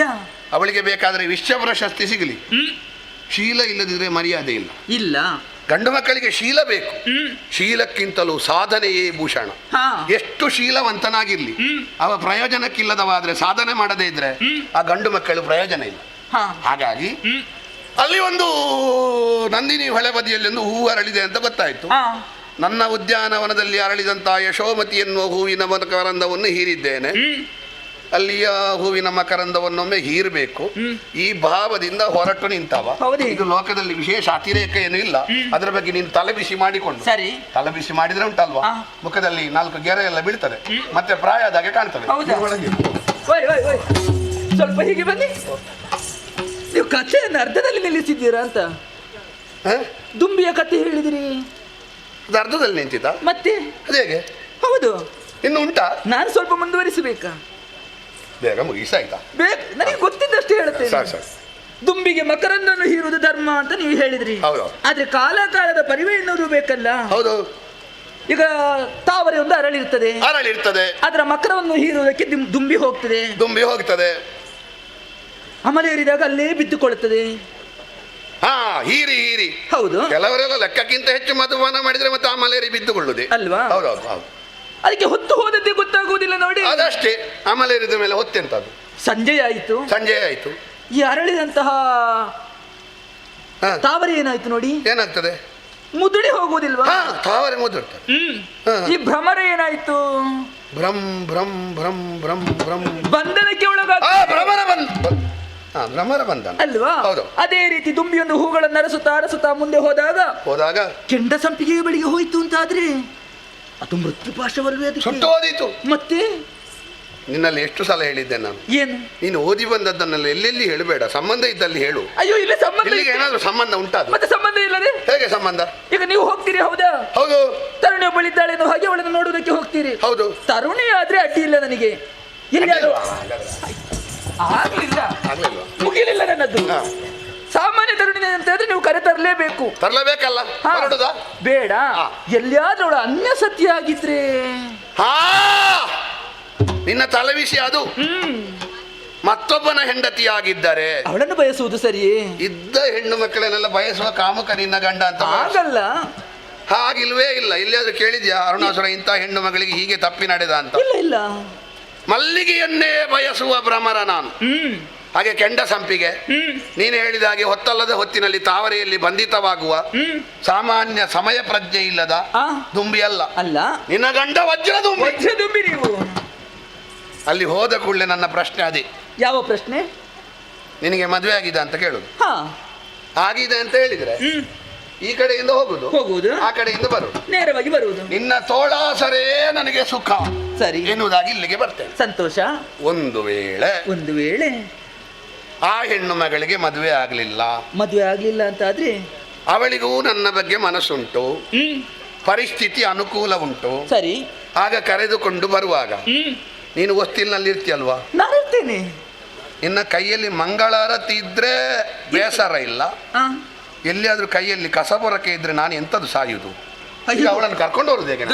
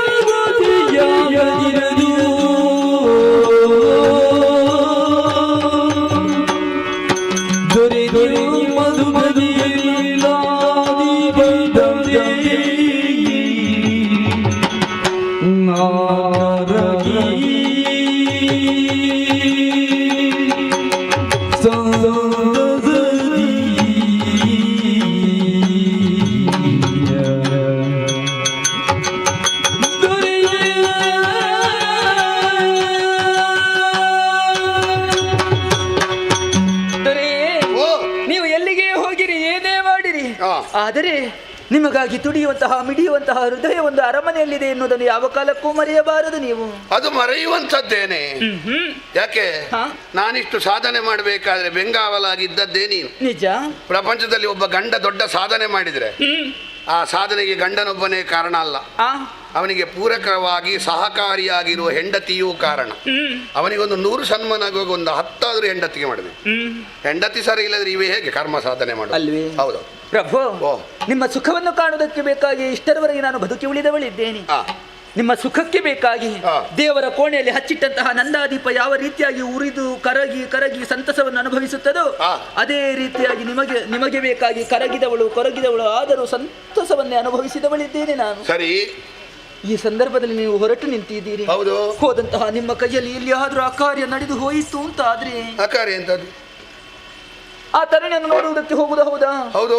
ಅಲ್ಲಿ ಅದು ನಿಮಗೆ ಮರೆತು ಹೋಗ್ತೀರಿ ನೀವು ಇಲ್ಲಿ ಆಡಿದಂತಹ ವಿಚಾರವನ್ನು. ಅದೇ ಹಾಗೆ. ಅಘಟಿತ ಘಟನೆಯೊಂದು ನಡೆದು ಹೋಯಿತಪ್ಪ. ಏನ್ ಅಘಟಿತ ಘಟನೆ? ಅವಳ ರೂಪವನ್ನು ನೋಡಿದ ಬಳಿಕ ಏನಾಗ್ತದೆ ಅನ್ನೋದನ್ನು ಹೇಳುವುದಕ್ಕಾಗುವುದಿಲ್ಲ. ಅದಕ್ಕೆ ಅಂತಹ ಅಘಟಿತ ಘಟನೆಯನ್ನು ನಿಮ್ಮ ಕೈಯಲ್ಲಿ ನಡೆದು ಹೋಯಿತು ಅಂತಾದ್ರೆ ಆ ವಿಚಾರವನ್ನು ತಿಳಿದ ತಕ್ಷಣದಲ್ಲಿ ನನ್ನ ಕೊರಳು ನಿಮ್ಮ ಪಾದಗಳಲ್ಲಿ ಪ್ರಭು ನಾನು ಸಾಯುವುದು. ಹೇಳು. ಕಪಾಳಕ್ಕೆ ಬಾರಿ. ಯಾಕೆ? ಇಲ್ಲಿವಾ ನಿನ್ನದು ಕೊರಳು ಎಂತದ್ದು ಮಯಾಣದ ಕೊರಳ? ಯಾಕೆ? ನಿಮ್ಮ ಪಾದ ಬುಡಕ್ಕೆ ಕೊರಳು ಅಂತ ಹೇಳಲಿಕ್ಕೆ ಅಂಟಿಸಿದ್ದ. ನಾ ಸಾಯ್ತೇನೆ ಅಂತ ಹೇಳಿದ್ದು. ನಿನ್ನಲ್ಲಿ ಎಷ್ಟು ಸಲ ಹೇಳಿದ್ದೆ ನಾನು ಏನು? ಅಮಂಗಳ ಮಾತಾಡಬೇಡ. ಕೆಲವರೆಲ್ಲ ಬಾಯಿ ತೆಗೆದು ಕೂಡಲೇ ನಾನು ಸಾಯ್ತೇನೆ ಅಂತವರ ಸೊಂಟಕ್ಕೆ ಹಗ್ಗ ಕಟ್ಟಬೇಕು, ಬಾವಿಗೆ ಇಳಿಸಿ ತೆಗಿಬೇಕು. ಮತ್ತೆ ಜೀವನದಲ್ಲಿ ಹೇಳುದಿಲ್ಲ ಸಾಯ್ತೇನೆ. ಮೇಲೆ ಅಷ್ಟು ದೇವತೆಗಳು ಅಷ್ಟು ಅಂತ ಹೇಳ್ತಾ ಇರ್ತಾರೆ. ಕೆಲವೆಲ್ಲ ಬಾಯಿ ತೆಗೆದುಕೊಳ್ಳೆ ಹೇಳುದು ನಾನಿಲ್ಲ, ನಾನು ಬರುವ ಸಲ ಇಲ್ಲ, ನಾನು ಬರುವ ಮತ್ತೆ ಇಲ್ವೇ ಇಲ್ಲ. ಅಷ್ಟು ದೇವತೆಗಳು ಅಷ್ಟು ಅಂತ ಹೇಳ್ತಾ ಇರ್ತಾರೆ. ಅಯ್ಯೋ ಹಾಗಾದ್ರೆ ನಿನಗೂ ಭಯ ಆಗ್ತದೆ. ನಿನಗೆ ಸಾಯ್ಲಿಕ್ಕೆ ಭಯ ಉಂಟು, ಆದ್ರೂ ಸಾಯ್ತೇನೆ ಅಂತ ಹೇಳುದು. ಸಾಯುವಂಥದ್ದು ಏನಾಗಿದೆ ಈಗ? ಮತ್ತೆ ಈ ರೀತಿಯಾಗಿ ಆಗಿ ಹೋಯ್ತು ಅಂತಾದ್ರೆ ಏನಾಗುದಿಲ್ಲ. ನೀನು ನನ್ನ ಬಗ್ಗೆ ನಿನಗೆ ನಂಬಿಕೆ ಇಲ್ವಾ? ನನಗೆ ನಂಬಿಕೆ ಬರುವುದಿಲ್ಲ ಅಂತ. ಅದಕ್ಕೆ ಏನು ಮಾಡುದು ಈಗ? ಒಂದು ಕೊರಳು ಮುಟ್ಟಿ ಆಣೆ ಮಾಡಿ. ನಿನಗೊಂದು ಭಾಷೆ ಇಲ್ಲ ಅಂತ ಹೇಳುದು ನಾನು. ಮಾತಿಗೆ ಹಣೆ ಹಾಕುವವರೆಲ್ಲ ಅನಾಗರಿಕರು ಅಂತ ಎಷ್ಟು ಸಲ ಹೇಳಿದ್ದೇನೆ. ಕೆಲವರೆಲ್ಲ ದೇವರಾಣೆ ಅಂತ ಹೇಳುದು. ಅವ ಸುಳ್ಳೇ ಹೇಳ್ತಾನೆ ಅಂತ ಅರ್ಥ. ಈಗ ಒಮ್ಮೆ ಕೊರಳು ಮುಟ್ಟಿದ್ರೆ ಏನಪ್ಪ? ಒಂದು ಆಣೆ ಮಾಡಿ. ಕೈಗೊಡು. ಕೈ ಅಲ್ಲ, ಕೊರಳು ಮುಟ್ಟಬೇಕು. ಕೊರಳ? ಹೌದು. ಅಲ್ಲಿ ಮುಟ್ಲಿಕ್ಕೆ ಎಲ್ಲಿ ಉಂಟು? ಮತ್ತೆ ಇದು ಜಾಗ ಉಂಟಾ? ಉಂಟು. ಪುಣ್ಯ. ಹೇಳಿ ಎಂತದ್ದು ಹೇಳಬೇಕು? ನಂದಿನಿ ನದಿ ತೀರದ ಬಳಿಗೆ ಹೋದಂತಹ ಸಂದರ್ಭದಲ್ಲಿ ಅಲ್ಲಿ ತರುಣಿಯೇ ಇರುವುದು ಹೌದು ಅಂತಾದ್ರೆ ಅವಳನ್ನು ಕರೆದುಕೊಂಡು ಬರ್ತೇನೆ. ಅವಳನ್ನು ಕರೆದುಕೊಂಡೇ ಬರ್ತೇನೆ. ಇಲ್ಲದಿದ್ರೆ ಅಲ್ಲೇ ಬಿಟ್ಟು ನಾ ಬರ್ತೇನೆ. ಇಲ್ಲದ್ರೆ ಮತ್ತೆ ಎಂತದ್ದು ಮಾಡುದು? ಬಿಟ್ಟೇ ಬರ್ತೇನೆ. ನನಗೆ ನಂಬುಗೆ ಸ್ವಲ್ಪ ನಿಲ್ಲಿ. ಸೀರೆ ಬದಲಿಸಿಕೊಂಡು ಬರ್ತೇನೆ. ನಿಮಗೊಂದು ಚಟವ. ಯಾಕೆ? ನಿಮಗೆ ಸೀರೆ ತುಂಬಾ ಉಂಟು ಅಂತ ತೋರಿಸುವ ಚಪಲವ. ಕೆಲವು ಹೆಣ್ಣು ಮಕ್ಕಳೆಲ್ಲ ಎಷ್ಟೇ ಚಳಿ ಇರಲಿ ಹೊಸ ಸೀರೆ ತೆಗೆದುಕೊಂಡ್ರೆ ಏನು ಸೆಕೆ ಅಂತ ಹಾಕೋದು. ಅದೇ ಬದಿಯ ಅವಳು ಕೇಳ್ತಾಳೆ, ಇದು ಯಾವಾಗ ತಗೊಂಡದ್ದು ಸೀರೆ, ಎಷ್ಟು ಕೊಟ್ಟಿದ್ದೀರಿ? ನಿನಗೆ ಸೀರೆ ಉಂಟು ಅಂತ ಈಗ ಇಡೀ ಊರಿನವರ ಮುಂಭಾಗ ನಿನಗೆ ಮನೆಯಲ್ಲಿ ಎಂತದಕ್ಕೆ ಆಗಾಗ ಸೀರೆ ಬದಲು ಮಾಡುವಂತ? ಮತ್ತೆ ಇದು ನಾ ಅಲ್ಲಿವರೆಗೆ ಬರ್ಬೇಕಲ್ಲ, ನಿಮ್ಮ ಜೊತೆಗೆ ಬರುವುದಕ್ಕಾಗಿ ಸೀರೆ ಬದಲಿಸಿಕೊಂಡು ಬರ್ತೇನೆ ಅಂತ. ಯಾರು? ಅವಳನ್ನು ಕರೆತರುವುದಕ್ಕೆ ನೀನು. ನಾ ಬರ್ತೇನೆ. ಹಾಗಾದ್ರೆ ಇವತ್ತು ಬೇಡ. ಮತ್ತೆ ಯಾವಾಗ? ಒಂದು ಅಲ್ಲಲ್ಲಿ ಫಲಕ ಹಾಕುವ, ಬೇಕಾದ್ರೆ ಒಂದು ದ್ವಾರ ಎಲ್ಲ ಮಾಡುವ. ನಭೂತೋ ನ ಭವಿಷ್ಯತಿ, ಹಿಂದಿಲ್ಲ ಮುಂದಿಲ್ಲ. ಗಂಡನಿಗೆ ಮತ್ತೊಬ್ಬಳು ಹೆಣ್ಣನ್ನು ಕರೆತರುವುದಕ್ಕೆ ಬೇಕಾಗಿ ತಾನೇ ಸ್ವತಃ ಹೊರಟು ನಿಂತ ಸಾಧ್ವಿ ಶಿರೋಮಣಿಯಾದ ಯಶೋಮತಿ ದೇವಿಯವರು ನೋಡಲು ಮರೆಯದಿರಿ. ನಿನಗೆ ಆಸೆ ಉಂಟಾ? ಎಲ್ಲಿಯಾದರೂ ನಿನ್ನನ್ನು ನೋಡಿದ ಜೀವ ಇದ್ದ ಹೆಣ್ಣು ಮಗಳು ನನ್ನ ನೋಡಿಯಾಳ ಒಟ್ಟಿಗೆ ಹೆಂಡತಿ ಇರುವಾಗ ನೀನು ಸಿಗಬೇಕು ಅಂತ ಬರೋದು ಸಿಗಬಾರ್ದು? ಸಿಗಲೇಬೇಕು. ಮತ್ತೆ ನೀನು ಬರುದು ಎಲ್ಲಿಗೆ? ಆಯ್ತು, ಹಾಗಾದ್ರೆ ನಾ ಬರುದಿಲ್ಲ. ಸರಿ, ನೀವು ಹೋಗಿ ಬನ್ನಿ. ಬೇಗ ಬರ್ಬೇಕು ಮಾತ್ರ. ಇಲ್ಲಾಂದ್ರೆ ನಾ ಬರ್ತೀನಿ. ಉಳಿದವರಿಗೆ ಹೇಳು ಬೇಗ ಬನ್ನಿ. ಬೇಗ ಬನ್ನಿ. ಆಯ್ತಾ ಇರ್ತೇನೆ. ಆಯ್ತಾಯ್ತು. ಹಬ್ಬ ಅಶ್ವಮೇಧ ಮಾಡಿದಾಗ ಆಯ್ತು ನನಗೆ. ಇವಳು ಒಳಗೆ ಹೋಗುವುದೇ ಇಲ್ಲ.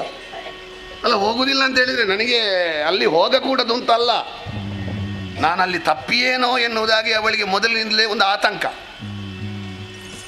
ಇಂಥ ಹೆಂಡತಿ ಇರುವಾಗ ಬೇರೆ ಬೇಕಂತ ಒಮ್ಮೊಮ್ಮೆ ಕಾಣುದು. ಆದರೆ ಬುದ್ಧಿ ಹೇಳಿದ್ದನ್ನೆಲ್ಲ ಮನಸ್ಸು ಕೇಳ್ತಿದ್ರೆ ಈ ಪ್ರಪಂಚದಲ್ಲಿ ಏನಾದರೂ ಆಗ್ತಿತ್ತ. ಆದರೆ ಮನಸ್ಸು ಸೆಳೀತಾ ಉಂಟು ಆ ಹೆಣ್ಣು ಮಗಳನ್ನೊಮ್ಮೆ ಕಾಣಬೇಕು ಅಂತ. ಈಗ ಇವಳಲ್ಲಿ ಮಾತಾಡಿ ಅವಳಿದ್ದಾಳೆ ಇರುವಲ್ಲಿ ಆದಷ್ಟು ಬೇಗ ಆ ಕಡೆ ಹೋಗ್ತಾಳೆ.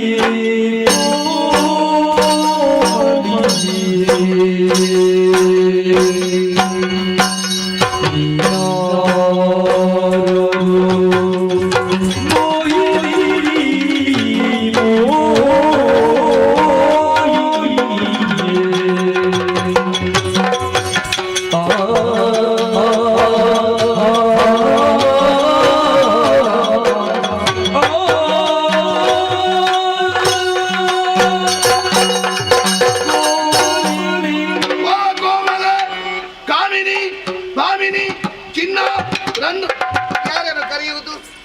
ನಿನ್ನೇ. ನನ್ನ ಹೆಸರು ಆ ರೀತಿಯಾಗಿ ಅಲ್ವೇ ಅಲ್ಲ. ಅದು ನನಗೆ ಗೊತ್ತಿಲ್ವಾ? ಮತ್ತೆ ಕರೆಯುತ್ತಾ ಇದ್ದೀಯ ನೀನು?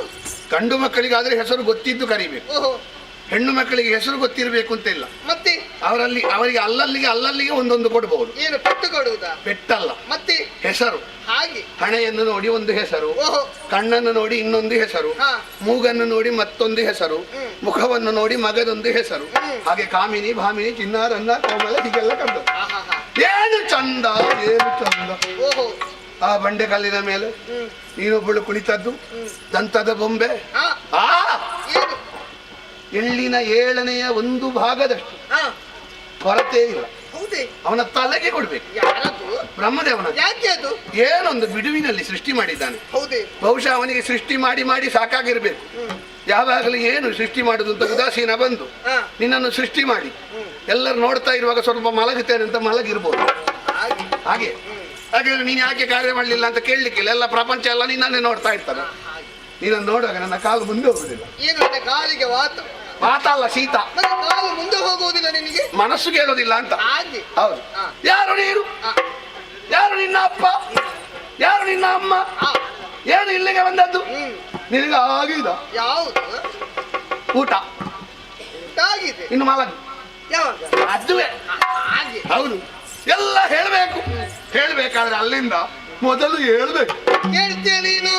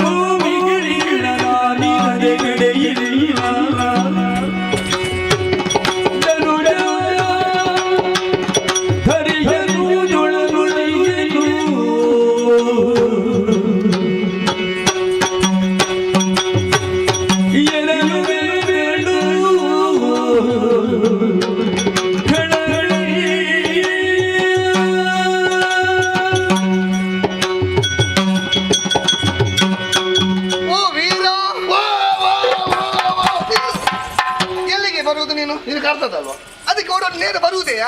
ಮತ್ತೆ ನೀನು ಕರೆಯುವಾಗ ಮತ್ತೆ ಯಾಕೆ ನಾನು ಸುಮ್ಮನೆ ತಡ ಮಾಡುದು? ನನಗೆ ಗಂಡಸರ ಹತ್ತಿರ ನಿಂತು ಮಾತನಾಡಿ ಅಭ್ಯಾಸವಿಲ್ಲ ಅಂತ. ಹೌದು, ಗ್ರಹಾಚಾರ. ಯಾವುದು? ನನಗೆ ಹೆಣ್ಣು ಮಕ್ಕಳಲ್ಲಿ ದೂರ ನಿಂತು ಮಾತಾಡಿ ಅಭ್ಯಾಸ ಇಲ್ಲ. ಹೌದೇ? ಹೌದೌದು. ಏನಿದ್ರು ಕೂಡ ಒಂದು ಅಂತರ ಅನ್ನೋದಿರ್ಲಿ. ಹೆಚ್ಚು ದೂರವೂ ಬೇಡ, ಹೆಚ್ಚು ಹತ್ತಿರವೂ ಬೇಡ, ಒಂದು ಮಧ್ಯದಿಂದ ಆರಂಭಿಸಿ ಆಗಬಹುದು. ಹೌದು. ನೀನು ಮೊದಲು ಕೇಳಿದ್ದು ಯಾರನ್ನು? ನಿನ್ನ ಅಪ್ಪ. ಅಪ್ಪ ಇಲ್ಲ ನನಗೆ. ಅಪ್ಪ ಇಲ್ಲ ನನಗೆ. ಒಳ್ಳೇದಾಯ್ತು. ಯಾಕೆ ಅಪ್ಪ ಇಲ್ಲ ಅಂತ ಹೇಳಿದಲ್ವ? ಬೇಕಲ್ವಾ? ಅಪ್ಪ ಇರಬಾರ್ದು. ಯಾಕೆ ಇರಬಾರ್ದು? ಹೆಣ್ಣು ಮಕ್ಕಳಿಗೆ ಯೌವನ ಬರುವಾಗ ಅಪ್ಪ ಇರಬಾರ್ದು. ಹೌದೇ? ಇದ್ರೆ ಎಲ್ಲಿಗೂ ಹೋಗ್ಲಿಕ್ಕೆ ಬಿಡುದಿಲ್ಲ. ಹೌದಾ? ಎಲ್ಲಿಯಾದ್ರೂ ಕಣ್ಣು ತಪ್ಪಿಸಿ ಗೆಳತಿಯ ಮದುವೆಗೋ ಶ್ರೀಮಂತಕ್ಕೋ ಒಂದು ಯಾವುದಾದ್ರೂ ಪೂಜೆಗೋ ಹೋಗಿ ಹೋದ್ರೆ ಬರುವಾಗಲೇ ಬಾಗಿಲಲ್ಲಿ ಇಷ್ಟು ಉದ್ದದ ಕೋಲು ಹಿಡಿದುಕೊಂಡು ನಿಂತಿರ್ತಾರೆ. ಬಂದ ಕೂಡಲೇ ಪ್ರಶ್ನೆಗಳ ಸುರಿ ಮಾಡಿ. ಏನು ಕೂದಲೇ? ನಿನಗೆ ಭಾಷೆ ಉಂಟಾ? ನಿನಗೆ ಪ್ರಾಯ ಎಷ್ಟಾಯ್ತು? ಊರು ತಿರುಗಲಿಕ್ಕೆ ಹೋಗಿದ್ಯಾ? ಮಾನ ಉಂಟಾ? ಮರ್ಯಾದೆ ಉಂಟಾ? ಪ್ರಶ್ನೆ ಕೇಳಿ ಕೇಳಿ ಅವಳನ್ನು ನಿತ್ರಾಣ ಮಾಡಿಬಿಡ್ತಾನೆ. ಹೌದೇ? ಹಾಗಾಗಿ ಹೆಣ್ಣು ಮಕ್ಕಳಿಗೆ ಒಂದು 16 ಆಗುವಾಗ ಈ ಅಪ್ಪ ಅನ್ನುವ ಪ್ರಾಣಿಯದ್ದೊಂದು 16 ಮುಗ್ದಿರ್ಬೇಕು. ಹೌದಾ? ಆಗಬಹುದು. ಬೇಡ, ಇಲ್ಲ, ಏನು ಮಾಡ್ಲಿಕ್ಕೆ. ಅಮ್ಮ, ಅಮ್ಮ, ಉಮ್ಮ, ಛೇ, ನಿನ್ನ ಅಪ್ಪ ಬದುಕಿರಬೇಕಿತ್ತು. ಯಾಕೆ? ಅವನಿಗೆ ಪರಮವೀರ ಚಕ್ರ ಪ್ರಶಸ್ತಿ ಕೊಡಬೇಕು ನಿಜವಾಗಿ. ಹೌದು, ಅದು ಯಾಕೆ? ಎಲ್ಲ ಈ ಕಡೆಯಿಂದ ಆ ಕಡೆ ಹೋಗುದು, ಆ ಕಡೆ ಉಮ್ಮನನ್ನೊಂದು ಈ ಕಡೆ ತಂದ ಅಲ್ವಾ ಅವ. ಅಯ್ಯೋ, ಯಾರು ಹೇಳಿದ್ದು? ಏನಲ್ವ ಹೇಳಿದ್ದು? ನಾನು ಆ ರೀತಿ ಹೇಳಿದಲ್ವೇ ಅಲ್ಲ. ಮತ್ತೆ ನನಗೆ ಅಮ್ಮ ಕೂಡ ಇಲ್ಲ, ಅಮ್ಮ ಕೂಡ ಇಲ್ಲ ನನಗೆ. ದೊಡ್ಡ ವಿಷಯ ಅಲ್ಲ. ಈ ಅಪ್ಪ ಅಮ್ಮ, ಅಜ್ಜಿ ತಾತ, ಮಾವ ಮೈದುನ, ಇದೆಲ್ಲ ಯಾರಿಗೆ ಬೇಕಾದ? ನನ್ನಂತವಳಿಗೆ. ನಿನ್ನಂತವಳಿಗಲ್ಲ. ಮತ್ತೆ ನೋಡ್ಲಿಕ್ಕೆ ಕಪ್ಪಿದ್ದಾರೆ. ಒಂದು ಕಣ್ಣು ಪೂರ್ವಕ್ಕೆ, ಒಂದು ಕಣ್ಣು ಉತ್ತರಕ್ಕೆ ಕಾಣ್ತದೆ. ಅಂಗಡಿ ಸ್ವಲ್ಪ ದೂರ. ಯಾವ ಅಂಗಡಿ? ಮಂಡಕ್ಕಿ ಅಂಗಡಿ. ಇಲ್ಲ ಇಲ್ಲಿ ಅದೆಲ್ಲ ಹೇಳಿದ್ರು ನಾನು ಕಿವಿ. ಹೌದಾ? ಹೌದೌದು. ವರ್ಷ 38 ಆದ್ರೂ 18 ಎಂದೇ ಹೇಳಿ ಯಾರ ಕೈಗಾದ್ರೂ ಕೊಟ್ಟು ಅಕ್ಕಿ ಕಾಳು ಹಾಕ್ಲಿಕ್ಕೆ ಇವರೆಲ್ಲ ಬೇಕು. ಹೌದೇ? ನಿನ್ನನ್ನು ನೋಡಿದ್ರೆ ಸಾಲುಗಟ್ಟಿ ನಿಂತಾರು. ಹೌದಾ? 70 ವರ್ಷದ ಮುದುಕನು ನೇರ ಆದನು. 16 ವರ್ಷದ ಹುಡುಗನಿಗೂ ಕೆಮ್ಮು ಶುರುವಾದಿತ್ತು. ಹೌದೇ? ನಿನ್ನನ್ನು ನೋಡುವಾಗ ಅಂದ್ರೆ ವಿಕಾರ ಒಳಗಿಂದ. ಹೌದು. ಇದು ಅಪ್ಪ ಇಲ್ಲ, ಅಪ್ಪ ಇಲ್ಲ, ಅಮ್ಮ ಇಲ್ಲ. ಮನೆ ಮನೆ ಹೋದದ್ದಿ. ಇದು ತಿರುಗಾಟದ್ದು. ಯಾವುದು ಹೋದದ್ದೆ ಮನೆ ಅಂತೆ. ಹಾಗಲ್ಲ, ಮತ್ತೆ ನನಗೆ ಇಂಥದ್ದು ಮನೆ ಅನ್ನೋದು ಇಲ್ವೇ ಇಲ್ಲ. ತಿರುಗಾಟದ್ದು ಅಂತ ಹೇಳಿದ್ರೆ ಕೆಟ್ಟ ಅರ್ಥದಲ್ಲಿ ಹೇಳಿದ್ದಲ್ಲ. ಮತ್ತೆ ಈ ಮನೆಯಲ್ಲಿ ಇರುವವರು ಅವರು ಹೊರಗೆ ಬಂದ್ರೆ ಕೂಪ ಮಂಡುಕದಾಗೆ ಮಾಡುದು ಅಂತ. ಅಂದ್ರೆ ಬೇರೆ ಏನಿಲ್ಲ. ಒಬ್ಬ ಪರಿಚಯದವರು ಸಿಕ್ಕಿ, ಏನಮ್ಮ ಎಲ್ಲಿಗೆ ಹೊರಟದ್ದು? ಮುಖ ಇಷ್ಟು ದೊಡ್ಡ ಕುಂಬಳಕಾಯಿ ಮಾಡಿದ್ರು. ಹೌದಾ? ನಿಮಗೆ ಯಾಕೆ? ಹೌದೇ? ನೀನು ಹಾಗಲ್ಲ. ಒಂದು ಪ್ರಶ್ನೆ ಕೇಳುವಾಗ ಪಾಠ ಪಾಠ ಪಾಠ ಪಾಠ ಉತ್ತರ. ಏನು ಎದೆ ನಿನ್ನದು? ಯಾವುದು? ಇದೇ ಶ್ರೀಮತಿ. ಹಾಗೆ. ಇದು ಊರು ಹೋದದ್ದೇ. ಮತ್ತೆ ಇದನ್ನು ಸಾಕಿದ್ದು ಊರಿನವರು. ಹೌದಾ? ಹೌದಪ್ಪ. ಹೆಸರು? ಕೆಲವರು ಒಂದೊಂದು ರೀತಿಯಲ್ಲಿ ಕರೆಯುತ್ತಾ ಇದ್ದಾರೆ. ಏನೆಲ್ಲ? ಕೆಲವರು ಹೇಳುವುದು ನಾನು ಚಂಡಿ ಅಂತೆ. ಚಂಡಿ ಅಂತೆ. ನೀನು? ಅವರಿಗೆ ಕಣ್ಣು ನೋಡಿದ ಹೋಗ್ಲಿಕ್ಕೆ ಬೇರೆ ಹೆಸರು ಇಲ್ವಾ? ಇನ್ನು ಕೆಲವರು ಕಾಳಿ ಅಂತ ಕರೆಯುವುದುಂಟು. ಹೌದಂತೆ. ನಿನ್ನನ್ನು? ಈ ಕೆಲವರಿಗೆಲ್ಲ ಎಂಥದ್ದು ಹೆಸರಿಡಬೇಕು ಅಂತ ಗೊತ್ತಾಗೋದಿಲ್ಲ ಅಂತ. ಹೌದೇ? ಕೆಲವರಿಗೆ ನಿರ್ಮಲ ಅಂತ ಹೆಸರು. ಅವಳ ಹತ್ತಿರ ಹೋಗ್ಲಿಕ್ಕೆ ಆಗುದಿಲ್ಲ ವಾಸನೆಯಲ್ಲಿ. ಕೆಲವರ ಹೆಸರು ಮಮತಾ ಅಂತ. ಇಡೀ ದೇಶ ಹಾಳು ಮಾಡ್ಲಿಕ್ಕೆ ಅವಳೊಬ್ಬಳು ಸಾಕು. ಮಮತಾ ಅಂತ ಹೆಸರಿನವಳು. ಇಲ್ಲಾಂದ್ರೆ ನಿನಗೆ ಯಾರಾದ್ರೂ ತಲೆ ಸರಿ ಇದ್ದವರು ಚಂಡಿಕಾಳಿ ಅಂತ ಹೆಸರಿಟ್ಟಾರ. ಬೇರೆ ಒಳ್ಳೆ ಹೆಸರಿಲ್ವಾ? ಇನ್ನು ಕೆಲವರು ಪ್ರೀತಿಯಿಂದ ಕರೆಯುವ ಹೆಸರುಂಟು. ಏನು? ಮೋಹಿ. ನೀನು ಬರೇ ಮೋಹಿನಿ ಅಲ್ಲ, ನನ್ನ ಮನಮ. ನೀನು ನೋಡುವುದು ಅಪ್ಪ ಇಲ್ಲ, ಇಲ್ಲ ಅಮ್ಮ ಇಲ್ಲ, ಇಲ್ಲ. ಸಾಕಿದ್ಯಾರು ಯಾರು? ಹೌದು. ಇನ್ನೇನು? ಮೈ ಮೇಲೆ ಒಂದು ಹಾಕಿಕೊಂಡಿದ್ದಿ. ಓಹೋ. ಸಾಧಾರಣ ಬಡವನಿಗೆ ಒಂದು 35 ವರ್ಷ ಬದುಕಬಹುದು ಇದರಲ್ಲಿ. ಆ ಬಂಗಾರದಲ್ಲಿ. ಇದು ಊರಿನವರು ಕೊಟ್ಟದ್ದು. ಹೌದಾ? ಹೌದಪ್ಪ. ಒಬ್ಬೊಬ್ಬರು ಒಂದೊಂದು ಕೊಟ್ಟಿದ್ದಾರೆ, ಹಾಕಿಕೊಂಡಿದ್ದೇನೆ ನಾನು. ನಿಮ್ಮದೊಂದು ಕಾಲವೇ. ನಾವು 30 ವರ್ಷದಲ್ಲಿ ಮಾಡೋದನ್ನು ನೀವು 5 ವರ್ಷದಲ್ಲಿ ಮಾಡ್ತೀವಿ. 1-2 ವರ್ಷದಲ್ಲೇ ಮಾಡುದು ನೋಡ್ಬೇಕು. ಕೆಲವೆಲ್ಲ ಹೇಳಿ ಪ್ರಯೋಜನ ಇಲ್ಲ. ಹೌದು, ಇರ್ಲಿ. ಇದು ನಿನಗೆ ಬೇರೆ ಬೇರೆಯವರೆಲ್ಲ ಕೊಟ್ಟಿದ್ದಾರೆ. ಇದು ನೀನೇನು ಹೊರಟದ್ದು? ಕಾರಣ ಉಂಟು. ಏನು? ಒಬ್ಬಗೆ ಹೆಣ್ಣು ಮದುವೆ ಆಗುವಂತ ಪ್ರಾಯ ಬಂದ ಬಳಿಕ ಮದುವೆಯಾಗಬೇಕದು ಅಲ್ವೇ? ಮದುವೆ ಮಾಡಿಸಿಕೊಡುವರು ಅಪ್ಪ ಅಮ್ಮ. ನನಗೆ ಇಬ್ರೂ ಇಲ್ಲ.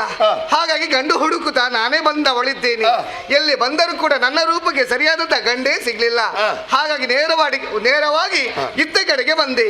ಬರುವಂತಹ ಸಂದರ್ಭ ನಿನ್ನನ್ನು ಕಾಣುತ್ತಾ ಇದ್ದೇನೆ. ಹಾಗಾಗಿ ನಿನ್ನಲ್ಲಿ ಕೇಳುತ್ತೇನೆ, ನೀನು ಯಾರು? ನಿನ್ನ ಹೆಸರೇನು? ಹೇಳುವೆ ನೀನು? ಬಾಲೆ ಎಂದು ಬಾಲೆ, ಶಶಿ ಬೋಲೆ, ಗುಣಮಾಲೆ, 3 ಲೋಕದ ರಸ, ಅರುಣಾಚಲ ನಾನೇ. ಸತ್ತೇ ಹೋಗ್ಲಿ.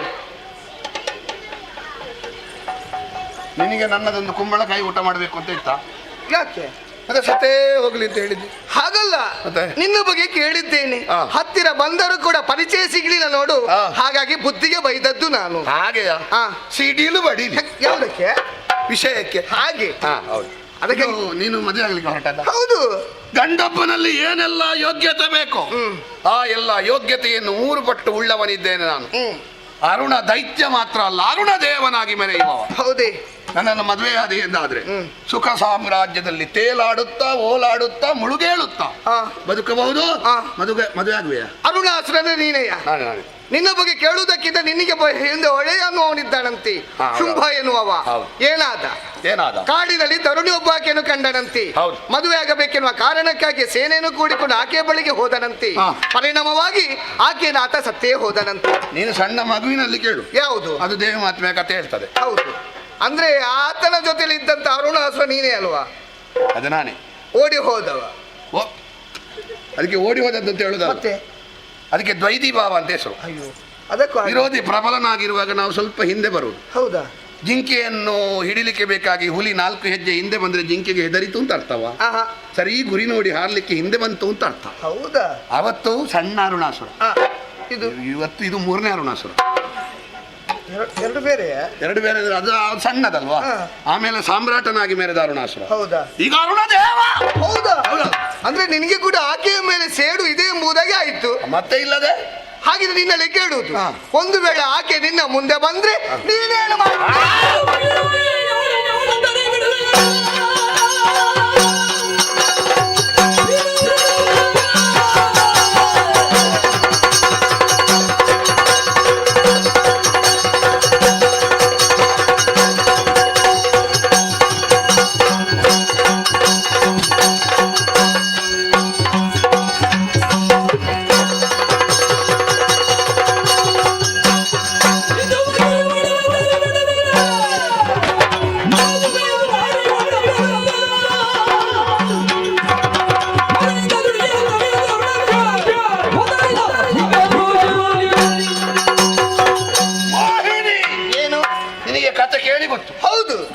ಸ್ವತಃ ಅನುಭವಿಸಿದವ. ಆ ಭ್ರಷ್ಟ ನನ್ನ ಎದುರು ಬರಬೇಕು. ಬಂದ್ರೆ ಅವಳ ಜುಟ್ಟು ಹಿಡಿತೇನೆ, ನನ್ನನ್ನು ಮದುವೆ ಆಗು ಅಂತ ಹೇಳ್ತೇನೆ. ಆಗದಿದ್ದರೆ ಆದ್ರೆ ಸರಿ, ಆಗದಿದ್ರೆ ಅವಳ ತಲೆಯನ್ನು ಕಡಿದು ಶಾಕಿನಿ ಡಾಕಿನಿಯರಿಂಗೆ ಔತಣ ಈಲಿಲ್ಲ. ನಾನು ಶುಂಭ ಸಚಿವ ಅರುಣಾಸುರ ಅಲ್ಲ. ಅರುಣಾಸುರ? ಹಾಗಿದ್ರೆ ಸರಿಯಾಗಿ ಕೇಳು, ನಾನು ಯಾರೆಂಬುದೇ ಹೇಳುತ್ತಾ ಇದ್ದೇನೆ. ಆ ಶುಂಭನನ್ನು ಕೊಂದವಳು ಬೇರೆ ಯಾರೂ ಅಲ್ಲ, ಅದು ನಾನೇ ಆಗಿದ್ದೇನೆ.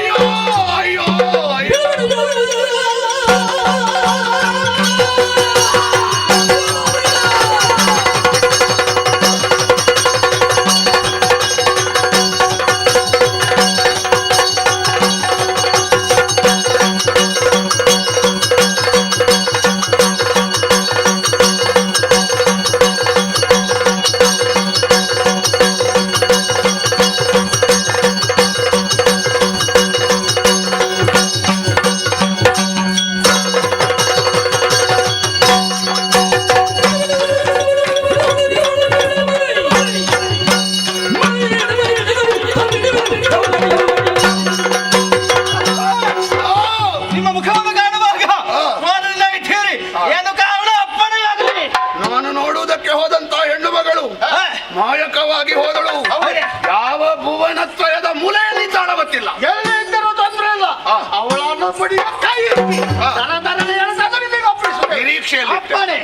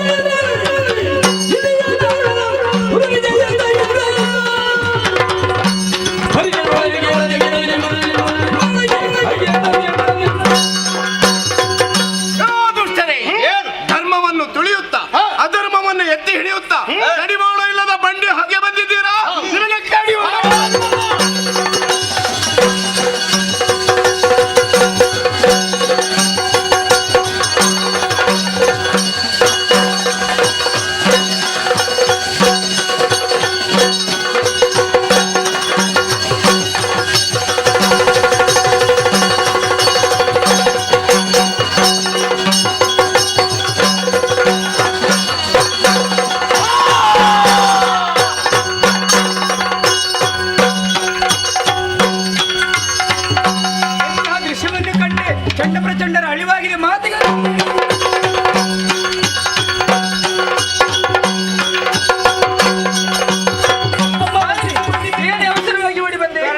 ಏನಾಯಿತು? ನಿಮ್ಮ ಪತಿದೇವರು ಕಂಡಂತಹ ನಾರಿಯನ್ನು ಕರೆತರುವುದಕ್ಕೆ ಚಂಡ ಪ್ರಚಂಡ ಅವರು ಹೋದವರು ಸರಿ ಅವರ ನಂಬಿಕೆಯ ಚಂಡಿಕೆಯಾಗಿ ವಾದಿಸಿ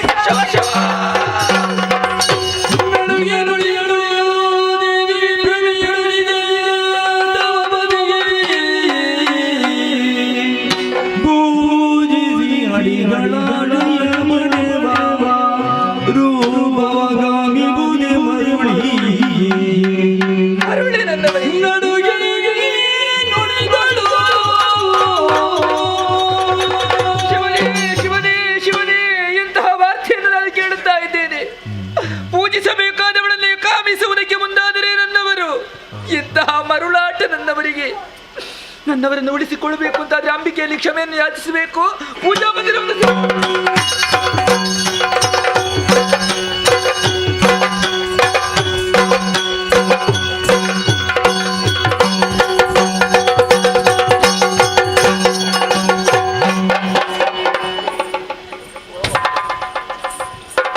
ಹೇಳಿದ್ಯಾ ನನಗೆ ತಾಗಿ ಬಿದ್ದು ಸಾಯ್ತೇನೆ ಅಂತ? ನಾನು ತಾಗಿದ್ದಲ್ಲ, ಮತ್ತೆ ಮಗ ತಾಗಿದ್ದಲ್ಲ. ಅಂತ ಮಗನನ್ನು ಇಟ್ಟುಕೊಂಡದ್ದು ಯಾಕೆ? ದವಡೆಗೆ ಬಾರಿಸ್ಬೇಕು. ನನ್ನ ಮಗ ಅಲ್ಲ, ನಿಮ್ಮ ಮಗ. ಕೈ ಎತ್ತು ಇಲ್ಲಿಗೆ. ಕೈ ಮುರ್ದೇನು ಪಾಪಿ ನಿನ್ನದು? ಎದುರುಂಟಲ್ವ ನಿನ್ನ ದಾರಂತ ಅದನ್ನು ತೆಗ್ದೇನು? ಅದಿರುದೇ ಎರಡಲ್ಲ, ಎರಡೇ. ಮತ್ತೆ ನನ್ನ ಮಗ ಅಂತ ಎಂತದ್ದು ಹೇಳುದು? ನೋಡಿ ಅಲ್ಲಿ ಮಗ, ಈ ಎರಡು ಮಗ ನಿಮ್ಮದಲ್ವ? ಮುಂದೆ ಮಗ ನಿಮ್ಮದಲ್ವಾ? ಯಾವುದು? ಅದು ಮಗ ನಿಮ್ಮದಲ್ವಾ? ಇದು ಇದು ಇದೆಲ್ಲ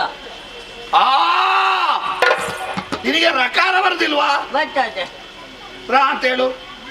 ಬಾ ಬಾ. ನೀನು ಮರ ಮಗ ಅಂತ ಹೇಳುದು ಮರವನ್ನ? ಮರದಾಗಿದ್ದ ನಿನಗೆ? ಮಗದಾಗಿ. ನೀ ಕಣ್ಣು ಕಾಣುದಿಲ್ವಾ? ರಭಸ್ಸಿನಲ್ಲಿ ಬಂದದ್ದು. ರಭಸ್ಸಿನಲ್ಲಿ ಬರುವಾಗ ರಭಸದಲ್ಲಿ ಬರ್ಲಿಕ್ಕೆ ನಿನಗೇನು ಜೀವ ಹಿಡಿಯುದು? ನಾನು ಅವರೊಟ್ಟಿಗೆ ಹೋದ್ದಲ್ವಾ? ಯಾರೊಟ್ಟಿಗೆ? ನಿಮ್ಮ ಚೆಂಡೆ, ಹೊರ ಚೆಂಡೆ.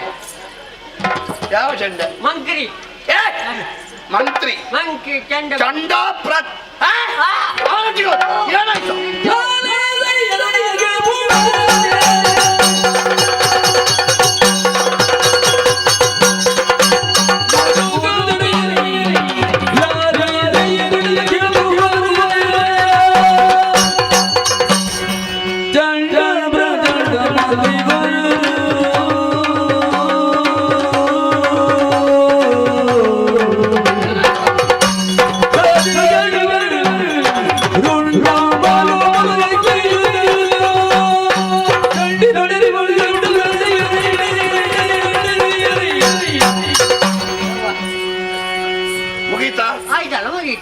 ನಿರ್ಣಯ ಖಂಡಿತ. ಅವರೊಟ್ಟಿಗೆ ಹೋದ್ರು. ಮುಗೀತಾ? ಖಂಡಿತ.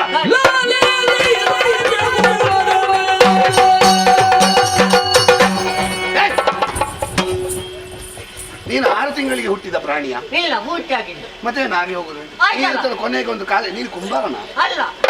ಮತ್ತೆ ಮಣ್ಣು ಒದಿಯುವಾಗ ಎತ್ತಿದ್ದಿ ಕಾಲು. ಅದು ಮುಗಿತಾಯ. ಮುಗಿತಾಯ ಮುಗೀತಲ್ಲ. ಎಂತದ್ದು ಮುಗಿಯುದು ನಿನ್ನ ಕರ್ಮ? ಹೇಳಿದ್ಯಾ ನೀನು ವಿಷಯ? ಎಲ್ಲ ಇಲ್ವೋ? ಇಲ್ಲ. ಹೊರಬ್ಬು ನಮ್ಮನ್ನ. ಎಂತದ್ದು? ಹೊರಬ್ಬು ನಿನ್ನ ಅಜ್ಜಿ. ನೀವೇ. ಪ್ರಭು. ಪ್ರಭು ಅದು ಬೇಡ. ಅಗಸ. ಅಗಸ ನಿನ್ನ ಕುಟುಂಬದವ? ನೀವೇ. ಅರಸ. ಅಗಸ. ಭೂಪ. ಭೂಪ. ಅಯ್ಯೋ ಭೂಪ. ಅವಯ್ಯ. ಒಬ್ಬಯ್ಯ. ಯಾರು ನಿನ್ನಪ್ಪ? ನೀವೇ. ಒಡೆಯ. ಒಬ್ಬಯ್ಯ.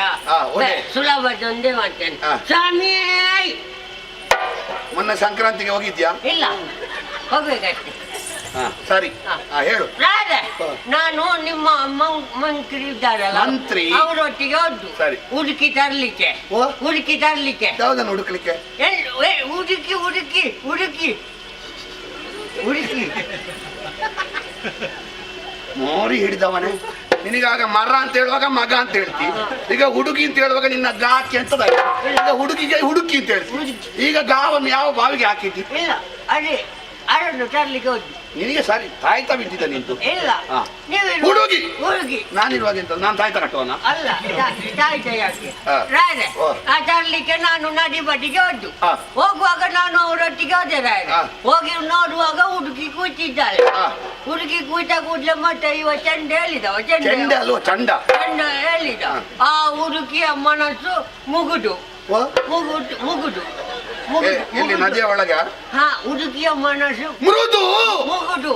ಅದಕ್ಕೆ ಒಬ್ಬೊಬ್ಬರು ಕೆರೆಯುವ ಅಂತ ಹೇಳಿದ್ರು. ಕೆರೆಯಲಿಕ್ಕೆ ಎಂತದು ಸ್ನಾನ ಮಾಡ್ಲಿಲ್ವಾ ಹಾ ಅದಲ್ಲ ಎಂತದು ಚರ್ಮ ರೋಗ ಉಂಟಾ ಕೆರೆಯುವ ಕರೆಯುವ ಕರೆಯುವ ಅಂತ ಹೇಳಿದ್ರು. ಒಬ್ಬ ಕರೆದ ಹಾ. ಓ ಚಂಡು ಪುಲಿ ಚೆಲುವೆ ಅಂತ ಅವಳನ್ನು. ಎಂತದಕ್ಕೆ ಉಪ್ಪಿನಕಾಯಿ ಹಾಕ್ಲಿಕ್ಕ ಅವಳ ರೋಪು ಹ? ರೋಪು ಅದು ನಿನ್ನ ಕುತ್ತಿಗೆ ಹಾಕಿಕೋ ಇಲ್ಲ ಮುಖದ ರೋಪು ರೂಪ ರೋಪು. ಹಾ. ಒಬ್ಬ ಚಂಡು ಪುಲಿ ಚೆಂದುಳ್ಳಿ ಚೆಲುವೆ ಚೆಲುವೆ ಹಾ. ಮತ್ತೊಬ್ಬ ಕರೆದ ಹಾ. ಬೋಲಾಂಡು ಬೋಲೆ. ನೀನು ಯಾವ ಭಾಷೆಯಲ್ಲಿ ಹೊಗಳುದು ಪುಣ್ಯಾತ್ಮ ಅದೇ ಅವರು ಕರೆದಾರೆ ಬಾಲೆ ಎಂದು ಬಾಲೆ ಮತ್ತೆ ನಾನೆಂತ ಹೇಳಿದ್ದು ಅಂದ್ರೆ ಅರ್ಥ ಎಂತದ್ದು ಬಾಲೆ ಎಂದು ಬಾಲೆ ಅಂದ್ರೆ ಅರ್ಥ ಎಂತದ್ದು ಬಾಲೆ ಬಾಲೆ ನಾನೆಂತದ್ದು ಹೇಳಿದ್ದು ಹೊಗಳಿದ್ದಲ್ವ ಅದ್ರ ಅರ್ಥ ಎಂತ? ಅವರಿಗೆ ನನಗೇನು ಗೊತ್ತಾ ಅವರು ಬಾಲೆ ಎಂದು ಬಾಲೆ ಅಂತ ಬಾಲೆ ಹೇಳಿದ್ರೆ ಎಂದು ಬಾಲೆ. ಬಾಲಚಂದ್ರನ ಹಣೆ ಇರುವವಳು ಹಾಗಾಗಿ ಹಾಗಾಗಿದಲ್ವ ಹಾಗೆ ಇರುವುದು ನಿನ್ನ ಅರೆ ಬಂದದ್ದಕ್ಕೆ ಹಾಗಾಗಿದೆ ಅಂತ ಕಾಡುದು ಅಲ್ಲ ಆಯ್ತು. ಸಮಸ್ಯೆ ನಿನ್ನದಲ್ಲ ನೀನು ತಿಂಗಳು ಸ್ವಲ್ಪ ಯಾವಾಗಲೂ ಬೇಡ ಒಂದು ಅಮಾವಾಸ್ಯೆ ದಿವಸ ಆದ್ರೂ ಸ್ವಲ್ಪ ಹೊತ್ತು ನಿಂತು ಪ್ರಸಾದ ತಕೊಂಡೇ ಹೋಗ್ಬೇಕು ಇಲ್ಲ ಇಲ್ಲದ್ರೆ ನೀನು ಸರಿಯಾಗಿ ನಾನು ದಿವಸ ತೆಕೊಳ್ತೇನೆ ಸರಿ. ರಾಯರೇ ಓ. ಆಯ್ತಾ ಒಬ್ಬ ಹಾಗೆ ಕರೆಯುವಾಗ ಮತ್ತೊಬ್ಬ ಕರೆದ ಹಾ. ಓ ಎಣ್ಣೆ ಅಂತ ಎಣ್ಣೆ ಎಣ್ಣೆಯನ್ನು ಕರೀಲಿಕ್ಕೆ ಆಗುದಿಲ್ಲ ಎಣ್ಣೆಯನ್ನು ತರಬೇಕು ಇಲ್ಲ ಅವು ಕರೆದದ್ದು ಎಣ್ಣೆ ಎಣ್ಣೆಯನ್ನು ತರಬೇಕು ಇಲ್ಲ ಅವು ಕರೆದದ್ದು ಎಣ್ಣೆ ಓ ಎಣ್ಣೆ ಬರೇ ಎಣ್ಣೆ ಅಂತ ಕರ್ದದ ಓ ಎಣ್ಣೆ ಬಾರಿ ಎಣ್ಣೆ ಬಾರೆ ಓ ಚಂಡು ಪುಳಿ ಚೆಲುವ ಆಯ್ತಲ್ಲ ಆಮೇಲೆ ಚಂಡುನ ಬದಾನೆ ಅಂತ ಮತ್ತೊಬ್ಬ ಕರೆದ ಯಾವುದು ಚಂಡುನ ಬದಾನೆ ಅದವರ ಮಗನಿಗೆ ಸಿಕ್ಕಿತು ಇಲ್ಲ ಮತ್ತೆ ಹಾ ಅವಳು ಚಂದ್ರವದನೆ ಹಾ ಹಾ ಬಾರೆ ಬಾರೆ ಬಾರೆ ಜಡೆ ಕಡಿವೆ ಅಂತ ಹೇಳಿದ ಮತ್ತೆ ಯಾರ ಉತ್ತರ ಕ್ರಿಯೆ ಉಂಟು ಇಲ್ಲ ಬಾರೆ ಜಡೆ ಕಡಿವೆ ಅಂತ ಬಾರದೇ ಇರೆ ಹಾ. ಕಡಿವೆ ಹಾ ಅದೇ ಕಡಿವೆ ಅಂತ ಹಾ. ಅದಕ್ಕೆ ಮತ್ತೊಬ್ಬ ಅವಳಿಗೆ ಹೇಳುವಾಗ ಮತ್ತೊಬ್ಬ ಹೇಳಿದ ಹಾ. ಎಲ್ಲಿವ ಅಂತ ಹಾ. ಹೋಗಿ ಸರಂಗಿಗೆ ಕೈ ಹಾಕಿದ್ದು ಅದಕ್ಕೆ ಸರಂಗಿಗೆ ಸೆರಗಿಗೆ ಹಾ ಕೈ ಹಾಕಿ ಎಳೆದ್ರು ಹಾ. ಎಳೆದಾಗುವಾಗ ಚಂಡಿ ಅವಳ ಅಜ್ಜಿಯು ಚಂಡಿ ಆಗಬೇಕು ಹಾ ನೀರಿಗೆ ಬಿದ್ದಿರ್ಬೇಕು ಇಲ್ಲ ಮತ್ತೆ? ಅವಳ ಮುಖ ಚಂಡಿ ಹಾ? ಹಾ ಹೌದಾ ಕೆಂಪು ಕೆಂಪು ಹೇಳಿ. ಆಮೇಲೆ ಆಮೇಲೆ ಸ್ವಲ್ಪ ಹೊತ್ತು ಹೇಳಿದ್ರು ಇವರು ಹಾ ನನ್ನ ಬಿಡ್ಲಿಲ್ಲ ಹಾ. ಅಲ್ಲಿಗೆ ಖಾಲಿ ಮುಗೀತಾ ಅವಳು ಖಾಲಿಯ? ಖಾಲಿ ಆಗಿ ಬಂದದ್ದು ಹೀಗೆ. ಕಾಳಿ ಹ್ಮ್. ಭೀಕರ ರೂಪ ಭಯಂಕರ ಘೋರಾಕಾರ ಘೋರ ಘೋರ ಹಾ? ಘೋರ ಘೋರ ಗೊರ ಗೊರ ನಿನಗೆ ಉಪವಾಸ ಅಲ್ಲ ಅಲ್ಲಿ ಘೋರಾಕಾರ ಘೋರ ಘೋರ ಆಗಿ ಬಂದು ರಾಯರೆ ಚಂಡ ಮುಂಡರ ಅಂತ ಅನ್ನು ಚಂಡ ಇದು ಪ್ರಸಂಗ ಯಾವುದು ಅಂತ ಗೊತ್ತುಂಟ ನಿಮಗೆ ನಿಮ್ಮ ಮಂತ್ರಿ ಚಂಡ ಮುಂಡರಲ್ಲ ಪಾಪಿ ಚಂಡ ಪ್ರಚಂಡರು ನಾನು ಅದೇ ಹೇಳಿದ್ದು ನೀನು ದೇವಿ ಮಾತ್ರ ಎಲ್ಲ ಇದ್ದು ಇಲ್ಲ. ಭಾರಿ ಇರ್ತಾವ್ರೆ ಇಲ್ಲಿ ನಾನು ಹೇಳಿದ್ದಾಗೆ ನಿಮ್ಗೆ ಕೇಳಿದ್ದ ಅವಸರಕ್ಕೆ ನೀನು ಇಲ್ಲಿ ತಪ್ಪಿಸಬೇಡ ಅಲ್ಲಿ ಉಂಟು ನಾಳೆ ನೋಡಿ ಆಯ್ತು. ಪಾಪಿ ಆಯ್ತಲ್ಲ ಹಾ. ಚಂಡ ಬರ ಚಂಡರ ಅಂಡನ್ನ ಚಂಡ ಅಂಡು ಹಾ. ಅದೆಲ್ಲಿರುವುದು ಇಲ್ಲಿ ಇದು ಬೇರೆ ಬೇರೆ ಇದು ಅಂಡ ನಿನ್ನ ತಪ್ಪಲ್ಲ ನಿನಗೆ ಹೇಳಿಕೊಟ್ಟವು ಸಿಗಬೇಕು ಉಂಡ ಉಂಡ ರುಂಡ ಮುಂಡ ಇದು ಮುಂಡ ಅಲ್ಲ ಕೆಲವೊಮ್ಮೆ ಇದಕ್ಕೆ ಮುಂಡ ಅಂತ ಹೇಳ್ತಾರೆ ಹಾ, ಇದು- ಬಿಡುವ ಇದು- ಇದಕ್ಕೆ ರುಂಡ ಹಾ. ಆ, ರುಂಡ ಈ ಸಲ ಇದು ರುಂಡ ರುಂಡ ಒಂದು ಹಾ? ಅವರು ಸಣ್ಣ ಪ್ರಜಾಜರು. ಆ!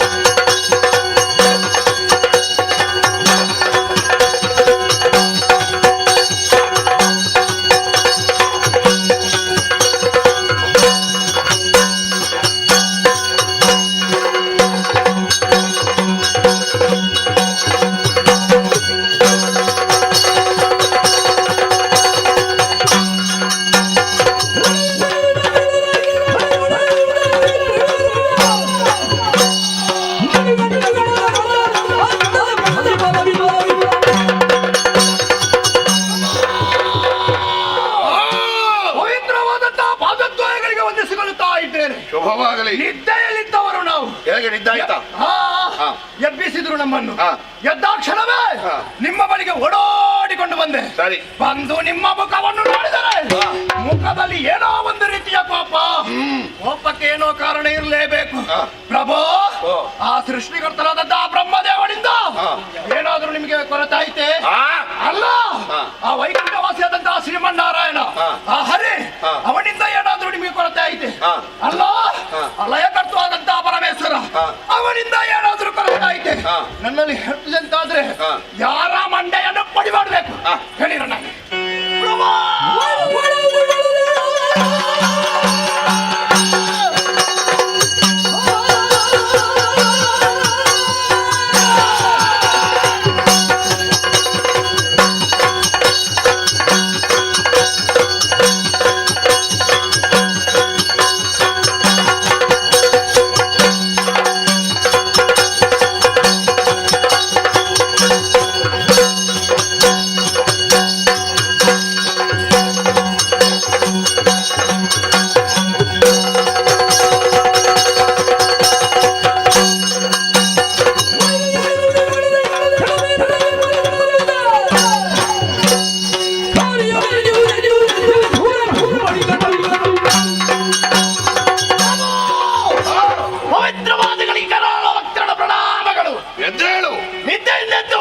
ಜನವರಿಯವರೆಗೆ ಬಂದವರಿದ್ದೇವೆ.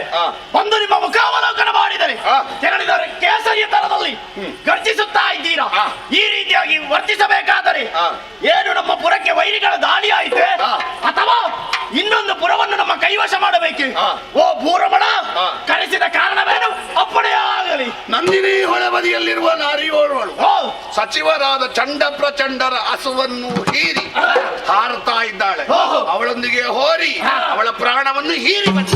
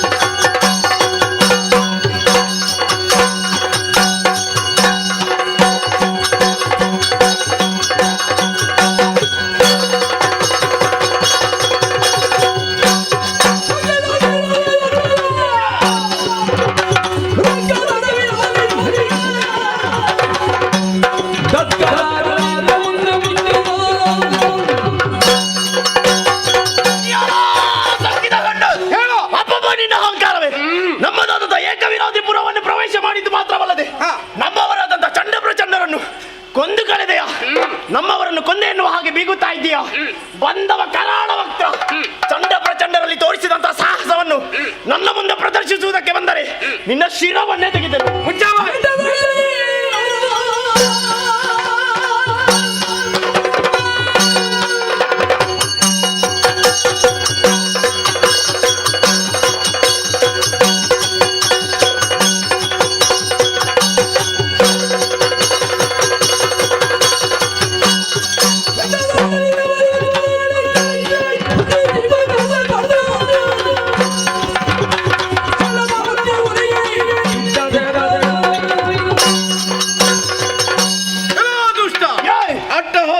ಮೆರೆಯುವ ನಿಮ್ಮನ್ನು ಮೆಟ್ಟಿ ನಿಲ್ಲುವುದಕ್ಕೆ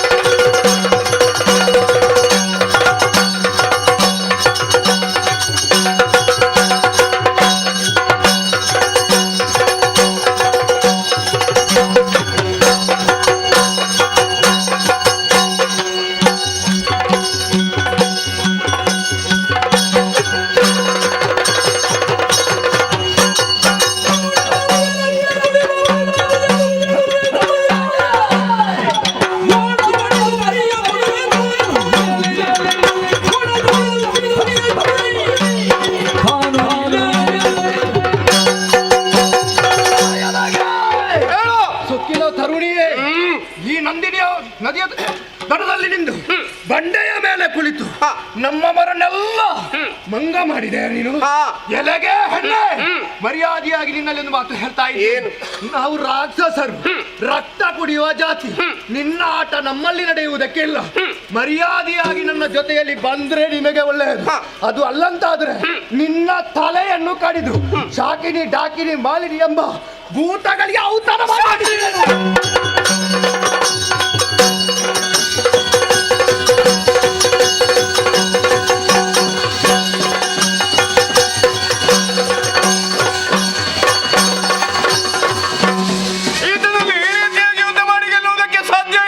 ಅದಕ್ಕಾಗಿ ಚಂಡಿಕೆಯಾಗಿ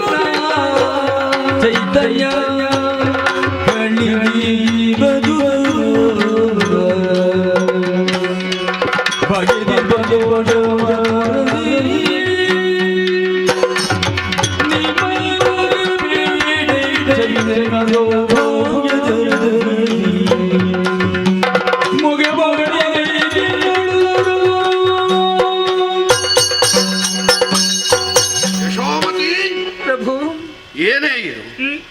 ಮುಖ ಕಂದಿದೆ, ಕಣ್ಣುಗಳಲ್ಲಿ ಕಂಬನಿ ಮಡುಗಟ್ಟಿದೆ. ಯಾವತ್ತೂ ಲಾಸ್ಯ ಮಾಡುತ್ತಿದ್ದ ನಿನ್ನ ತುಟಿಯ ತಿಳಿನಗೆ ಮಾಸಿದೆ. ಈ ಅರುಣಾಸುರನ ಸಾಧನ ಸೌಧ ನಿಂತಿರುವುದು ಯಾವುದೋ ನಿರ್ಜೀವವಾದ ಕಲ್ಲು ಬಂಡೆಯ ಮೇಲಲ್ವೇ? ಯಶೋಮತಿಯ ತುಟಿಯಲ್ಲಿ ಲಾಸ್ಯವಾಡುತ್ತಿರುವ ನಗುವಿನ ಮೇಲೆ ನಿನ್ನ ಮುಖದಲ್ಲಿ ನಗೆ ಮಾಸಿ ಹೋಯಿತು ಎಂದಾದ್ರೆ ನನ್ನ ಚೈತನ್ಯ ಉಡುಗಿ ಹೋಯಿತು ಅಂತ ಅರ್ಥ. ಮರುಗಿದೆಯೇ? ನನ್ನ ಕಾರಣದಿಂದ ಮರುಗಿದೀಯಾ? ಮರುಗಬೇಡ, ಕ್ಷಮಿಸು. ಏನಾಯಿತು? ಎಲ್ಲಿ ನಂದನದ ಮೋಹಿನಿಯು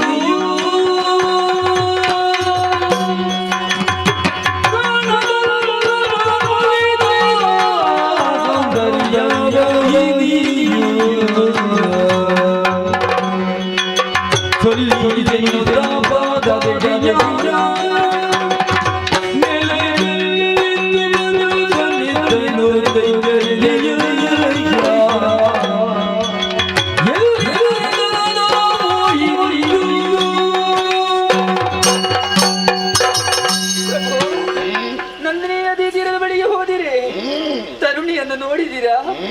ಕರೆತಂದಿರೇ ಪ್ರಭು. ಎಲ್ಲಿದ್ದಾಳೆ? ಏನಾಯಿತು?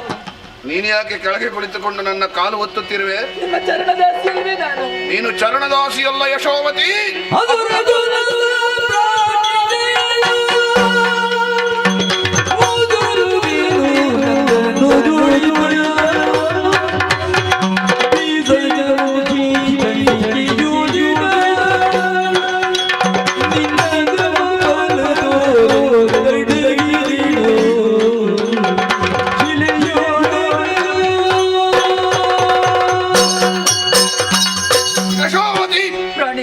ನೀನು ಕಾಲು ಒತ್ತಬೇಕಾದ ಚರಣದಾಸಿ ಅಲ್ಲ, ನೀನು ಅಸುರ ಕುಲ ಸಾಮ್ರಾಜ್ಯ.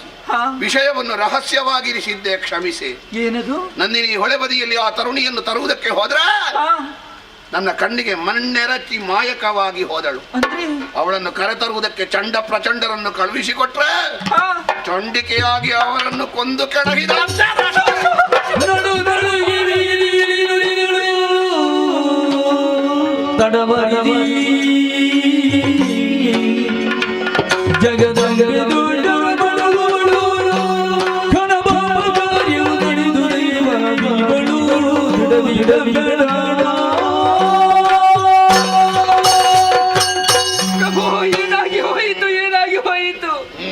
ನನಗೆ ಪ್ರಿಯವಾಗುತ್ತಾ ಇದೆ ಪ್ರಭು.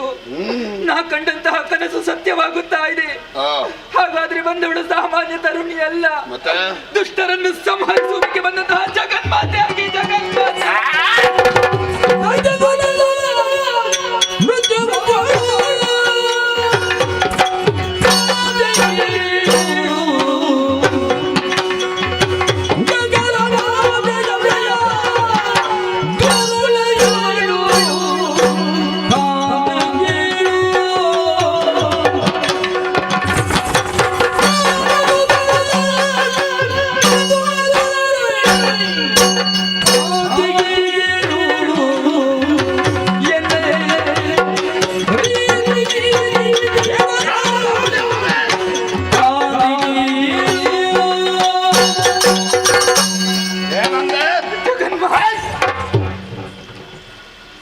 ಮುಚ್ಚುವಾಯ್, ಯಾವ ಸೀಮೆಯ ಮಾತೆ?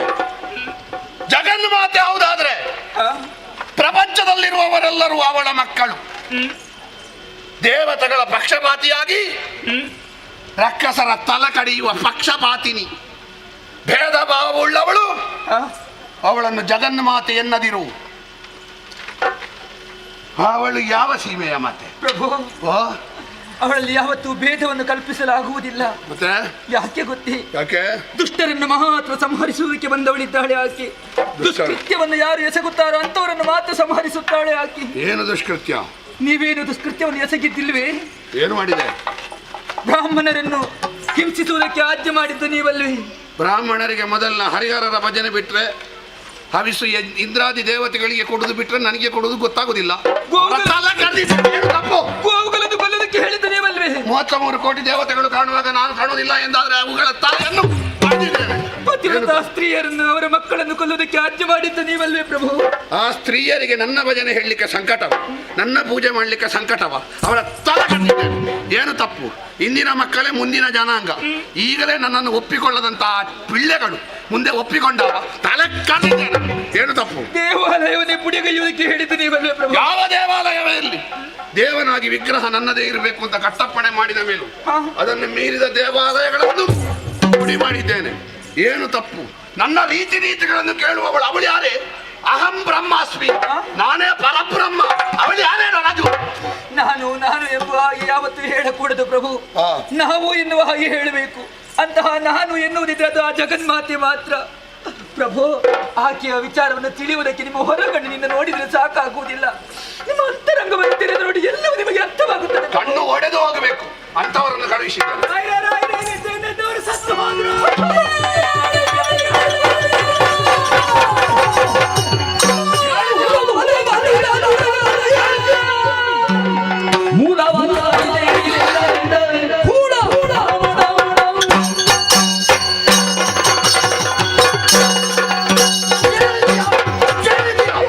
ನಿನ್ನ ಜಗನ್ಮಾತೆ ಹಣೆ ಬರ.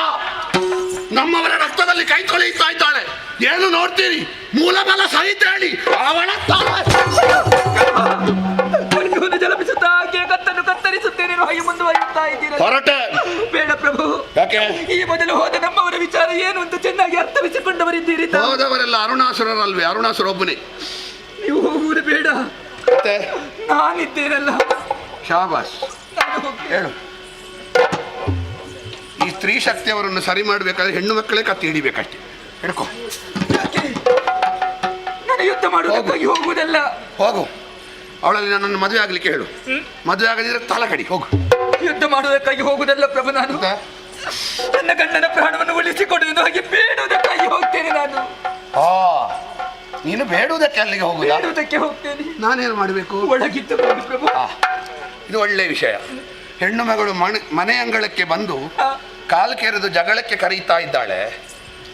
ನಾನು ಮೀಸೆ ಹೊತ್ತ ಗಂಡುಸು ನಿನ್ನ ಸೆರಗಿನ ಮರೆಯಲ್ಲಿ ಒಳಗಿರಬೇಕ. ನಾನು ಒಳಗಿರಬೇಕು. ನಾನು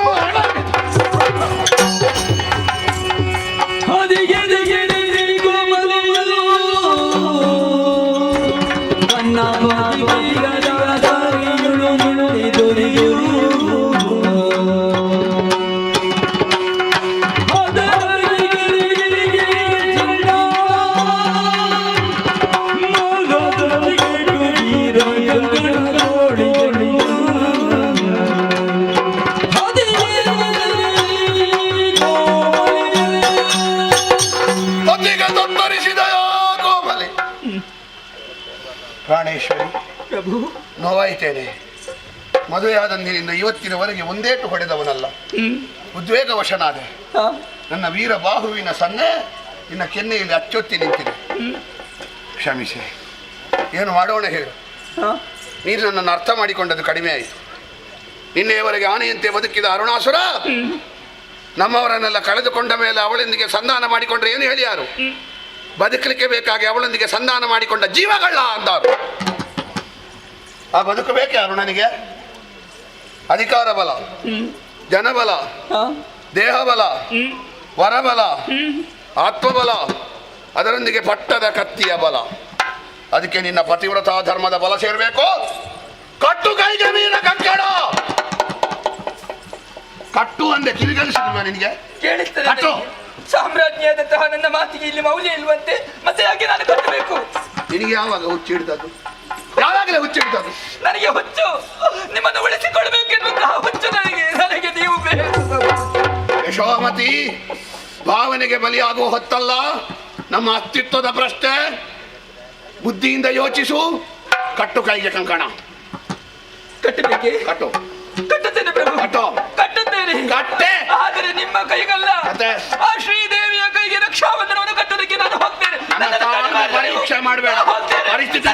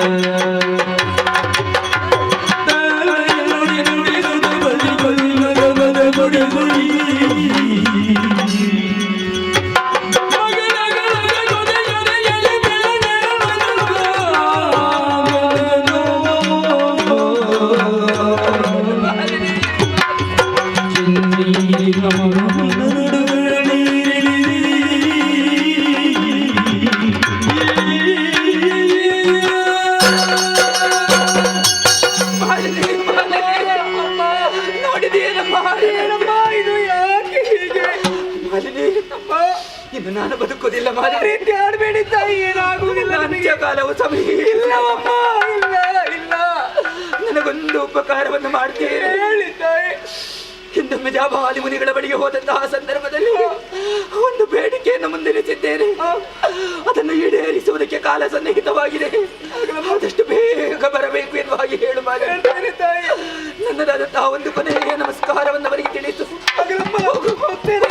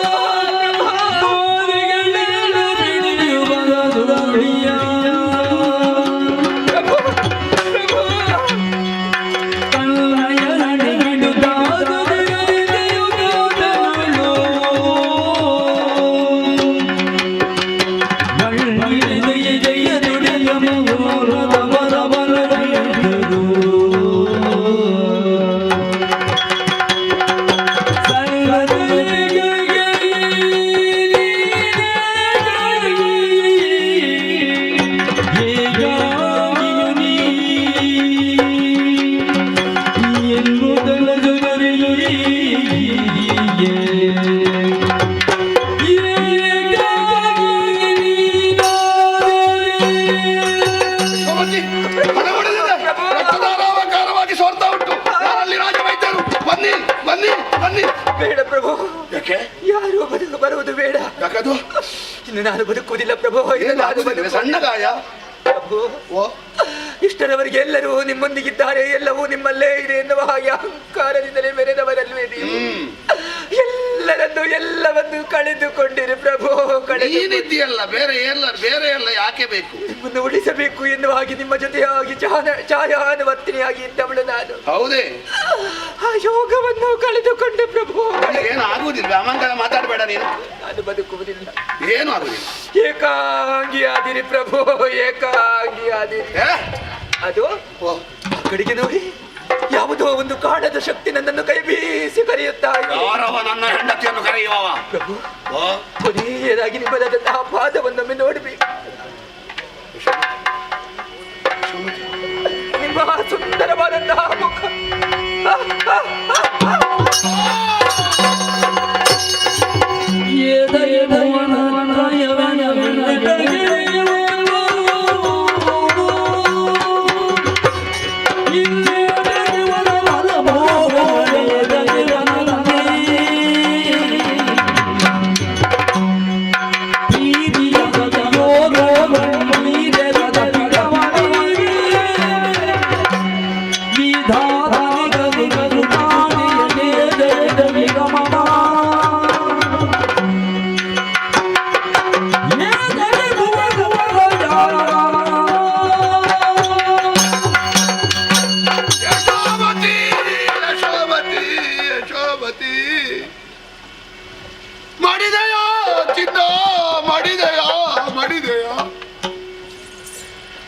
ನೀನು ಮಾಡಿದದ್ದಲ್ಲ ಪ್ರಾಣೇಶ್ವರಿ, ನೀನು ಮಾಡಿದದ್ದಲ್ಲ.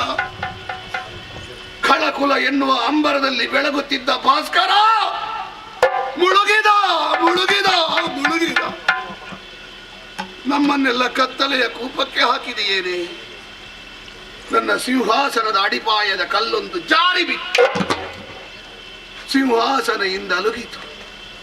ನಾನು ದೀಪವಾಗಿದ್ರೆ ನೀನು ತೈಲವಾಗಿದ್ದೆ, ನಾನು ಪ್ರಾಣವಾಗಿದ್ರೆ ನೀನು ಉಸಿರಾಗಿದ್ದೆ. ತೈಲ ಮುಗಿದ ಮೇಲೆ ದೀಪ ಉರಿಯುತ್ತದೆ, ಉಸಿರು ನಿಂತ ಮೇಲೆ ಪ್ರಾಣ ಉಳಿಯುತ್ತದೆ. ನಾನು ಉಳಿಯೇ ಎಂಥ ಪಾಪಿ ನಾನು. ಒಲಿದು ಬಿಡಿದ ಕರದಲ್ಲೇ ಹೊಡೆದು ಕೊಂದು ಬಿಟ್ಟೆ. ಈ ಕೆಟ್ಟ ಕೈ ಸುಟ್ಟು ಹೋಗಲಿ. ಎಷ್ಟು ಸಲ ನನ್ನನ್ನು ತಿದ್ದುವುದಕ್ಕೆ ಪ್ರಯತ್ನ ಪಟ್ಟೆ. ನೀನು ಹೇಳಿದ್ದನ್ನು ಕೇಳ್ತಿದ್ರೆ ನನ್ನ ಬದುಕಿನ ರೀತಿಯೇ ಬದಲಾಗ್ತಿತ್ತು. ಬದುಕಿರುವಾಗ ಕೇಳಲಿಲ್ಲ, ಈಗಲಾದರೂ ಕೇಳಿಕೊಳ್ಳುವುದು ಕ್ಷಮಿಸೆ.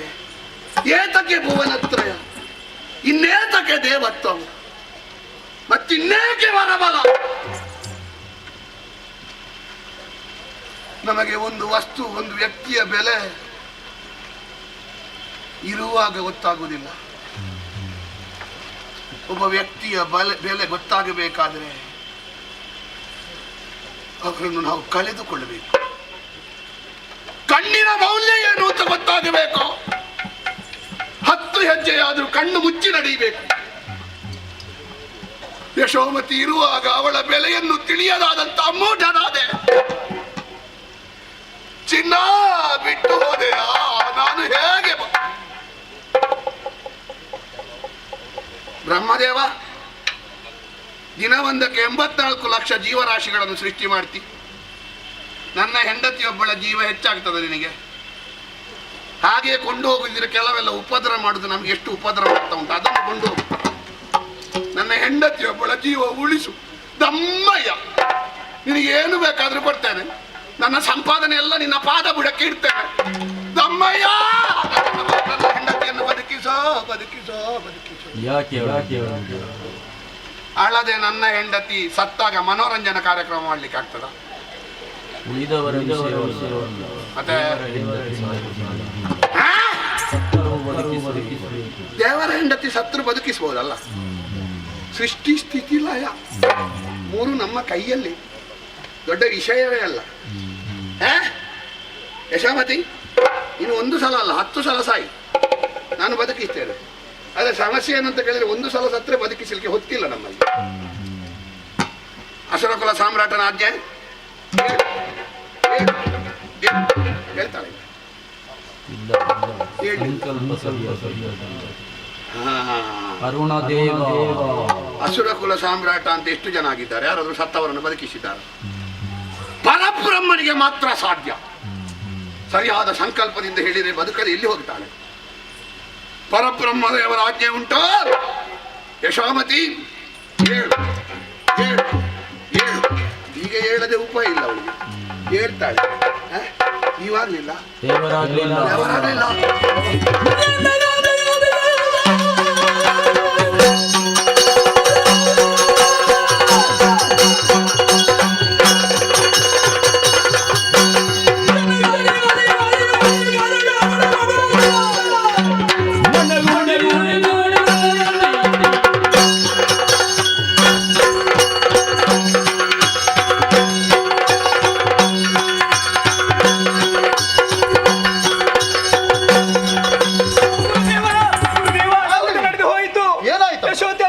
ಅಮ್ಮನವರ ಸುವಳಿಯಿತು ತಂದೆ. ಅವರಿಗೆ ಕೊಟ್ಟ ಮಾತನ್ನು ಉಳಿಸಬೇಕಂತೆ ಮಲ್ಲಿದೇವರಿಗೆ ಮೋಕ್ಷ ಕರುಣಿಸಿ.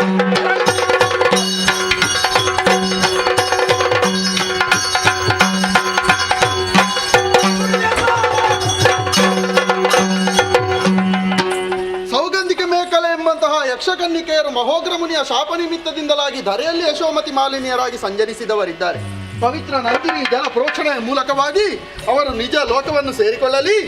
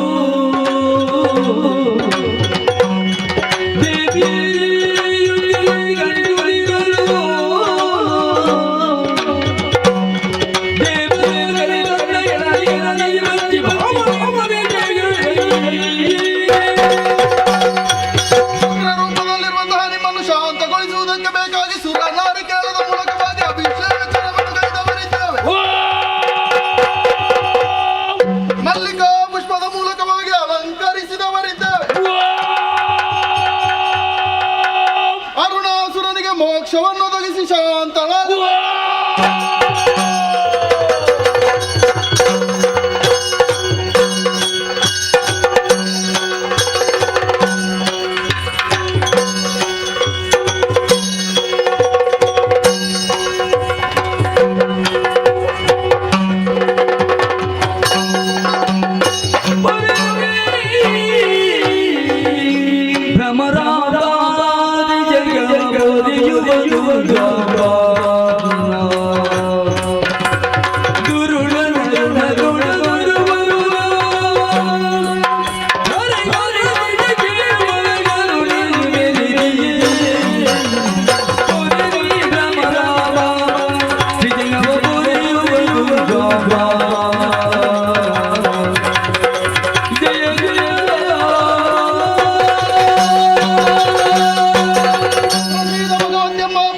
ಪರಮೇಶ್ವರಿ ಪ್ರಸಾದಂ ಕುರ್ಮೇ ದೇವಿ ದುರ್ಗೆ ದೇವಿ ನಮೋಸ್ತುತೆ ಜಯ ಜಯ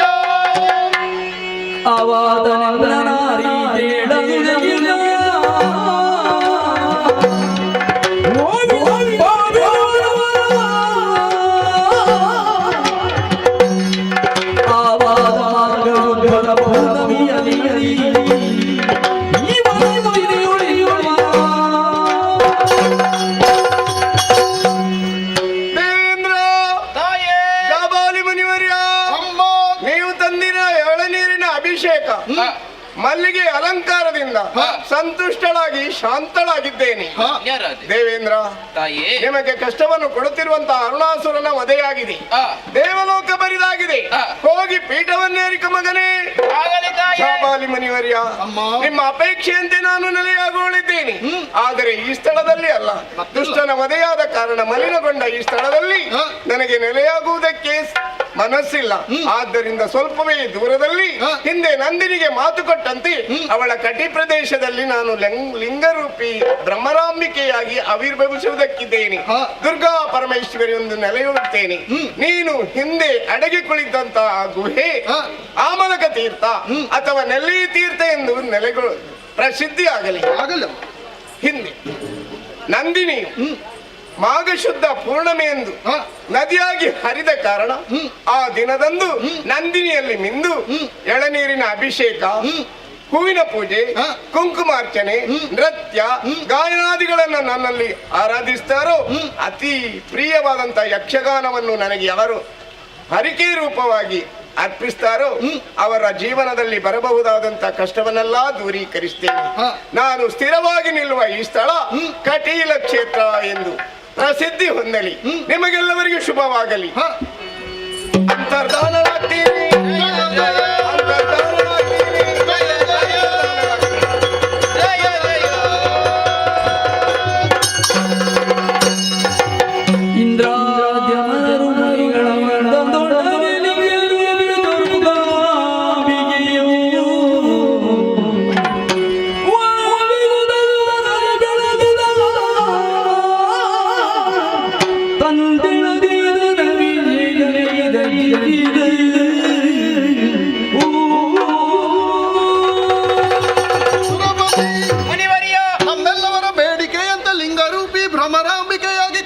ಕ್ಷೇತ್ರದಲ್ಲಿ ನೆಲೆ ನಿಂತವಳಿದ್ದಾಳೆ ಜಗನ್ಮಾತೆ.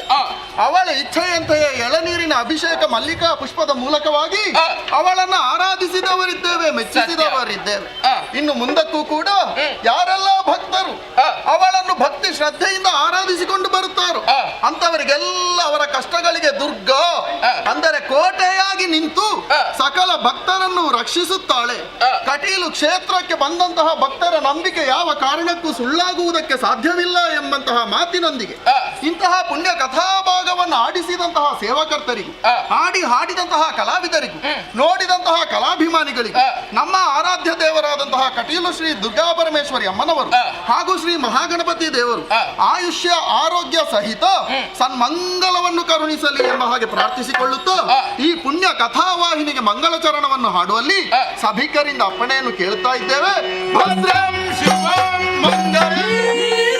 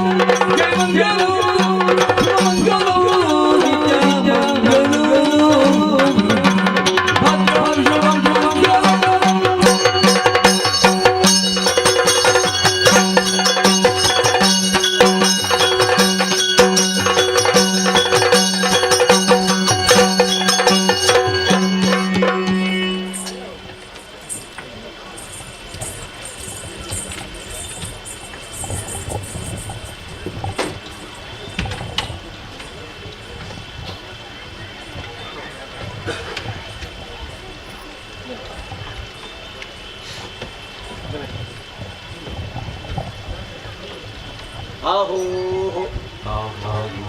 ಎಚ್ ಸರಸ್ವತಿ ರಾವ್ ಮತ್ತು ಮಕ್ಕಳು ಮತ್ತು ಮನೆಯವರು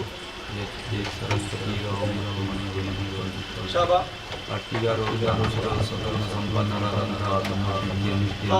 ಮೂರು ಲೋಕವು ದಕ್ಕಿತ್ತು ಬಿಡಾರಕ್ಕಪ್ಪನೆ ದೇವರ